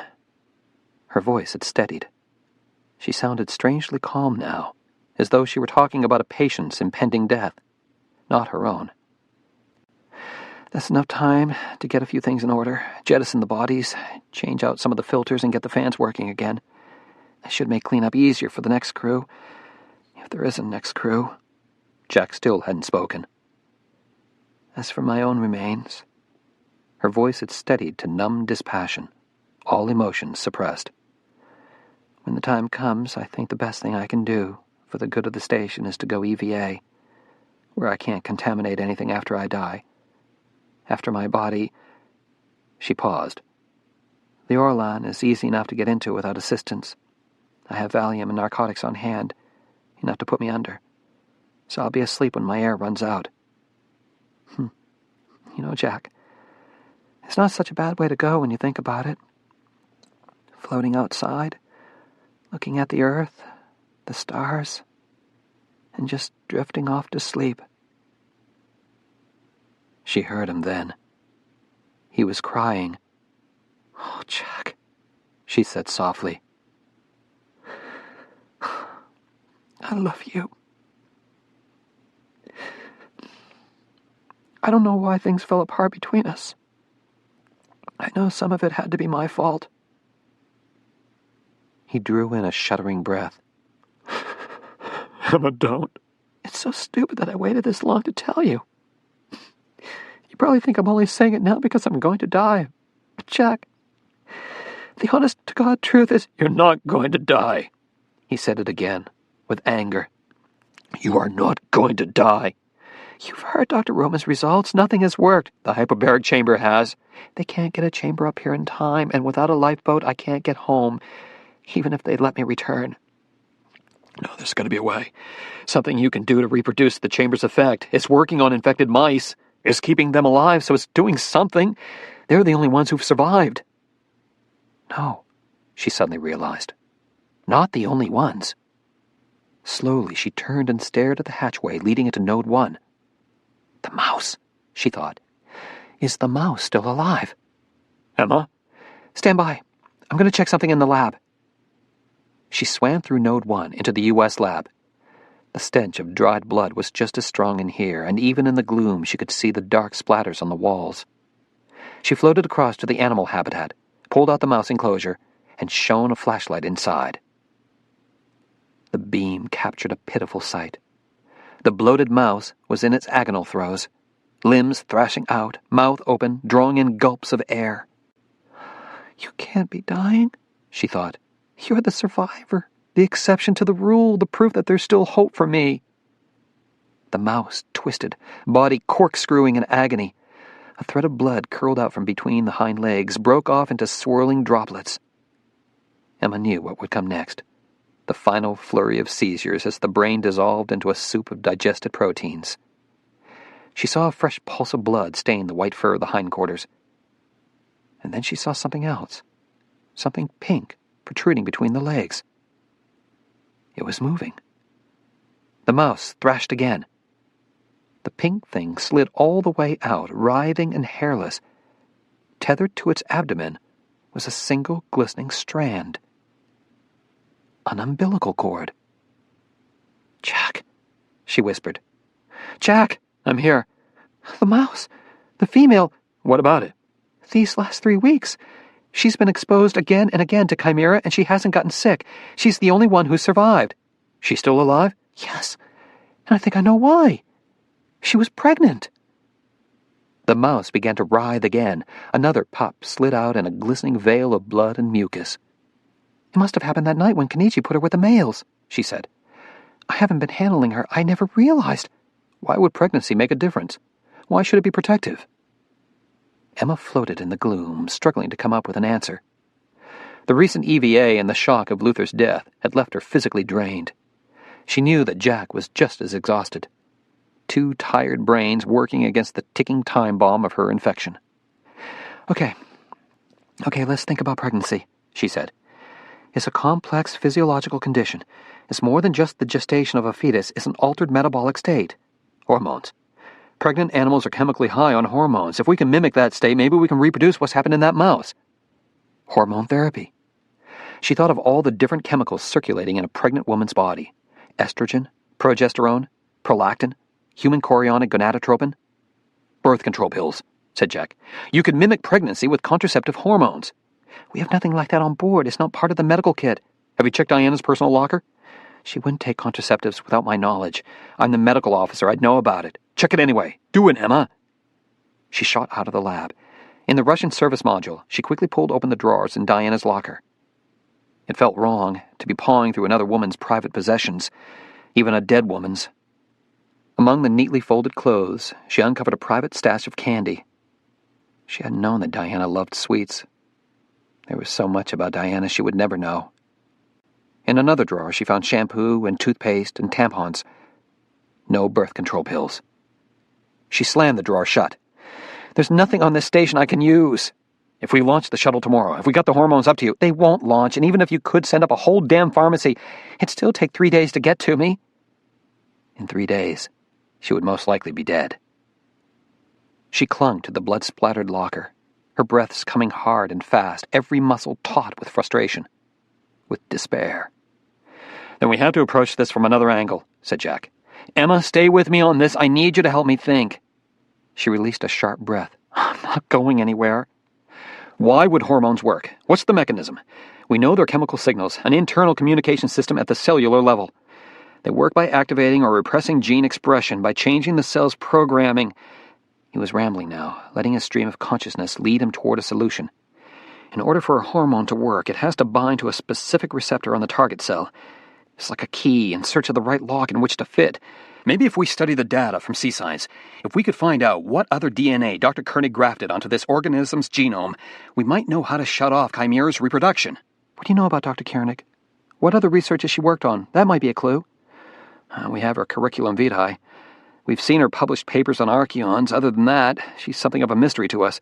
So is C-Science. We're still trying to dig up more information. That will take precious time, she thought. I don't have much of it left. Her hands ached from gripping Diana's locker. She relaxed her hold and drifted away as though swept along on a tide of despair. Loose items from Diana's locker floated around her in the air, evidence of Diana's sweet tooth. Chocolate bars, M&Ms, a cellophane package of crystallized ginger candy. It was that last item that Emma suddenly focused on. Crystallized ginger. Crystals.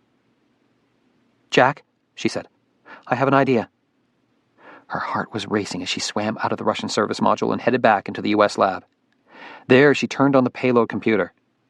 The monitor glowed an eerie amber in the darkened module. She called up the operations data files and clicked on ESA, European Space Agency. Here were all the procedures and reference materials required to operate the ESA payload experiments. What are you thinking, Emma? Came Jack's voice over her comm unit.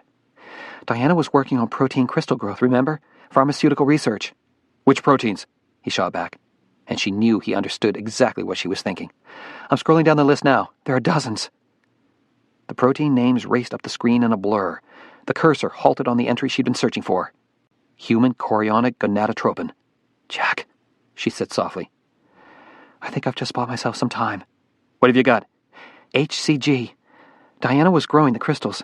I'd have to do an IVA to get it. They're in the ESA module and that's at vacuum. But if I start depress now, I could get to those crystals in 4 or 5 hours. How much HCG is on board? I'm checking.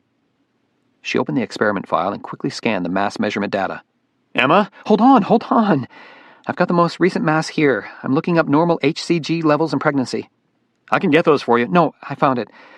Okay, if I dilute this crystal mass in normal saline, plug in my body weight as 45 kilograms. She typed in the numbers. She was making wild assumptions here. She didn't know how quickly HCG was metabolized, or what its half-life would be. The answer at last appeared on screen. "How many doses?" said Jack. She closed her eyes. "It's not going to last long enough. It's not going to save me." "Emma?" She released a deep breath. It came out as a sob. 3 days. The Origin. Chapter 25. It was 1:45 a.m., and Jack's vision was blurred from fatigue, the words on the computer screen fading in and out of focus. "There must be more," he said. "Keep searching." Gretchen Liu, seated at the keyboard, glanced up at Jack and Gordon in frustration. She had been sound asleep when they called her to come in, and she'd arrived without her usual camera-ready makeup and contact lenses. They had never seen their normally elegant public affairs officer looking so unglamorous, or wearing glasses for that matter, thick horn-rimmed glasses that magnified her pinched eyes.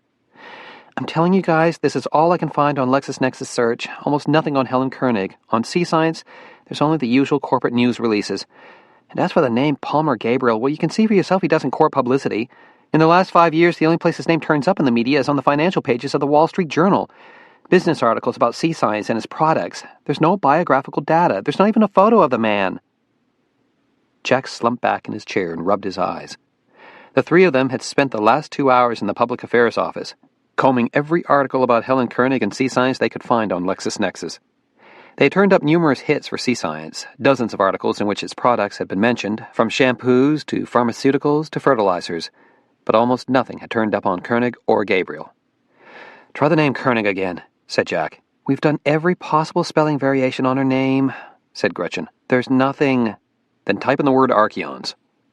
Sighing, Gretchen typed in archaeons and clicked on Search. A numbingly long string of article citations filled the screen. Alien Earth creatures. Scientists hail discovery of new branch of life. Washington Post. Archaeons to be subject of international conference. Miami Herald. Deep-sea organisms offer clues to life's origins. Philadelphia Inquirer. "Guys, this is hopeless," said Gretchen. "It'll take us all night to read every article on this list. Why don't we just call it a night and get some sleep?" "Wait," Gordon said. "Scroll down to this one." He pointed to a citation at the bottom of the screen. "Scientist dies in Galapagos diving accident. New York Times." "The Galapagos," said Jack. "That's where Dr. Koenig discovered the Archeon strain, in the Galapagos Rift." Gretchen clicked on the article and the text appeared. The story was 2 years old. Copyright, The New York Times. Section, International News. Headline, Scientist dies in deep-sea diving accident. Byline, Julio Perez, NYT correspondent.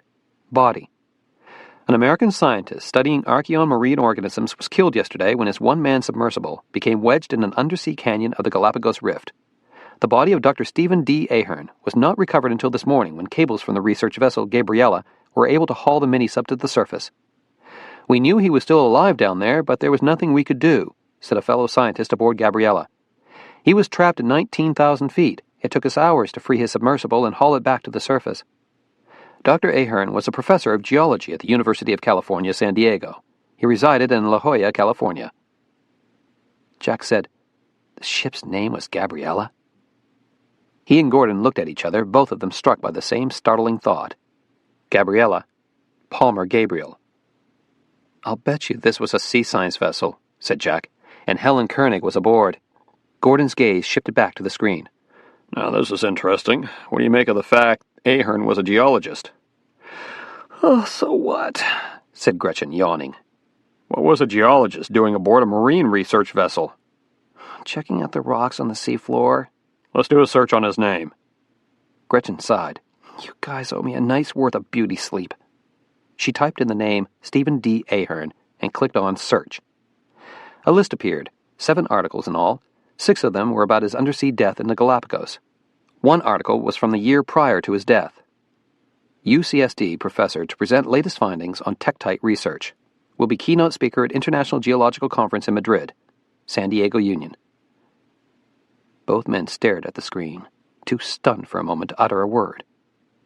Then Gordon said softly, "This is it, Jack. This is what they've been trying to hide from us."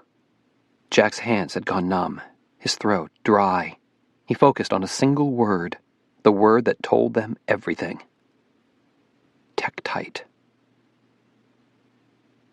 JSC Director Ken Blankenship's house was one of the anonymous tract homes in the suburb of Clear Lake, where so many JSC officials lived. It was a large house for a bachelor, and in the glare of the security lights, Jack saw that the front yard was immaculately groomed, every hedge clipped into submission.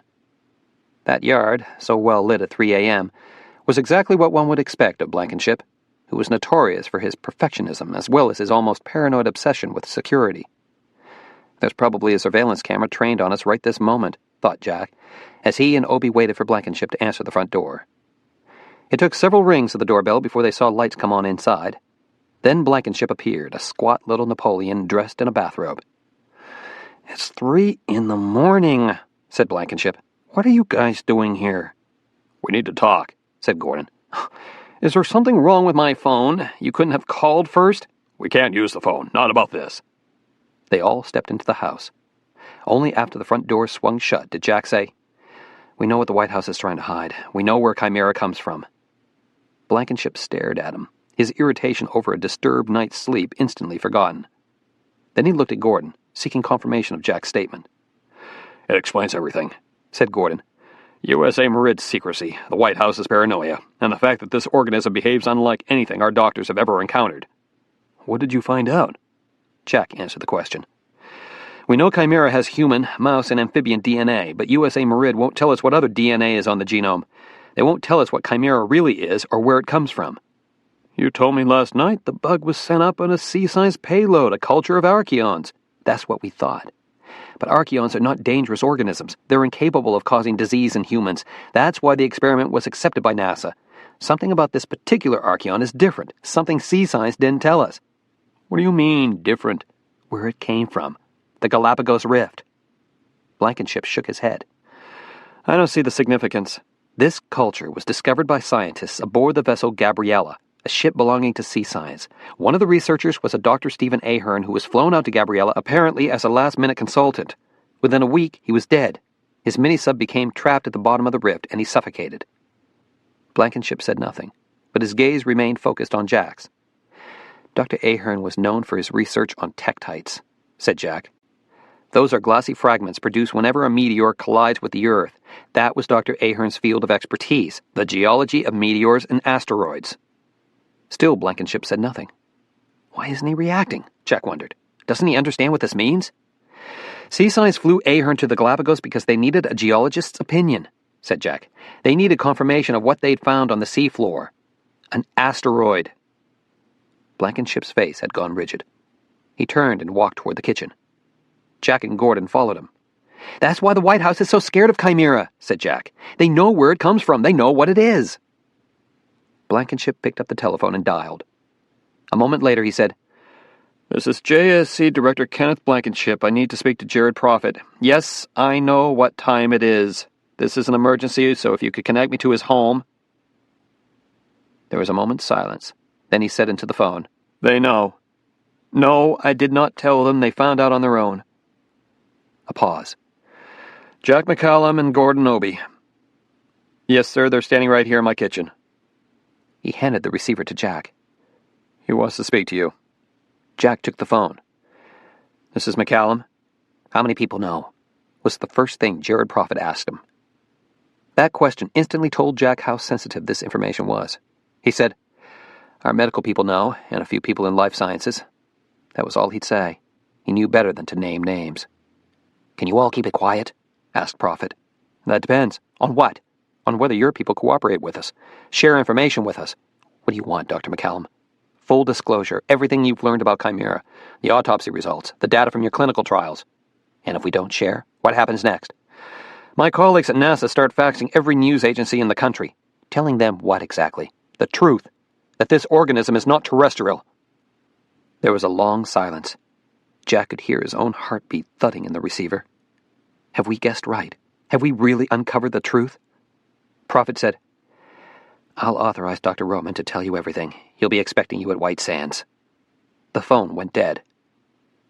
Jack hung up and looked at Blankenship. How long have you known? Blankenship's silence only fueled Jack's anger. He took a threatening step forward, and Blankenship backed up against the kitchen wall. How long have you known? Only a few days. I was sworn to secrecy. Those were our people dying up there. I had no choice. This has got everyone terrified. The White House defense. Blankenship took a deep breath and looked Jack straight in the eye. You'll understand what I'm talking about when you get to White Sands. August 20th.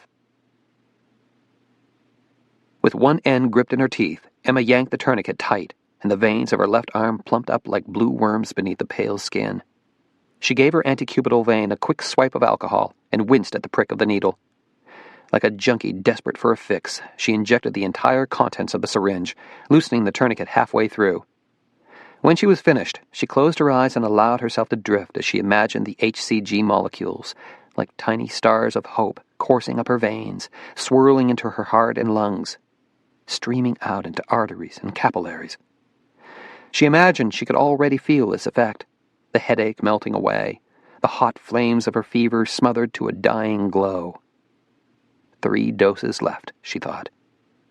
3 more days. She imagined herself drifting out of her own body, and she saw herself, as though from a distance, curled up like a mottled fetus in a coffin. A bubble of mucus spilling out of her mouth, breaking into bright, squirming threads like maggots.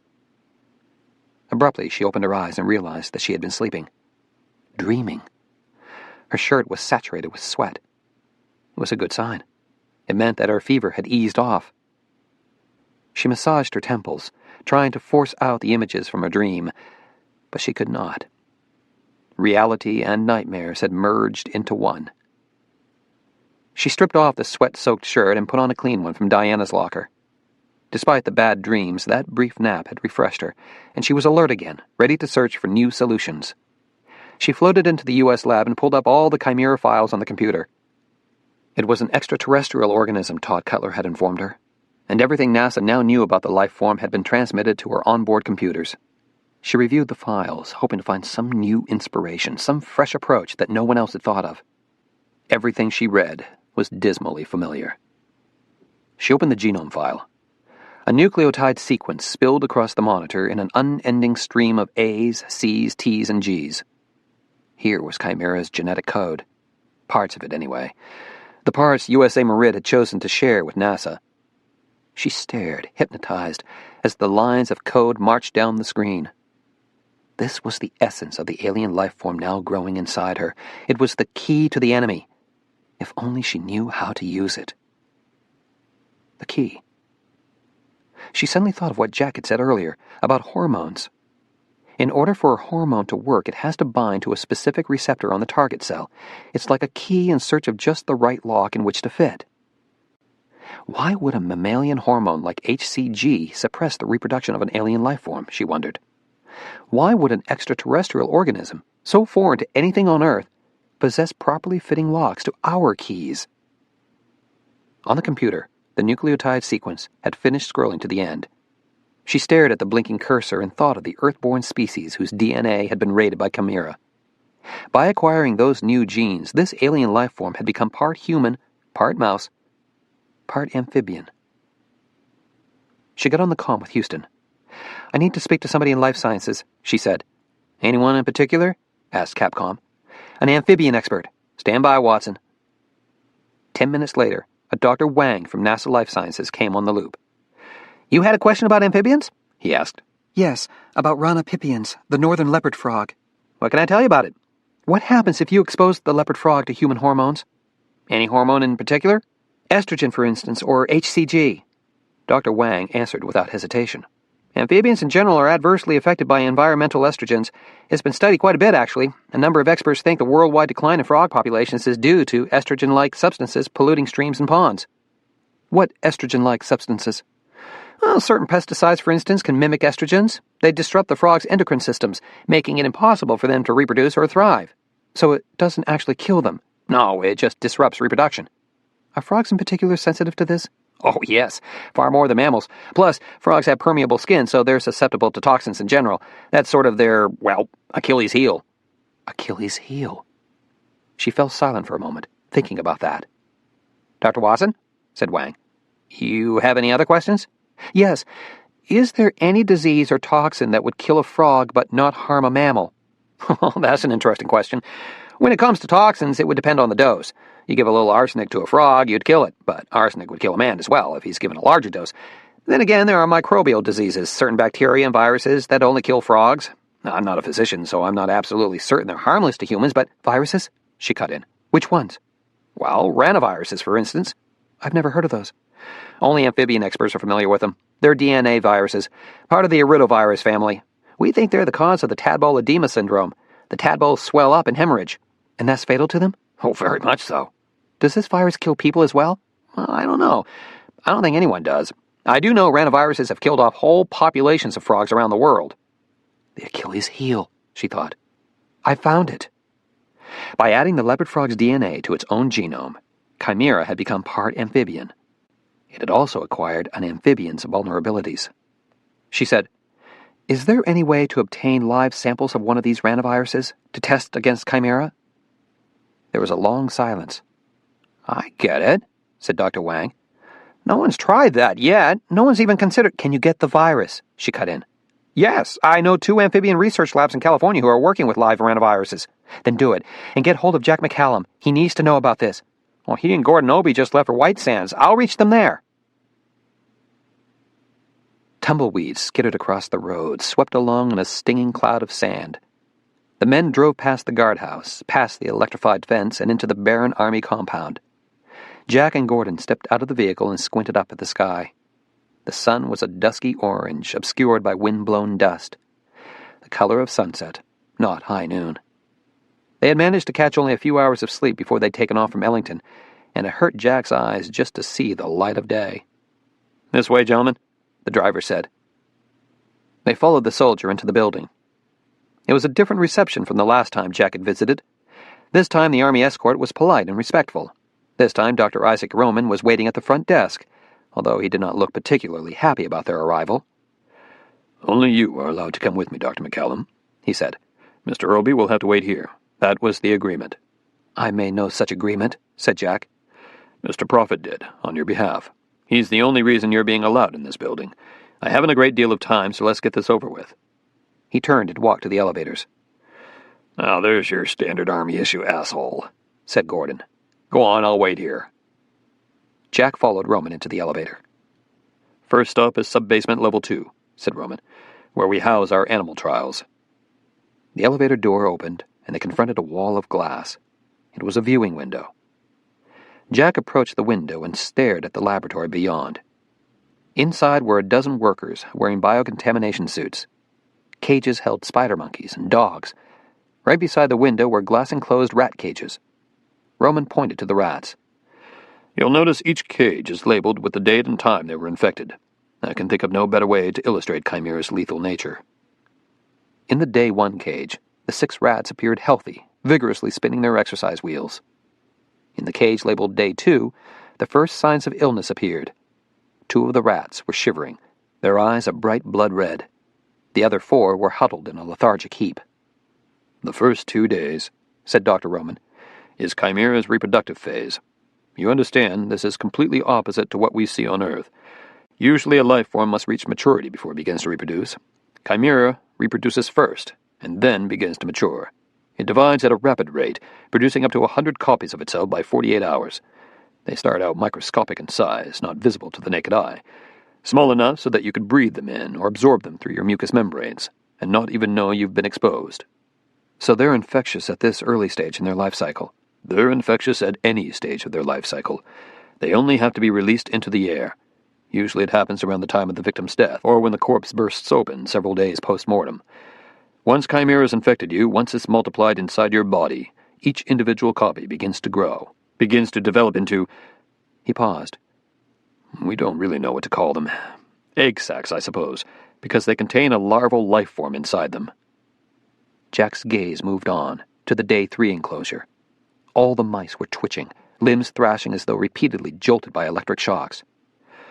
By the third day, said Roman, the larvae are growing rapidly, displacing the victim's brain matter by sheer mass effect, wreaking havoc with the host's neurologic functions.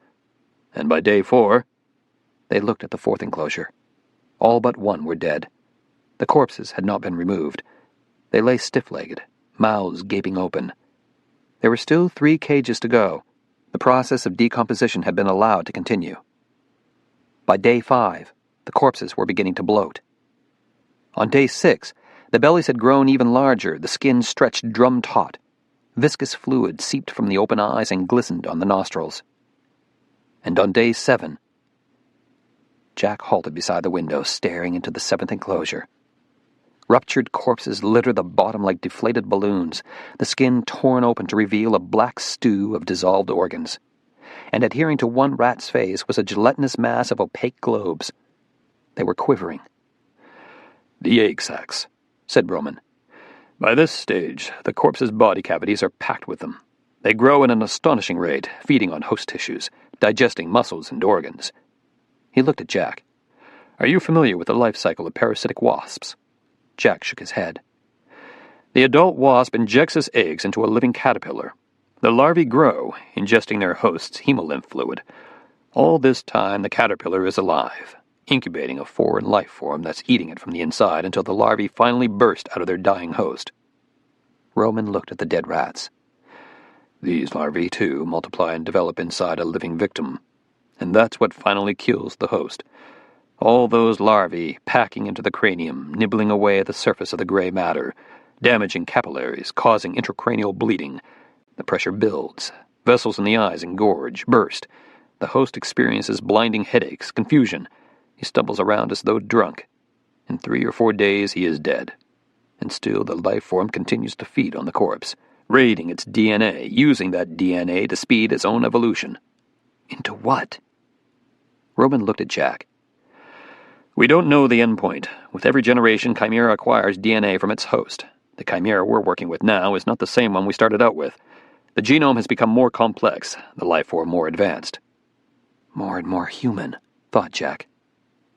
This is the reason for absolute secrecy, said Roman.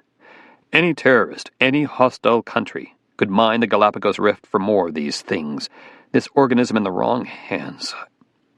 His voice trailed off. So nothing about this thing is man-made. Roman shook his head. It was found by chance in the rift, brought up to the surface by Gabriella. At first, Dr. Koenig thought she'd discovered a new species of archaeons. Instead, what she found was this. He looked at the wriggling mass of eggs. 1,000 years they've been trapped in the remains of that asteroid, at a depth of 19,000 feet. That's what has kept it in check all this time, the fact it came to rest in the deep sea and not on land. Now I understand why you tested the hyperbaric chamber. All this time, Chimera has existed benignly in the rift. We thought if we reproduced those pressures, we could make it benign again. And can you? Roman shook his head. Only temporarily. This life form has been permanently altered by exposure to microgravity. Somehow, when it was brought to ISS, its reproductive switch was turned on. It's as if it was pre-programmed to be lethal, but it needed the absence of gravity to start that program running again. How temporary is hyperbaric treatment? Infected mice stay healthy as long as they're in the chamber. We've kept them alive 10 days now, but as soon as we take any of them out, the disease continues its progression. What about ranavirus? Only an hour ago, Dr. Wang from NASA Life Sciences had briefed Jack by phone. At that very moment, a supply of the amphibian virus was winging its way by Air Force jet to Dr. Roman's lab. Our scientists believe it could work. Theoretically, but it's too early to launch a rescue shuttle. First, we have to prove ranavirus works, or you'd risk the lives of another shuttle crew. We need time to test the virus, several weeks at least. Emma doesn't have weeks, thought Jack. She has only 3 days' worth of HCG. In silence, he gazed down at the cage of rat corpses, at the eggs glistening in their nest of slime. If only I could buy more time. Time. A thought suddenly occurred to him.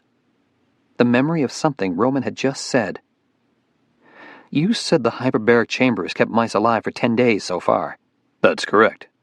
But it was only 10 days ago that Discovery crashed. Roman avoided his gaze. You planned the chamber tests right from the start, which means you already knew what you were dealing with, even before you performed the autopsies. Roman turned and started to walk back to the elevator. He gave a gasp of surprise when Jack caught him by the collar and spun him around. "That wasn't a commercial payload," said Jack. "Was it?" Roman pushed away and stumbled backward against the wall. "Defense used sea science as a cover," said Jack. "You paid them to send up the experiment for you, to hide the fact that this life form is of military interest." Roman sidled toward the elevator, toward escape. Jack grabbed the man's lab coat and tightened his grip on the collar. "This wasn't bioterrorism. This was your own fucking mistake!" Roman's face had turned purple. I can't breathe." Jack released him, and Roman slid down the wall, his legs collapsing beneath him. For a moment he didn't speak, but sat slumped on the floor, struggling to catch his breath. When at last he did talk, all he could manage was a whisper. "We had no way of knowing what it would do, how it would change without gravity." "But you knew it was alien." "Yes." "And you knew it was a chimera that had already had amphibian DNA." No, we didn't know that." "Don't bullshit me." "We don't know how the frog DNA got onto the genome. It must have happened in Dr. Koenig's lab. A mistake of some kind. She was the one who found the organism in the rift, the one who finally realized what it was. Sea Science knew we'd be interested. An extraterrestrial organism, of course we were. Defense paid for their KC-135 experiments. We funded the payload space on ISS. It couldn't go up as a military payload. There'd be too many questions asked, too many review committees. NASA would wonder why the Army cared about harmless sea microbes. But no one questions the private sector. So, it went up as a commercial payload, with Sea Science as sponsor, and Dr. Koenig as principal investigator. "Where is Dr. Koenig?" Slowly, Roman rose to his feet. "She's dead." That information took Jack by surprise. "How?" he asked softly. "It was an accident." "You think I believe that?" "It's the truth." Jack studied the man for a moment and decided Roman was not lying. "It happened over 2 weeks ago in Mexico," said Roman. "Just after she resigned from Sea Science. The taxi she was riding in was completely destroyed." "And USA Marid's raid on her lab? You weren't there to investigate, were you? You were there to see that all her files were destroyed." "We are talking about an alien life form, an organism more dangerous than we realized. Yes, the experiment was a mistake, a catastrophe. Just imagine what could happen if this information leaked out to the world's terrorists." This was why NASA had been kept in the dark, why the truth could never be revealed. "And you haven't seen the worst of it yet, Dr. McCallum," said Roman. "What do you mean?" "There's one more thing I want to show you." They rode the elevator down to the next level, to sub-basement 3. Deeper into Hades, Jack thought. Once again they stepped out to face a wall of glass, and beyond it, another lab with more space-suited workers. Roman pressed the intercom button and said, "Could you bring out the specimen?" One of the lab workers nodded. She crossed to a walk-in steel vault, spun the massive combination lock, and disappeared inside. When she emerged again, she was wheeling a cart with a steel container on a tray. She rolled it to the viewing window. Roman nodded. She unlatched the steel container, lifted out a plexiglass cylinder, and set it on the tray. The contents bobbed gently in a clear bath of formalin. "We found this burrowed inside the spinal column of Kenichi Hirai," said Roman.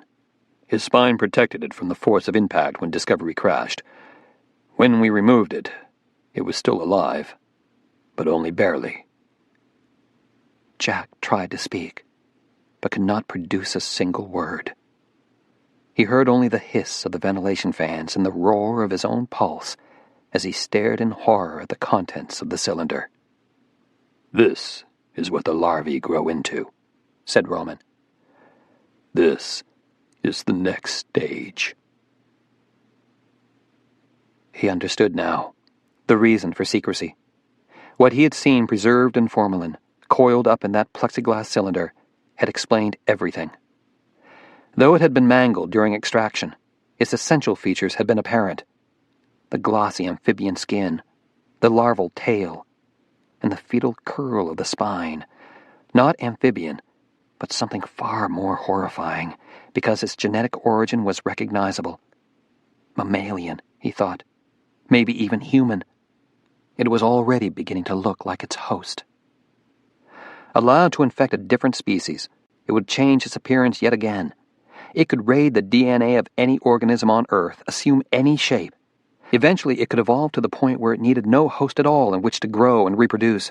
It would be independent and self-sufficient, perhaps even intelligent. And Emma was now a living nursery for these things, her body a nourishing cocoon in which they were growing. Jack shivered as he stood on the tarmac and stared across the barren airstrip. The Army jeep that had brought him and Gordon back to White Sands Air Force Base had receded to barely a glint now, trailing a fantail of dust into the horizon. The sun's white-hot brilliance brought tears to his eyes, and for a moment, the desert shimmered out of focus, as though underwater. He turned to look at Gordon. "There's no other way. We have to do it." "There are 1,000 things that can go wrong." "There always are. That's true for every launch, every mission. Why should this one be any different?" "There will be no contingencies, no safety backups. I know what we're dealing with, and it's a cowboy operation." "Which makes it possible. What's their motto? Smaller, faster, cheaper?" "Okay," said Gordon. "Let's say you don't blow up on the launch pad. Say the Air Force doesn't blast you out of the sky. Once you get up there, you're still faced with the biggest gamble of all, whether the ranavirus will work." "From the very beginning, Gordon, there was one thing I couldn't figure out. Why was amphibian DNA on that genome? How did Chimera get frog genes? Roman thinks it was an accident, a mistake that happened in Koenig's lab." Jack shook his head. "I don't think it was an accident at all. I think Koenig put those genes there as a failsafe." "I don't understand." "Maybe she was thinking ahead to the possible dangers, to what could happen if this new life form changed while in microgravity. If Chimera ever got out of control, she wanted a way to kill it, a back door through its defenses. And this is it. A frog virus. It will work, Gordon. It has to work. I'll bet my life on it." A whirl of dust spun between them, kicking up sand and stray scraps of paper. Gordon turned and gazed across the tarmac at the T-38 they had flown from Houston, and he sighed. "I was afraid you'd say that." Chapter 26. August 22nd. Casper Mulholland was gobbling down his third package of Tums, and his stomach still felt like a bubbling cauldron of acid. In the distance, Apogee 2 glinted like a bullet casing planted point up in the desert sand. She was not a particularly impressive sight, especially to this audience. Most of them had heard the earth-shaking roar of a NASA launch, had been awed by the majesty of the shuttle's giant columns of fire streaking into the sky. Apogee 2 looked nothing like the shuttle. She was more like a child's toy rocket, and Casper could see disappointment in the eyes of the dozen or so visitors as they climbed the newly erected viewing stand and gazed across the bleak desert terrain toward the launch pad. Everyone wanted big. Everyone was in love with size and power. The small, the elegantly simple, did not interest them. Another van pulled up at the site, and a fresh group of visitors began piling out, hands lifting at once to shield their eyes from the morning sun. He recognized Mark Lucas and Hashemi Rashad, the two businessmen who had visited Apogee over 3 weeks ago. He saw the same disappointment play across their faces as they squinted toward the launch pad.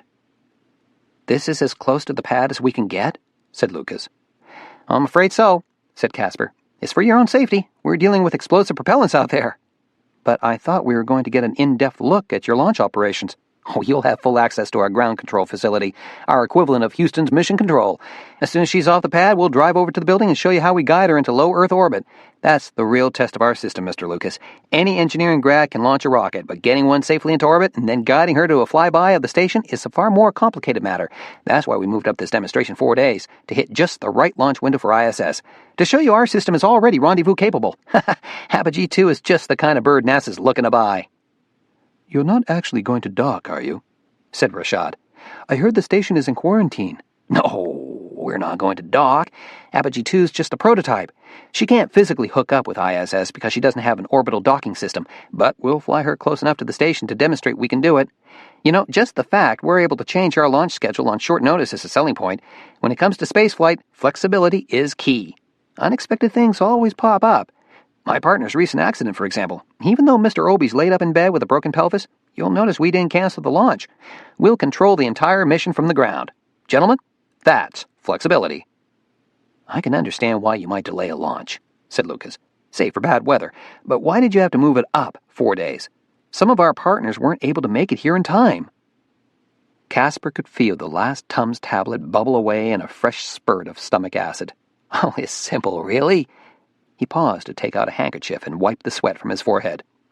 "It has to do with that launch window I mentioned. The space station's orbit is at an inclination of 51.6 degrees. If you look at a tracing of its orbital path on a map, it makes a sine wave varying between 51.6 degrees north and 51.6 degrees south. Since the Earth rotates, the station passes over a different place on the map with each orbit. Also, the Earth isn't entirely spherical, which adds another complication. When that orbital trace passes over your launch site, that's the most efficient time to lift off. Adding up all those factors, we came up with various launch options. Then there's the question of daytime versus nighttime launches, allowable launch angles, the most current weather forecasts." Their eyes had begun to glaze over. He'd already lost them. "Anyway," Casper finished with a profound sense of relief, "today at 7:10 a.m. turns out to be the best choice. That all makes perfect sense to you, right?" Lucas seemed to give himself a shake, like a startled dog coming out of a nap. "Yes, of course." "I'd still like to get closer," said Mr. Rashad on a wistful note. He gazed at the rocket, a snub-nosed blip on the horizon. "From this far away, she's not much to look at, is she? So small." Casper smiled, even as he felt his own stomach digest itself in nervous acid. "Well, you know what they say, Mr. Rashad. It's not the size that matters. It's what you do with it." This is the last option, thought Jack, as a bead of perspiration slid down his temple and soaked into the lining of his flight helmet. He tried to calm his racing pulse, but his heart was like a frantic animal trying to batter its way out of his chest. For so many years, this was the moment he had dreamed of, strapped into the flight seat, helmet closed, oxygen flowing, the countdown ticking towards zero. In those dreams, fear had not been part of the equation, only excitement, anticipation. He had not expected to be terrified.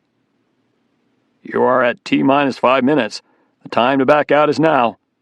It was Gordon Obie's voice over the hardline comm. At every step of the way, Gordon had offered Jack chances to change his mind. During the flight from White Sands to Nevada, in the early morning hours as Jack suited up in the Apogee engineering hangar, and finally on the drive across the pitch-black desert to the launch pad. This was Jack's last opportunity. "We can stop the countdown now," said Gordon. "Nix the whole mission." "I'm still a go."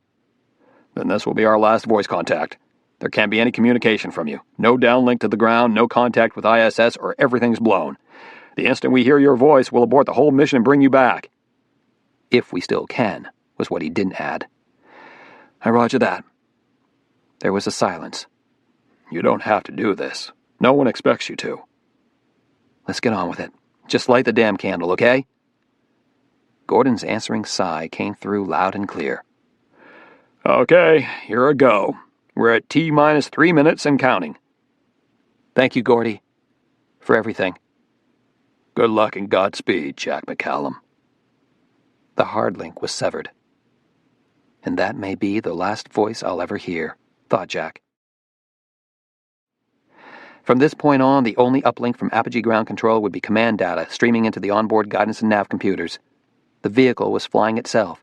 Jack was nothing more than the dumb monkey in the pilot seat. He closed his eyes and focused on the beating of his own heart. It had slowed. He now felt strangely calm and prepared for the inevitable, whatever that might be. He heard the whirs and clicks of the onboard systems preparing for the leap. He imagined the cloudless sky, its atmosphere dense as water, like a sea of air through which he must surface to reach the cold, clear vacuum of space, where Emma was dying. The crowd in the viewing stand had fallen ominously silent. The countdown clock, displayed on the closed-circuit video feed, slid past the T-minus 60 seconds mark and kept ticking. "They're going for the launch window," thought Casper, and the fresh sweat of panic bloomed on his forehead. In his heart, he had never really believed it would come to this moment. He had expected delays, aborts, even a cancellation.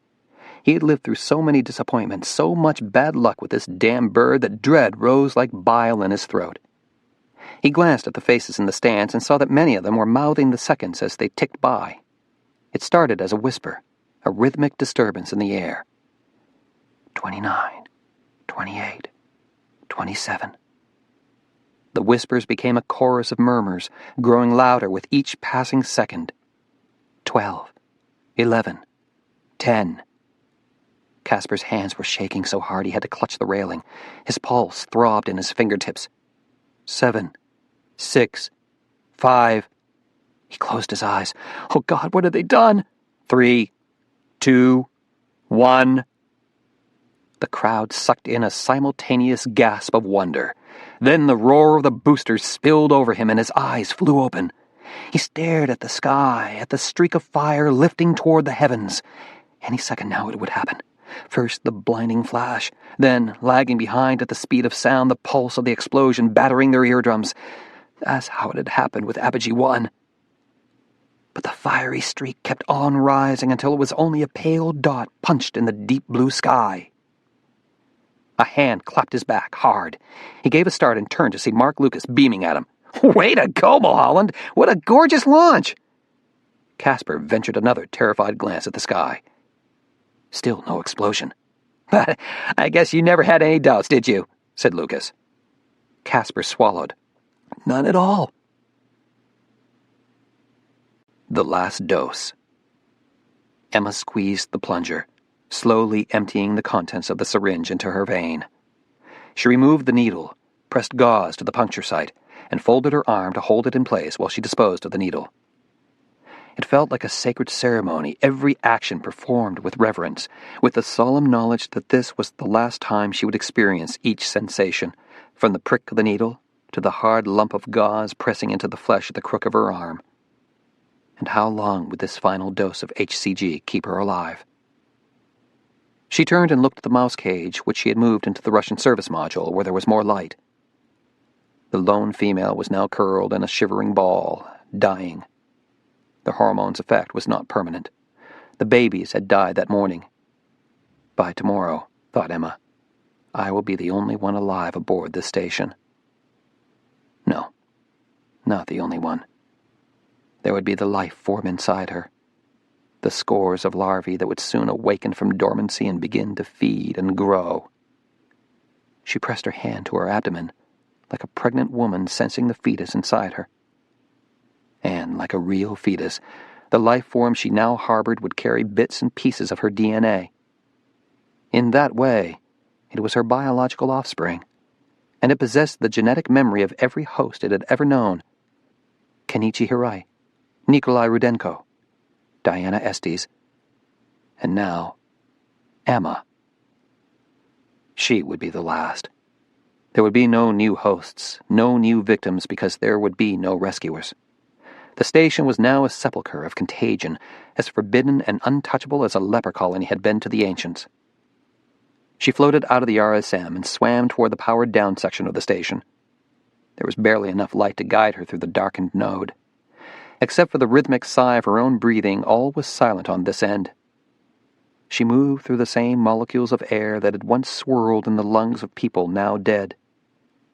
Even now she sensed the presence of the 5 who had passed on, could imagine the echoes of their voices, the last faint pulses of sound fracturing at last into silence. This was the very air through which they had moved, and it was still haunted by their passing. And soon, she thought, it will be haunted by mine. August 24th. Jared Prophet was awakened just after midnight. It took only 2 rings of the phone to propel him from deep sleep to a state of complete alertness. He reached for the receiver. The voice on the other end was brusque. "This is General Gregorian. I've just spoken to our control center in Cheyenne Mountain. That so-called demo launch from Nevada continues to be on a rendezvous path with ISS. Which launch? Apogee Engineering. Prophet frowned, trying to remember the name. Every week there were numerous launches from sites around the world. A score of commercial aerospace firms were always testing booster systems or sending satellites into orbit, or even blasting off cremated human remains. Space Command was already tracking 9,000 man-made objects in orbit. Refresh my memory about this Nevada launch, he asked. Apogee is testing a new reusable launch vehicle. They sent it up at 0710 yesterday morning. They informed the FAA as required, but didn't let us know until after the fact. This flight is billed as an orbital trial of their new RLV, a launch into low Earth orbit, a flyby past ISS, and then re-entry. We've been tracking it for a day and a half now, and based on its most recent on-orbit burns, it seems possible they'll approach the station closer than they told us. How close will they get? It depends on their next burn maneuvers. Close enough for an actual rendezvous? A docking? That's not possible with this particular vehicle. We have all the specs on their orbiter. It's just a prototype with no orbital docking system. The best it can do is a flyby and a wave. A wave? Prophet suddenly sat up in bed. Are you telling me this RLV is manned? No, sir. That was just a figure of speech. Apogee says the vehicle is unmanned. There are animals aboard, including a spider monkey, but no pilot. And we picked up no voice communication between ground and vehicle. A spider monkey, thought Prophet. Its presence aboard the spacecraft meant they could not rule out the possibility of a human pilot. The craft's environmental monitors, the carbon dioxide levels, would not distinguish between animal or human life. He was uneasy about the lack of information. He was even more uneasy about the timing of the launch. I'm not certain there's any cause for alarm, said Gregorian. But you did ask to be notified of any orbital approaches. Tell me more about Apogee, Prophet cut in. Gregorian gave a dismissive snort. A minor player. 12-man engineering firm out in Nevada. They haven't had a lot of luck. A year and a half ago, they blew up their first prototype 20 seconds into launch, and all their early investors vanished. Now I'm sort of surprised they're still hanging in there.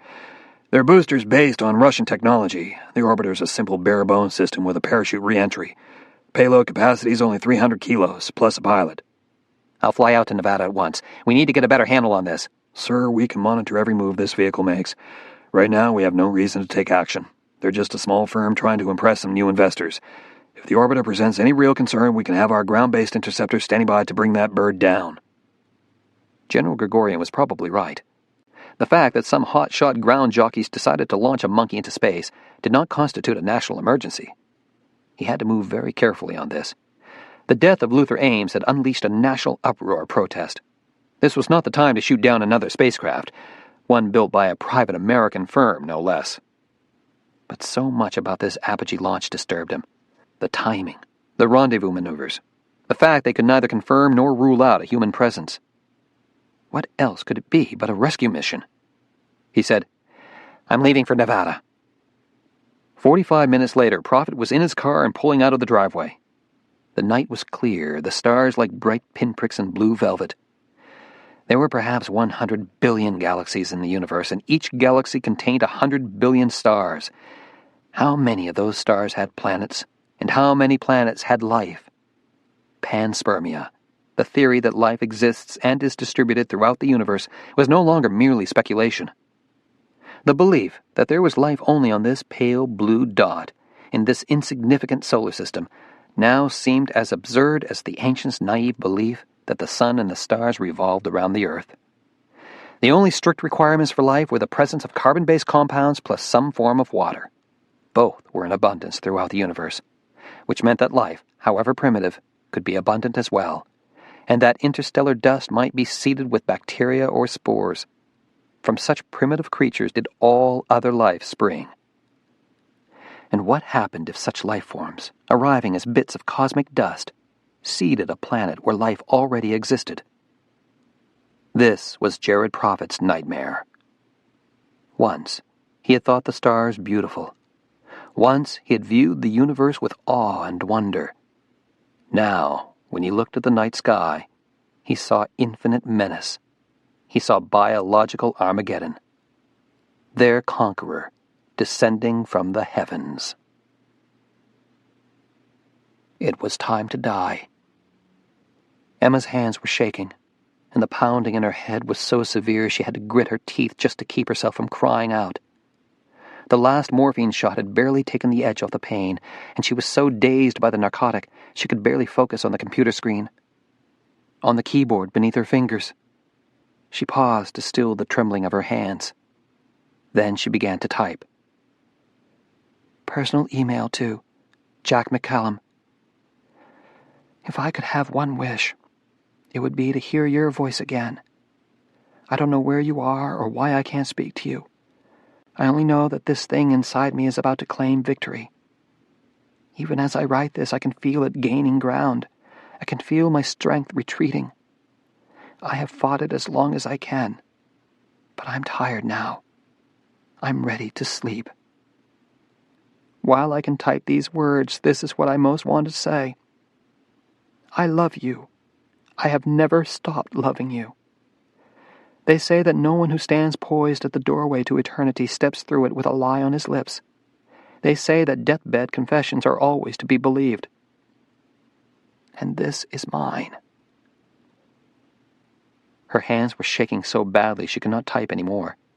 She signed off and pressed send. In the medical kit, she found the supply of Valium. There were 2 tablets left. She swallowed them both with a gulp of water. The edges of her vision were starting to black out. Her legs felt numb, as though they were not part of her body at all, but the limbs of a stranger. There was not much time left. She did not have the strength to don an EVA suit. And what did it matter now where she died? The station was already diseased. Her corpse would be just one more item to clean up. She made her last passage into the dark side of the station. The cupola was where she wanted to spend her final waking moments, floating in darkness, gazing down at the beauty of the earth. From the windows, she could see the blue-gray arc of the Caspian Sea, clouds swirling over Kazakhstan and snow in the Himalayas. Down there are billions of people going about their lives, she thought. And here am I, a dying speck in the heavens. Emma? It was Todd Cutler, speaking gently over her comm unit. How you doing? Not feeling so good, she murmured. Pain. Vision's starting to fade. I took the last Valium. You have to hang in there, Emma. Listen to me, don't give up. Not yet. I've already lost the battle, Todd. No, you haven't. You have to have faith in miracles. She gave a soft laugh. The real miracle is that I am up here at all. That I am seeing the earth from a place so few people have ever been. She touched the window of the cupola and felt the warmth of the sun through the glass. I only wish I could speak to Jack. We're trying to make that happen. Where is he? Why can't you reach him? He's working like crazy to get you home. You have to believe that. She blinked away tears. I do. Is there anything we can do for you? Said Todd. Anyone else you want to speak to? No, she sighed. Only Jack. There was a silence. I think what I want most now. Yes, said Todd. I'd like to go to sleep.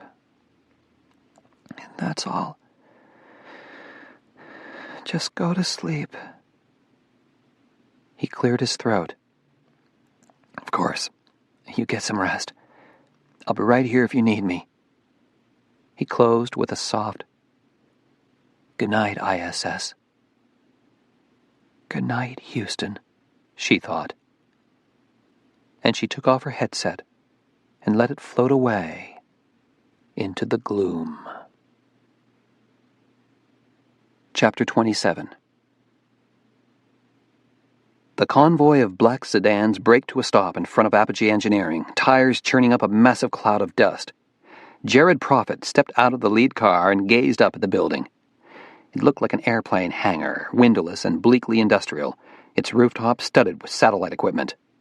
He nodded to General Gregorian. "Secure the building." Barely a minute later, Gregorian's men gave the all-secure signal, and Prophet stepped into the building. Inside, he found a ragtag group of men and women herded into a tense and angry circle. He immediately recognized 2 of the faces, Director of Flight Crew Operations Gordon Obie and Shuttle Flight Director Randy Carpenter. So, NASA was here, as he'd suspected, and this featureless building in the middle of the Nevada desert had turned into a rebel mission control. Unlike the flight control room at NASA, this was clearly a shoestring operation. The floor was bare concrete. Spaghetti tangles of wires and cables were strung everywhere. A grotesquely overweight cat picked its way among a pile of discarded electronic equipment. Prophet walked over to the flight consoles and saw the data streaming in. "What's the orbiter status?" he asked. One of Gregorian's men, a flight controller from U.S. Space Command, said, "It's already completed its T-burn, sir, and is now moving up the R-bar. It could rendezvous with ISS within 45 minutes. Halt the approach. No! Said Gordon Obie. He broke away from the group and stepped forward. Don't do this. You don't understand. There can be no evacuation of station crew, said Prophet. It's not an evacuation.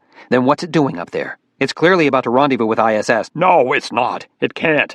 It has no docking system, no way of connecting with the station. There is no chance of cross-contamination. You haven't answered my question, Mr. Obie. What is Apogee 2 doing up there? Gordon hesitated. It's going through a near-approach sequence, that's all. It's a test of Apogee's rendezvous capabilities. Sir, said the flight controller from Space Command, I'm seeing a major anomaly here. Prophet's gaze shot back to the console. What anomaly? The cabin atmospheric pressure. It's down to 8 psi. It should be at 14.7. Either the orbiter has a serious air leak or they've purposely allowed it to depressurize. How long has it been that low? Quickly, the flight controller typed on the keyboard, and a graph appeared, a plot of the cabin pressure over time. According to their computers, the cabin was maintained at 14.7 for the first 12 hours after launch. Then around 36 hours ago, it was depressurized to 10.2, where it held steady until an hour ago. Suddenly, his chin jerked up. Sir, I know what they're doing. This appears to be a pre-breathe protocol. Protocol for what? An EVA, a spacewalk. He looked at Prophet. I think someone's aboard that orbiter. Prophet turned to face Gordon Obie. Who's aboard? Who did you send up? Gordon could see there was no longer any point in holding back the truth. He said in quiet defeat, It's Jack McCallum. Emma Watson's husband. So it's a rescue mission, said Prophet. How is it supposed to work? He goes EVA and then what? A safer jetpack. The Orlan M suit he's wearing is equipped with one. He uses it to propel himself from Apogee 2 to the station. Enters via the ISS airlock. And he retrieves his wife and brings her home. No, that wasn't the plan. Look, he understands. We all understand why she can't come home. The reason Jack went up was to deliver the ranavirus. And if the virus doesn't work? That's the gamble. He's exposing himself to ISS. We'd never let him come home. He wasn't planning to come home. The orbiter was going to return without him. Gordon paused, his gaze fixed on Prophet's. It's a one-way trip, and Jack knows it. He accepted the conditions. It's his wife dying up there. He won't. He can't let her die alone. Stunned, Prophet fell silent. He looked at the flight console, the monitors streaming with data. As the seconds ticked by, he thought of his own wife, Amy, dying in Bethesda Hospital. Remembered his frantic sprint through the Denver airport to catch the next flight home to her, and remembered his despair as he'd arrived breathless at the gate to see the plane pulling away. He thought of the desperation that must be driving McCallum, the anguish of being so heartbreakingly close to his goal only to see it drift inexorably out of reach. And he thought, this will bring no harm to anyone here on Earth, to anyone but McCallum. He has made his choice with full knowledge of the consequences. What right do I have to stop him? He said to the Space Command flight controller, Return control of the console to Apogee. Let them resume their mission. Sir, I said let the orbiter continue its approach. There was a moment of stunned silence. Then the Apogee controllers scrambled back into their seats. Mr. Obie, said Prophet, turning to look at Gordon, you do understand that we'll be monitoring every move McCallum makes. I am not your enemy, but I'm charged with protecting the greater good, and I'll do what's necessary. If I see any indication you plan to bring either of those people home, I will order Apogee 2 destroyed. Gordon Obie nodded. That's what I'd expect you to do. Then we both know where we stand. Prophet took a deep breath and turned to face the row of consoles. Now, go ahead and get that man to his wife. Jack hung poised at the edge of eternity. No amount of EVA training in the wet F pool could have prepared him for this visceral punch of fear, for the paralysis that now seized him as he stared into the emptiness of space. He had swung open the hatch leading into the open payload bay, and his first view, through the bay's gaping clamshell doors, was of the Earth, a dizzying drop below. He could not see ISS. She was floating above him, out of view. To reach her, he would have to swim down past those payload doors and circle around to the opposite side of Apogee 2. But first, He had to force himself to ignore every instinct that was now screaming at him to retreat back into the airlock. "Emma," he said, and the sound of her name was like a murmured prayer. He took a breath and prepared to release his grip on the hatchway, to surrender himself to the heavens. "Apogee 2, this is Capcom Houston. Apogee. Jack, please respond." The transmission over his comm unit caught Jack by surprise. He had not expected any contact from the ground. The fact Houston was openly hailing him by name meant all secrecy had been shattered. "Apogee, we urgently request you respond." He remained silent, uncertain if he should confirm his presence in orbit. "Jack, we have been advised that the White House will not interfere with your mission, provided you understand one essential fact. This is a one-way trip." Capcom paused and then said quietly, "If you board ISS, you can't leave it again. You can't come home." "This is Apogee 2, Jack finally answered. "Message received and understood." "And you still plan to proceed? Think about it." "What the hell do you think I came up here for? The fucking view?" We roger that. But before you proceed, you should be aware of this. We lost contact with ISS about 6 hours ago." "What do you mean, lost contact?" "Emma's no longer responding." 6 hours, he thought. What has happened in the last 6 hours? The launch had been 2 days ago. It had taken that long for Apogee 2 to catch up with ISS and complete the rendezvous maneuvers. In all that time, he'd been cut off from all communication, from any knowledge of what was happening aboard the station. "You may already be too late. You might want to reconsider—" "What does biotelemetry show?" he cut in. "What's her rhythm?" "She's not hooked up. She chose to disconnect her leads." "Then you don't know. You can't tell me what's going on." "Just before she went silent, she sent you a final email." Capcom added gently, "Jack, she was saying goodbye." "No!" At once he released his grip on the hatchway and pushed out of the airlock, diving headfirst into the open payload bay. "No!" He grabbed a handhold and scrambled up over the clamshell door to the other side of Apogee 2. Suddenly the space station was right there, looming above him, so big and sprawling he was momentarily stunned by the wonder of it. Then, in panic, he thought, "Where's the airlock? I don't see the airlock!" There were so many modules, so many solar arrays fanned out across an area as large as 2 football fields. He could not orient himself. He was lost, overwhelmed by the dizzying spread. Then he spotted the dark green Soyuz capsule jutting out. He was underneath the Russian end of the station. Instantly, everything snapped into place. His gaze shot to the American end, and he identified the U.S. hab. At the upper end of the hab was Node 1, which led to the airlock. He knew where he was going. Here came the leap of faith. With only his safer jetpack to propel him, he would be crossing empty space without tethers, without anything to anchor him. He activated the jetpack, pushed off from Apogee, and launched himself toward ISS. It was his first EVA, and he was clumsy and inexperienced, unable to judge how quickly he was closing in on his goal. He slammed into the hab hull with such force he almost caromed off, and barely managed to grab onto a handhold. "Hurry! She's dying!" Sick with dread, he clambered up the length of the hab, his breaths coming hard and fast. "Houston," he panted. "I need a surgeon. Have him standing by." "Roger that." I'm almost to Node 1. "Jack, this is Surgeon." It was Todd Cutler's voice, speaking with quiet urgency. "You've been out of the loop for 2 days. You need to know a few things. Emma's last dose of HCG was 55 hours ago. Since then, her labs have deteriorated. Amylase and CPK sky high. Last transmission, she was complaining of headaches and visual loss. That was 6 hours ago. We don't know her current condition." "I'm at the airlock hatch." "Station control software has been switched to EVA mode. You're a go for repress." Jack swung open the hatch and pulled himself into the crew lock. As he twisted around to close the external hatch, he caught a glimpse of Apogee 2. She was already moving away. His only lifeboat was going home without him. He'd passed the point of no return.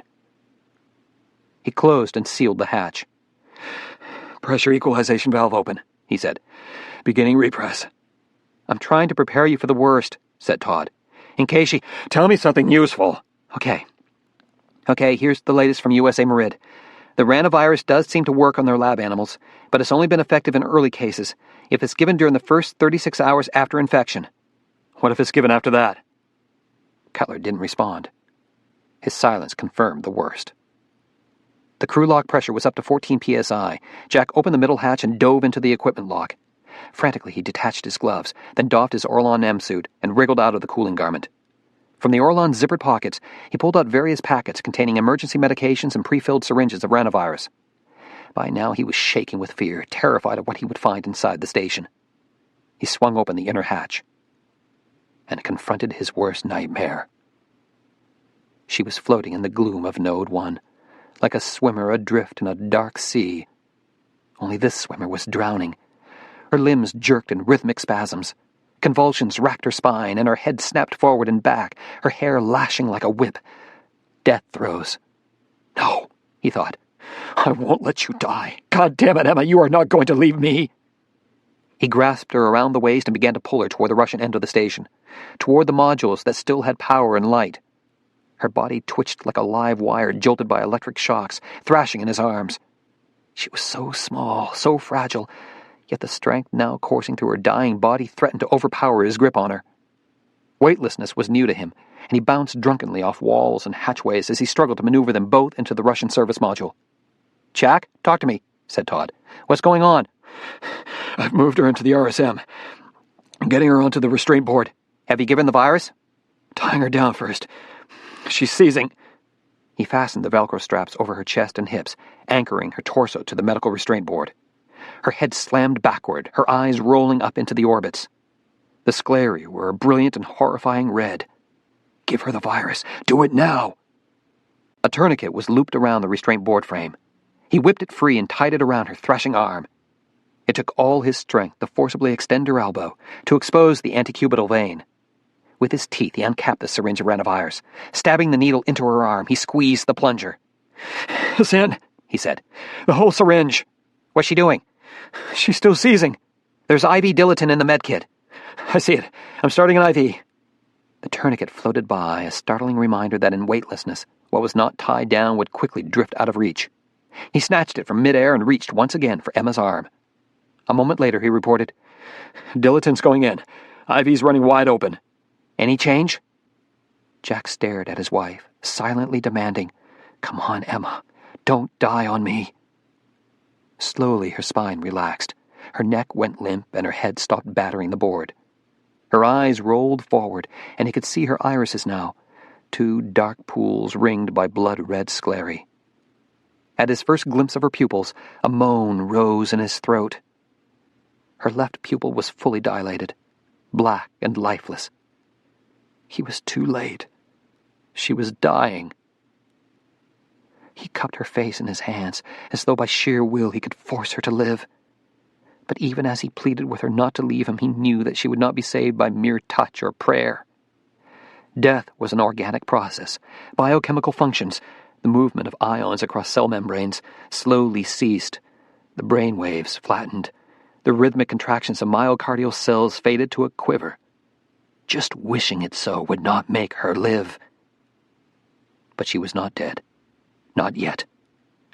Todd, he said, I'm here. What is the terminal event? What happens to the lab animals? I don't follow. You said ranavirus works if given early enough in the infection, which means it must be killing Chimera. So why doesn't it work when given later? Too much tissue damage has occurred. There's internal bleeding. Bleeding where? What do the autopsies show? Well, 75% of the time, in dogs, the fatal hemorrhage is intracranial. Chimera's enzymes damage blood vessels on the surface of the cerebral cortex. The vessels rupture and the bleeding causes a catastrophic rise in intracranial pressure. It's like a massive head injury, Jack. The brain herniates. What if you stop the bleeding, stop the brain damage? If you get the victims past the acute stage, they might live long enough for ranavirus to work. Well, possibly. Jack stared down at Emma's dilated left pupil. A terrible memory flashed into his head. Debbie Haining, unconscious on a hospital gurney. He had failed Debbie. He had waited too long to take action, and because of his indecision, he had lost her. I will not lose you, he said. Todd, she's blown her left pupil. She needs burr holes. What? You're working blind without x-ray. It's the only chance she has. I need a drill. Tell me where the work tools are kept. Stand by. Seconds later, Todd came back on comm. We're not sure where the Russians stow their kit, but NASA's are in Node 1 in the storage rack. Check the labels on the Nomex bags. The contents are specified. Jack shot out of the service module, once again colliding with walls and hatchways as he clumsily barreled his way into Node 1. His hands were shaking as he opened the storage rack. He pulled out 3 Nomex bags before he found the one labeled power drill, bits, adapters. He grabbed a second bag containing screwdrivers and a hammer and shot back out of the node. He'd been away from her for only a moment, yet the fear that he would return to find her dead sent him flying through Zarya and back into the service module. She was still breathing, still alive. He anchored the Nomex bags to the table and removed the power tool. It was meant for space station repair and construction, not neurosurgery. Now that he actually held the drill in his hand and considered what he was about to do, panic seized him.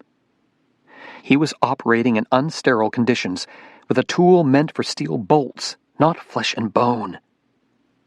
He looked at Emma, lying flaccid on the table, and thought of what lay beneath that cranial vault, thought of her gray matter, where a lifetime of memories and dreams and emotions were stored.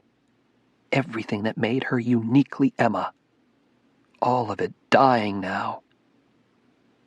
He reached into the medical kit and took scissors and a shaving razor.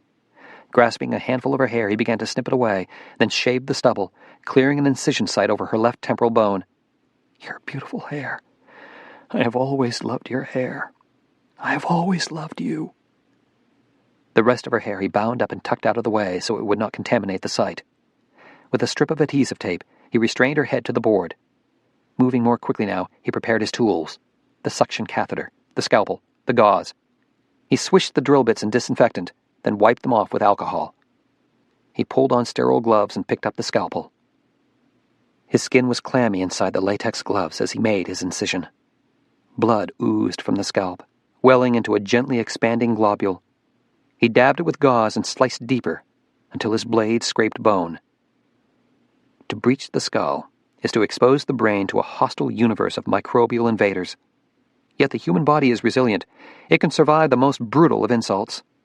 He kept reminding himself of this as he tapped a nick into the temporal bone, as he positioned the tip of the drill bit. The ancient Egyptians and the Incas had successfully performed skull trephanations, opening holes in the cranium with only the crudest of tools and no thought of sterile technique. It could be done. His hands were steady, his concentration fierce as he drilled into the bone. A few millimeters too deep and he could hit brain matter. 1,000 precious memories would be destroyed in a second. Or a nick of the middle meningeal artery and he could unleash an unstoppable fountain of blood. He kept pausing to take a breath, to probe the depth of the hole. Go slow, go slow. Suddenly, he felt the last filigree of bone give way and the drill broke through. Heart slamming in his throat, he gently withdrew the bit. A bubble of blood immediately began to form, slowly ballooning out from the breach. It was dark red. Venous. He gave a sigh of relief. Not arterial. Even now, the pressure on Emma's brain was slowly easing, the intracranial bleed escaping through this new opening. He suctioned the bubble, then used gauze to absorb the continuing ooze as he drilled the next hole, and the next, punching a 1-inch diameter ring of perforations in the skull. By the time the last hole was drilled and the circle was complete, his hands were cramping, his face beaded with sweat. He could not pause to rest. Every second counted. He reached for a screwdriver and ball-peen hammer. Let this work. Let this save her. Using the screwdriver as a chisel, he gently dug the tip into the skull. Then, teeth gritted, he pried off the circular cap of bone. Blood billowed out. The larger opening at last allowed it to escape, and it gradually spilled out of the cranium. So did something else. Eggs. A clump of them gushed out and floated, quivering into the air. He caught them with a suction catheter, trapping them in the vacuum jar. Throughout history, mankind's most dangerous enemies have been the smallest life forms. Viruses, bacteria, parasites. And now you, thought Jack, staring into the jar. But we can defeat you. The blood was barely oozing out the cranial hole. With that initial gush, the pressure on her brain had been relieved. He looked at Emma's left eye. The pupil was still dilated. But when he shone a light into it, he thought, or was he imagining it, that the edges quivered just the slightest bit, like black water rippling toward the center. You will live, he thought. He dressed the wound with gauze and started a new IV infusion containing steroids and phenobarbital to temporarily deepen her coma and protect her brain from further damage. He attached EKG leads to her chest. Only after all these tasks had been done did he finally tie a tourniquet around his own arm and inject himself with a dose of ranavirus. It would either kill them both or save them both. He would know soon enough. On the EKG monitor, Emma's heart traced a steady sinus rhythm. He took her hand in his and waited for a sign. August 27th. Gordon Obie walked into Special Vehicle Operations and gazed around the room at the men and women working at their consoles. On the front screen, the space station traced its sinuous path across the global map. At this moment, in the deserts of Algeria, villagers who chanced to glance up at the night sky would marvel at the strange star, brilliant as Venus, soaring across the heavens. A star unique in all the firmament, because it was created not by an all-powerful God nor by any force of nature, but by the fragile hand of man. And in this room, halfway around the world from that Algerian desert, were the guardians of that star. Flight Director Woody Ellis turned and greeted Gordon with a sad nod. No word. It's been silent up there. How long since the last transmission? Jack signed off 5 hours ago to get some sleep. It's been almost 3 days since he got much rest. We're trying not to disturb him. 3 days, and still no change in Emma's status. Gordon sighed and headed along the back row to the flight surgeon's console. Todd Cutler, unshaven and haggard, was watching Emma's biotelemetry readings on his monitor. And when had Todd last slept, Gordon wondered. Everyone looked exhausted, but no one was ready to admit defeat. "She's still hanging in there," Todd said softly. "We've withdrawn the phenobarb." But she hasn't come out of the coma? No. Sighing, Todd slumped back and pinched the bridge of his nose. "I don't know what else to do. I've never dealt with this before. Neurosurgery in space." It was a phrase many of them had uttered over the last few weeks. I've never dealt with this before. This is new. This is something we've never seen. Yet wasn't that the essence of exploration? That no crisis could be predicted? That every new problem required its own solution? That every triumph was built on sacrifice? And there had been triumphs, even in the midst of all this tragedy. Apogee 2 had landed safely in the Arizona desert, and Casper Mulholland was now negotiating his company's first contract with the Air Force. Jack was still healthy, even 3 days after being aboard ISS, an indication that ranavirus was both a cure and a preventive against Chimera. And the very fact that Emma was alive counted as a triumph as well, though perhaps only a temporary one. Gordon felt a profound sense of sadness as he watched her EKG blip across the screen. How long can the heart go on beating when the brain is gone? He wondered. How long can a body survive a coma? To watch this slow fading away of a once vibrant woman was more painful than to witness her sudden and catastrophic death. Suddenly he sat up straight, his gaze frozen on the monitor. "Todd?" he said. "What's happening to her?" "What?" "There's something wrong with her heart." Todd raised his head and stared at the tracing shuddering across the monitor. "No," he said, and reached for the comm switch. "That's not her heart." The high whine of the monitor alarm sliced through Jack's twilight sleep, and he awakened with a start. Years of medical training, of countless nights spent in on-call rooms, had taught him to surface fully alert from the deepest sleep, and the instant he opened his eyes he knew where he was. He knew something was wrong. He turned toward the sound of the alarm and was briefly disoriented by his upside-down view. Emma appeared to be suspended face down from the ceiling. One of her 3 EKG leads floated loose, like a strand of seagrass drifting underwater. He turned 180 degrees and everything righted itself. He reattached her EKG lead. His own heart was racing as he watched the monitor, afraid of what he would see. To his relief, a normal rhythm blipped across the screen. And then, something else. A shuddering of the line. Movement. He looked down at Emma and saw that her eyes were open. "ISS is not responding," said Capcom. "Keep trying. We need him on comm now," snapped Todd. Gordon stared at the biotelemetry readings, not understanding any of it and fearing the worst. The EKG skittered up and down, then suddenly went flat. "No," he thought. "We've lost her." "It's just a disconnect," said Todd. "The lead's fallen off. She may be seizing." "Still no response from ISS," said Capcom. "What the hell is going on up there?" "Look," said Gordon. Both men froze as a blip appeared on the screen. It was followed by another, and another. "Surgeon, I have ISS," Capcom announced. "Requesting immediate consultation." Todd shot forward in his chair. "Ground control, close the loop. Go ahead, Jack." It was a private conversation. No one but Todd could hear what Jack was saying. In the sudden hush, everyone in the room turned to look at the surgeon's console. Even Gordon, seated right beside him, could not read Todd's expression. Todd was hunched forward, both hands cupping his headset, as though to shut out any distractions. Then he said, "Hold on, Jack. There are a lot of folks down here waiting to hear this. Let's tell them the news." Todd turned to Flight Director Ellis and gave him a triumphant thumbs up. "Watson's awake. She's talking." What happened next would remain forever etched in Gordon Obie's memory. He heard voices swell, cresting into noisy cheers. He felt Todd slap him on the back, hard. Liz Gianni gave a rebel whoop, and Woody Ellis fell into his chair with a look of disbelief and joy. But what Gordon would remember most of all was his own reaction. He looked around the room and suddenly found his throat was aching, and his eyes were blurred. In all his years at NASA, no one had ever seen Gordon Obie cry.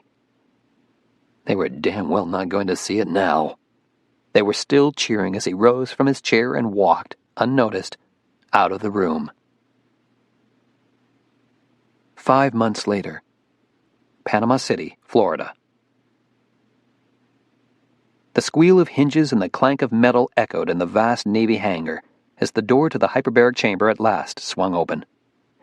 Jared Prophet watched as the 2 Navy physicians stepped out first, both of them taking in deep breaths as they emerged. They had spent over a month confined to that claustrophic space, and they seemed a little dazed by their sudden transition into freedom. They turned to assist the last 2 occupants out of the chamber. Emma Watson and Jack McCallum stepped out. They both focused on Jared Prophet, crossing toward them. "Welcome back to the world, Dr. Watson," he said, and held out his hand in greeting. She hesitated, then shook it.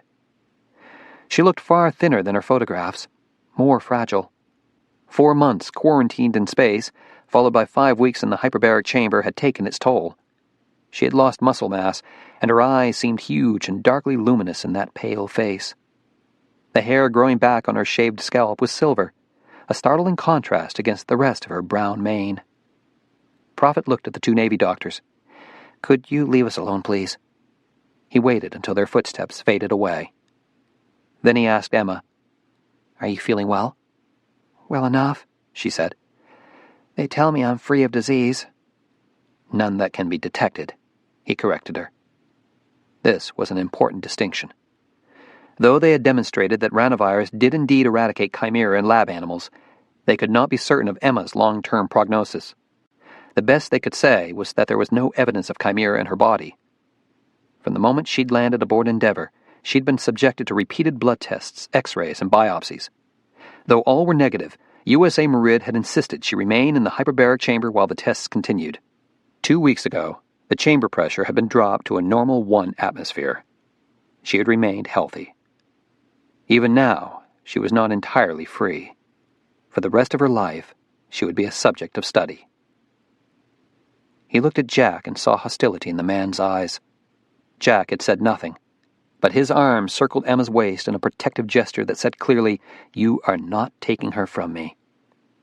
"Dr. McCallum, I hope you understand that every decision I made was for a good reason." "I understand your reasons. It doesn't mean I agree with your decisions." "Then at least we share that much, an understanding." He did not offer his hand. He sensed that McCallum would refuse to shake it. So he said simply, "There are a number of people waiting outside to see you. I won't keep you from your friends any longer." He turned to leave. "Wait," said Jack. "What happens now?" "You're free to leave, as long as you both return for periodic testing." "No, I mean what happens to the people responsible, the ones who sent up Chimera." They are no longer making decisions. And that's it? Jack's voice rose in anger. No punishment? No consequences? It will be handled in the usual manner, the way it's done at any government agency, including NASA.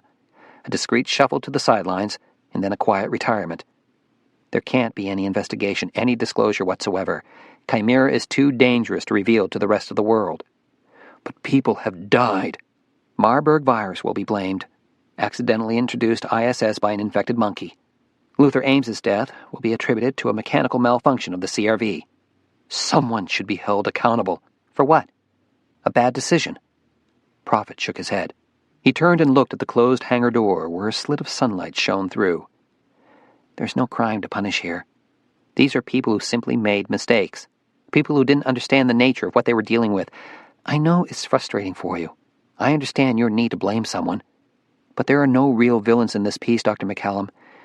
There are only heroes. He turned and looked directly at Jack. The two men regarded each other for a moment. Prophet saw no warmth, no trust in Jack's gaze. But he did see respect. Your friends are waiting for you, said Prophet. Jack nodded. He and Emma crossed to the hangar door. As they stepped out, a burst of sunlight shone in, and Jared Prophet, squinting against the brightness, saw Jack and Emma only in silhouette, his arm around her shoulder, her profile turned to his. To the sound of cheering voices, they walked out and vanished into the blinding light of midday. The Sea. Chapter 28. A shooting star arced across the heavens and shattered into bright bits of glitter. Emma took in a sharp breath in awe, inhaling the smell of the wind over Galveston Bay. Everything about being home again seemed new and strange to her. This unbroken panorama of sky, the rocking of the sailboat's deck beneath her back, the sound of water slapping St. Aig's hull. She had been so long deprived of simple earthbound experiences that just the sensation of the breeze on her face was something to be treasured.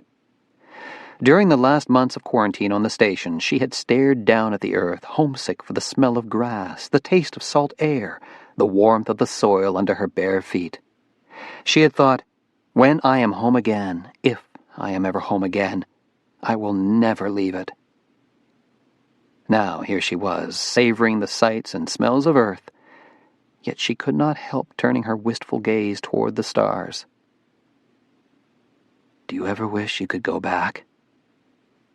Jack asked the question so softly his words were almost lost in the wind. He lay beside her on St. Aig's deck, his hand clasping hers, his gaze also fixed on the night sky. Do you ever think, if they gave me one more chance to go up there, I'd take it? Every day, she murmured. Isn't it strange? When we were up there, all we talked about was coming home, and we can't stop thinking about going back up. She brushed her fingers across her scalp, where the shorter hair was growing back as a startling streak of silver. She could still feel the knotty ridge of scar tissue where Jack's scalpel had cut through skin and gallia. It was a permanent reminder of what she had survived on the station, an enduring record of horror carved in her flesh. Yet, when she looked at the sky, she felt the old yearning for the heavens. I think I'll always be hoping for another chance, she said. The way sailors always want to go back to sea, no matter how terrible their last voyage, or how fervently they kiss the ground when they reach land. In time, they miss the sea, and they always want to return. But she would never return to space. She was like a sailor trapped on land with the sea all around her, tantalizing yet forbidden. It was forever out of her reach because of Chimera. Although the doctors at JSC and USA Merid could no longer detect any evidence of infection in her body, they could not be certain Chimera had been eradicated. It could be merely dormant, a benign tenant of her body. No one at NASA dared predict what would happen should she return to space. So she would never return. She was an astronaut ghost now, still a member of the Corps, but without hope of any flight assignment. It was up to others to pursue the dream. Already a new team was aboard the station, completing the repairs and biological cleanup that she and Jack had begun. Next month, the last replacement parts for the damaged main truss and solar arrays would be launched aboard Columbia. ISS would not die. Too many lives had been lost to make an orbiting station a reality. To abandon it now would be to render that sacrifice meaningless. Another shooting star streaked overhead, tumbled like a dying cinder, and winked out. They both waited, hoping for another. Other people who saw falling stars might think them omens, or angels winging from heaven, or consider them occasions to make a wish. Emma saw them for what they were, bits of cosmic debris, wayward travelers from the cold, dark reaches of space. That they were nothing more than rocks and ice did not make them any less wondrous. As she tilted her head back and scanned the heavens, Sanaik rose upon a swell, and she had the disorienting impression that the stars were rushing toward her, that she was hurtling through space and time. She closed her eyes, and without warning, her heart began to pound with inexplicable dread. She felt the icy kiss of sweat on her face. Jack touched her trembling hand. "What's wrong? Are you cold?" No, not cold." She swallowed hard. "I suddenly thought of something terrible." "What?" "If USA Marit's right, if Chimera came to Earth on an asteroid, then that's proof other life is out there." "Yes, it would prove it." "What if it's intelligent life?" "Chimera's too small, too primitive. It's not intelligent." "But whoever sent it here may be," she whispered. Jack went very still beside her. "A colonizer," he said softly. "Like seeds cast on the wind. Wherever Chimera landed, on any planet in any solar system, it would infect the native species, incorporate their DNA into its own genome. It wouldn't need millions of years of evolution to adapt to its new home. It could acquire all the genetic tools for survival from the species already living there. And once established, once it became the dominant species on its new planet, what then? What was its next step? She didn't know. The answer, she thought, must lie in the parts of Chimera's genome they could not yet identify, the sequences of DNA whose function remained a mystery. A fresh meteor streaked the sky, a reminder that the heavens are ever-changing and turbulent, that the earth is only one lonely traveler through the vastness of space. "We'll have to be ready," she said, "before the next Chimera arrives." Jack sat up and looked at his watch. "It's getting cold," he said. "Let's go home. Gordon will go ballistic if we miss that press conference tomorrow." "I've never seen him lose his temper." You don't know him the way I do." Jack began to haul on the halyard, and the mainsail rose, flapping in the wind. "He's halfway in love with you, you know." "Gordy?" She laughed. "I can't imagine." "And you know what I can't imagine?" he said softly, pulling her close beside him in the cockpit. "That any man wouldn't be." The wind suddenly gusted, filling the sail, and Sanaik surged ahead, slicing through the waters of Galveston Bay. "Ready about," said Jack, and he steered them through the wind, turning the bow west, guided not by the stars, but by the lights of shore, the lights of home.